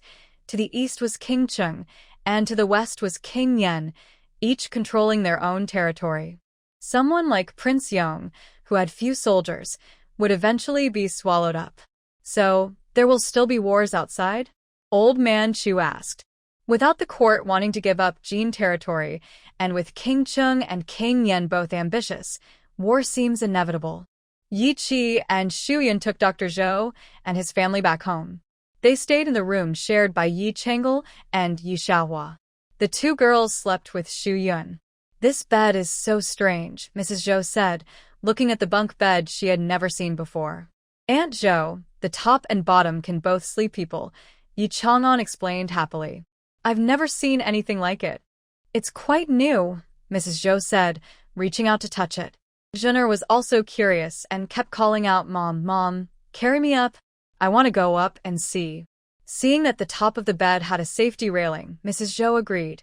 All right. Just don't fall down." Then she lifted Zhener up. Wow, it's so high. "Mom, come up and see," Zhener said, standing on the bed and looking at the new view. "Mom won't go up. If I do, I might fall." "Don't worry, Aunt Zhou. This bed is very sturdy, and even two of you won't make it collapse," Yi Chengel said. Outside the door, Dr. Zhou looked at Xu Yun's bathroom and was amazed. What a clever idea. Bathing is so much more convenient now. These new improvements made Dr. Zhou's family feel a long-lost sense of peace, as if their previous fears and worries had never happened. That day, the whole Zhou family took a good bath, lay comfortably in bed, and had a restful sleep. The next morning, after waking up, Dr. Zhou took a walk around the village to get familiar with the environment.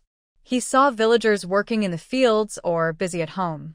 When they saw him, they greeted him with simple smiles, which made him feel warm inside. Suddenly, he heard clear voices reading aloud. Following the sound, he looked over and saw children sitting at a table in Chief Ye's yard, holding books and learning to read with Chief Ye.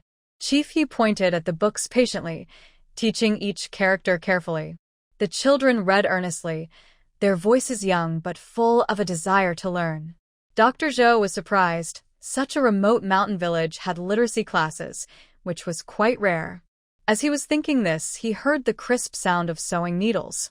Turning toward the sound, he saw a small courtyard behind the house where several women sat together embroidering.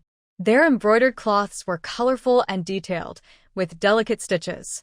Each needlework revealed beautiful patterns of flowers, birds, fish, insects, mountains, and people, so vivid they seemed alive. The women saw him come in but weren't startled. They just smiled slightly and continued their work. Just as he was marveling, he heard the sound of fists hitting the air. Turning around, he saw in an open space in the village Yi Qi and Zhongding leading some men in martial arts practice. They moved gracefully, their punches strong and powerful. At that moment, Xu Yun came over. "Dr. Zhou, so you're here?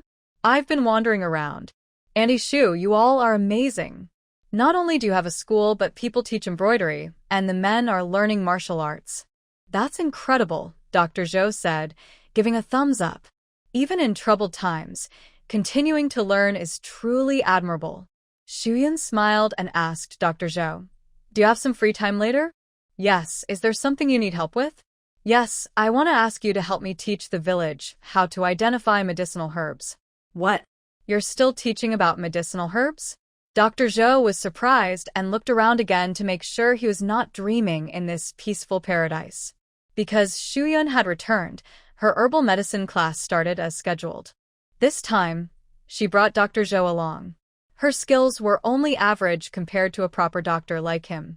The children benefited more from his presence. Sorry, I asked too suddenly.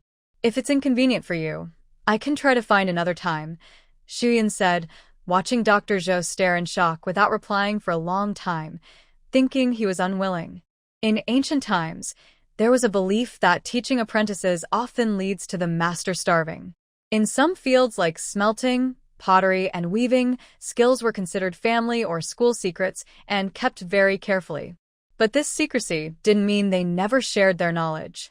Without passing on skills, many techniques would be lost. I am available and teaching about herbs is quite simple, Dr. Zhou said. He relied heavily on Xu Yun and a few others to escape danger. Next, he planned to ask the villagers for help building a house. Money was less important than the kindness and favors involved. He was worried about how to repay their kindness. Now, he was happy because although he didn't usually pass on his skills easily, he understood the importance of gratitude. Thank you very much, Xu Yun bowed slightly and expressed her thanks. Miss Xu, there's no need to be so polite. Your thanks really embarrasses me. I should be thanking you. Our family of 3 came out with nothing. If it weren't for your generous help, I wouldn't know what to do, Dr. Zhou said. He and his family left in a hurry. Carrying lots of belongings would have attracted attention, so they abandoned everything. Xu Yun then gave them several hundred jin of rice. Of course, it wasn't free. Dr. Zhou, I'm not as kind-hearted as you say. I took your money, Xu Yun joked. I gave you 100 taels of silver, but you should know that even with silver, it's hard to buy enough rice now, Dr. Zhou replied. The rice price in Anyang County was over 2 taels per jin. With 100 taels, he could buy at most 50 jin of rice. Xu Yun gave him 200 jin, which was a true act of kindness. Xu Yun was never someone without desires, nor did she give away her silver and rice for nothing. Her willingness to help Dr. Zhou so much was not only because of their past friendship, but also because he had saved Yi Xiaohua and others. She has been preparing for years for a peaceful world in the future. At that time, she will need Dr. Zhou very much. At worst, you can just return what I owe you later. Please don't keep thanking me. We've known each other so well. There's no need for such formalities, Xu Yun said cheerfully. As for returning her grain and supplies, she wouldn't need them then, but Dr. Zhou could exchange other things instead. All right, from now on I won't thank you, and you don't need to thank me either. Dr. Zhou also felt that constantly thanking each other made their relationship feel distant. He decided to remember the kindness of Xu Yun and Yi Qi in his heart and repay them later. Dr. Zhou, after lunch, you can take the children to the back of that mountain to learn about herbs. It would be more fun to identify and learn in the wild, and the children will remember better, Xu Yun suggested. She asked Dr. Zhou to teach the children because she thought they could learn more professionally, and also because she had picked seeds of Banlanjin and Jinyinua before leaving. She was eager to practice planting them in the field when she returned, especially since Uncle Shouyang had already helped her prepare the land again. She was eager and ready to try, but she had never planted traditional medicine before.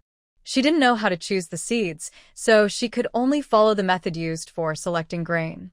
After lunch, Xu Yun went to find the experienced old farmer Yi Shouyang. "Xu girl, you're here?" Yi Shouyang was feeding chickens when he saw Xu Yun enter. He immediately greeted her, "Have you eaten?" Seeing Xu Yun, he couldn't help but smile kindly.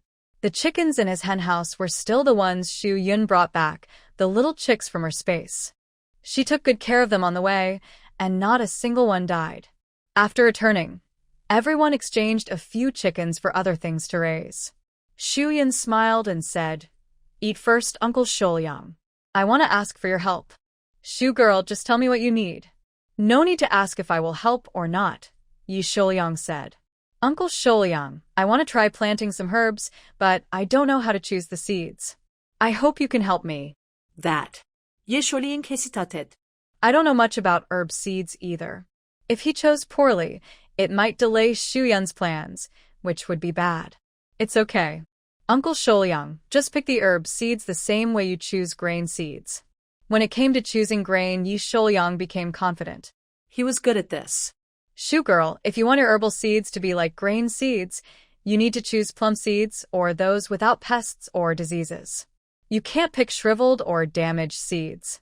Yi Sholyang took out his small basket, poured the seeds into it, and flipped it back and forth to remove lighter grass roots and other crop seeds. Then he used a sieve to filter out small impurities. This is just a simple selection. After choosing the seeds, we need to prevent pests. You can soak the seeds in mugwort or aconite juice, but I don't know if your medicinal seeds need this, Yi Sholyang said.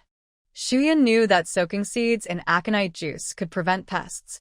Other plant-based liquids like mugwort juice could also be used for soaking, as they have natural sterilizing and pest-repelling properties. However, aconite is toxic, and it's unclear if it would affect the blue radish. Shuyun shook her head. Are there other methods? Yi Sholyang thought for a moment. Yes, there are.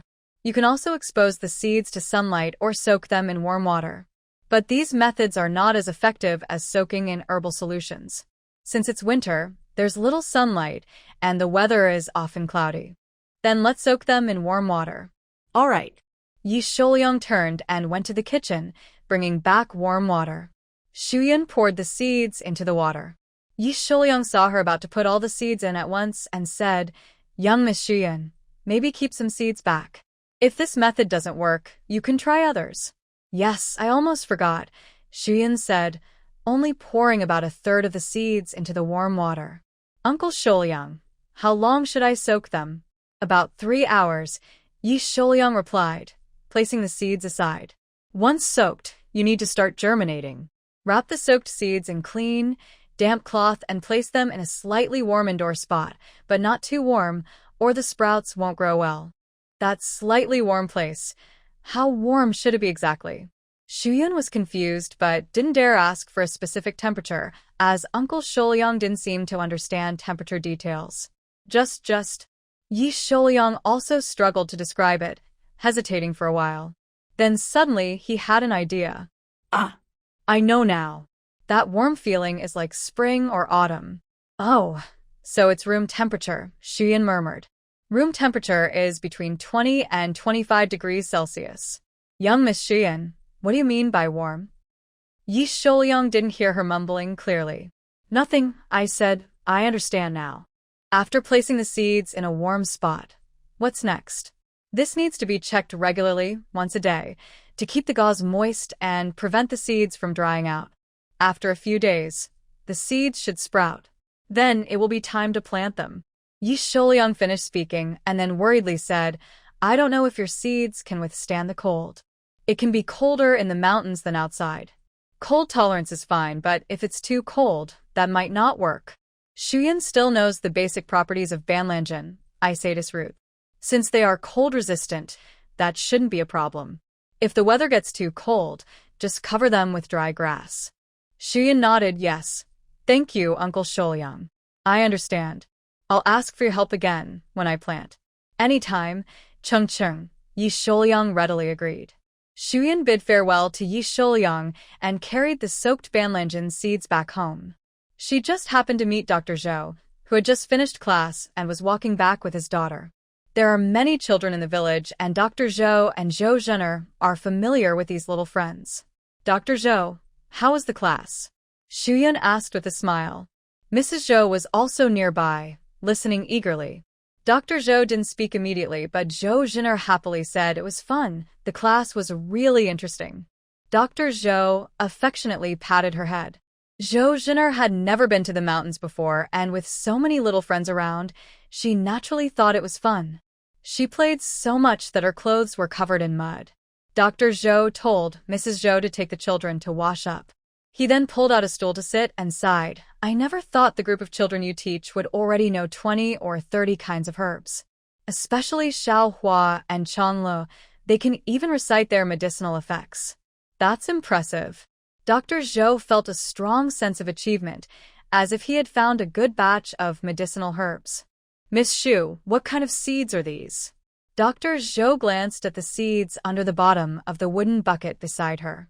They didn't look like wheat or rice seeds. If they were edible vegetables, he would like to ask for some to plant. These are banlangen seeds, Xuyan replied. Miss Xu, are you going to grow banlangen? Dr. Zhou asked softly, with a hint of surprise in his voice. Banlangen is a good medicinal herb, known for clearing heat and toxins, preventing plagues, and reducing inflammation. She smiled slightly and nodded. Yes, I want to plant them so everyone can drink some to prevent illnesses. In these mountains, we lack medicines, so staying healthy is the most important. Dr. Zhou, do you know how to grow banlangen? After hearing this, a look of approval appeared in Dr. Zhou's eyes. This girl has a big heart, I admire that. Although I don't know how to grow Isatis root, I have always studied herbs quite well. I can discuss planting methods with you. Xuyan heard this, and a hint of surprise appeared in her eyes. That's great. I have been struggling with no one to talk to. If Dr. Zhou can help, we will get twice the result with half the effort. They placed the wooden bucket inside the house and covered it with dry grass before feeling at ease. 5 days later, the Isatis root successfully sprouted white shoots. Xuyan called Yi Shouliang and Dr. Zhou to go to the field, followed by Yi Qi and the interested Yi Xiaohua and Yi Chengle. Yi Shouliang took the seeds from Xuyan and carefully observed the soil's moisture and looseness. He gently dug a small hole with his finger, placed the seeds inside, and carefully covered them with a thin layer of soil. Uncle Shouliang, the planting spots for the seeds can be spaced further apart. Isatis root is a deep-rooted plant, so leaving enough space is very important. It helps ensure the plants can fully use the nutrients and space in the soil, promoting healthy root growth. Yi Shouliang nodded and listened carefully, becoming more skilled with each action.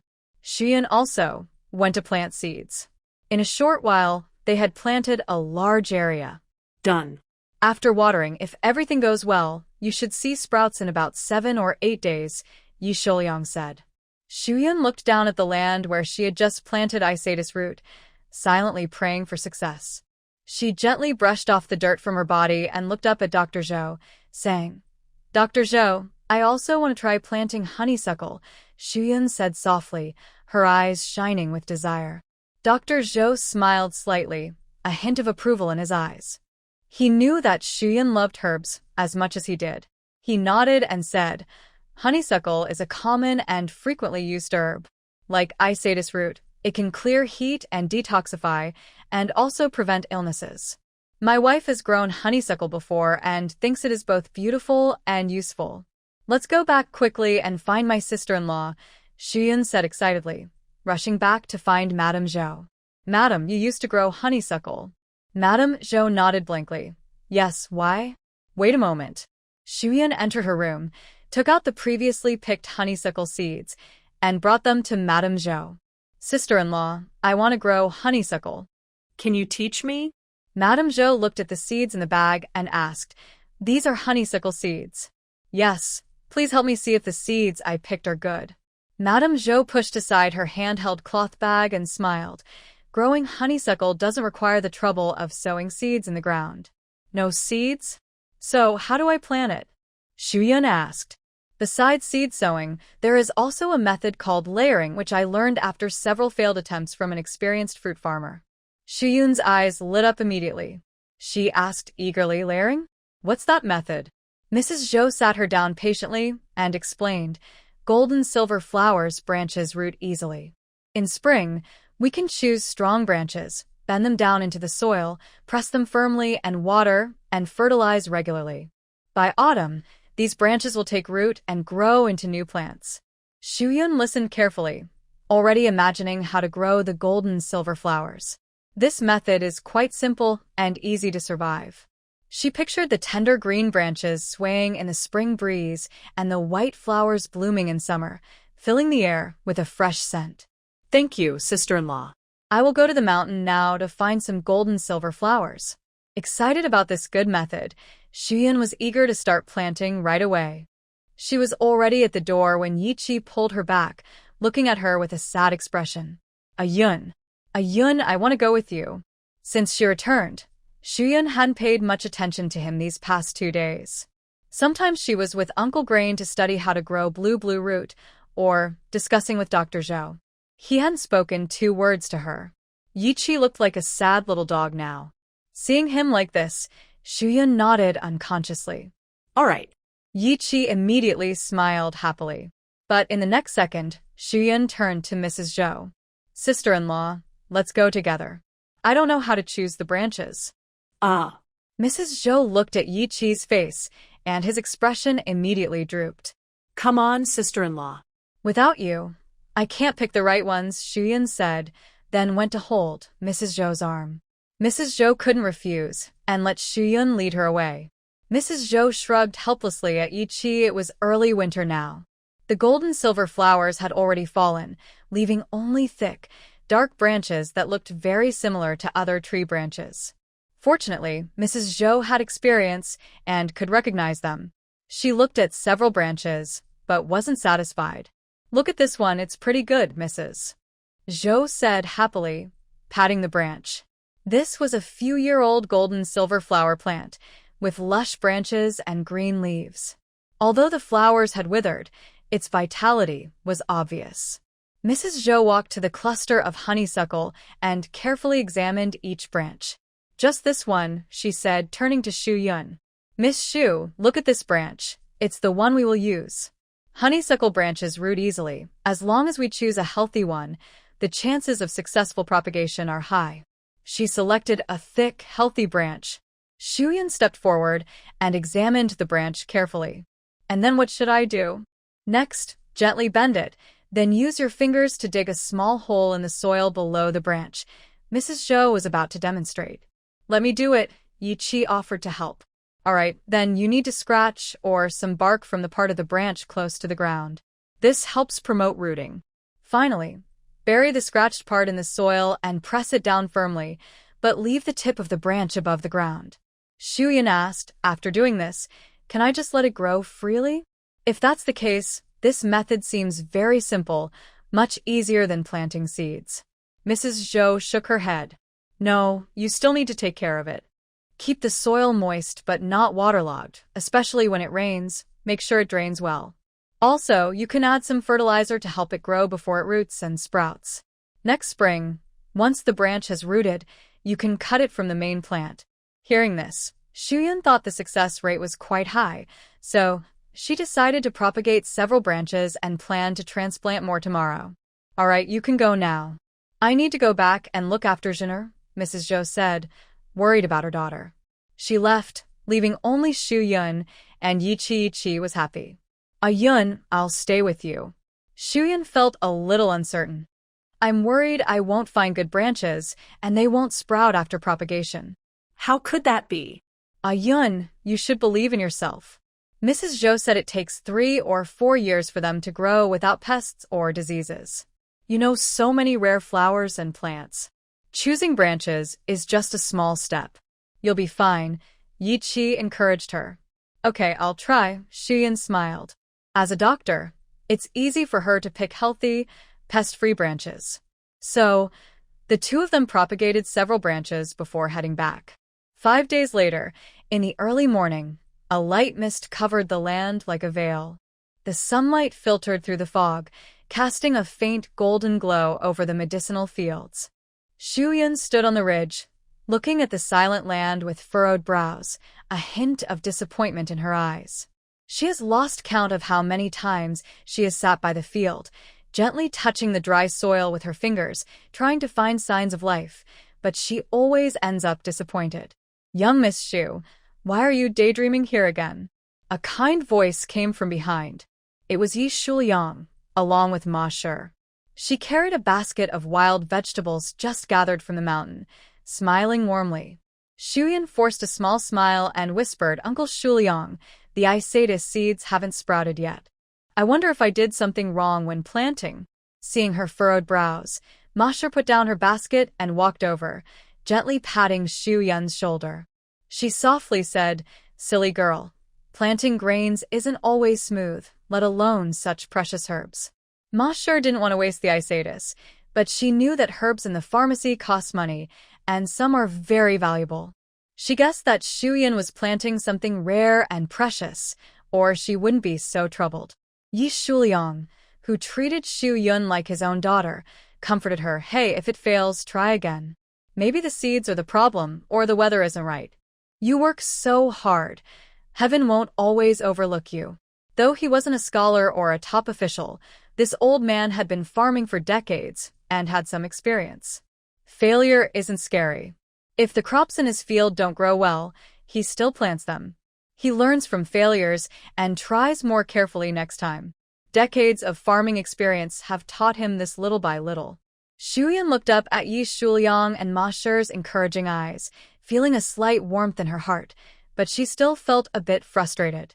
But I've already adjusted the soil and watered on time. Why isn't it working?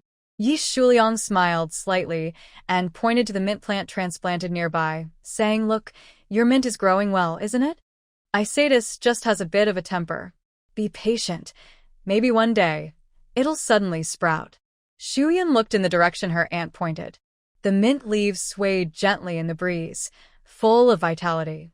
She sighed softly and said, Hopefully, that's the case. Just then, Yi Qi came from afar. He guessed that Xu Yun was here, watching the Isatis sprout, since she often ran to the herb field several times a day. When he arrived and saw her, he realized she was indeed here. He knew how much she was hoping for the seeds to sprout. After greeting Yi Shuliang and Ma Shi, he went to comfort Xu Yun, saying, Yun, don't worry. Be patient. Let's go back and have dinner first. Okay, Xu Yun replied sadly. They could only wait. Just as Xu Yun was full of hope that her seeds would sprout, a sudden heavy rain shattered her expectations. The rain poured down heavily. Although there were drainage ditches, some water still seeped into the medicinal fields. Xu Yun was anxious and quickly grabbed a raincoat hanging on the wall to cover herself, then rushed to the fields. Yun! Yi Qi tried to stop her, but couldn't. He told the 4 children to stay quietly at home. He put on his raincoat and hurried into the rain to help Xu Yun. Xu Yun braved the heavy rain, clearing water from the fields. Her clothes under the raincoat were soaked, and her shoes sank into the mud and couldn't be pulled out. Yun, let me help you. Yi Qi knew how much she cared about the Isatis root, so he silently dug and drained water. Xu Yun saw this and felt warmth in her heart. After the rain stopped, Xu Yun quickly checked the fields. She found some areas where the soil had been washed loose, and the seeds might have been washed away. Her heart sank completely. Dr. Zhou and Yi Shuliang arrived and saw that the seeds in the field had been washed out and exposed. They felt regretful. Seeing Xu Yun's expression, they felt deeply sympathetic. Yi Shuliang felt sorry for Xu Yun. He couldn't say any fancy words, only dryly said, What's a little rain and wind? Your effort won't be wasted. Maybe some seeds will survive. Dr. Zhou also comforted her. Don't be discouraged. We'll think of other ways. This lesson will help us do better next time. Yi Qi nodded and said, Later, we can dig some shallow ditches around the field to drain rainwater. Next time, we will definitely grow the Isatis root successfully. Hearing this, Xu Yun's disappointment was gradually replaced by hope and warmth. She looked up at the caring expressions of the 3, and a warm feeling rose in her heart. Yes, I will try again. Dr. Zhou said, That's right. Miss Xu, you're smart and kind. If heaven doesn't favor you, that would be unfair. Don't worry, it will work next time. Yi Shuliang also nodded in agreement. Exactly. If it doesn't work this time, we'll try again next time. Qing Li listened, and her gloom was completely lifted. She took a deep breath and looked at the medicinal field in front of her, her eyes shining with renewed hope. Okay, I will try again. This time, I must make the Isatis root take root and sprout. As she spoke, she sneezed loudly. Achoo. Miss Xu, you probably caught a cold. Go back and drink some soup to warm up, Dr. Zhou advised. Let's go, Yun, we're heading back, Yi Qi said, frowning with worry. Okay, Xu Yun also felt dizzy and a bit heavy-headed. After returning home, Yi Qi brewed a strong soup for Xu Yun to drink, but unfortunately, she still developed a fever. Immediately, Yi Qi called Dr. Zhou to come and examine her. However, He hadn't brought his medicine box when leaving Anyang City, and there were no ready-made herbs here. He could only go out to gather some. "I'll go with you, Dr. Zhou," a scholar said. "In the mountains, it's not convenient for him, and he's slow walking, so it's faster if he helps find herbs. Second uncle, you go ahead. Long En and Chang Lo will take good care of second aunt. Yi Xiaohua, the oldest and most calm, said. Chang En and Chang Lo were so worried they kept crying. Her brother Yi Xiaohu was simple-minded, so she wanted to reassure second uncle, who was worried about second aunt. "All right, I'll leave it to you," Yi Qi nodded. He looked worried and reluctant as he glanced at Xu Yun lying on the bed, then quickly stepped outside. Dr. Zhou, holding a wooden stick, walked steadily. He had been practicing medicine for many years and knew herbs well. Yi Qi followed closely, full of concern and urgency. In early winter, most trees in the mountain forest had shed their lush green leaves, but a few evergreen plants still stood firm against the cold wind. "Dr. Zhou, what herbs can we find in the mountain forest at this time of year?" Yi Qi asked. Dr. Zhou smiled slightly and pointed to a withered herb by the roadside. In early winter, it's not as lush as spring or summer, but some useful plants still grow. Look at this grass. It's dried, but the roots are still intact and can be used to dispel cold. He carefully picked a few and placed them into his basket. They continued walking, gathering many herbs along the way, such as jingjie and fongfeng, which still had medicinal value even in early winter. Just when Yi Qi thought they could head back, Dr. Zhou suddenly stopped and looked at a small tree nearby. Yi Qi asked hesitantly, "Dr. Zhou, is there something strange about this tree?" Dr. Zhou nodded. "This is a Sichuan pepper tree. It's quite rare and a valuable medicinal. It has many uses. Although it's early winter and the peppers have fallen, the leaves can still be used." "Can it treat Yun's illness?" Yi Qi asked. "Yes, the pepper leaves aren't as fragrant as the peppers themselves, but they can still help warm and disperse cold evil in early winter." Yi Qi immediately stepped forward, plucked a few pepper leaves, and placed them into Dr. Zhou's medicine basket. The two of them quickly returned home. Dr. Zhou hurriedly brewed a bowl of medicinal liquid for Xu Yun to drink. After half an hour, her fever finally subsided. The next day, although Xu Yun still felt weak and her limbs were soft, she was able to sit up. The early winter sun shone through thin clouds, casting a warm glow on the courtyard. Xu Yun sat by the window, holding a steaming bowl of herbal soup. The soup emitted a faint herbal scent. It was carefully prepared by Dr. Zhou, specifically to relieve her cold and wind symptoms. After drinking the soup, Xu Yun's face gradually turned rosy, and her body's chill slowly disappeared. "Dr. Zhou, this medicine really works," she said with admiration.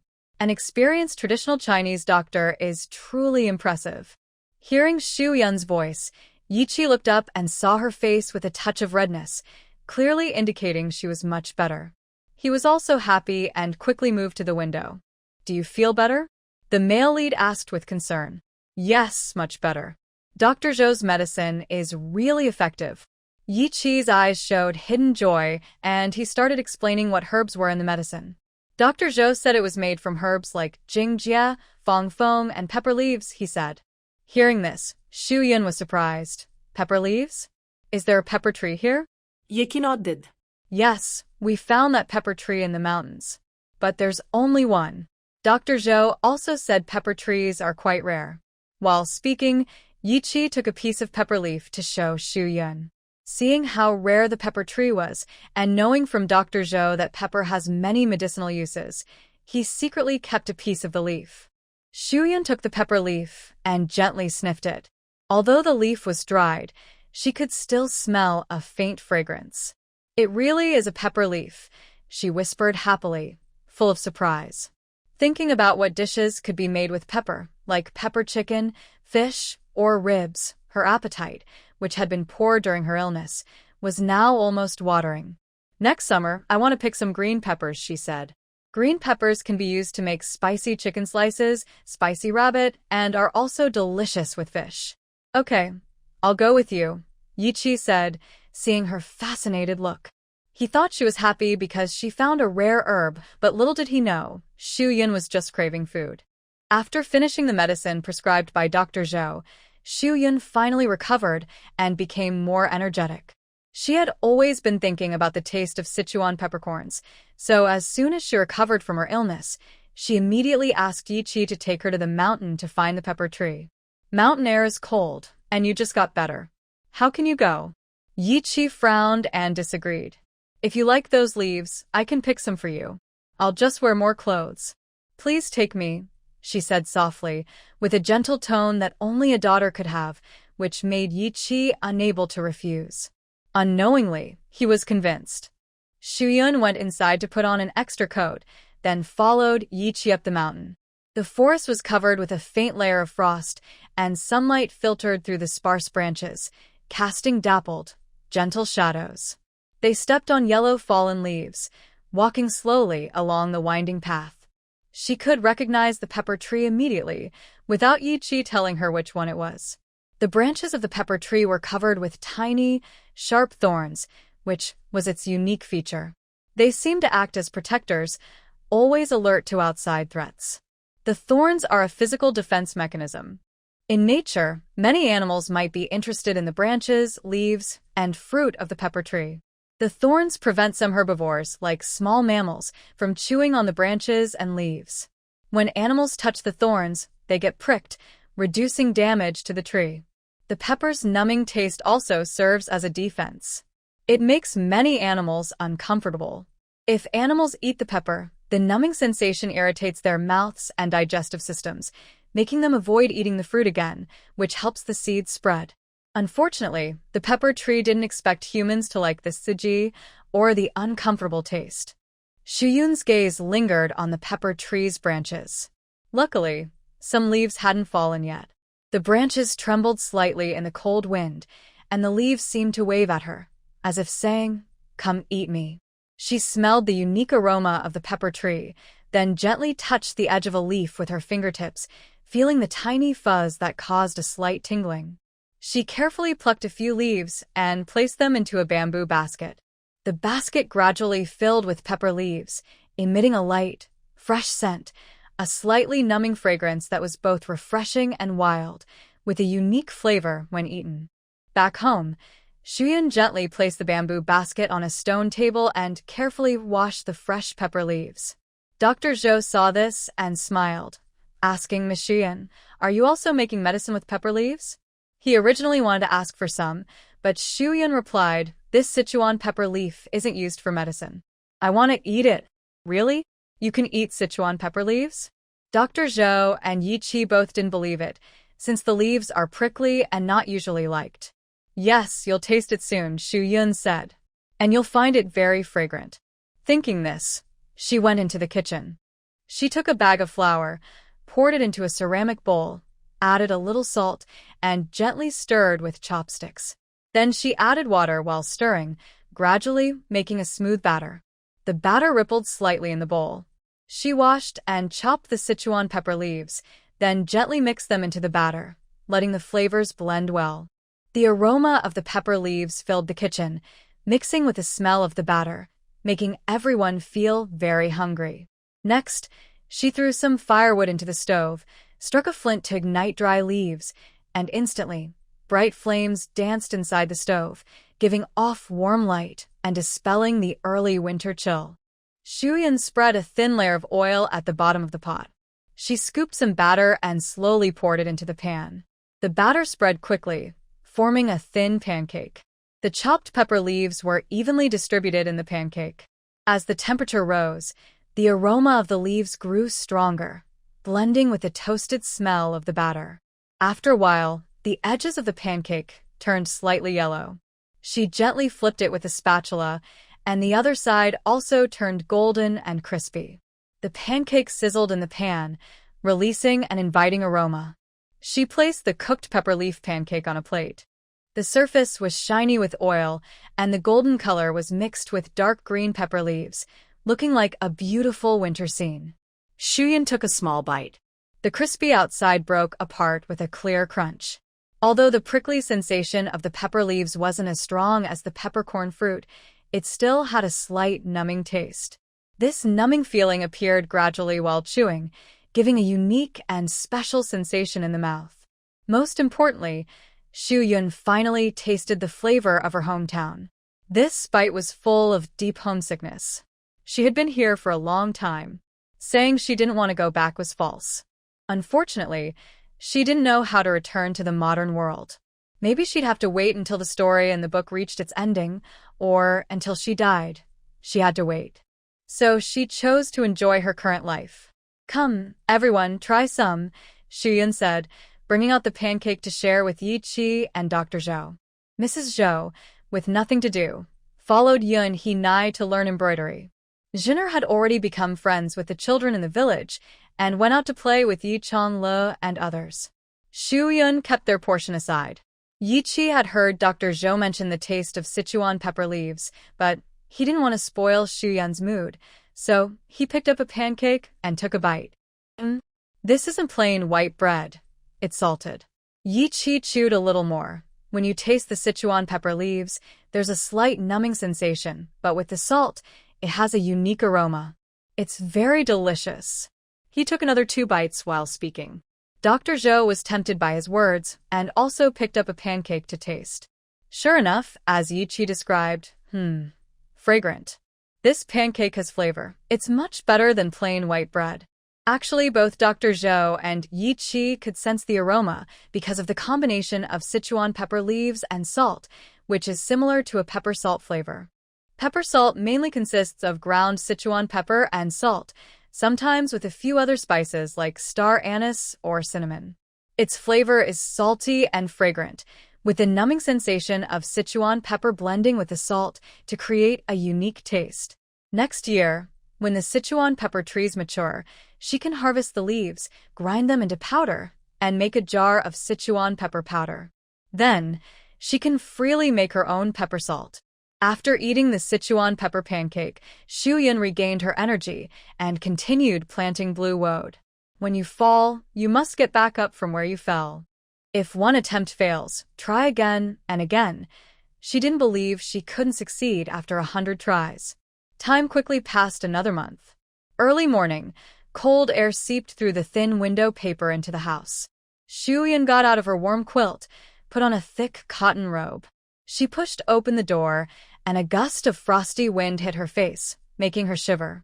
Outside, the grass and trees were covered with a faint layer of frost, except for the medicinal garden, which was surrounded by bamboo fences and looked especially precious. She walked to the edge of the garden, squatted down, and gently moved aside the straw covering the soil bed. This was her 4th attempt to plant blue woad. The failures in the past made her feel bad, but she was not willing to give up. Although blue woad is cold-resistant and can be sown in early winter, it needs extra care. This time, she not only covered the soil with straw, but also had Yi Shou Liang help her weave several layers of dried straw mats to keep the garden warm at night.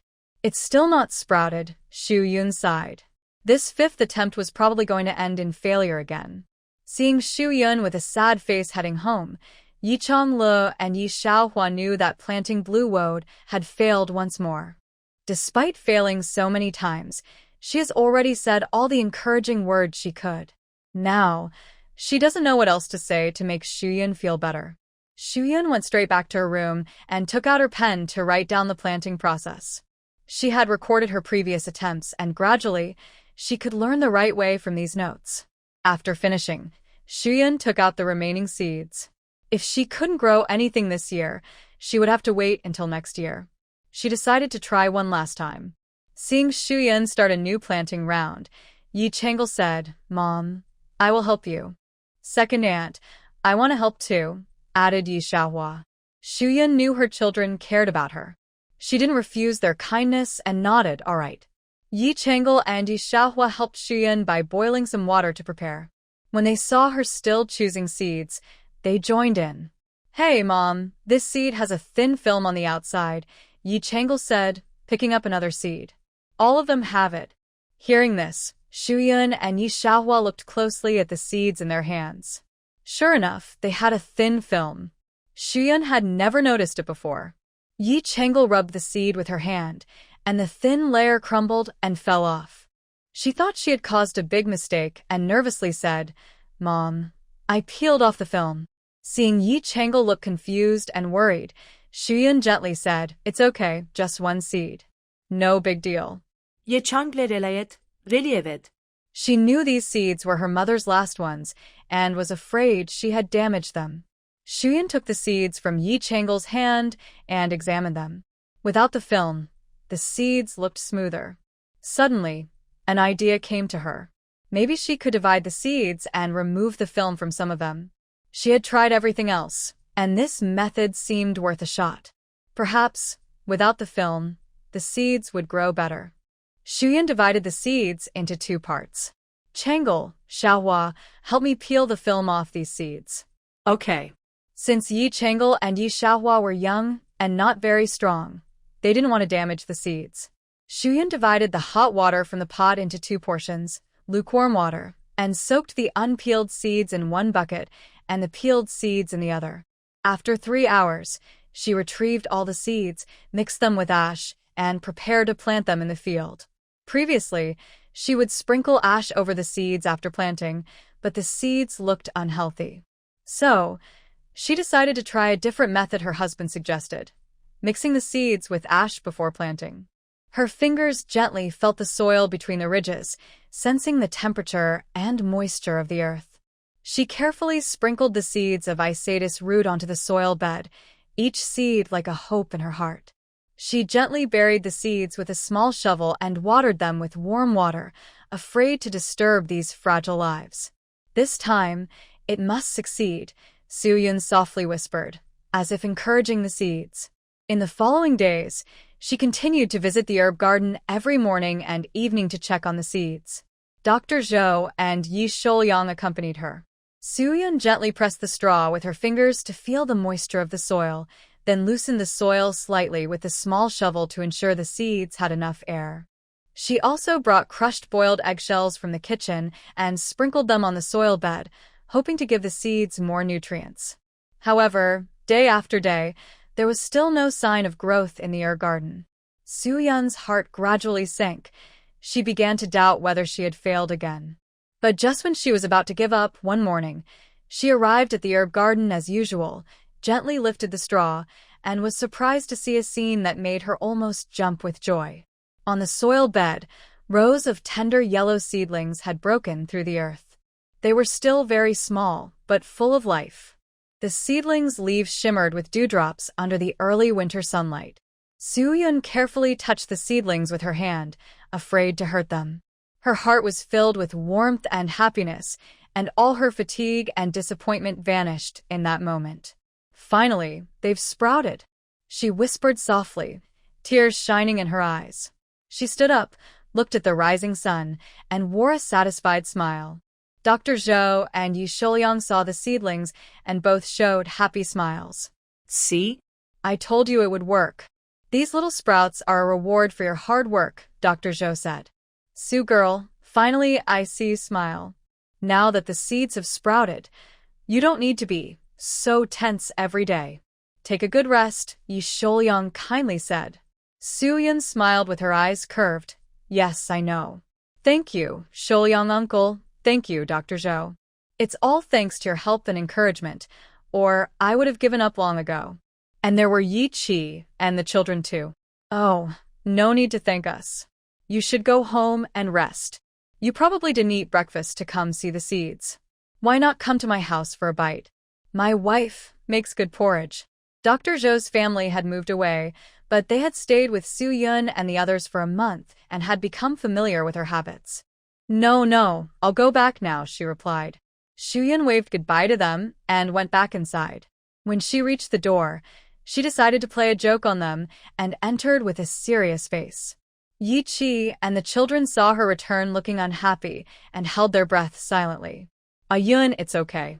We can't plant this year, but we can try again next year," Yi Qi spoke first, breaking the sad mood. "Mom, next year I will help you gather more seeds," Yi Chang'an said. Yi Xiaohu followed, "Second aunt, I will help too." Yi Xiaohua and Yi Chang'e said, "Yes, we will help as well."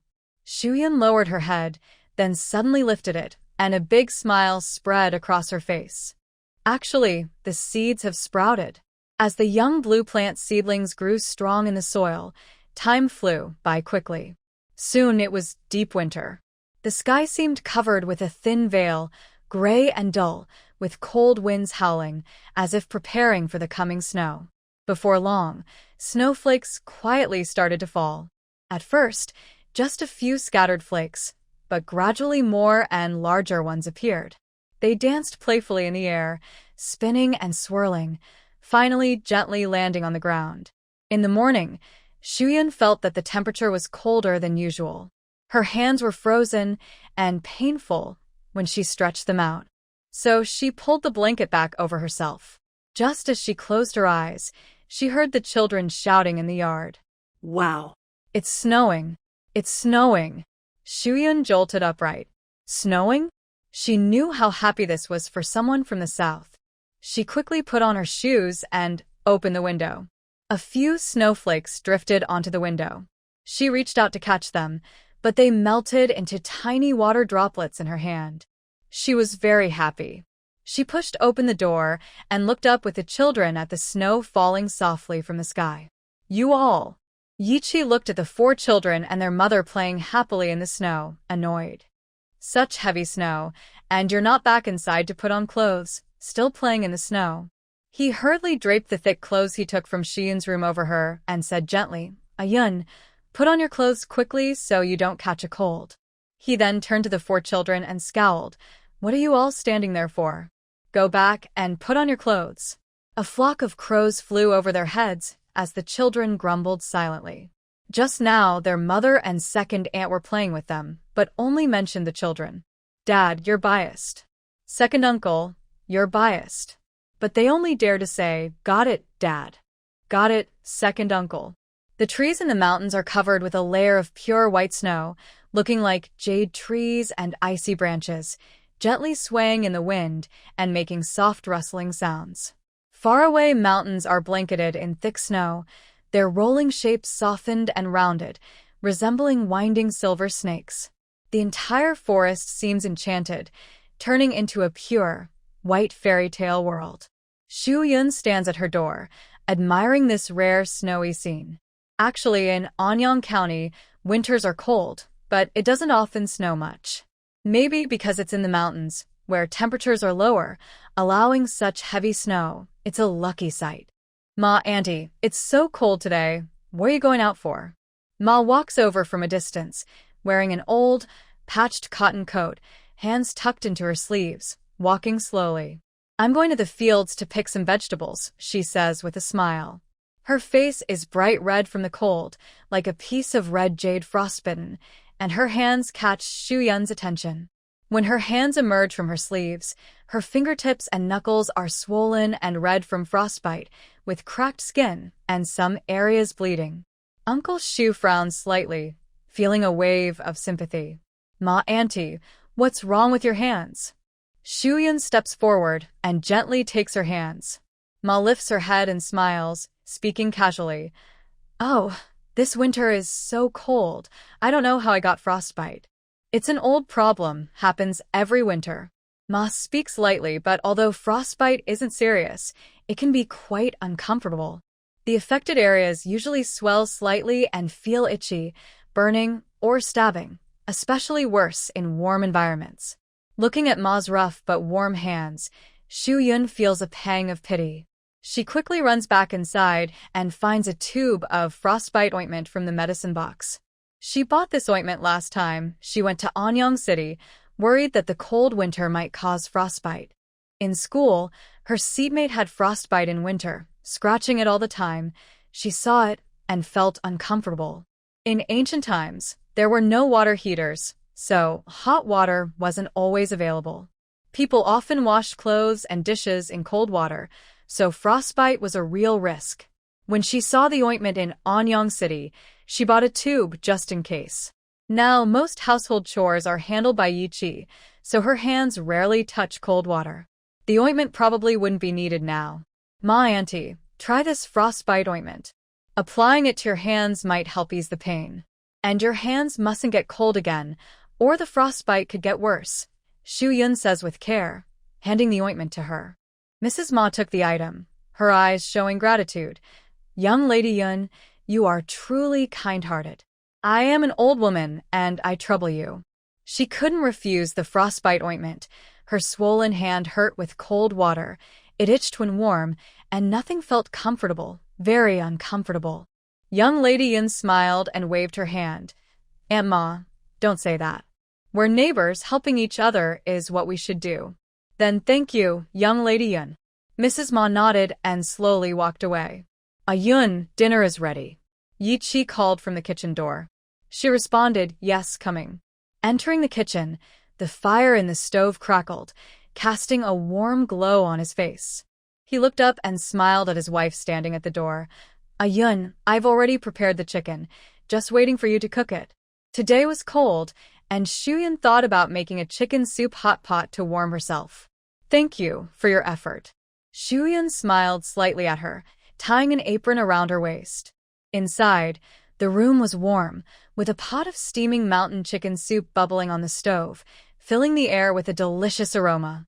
Shuyun approached the stove, gently lifted the lid, and steam billowed out. She stirred the soup with a spoon, sprinkled some chopped green onions, making the soup look even more tempting. Soup is ready, Yun Chu softly announced. The side dishes are also prepared, Yi Chi said, with a table full of side dishes beside him.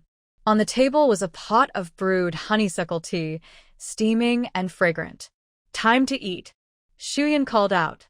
Soon the children ran inside. Shuyun served 4 bowls of chicken soup to the children first. She then cut the whole chicken into small pieces and put them into the pot for everyone to pick and eat. Yi Chang'an sat at the table, eager, picked up chopsticks, took a piece of chicken, chewed happily, and smiled contentedly. Mom, this soup is really delicious. Yi Chang'an also wanted to join, picked up a piece of chicken with his chopsticks, but got burned. Little glutton on it first, Shuyun said, giving her another piece of meat. Yi Chang'an pouted and blew on the food twice before eating it, her face full of happiness. Little flower, little tiger, you too also eat, Shuyun said, giving them some meat. Yes. Thank you, second aunt. After the meal, everyone felt warm and cozy. Even if they rolled in the snow outside, they wouldn't feel cold. After eating, Shuyun took out charcoal to light a fire for everyone to warm themselves. The family sat together around the fire, enjoying this rare leisure time. But at this moment, Aunt Ma arrived. Shuyun brought Madame Ma inside to warm herself by the fire. Madame Ma, come and warm yourself. As soon as Madame Ma entered, the warm air dispelled her coldness, and she leaned back in the chair, feeling a bit sleepy. But she remembered she had something to ask. Yun, I want to ask if you have any methods to treat frostbite? Madame Ma, what's wrong? Is that frostbite ointment not working? Shuyun asked. No. It's just that your sister-in-law Yang and a few others have frostbite. I saw your frostbite ointment at my place, touched it, and it seemed very effective. So I came to ask, are all the sisters-in-law getting frostbite? That's because it's too cold this winter, Madame Ma sighed. The house was also very cold. They gathered some firewood to burn, but the smoke was thick and stung the eyes, so she had to snuggle with her husband under the quilt. This weather is really too cold. This year's snow was especially heavy. Overnight, the entire mountain village was covered with thick snow, as if frozen in time. The cold wind howled, piercing every inch of the air, making every breath feel icy. Yi Chang'an also said, Mother, Xiao Jin, Xiao Yin, Hazy, Dexiong, they all have very red faces. Every time I touch their hands, they feel like ice boxes.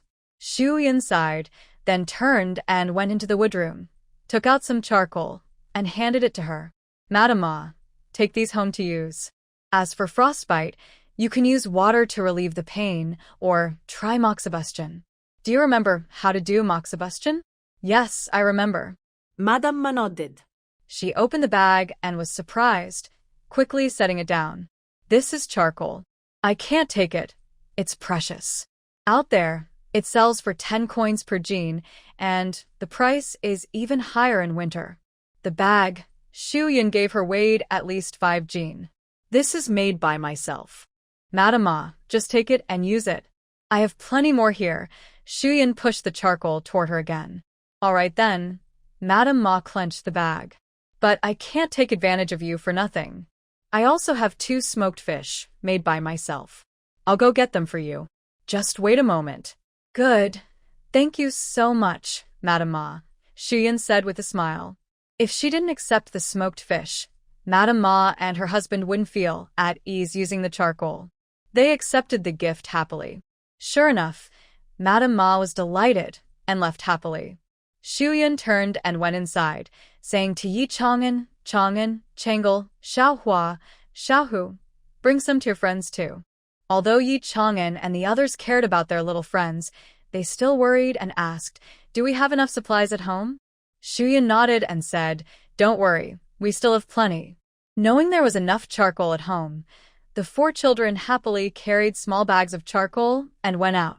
Watching their children walk away, Yichi asked, can you still make charcoal? Yes, I can do a little, Shuyan replied with a nod. All right. Yichi was already used to the surprises Shuyan brought him. He hid his surprise and tried to sound less naive. Is there really enough charcoal at home? Shuyan shook her head and sat back in her chair. Not quite enough, but I have a way. She winked at him, teasing him, and Yichi looked confused.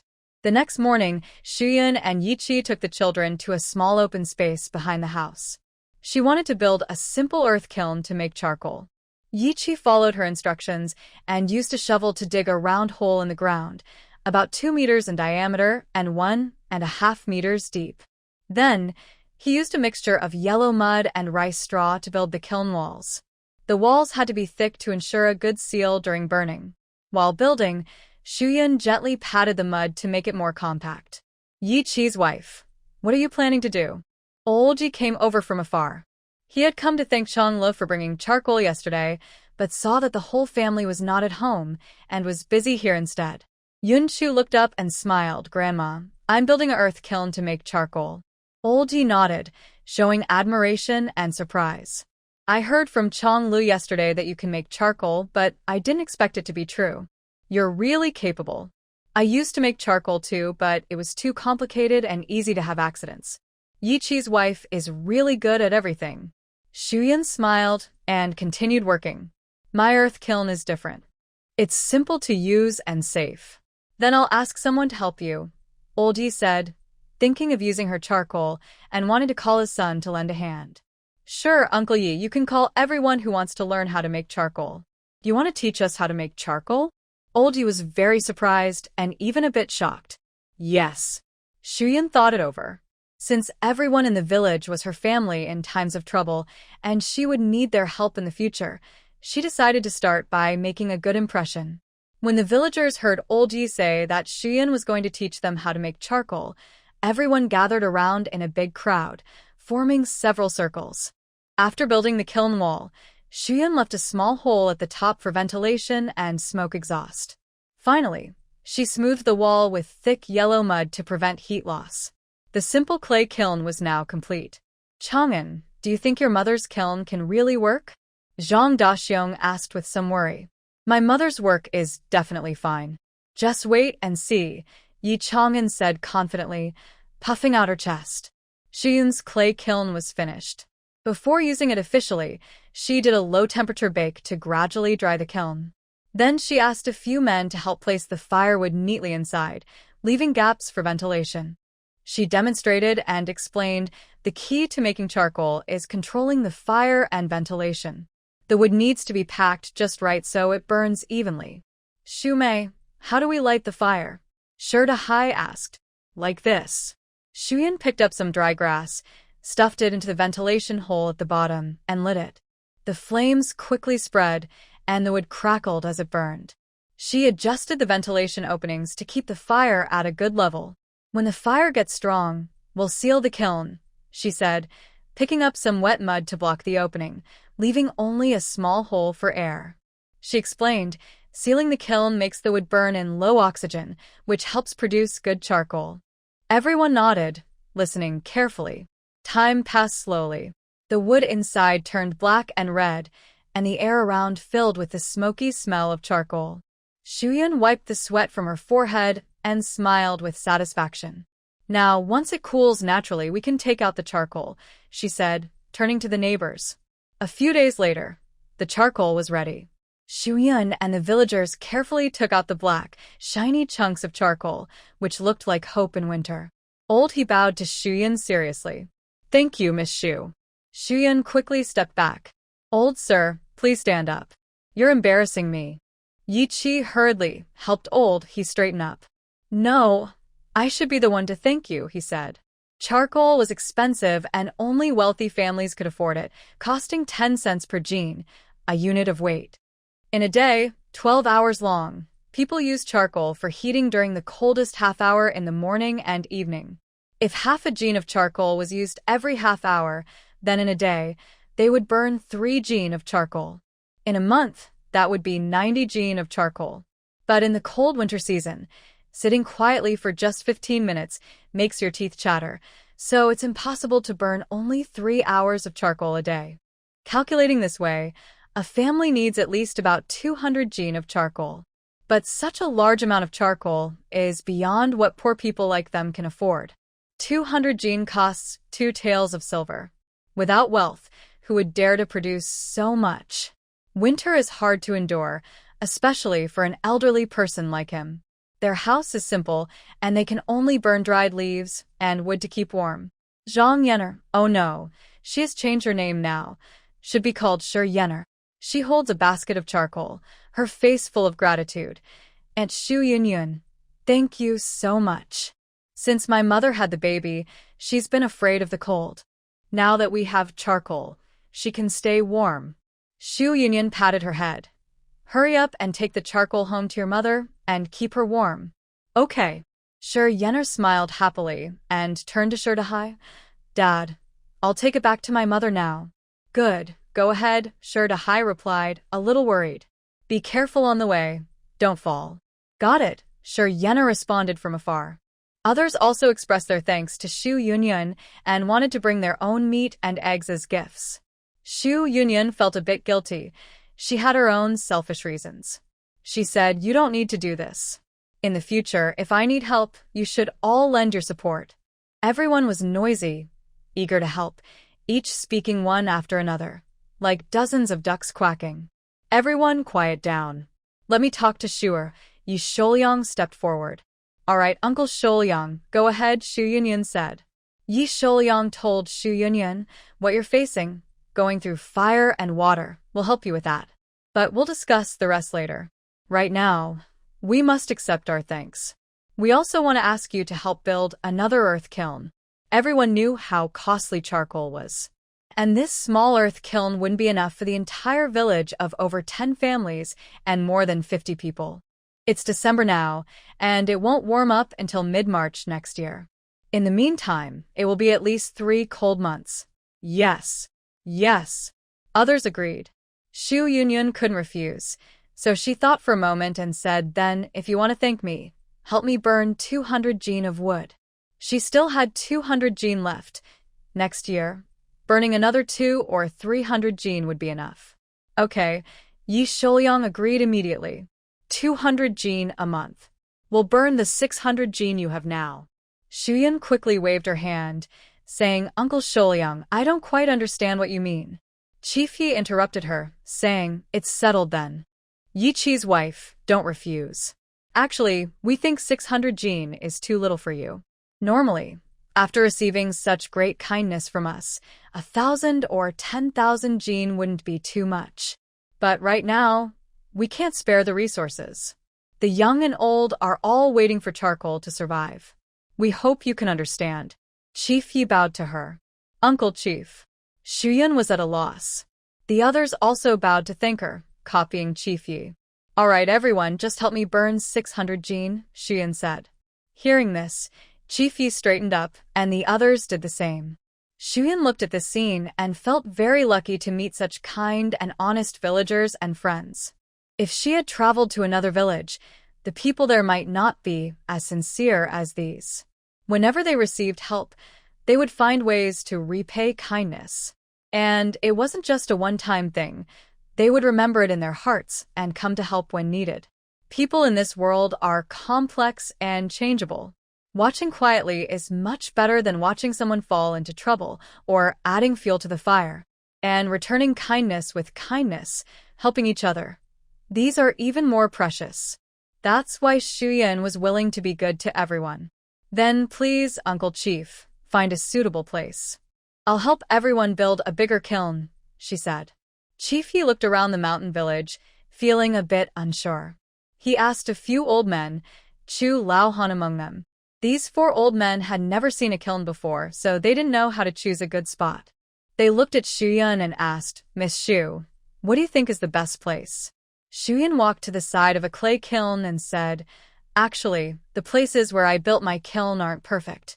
For a charcoal kiln, it's best to choose a location that saves time and effort. What's meant by saving time and effort? Lao He asked. It means being close to the forest, so transporting wood is easier. Also, it's best if there's a water source nearby to cool the charcoal and extinguish fires. These 2 points are what we call saving time and effort. Besides that, choose a hillside or terrace that is sheltered from the wind and faces the sun. It's better if it's near the edge of the hill to avoid the north wind and reduce heat loss. Avoid low-lying areas to prevent rainwater from flooding in and make sure there's good drainage. Since the kiln will be used for a long time, it would be a pity if rainwater damaged it. Everyone nodded, agreeing that Shuyun's advice made sense. Soon, Chief Yi and the 4 old men found a suitable spot. Shuyun built a larger earthen kiln, twice the size of her previous one. Soon, everyone in the mountain village had charcoal, and they no longer had to endure hard days waiting for spring. With charcoal fires in every home, children no longer had to stay inside with adults, and they became more lively. They visited friends' houses, since those homes were warm too. Mom and Dad, I've finished eating. I'm going out to play. Yi Chang'an quickly finished his rice and said. Yi Xiaohu followed closely. Second uncle, second aunt, I'm going out too. Hey, come back early, Shuyan advised. Okay. The 2 mischievous kids already ran to the door, replying from afar. Shuyan watched Yi Chang'an, who was obediently eating but secretly looking around, and asked, Are you and Xiaohua also going out to play this afternoon? Yi Xiaohua was honest and wanted to deny it, but Yi Chang'an tugged her sleeve under the table. Mom, can we go play? Yi Chang'an asked.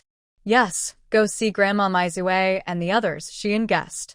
Yes, we've already made plans with them. Mom, is that okay? Yi Chang'an blinked and pouted, acting cute. Go ahead, come back early. Shuyan waved her hand, not looking at the 2 little ones who had already gone out to play, leaving her without company. Yi Chang'an put down her chopsticks, grabbed Yi Xiaohua, and they headed out.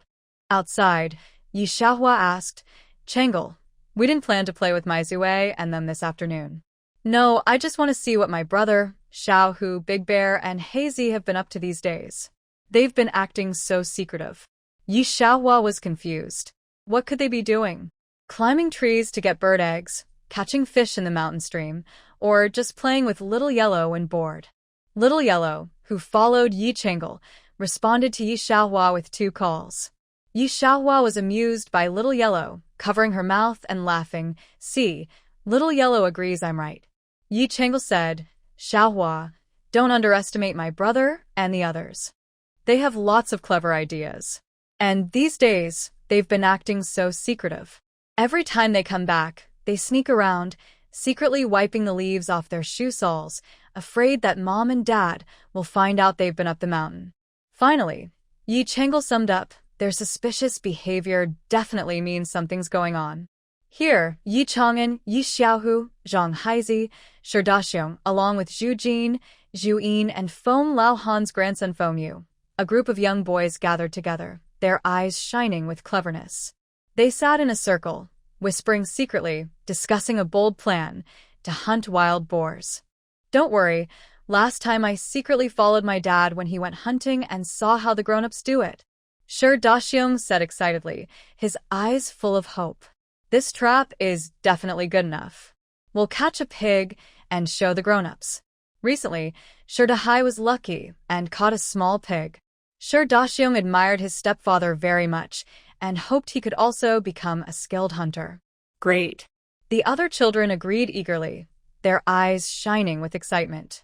So, they decided to hide from the adults and secretly set traps in the mountains. The children took simple tools and quietly slipped out of the village, heading into the forest. They moved through the woods, looking for a good spot. Daxiong led the way, copying the adults by using branches and vines to build a simple trap. Is this okay? Yi Chang'an asked nervously. Don't worry, I saw my dad do it just like this. Dahai confidently patted the trap, as if he already saw the prey caught. While the children were busy, 3 small figures quietly followed behind. Yi Changle, Yi Xiaohua, and the little yellow dog hid behind a tree, watching their brother and friends work, feeling both curious and worried. Changle, they said they want to catch wild boars. Yi Xiaohua's eyes widened in disbelief. How could wild boars be something these kids could catch? If they didn't catch the pig, they might get into big trouble. Yi Changle was furious. She couldn't believe that her usually sensible brother was about to do something so dangerous. What are you doing? Yi Changle suddenly jumped out from behind the tree, startling Dahai and the others. Nothing. Yi Chang'an looked a bit guilty when he saw Yi Changle. Brother, are you trying to hunt wild boars? Yi Changle asked sternly. Don't you know that's very dangerous? Xiaoming felt a little embarrassed. We just wanted to try. Yi Changle glared sharply at Daxiong and Zhang Haizi, then looked coldly at the other boys. She said with a hint of threat, Brother, if you come back with me now, I won't tell Mom and Dad about this. Don't tell Mom and Dad. Yi Chang'an quickly covered Yi Changle's mouth, afraid she might shout out. Master Shi quickly advised, Changle, don't tell Aunt Shu and Uncle Yi Chi we're just trying out the trap. Once it's set, we won't go near it. We'll just watch from the side. That's not okay. You all go home quickly, or I'll go to your houses one by one and tell your parents about this. No one will be able to keep their reputation. Yi Changle angrily pushed away Yi Chang'an's dirty hand. Just as the children worried that Yi Changle might tell their parents, and they would get into trouble, a rustling sound came from the distance. Yi Changle sensed something was wrong. She tugged on Yi Chang'an's sleeve and whispered, Something is coming. A deep, muffled roar came from the bushes far away, sounding like a whisper from the depths of darkness, carrying an ominous warning. The children froze in fear, their smiles gone, replaced by terror and unease in their eyes. What's that? Fengyu asked tremblingly, his voice tiny like a fly. Don't be afraid. Maybe it's just a small forest animal. Zhang Haizi tried to comfort Fengyu, but his voice also trembled slightly, showing his inner fear. Before he finished speaking, the bushes shook violently. Suddenly, a huge wild boar with spiky hair standing like steel needles charged out. Its eyes were red, tusks exposed, and it was blowing white steam from its mouth, looking like a fierce beast from. The children were terrified and scattered in panic. Yi Xiaohua cried out in fear, tears falling like broken beads. The wild boar seemed angered by the children's screams. It growled and charged at Daxiong, who had fallen to the ground over a stone. The boar let out a scream as it ran toward him, tearing the air apart. Seeing this, the other children were even more terrified. They cried and ran as fast as they could. Just as they were about to be overwhelmed, a clear whistle sounded from afar, breaking the tense atmosphere of the forest. The children seemed to grab a lifeline and looked toward the sound. They saw a man holding a long bow, with a short knife hanging at his waist, running toward them quickly. His movements were swift, like the wind, and his face showed worry and determination. Seeing the children's danger, the man immediately drew his bow, nocked an arrow, and aimed at the fierce wild boar. With a whoosh, the arrow shot out like a shooting star, hitting the boar's hind leg. The boar let out a piercing scream and rolled on the ground in pain. The children seized the chance, stood up, and ran toward the man. The man quickly drew his short knife from his waist and aimed again at the boar. Once again, an arrow struck the wild boar's front leg, rendering it unable to stand. It could only emit weak groans. The children finally ran to the man, clutching his clothes tightly, their eyes full of gratitude and dependence. Don't be afraid, children. This beast has been controlled by me and can't hurt you anymore, the man said in a steady voice to comfort them. The children gradually calmed down, looking at the fallen wild boar with fear. If not for this man arriving just in time, they might have been killed by the boar. Thank you for saving us, hero. Yi Xiaohua mustered her courage and bowed to the man, her voice trembling with emotion. The others, still trembling with fear, sat weakly on the ground. To prevent the children from being further frightened, the man decided to them back to the village. In the village, Shuyan and Yi Qi hurried over after hearing the news. To their surprise, the hero who saved the children was the man who had called for help in the cave that day, Yu Gang. The children's parents arrived quickly after hearing the news. Seeing that their children were safe, they all thanked Yu Gang. Hero, it's all thanks to you. I don't know how to repay your kindness, Shi Dahai said with a bow. Yes, thanks to you. My little monkey is safe, Zhang Zhuan and his wife said, their eyes red with emotion. They angrily patted Zhang Haizi on the backside. Other parents whose children participated in the pig hunting event also listened to Yu Gang's recount of the dangerous scene. They were all very frightened and still scared. Yu Gang naturally wouldn't hide the truth from these children. At such a young age, they dared to do something so dangerous. If they weren't properly taught a lesson and their wild nature wasn't suppressed, they might do even more dangerous things in the future. Yu Gang waved his hand with a slight smile, about to turn and leave, but suddenly froze. His gaze fell on two people nearby, a man and a woman. The man was dressed in a green robe, with a clear and bright demeanor. The woman wore a plain dress, with delicate features. They were also looking at him, with some surprise on their faces. When Yu Gang made eye contact with them, a flash of surprise and familiarity crossed his eyes. He quickly stepped forward, clasped his fists in a salute, and said, "Two benefactors, so you live here. Thank you for saving my life that day. I have always remembered your kindness. There's no need to thank us. We also thank you for saving my child's life," Yi Qi replied with a bow. Shuyan nodded and added, "Thank you, Yu Zhuangshi. Shumei, do you know this hero?" Shi Dahai asked. "That was a few months ago. While gathering herbs on the mountain, we found the injured warrior Yu Zhuangshi in a cave. I helped treat his wounds." Yu Gang looked at them with gratitude. "If it weren't for both of you saving me back then, I would have died in that cave." Yi Qi waved his hand and smiled. "It was just fate. Meeting you again is also part of destiny." "Yes, we are destined to meet," Yu Gang said happily. Yi Qi and Shu Yun saved him, and by chance he also saved their child. In this world, fate is wonderful, kindness is unforgettable, and perhaps this is the best arrangement of destiny. Warrior Yu, it's getting late now. Since we are so lucky to meet, why not come to our house for a simple meal? It's our way of thanking you, Shu Yun suggested. Warrior Yu, why not come to my house? Tonight, I will give you some cured meat to enjoy. Zhang Shuangzhu also invited Yu Gang with a smile. Yes, Warrior Yu, come to my house too, Shi Dahai added. Yu Gang felt a bit shy, but seeing the villagers' warm gazes, he couldn't refuse. He nodded and said, "Then I'll trouble you all." So, the parents of the children who were saved discussed among themselves and decided to go to Shu Yun's house. Everyone brought ingredients to host Yu Gang. Yu Gang first followed Yi Qi and Shu Yun home. Yi Chang'an was last, secretly letting out a breath of relief. He didn't have to be scolded or beaten for now. When Yu Gang entered the yard, he looked around. The yard was spacious, with some unknown green plants growing along the wall, which looked quite nice. Warrior Yu, come inside quickly. It's cold outside, Yi Qi urged. Okay, I'm coming.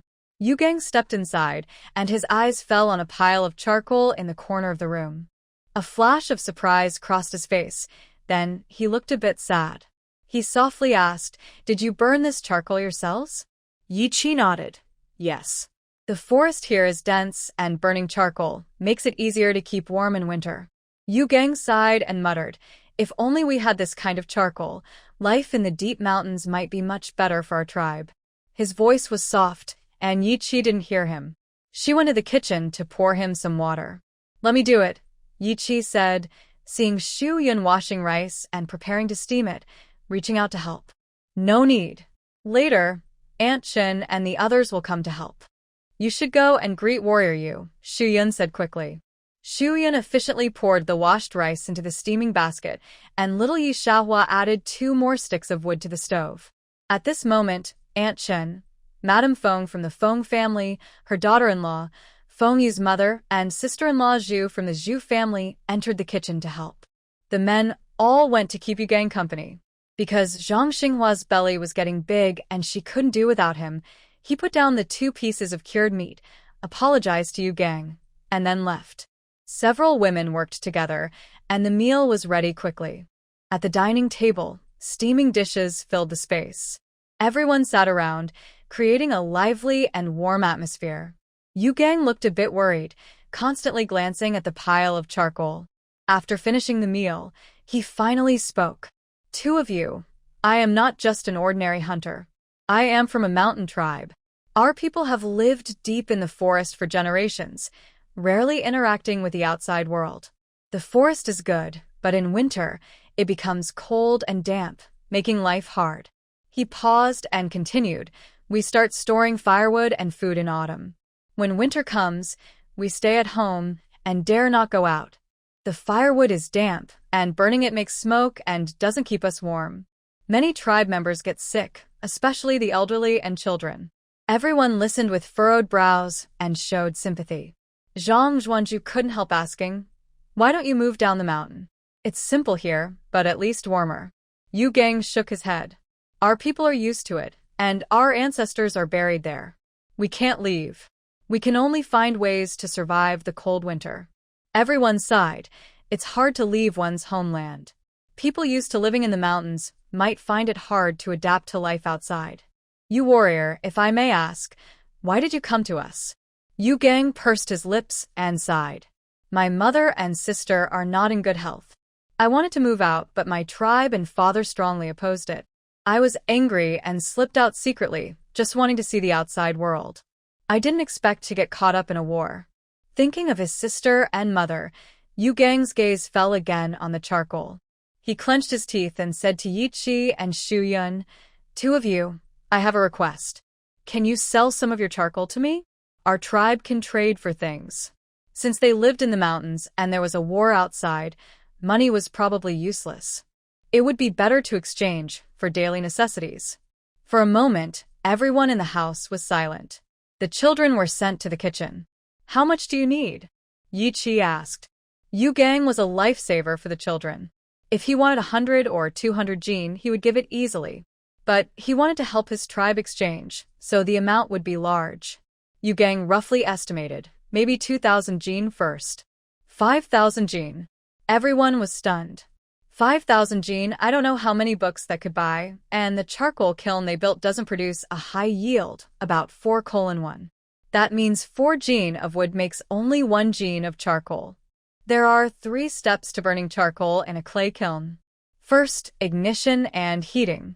It takes about 3 to 4 hours to heat the kiln to around 400 degrees Celsius. Second, the carbonization stage. Once the temperature reaches 400 degrees Celsius, it must be maintained until the wood is fully turned into charcoal, which takes about 1 to 1.5 hours. Third, sealing the kiln and cooling down. After carbonization, the kiln is sealed and cooled, which usually takes 1 or 2 days. Altogether, producing 1 batch of charcoal takes about 3 days. 5,000 jin, including Shiyun's small kiln, would take at least a month to complete. Everyone hesitated. If the kiln is occupied for a month, the villagers' charcoal needs won't be met. Last month, each household didn't produce much charcoal either. But when Yu Gang mentioned exchanging for charcoal, everyone couldn't sit still and agreed without hesitation. Are you really going to trade salt for this? Zhang Shuangzhu asked in disbelief.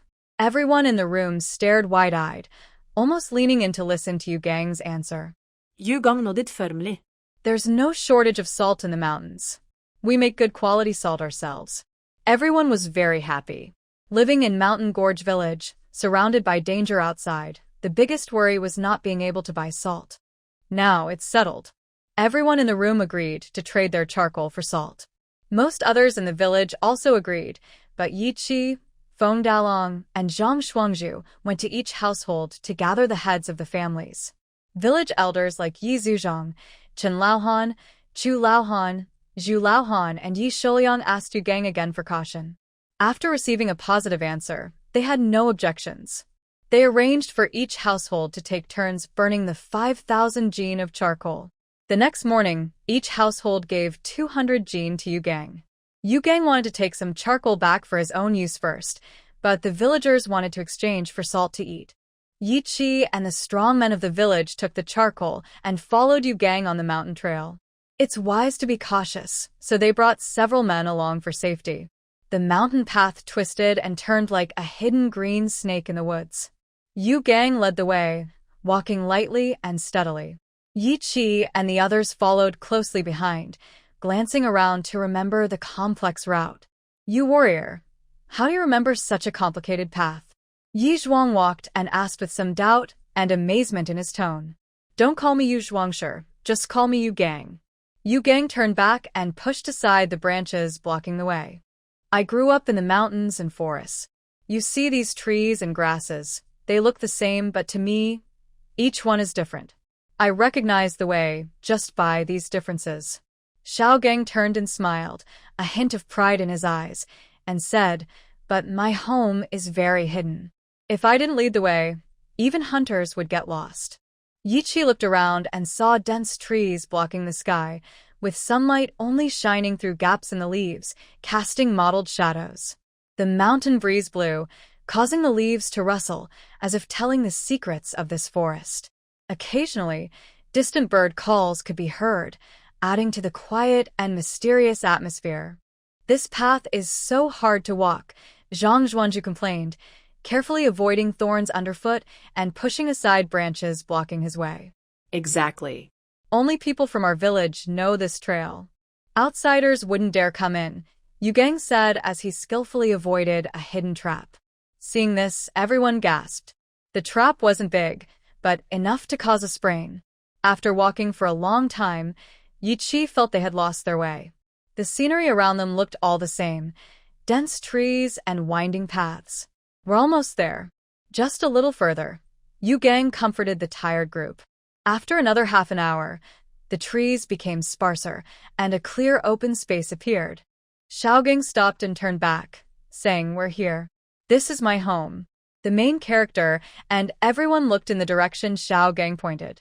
They saw a few simple wooden houses standing quietly in a clearing surrounded by trees. The roofs were covered with thick thatch, looking warm in the sunlight. In front of the houses was a circle of vegetable gardens with various crops, and nearby a clear stream flowed gently, making a pleasant sound. "Wow, this place is so beautiful, like a paradise," everyone exclaimed, feeling a bit nervous. It was indeed very cold here, at least 3 times colder than outside. All the houses were tightly shut, and no one was visible outside. "Follow me," Yu Gang said, leading them to his home. "Dad, I'm back. Little rascal, you know how to come back. Just wait. I'll beat you to death." As Yu Gang just stepped into the house, old Yu got out of bed, put on thick clothes, and grabbed a wooden stick, ready to fight.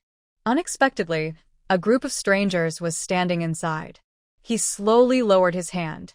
"Father, these are friends from the village below the mountain," Yu Gang said, walking over to Yi Qi. "This is the benefactor who saved me earlier in the cave." "Oh, the benefactor. Please come in and sit down," old Yu said excitedly. Seeing his savior, old Yu was overwhelmed with emotion. When his son returned injured, the clan leader said that if it weren't for the medicine, he might not have survived. "Father, you should greet them first." "I'll go find the clan leader," Yu Gang said, and quickly headed outside. "Why are you looking for the clan leader?" old Yu asked suspiciously. Soon, the clan leader and villagers arrived. Seeing Yi Qi and the others, they asked excitedly, "Do you really have charcoal?" Yi Qi asked Zhang Shuangzhu and the others to bring out the baskets of charcoal. When the bags were opened, the black charcoal appeared before their eyes. Really charcoal. The clan leader reached out and grabbed some, ignoring his dirty hands. Trade. "We want to trade with you." Hearing this, The villagers' eyes lit up with joy, and they hurried forward to help carry the charcoal. But behind the crowd, a man in ragged clothes with a full beard stood in the corner. His eyes flickered with hatred. His gaze was fixed on Yi Qi, and a sinister smile appeared on his lips. It's him. He finally could take revenge on the boss.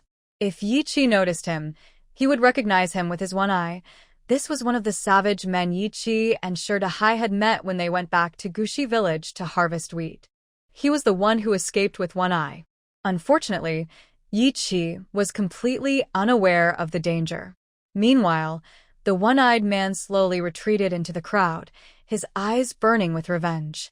He knew it wasn't the right time to attack yet. He needed to wait for a better opportunity.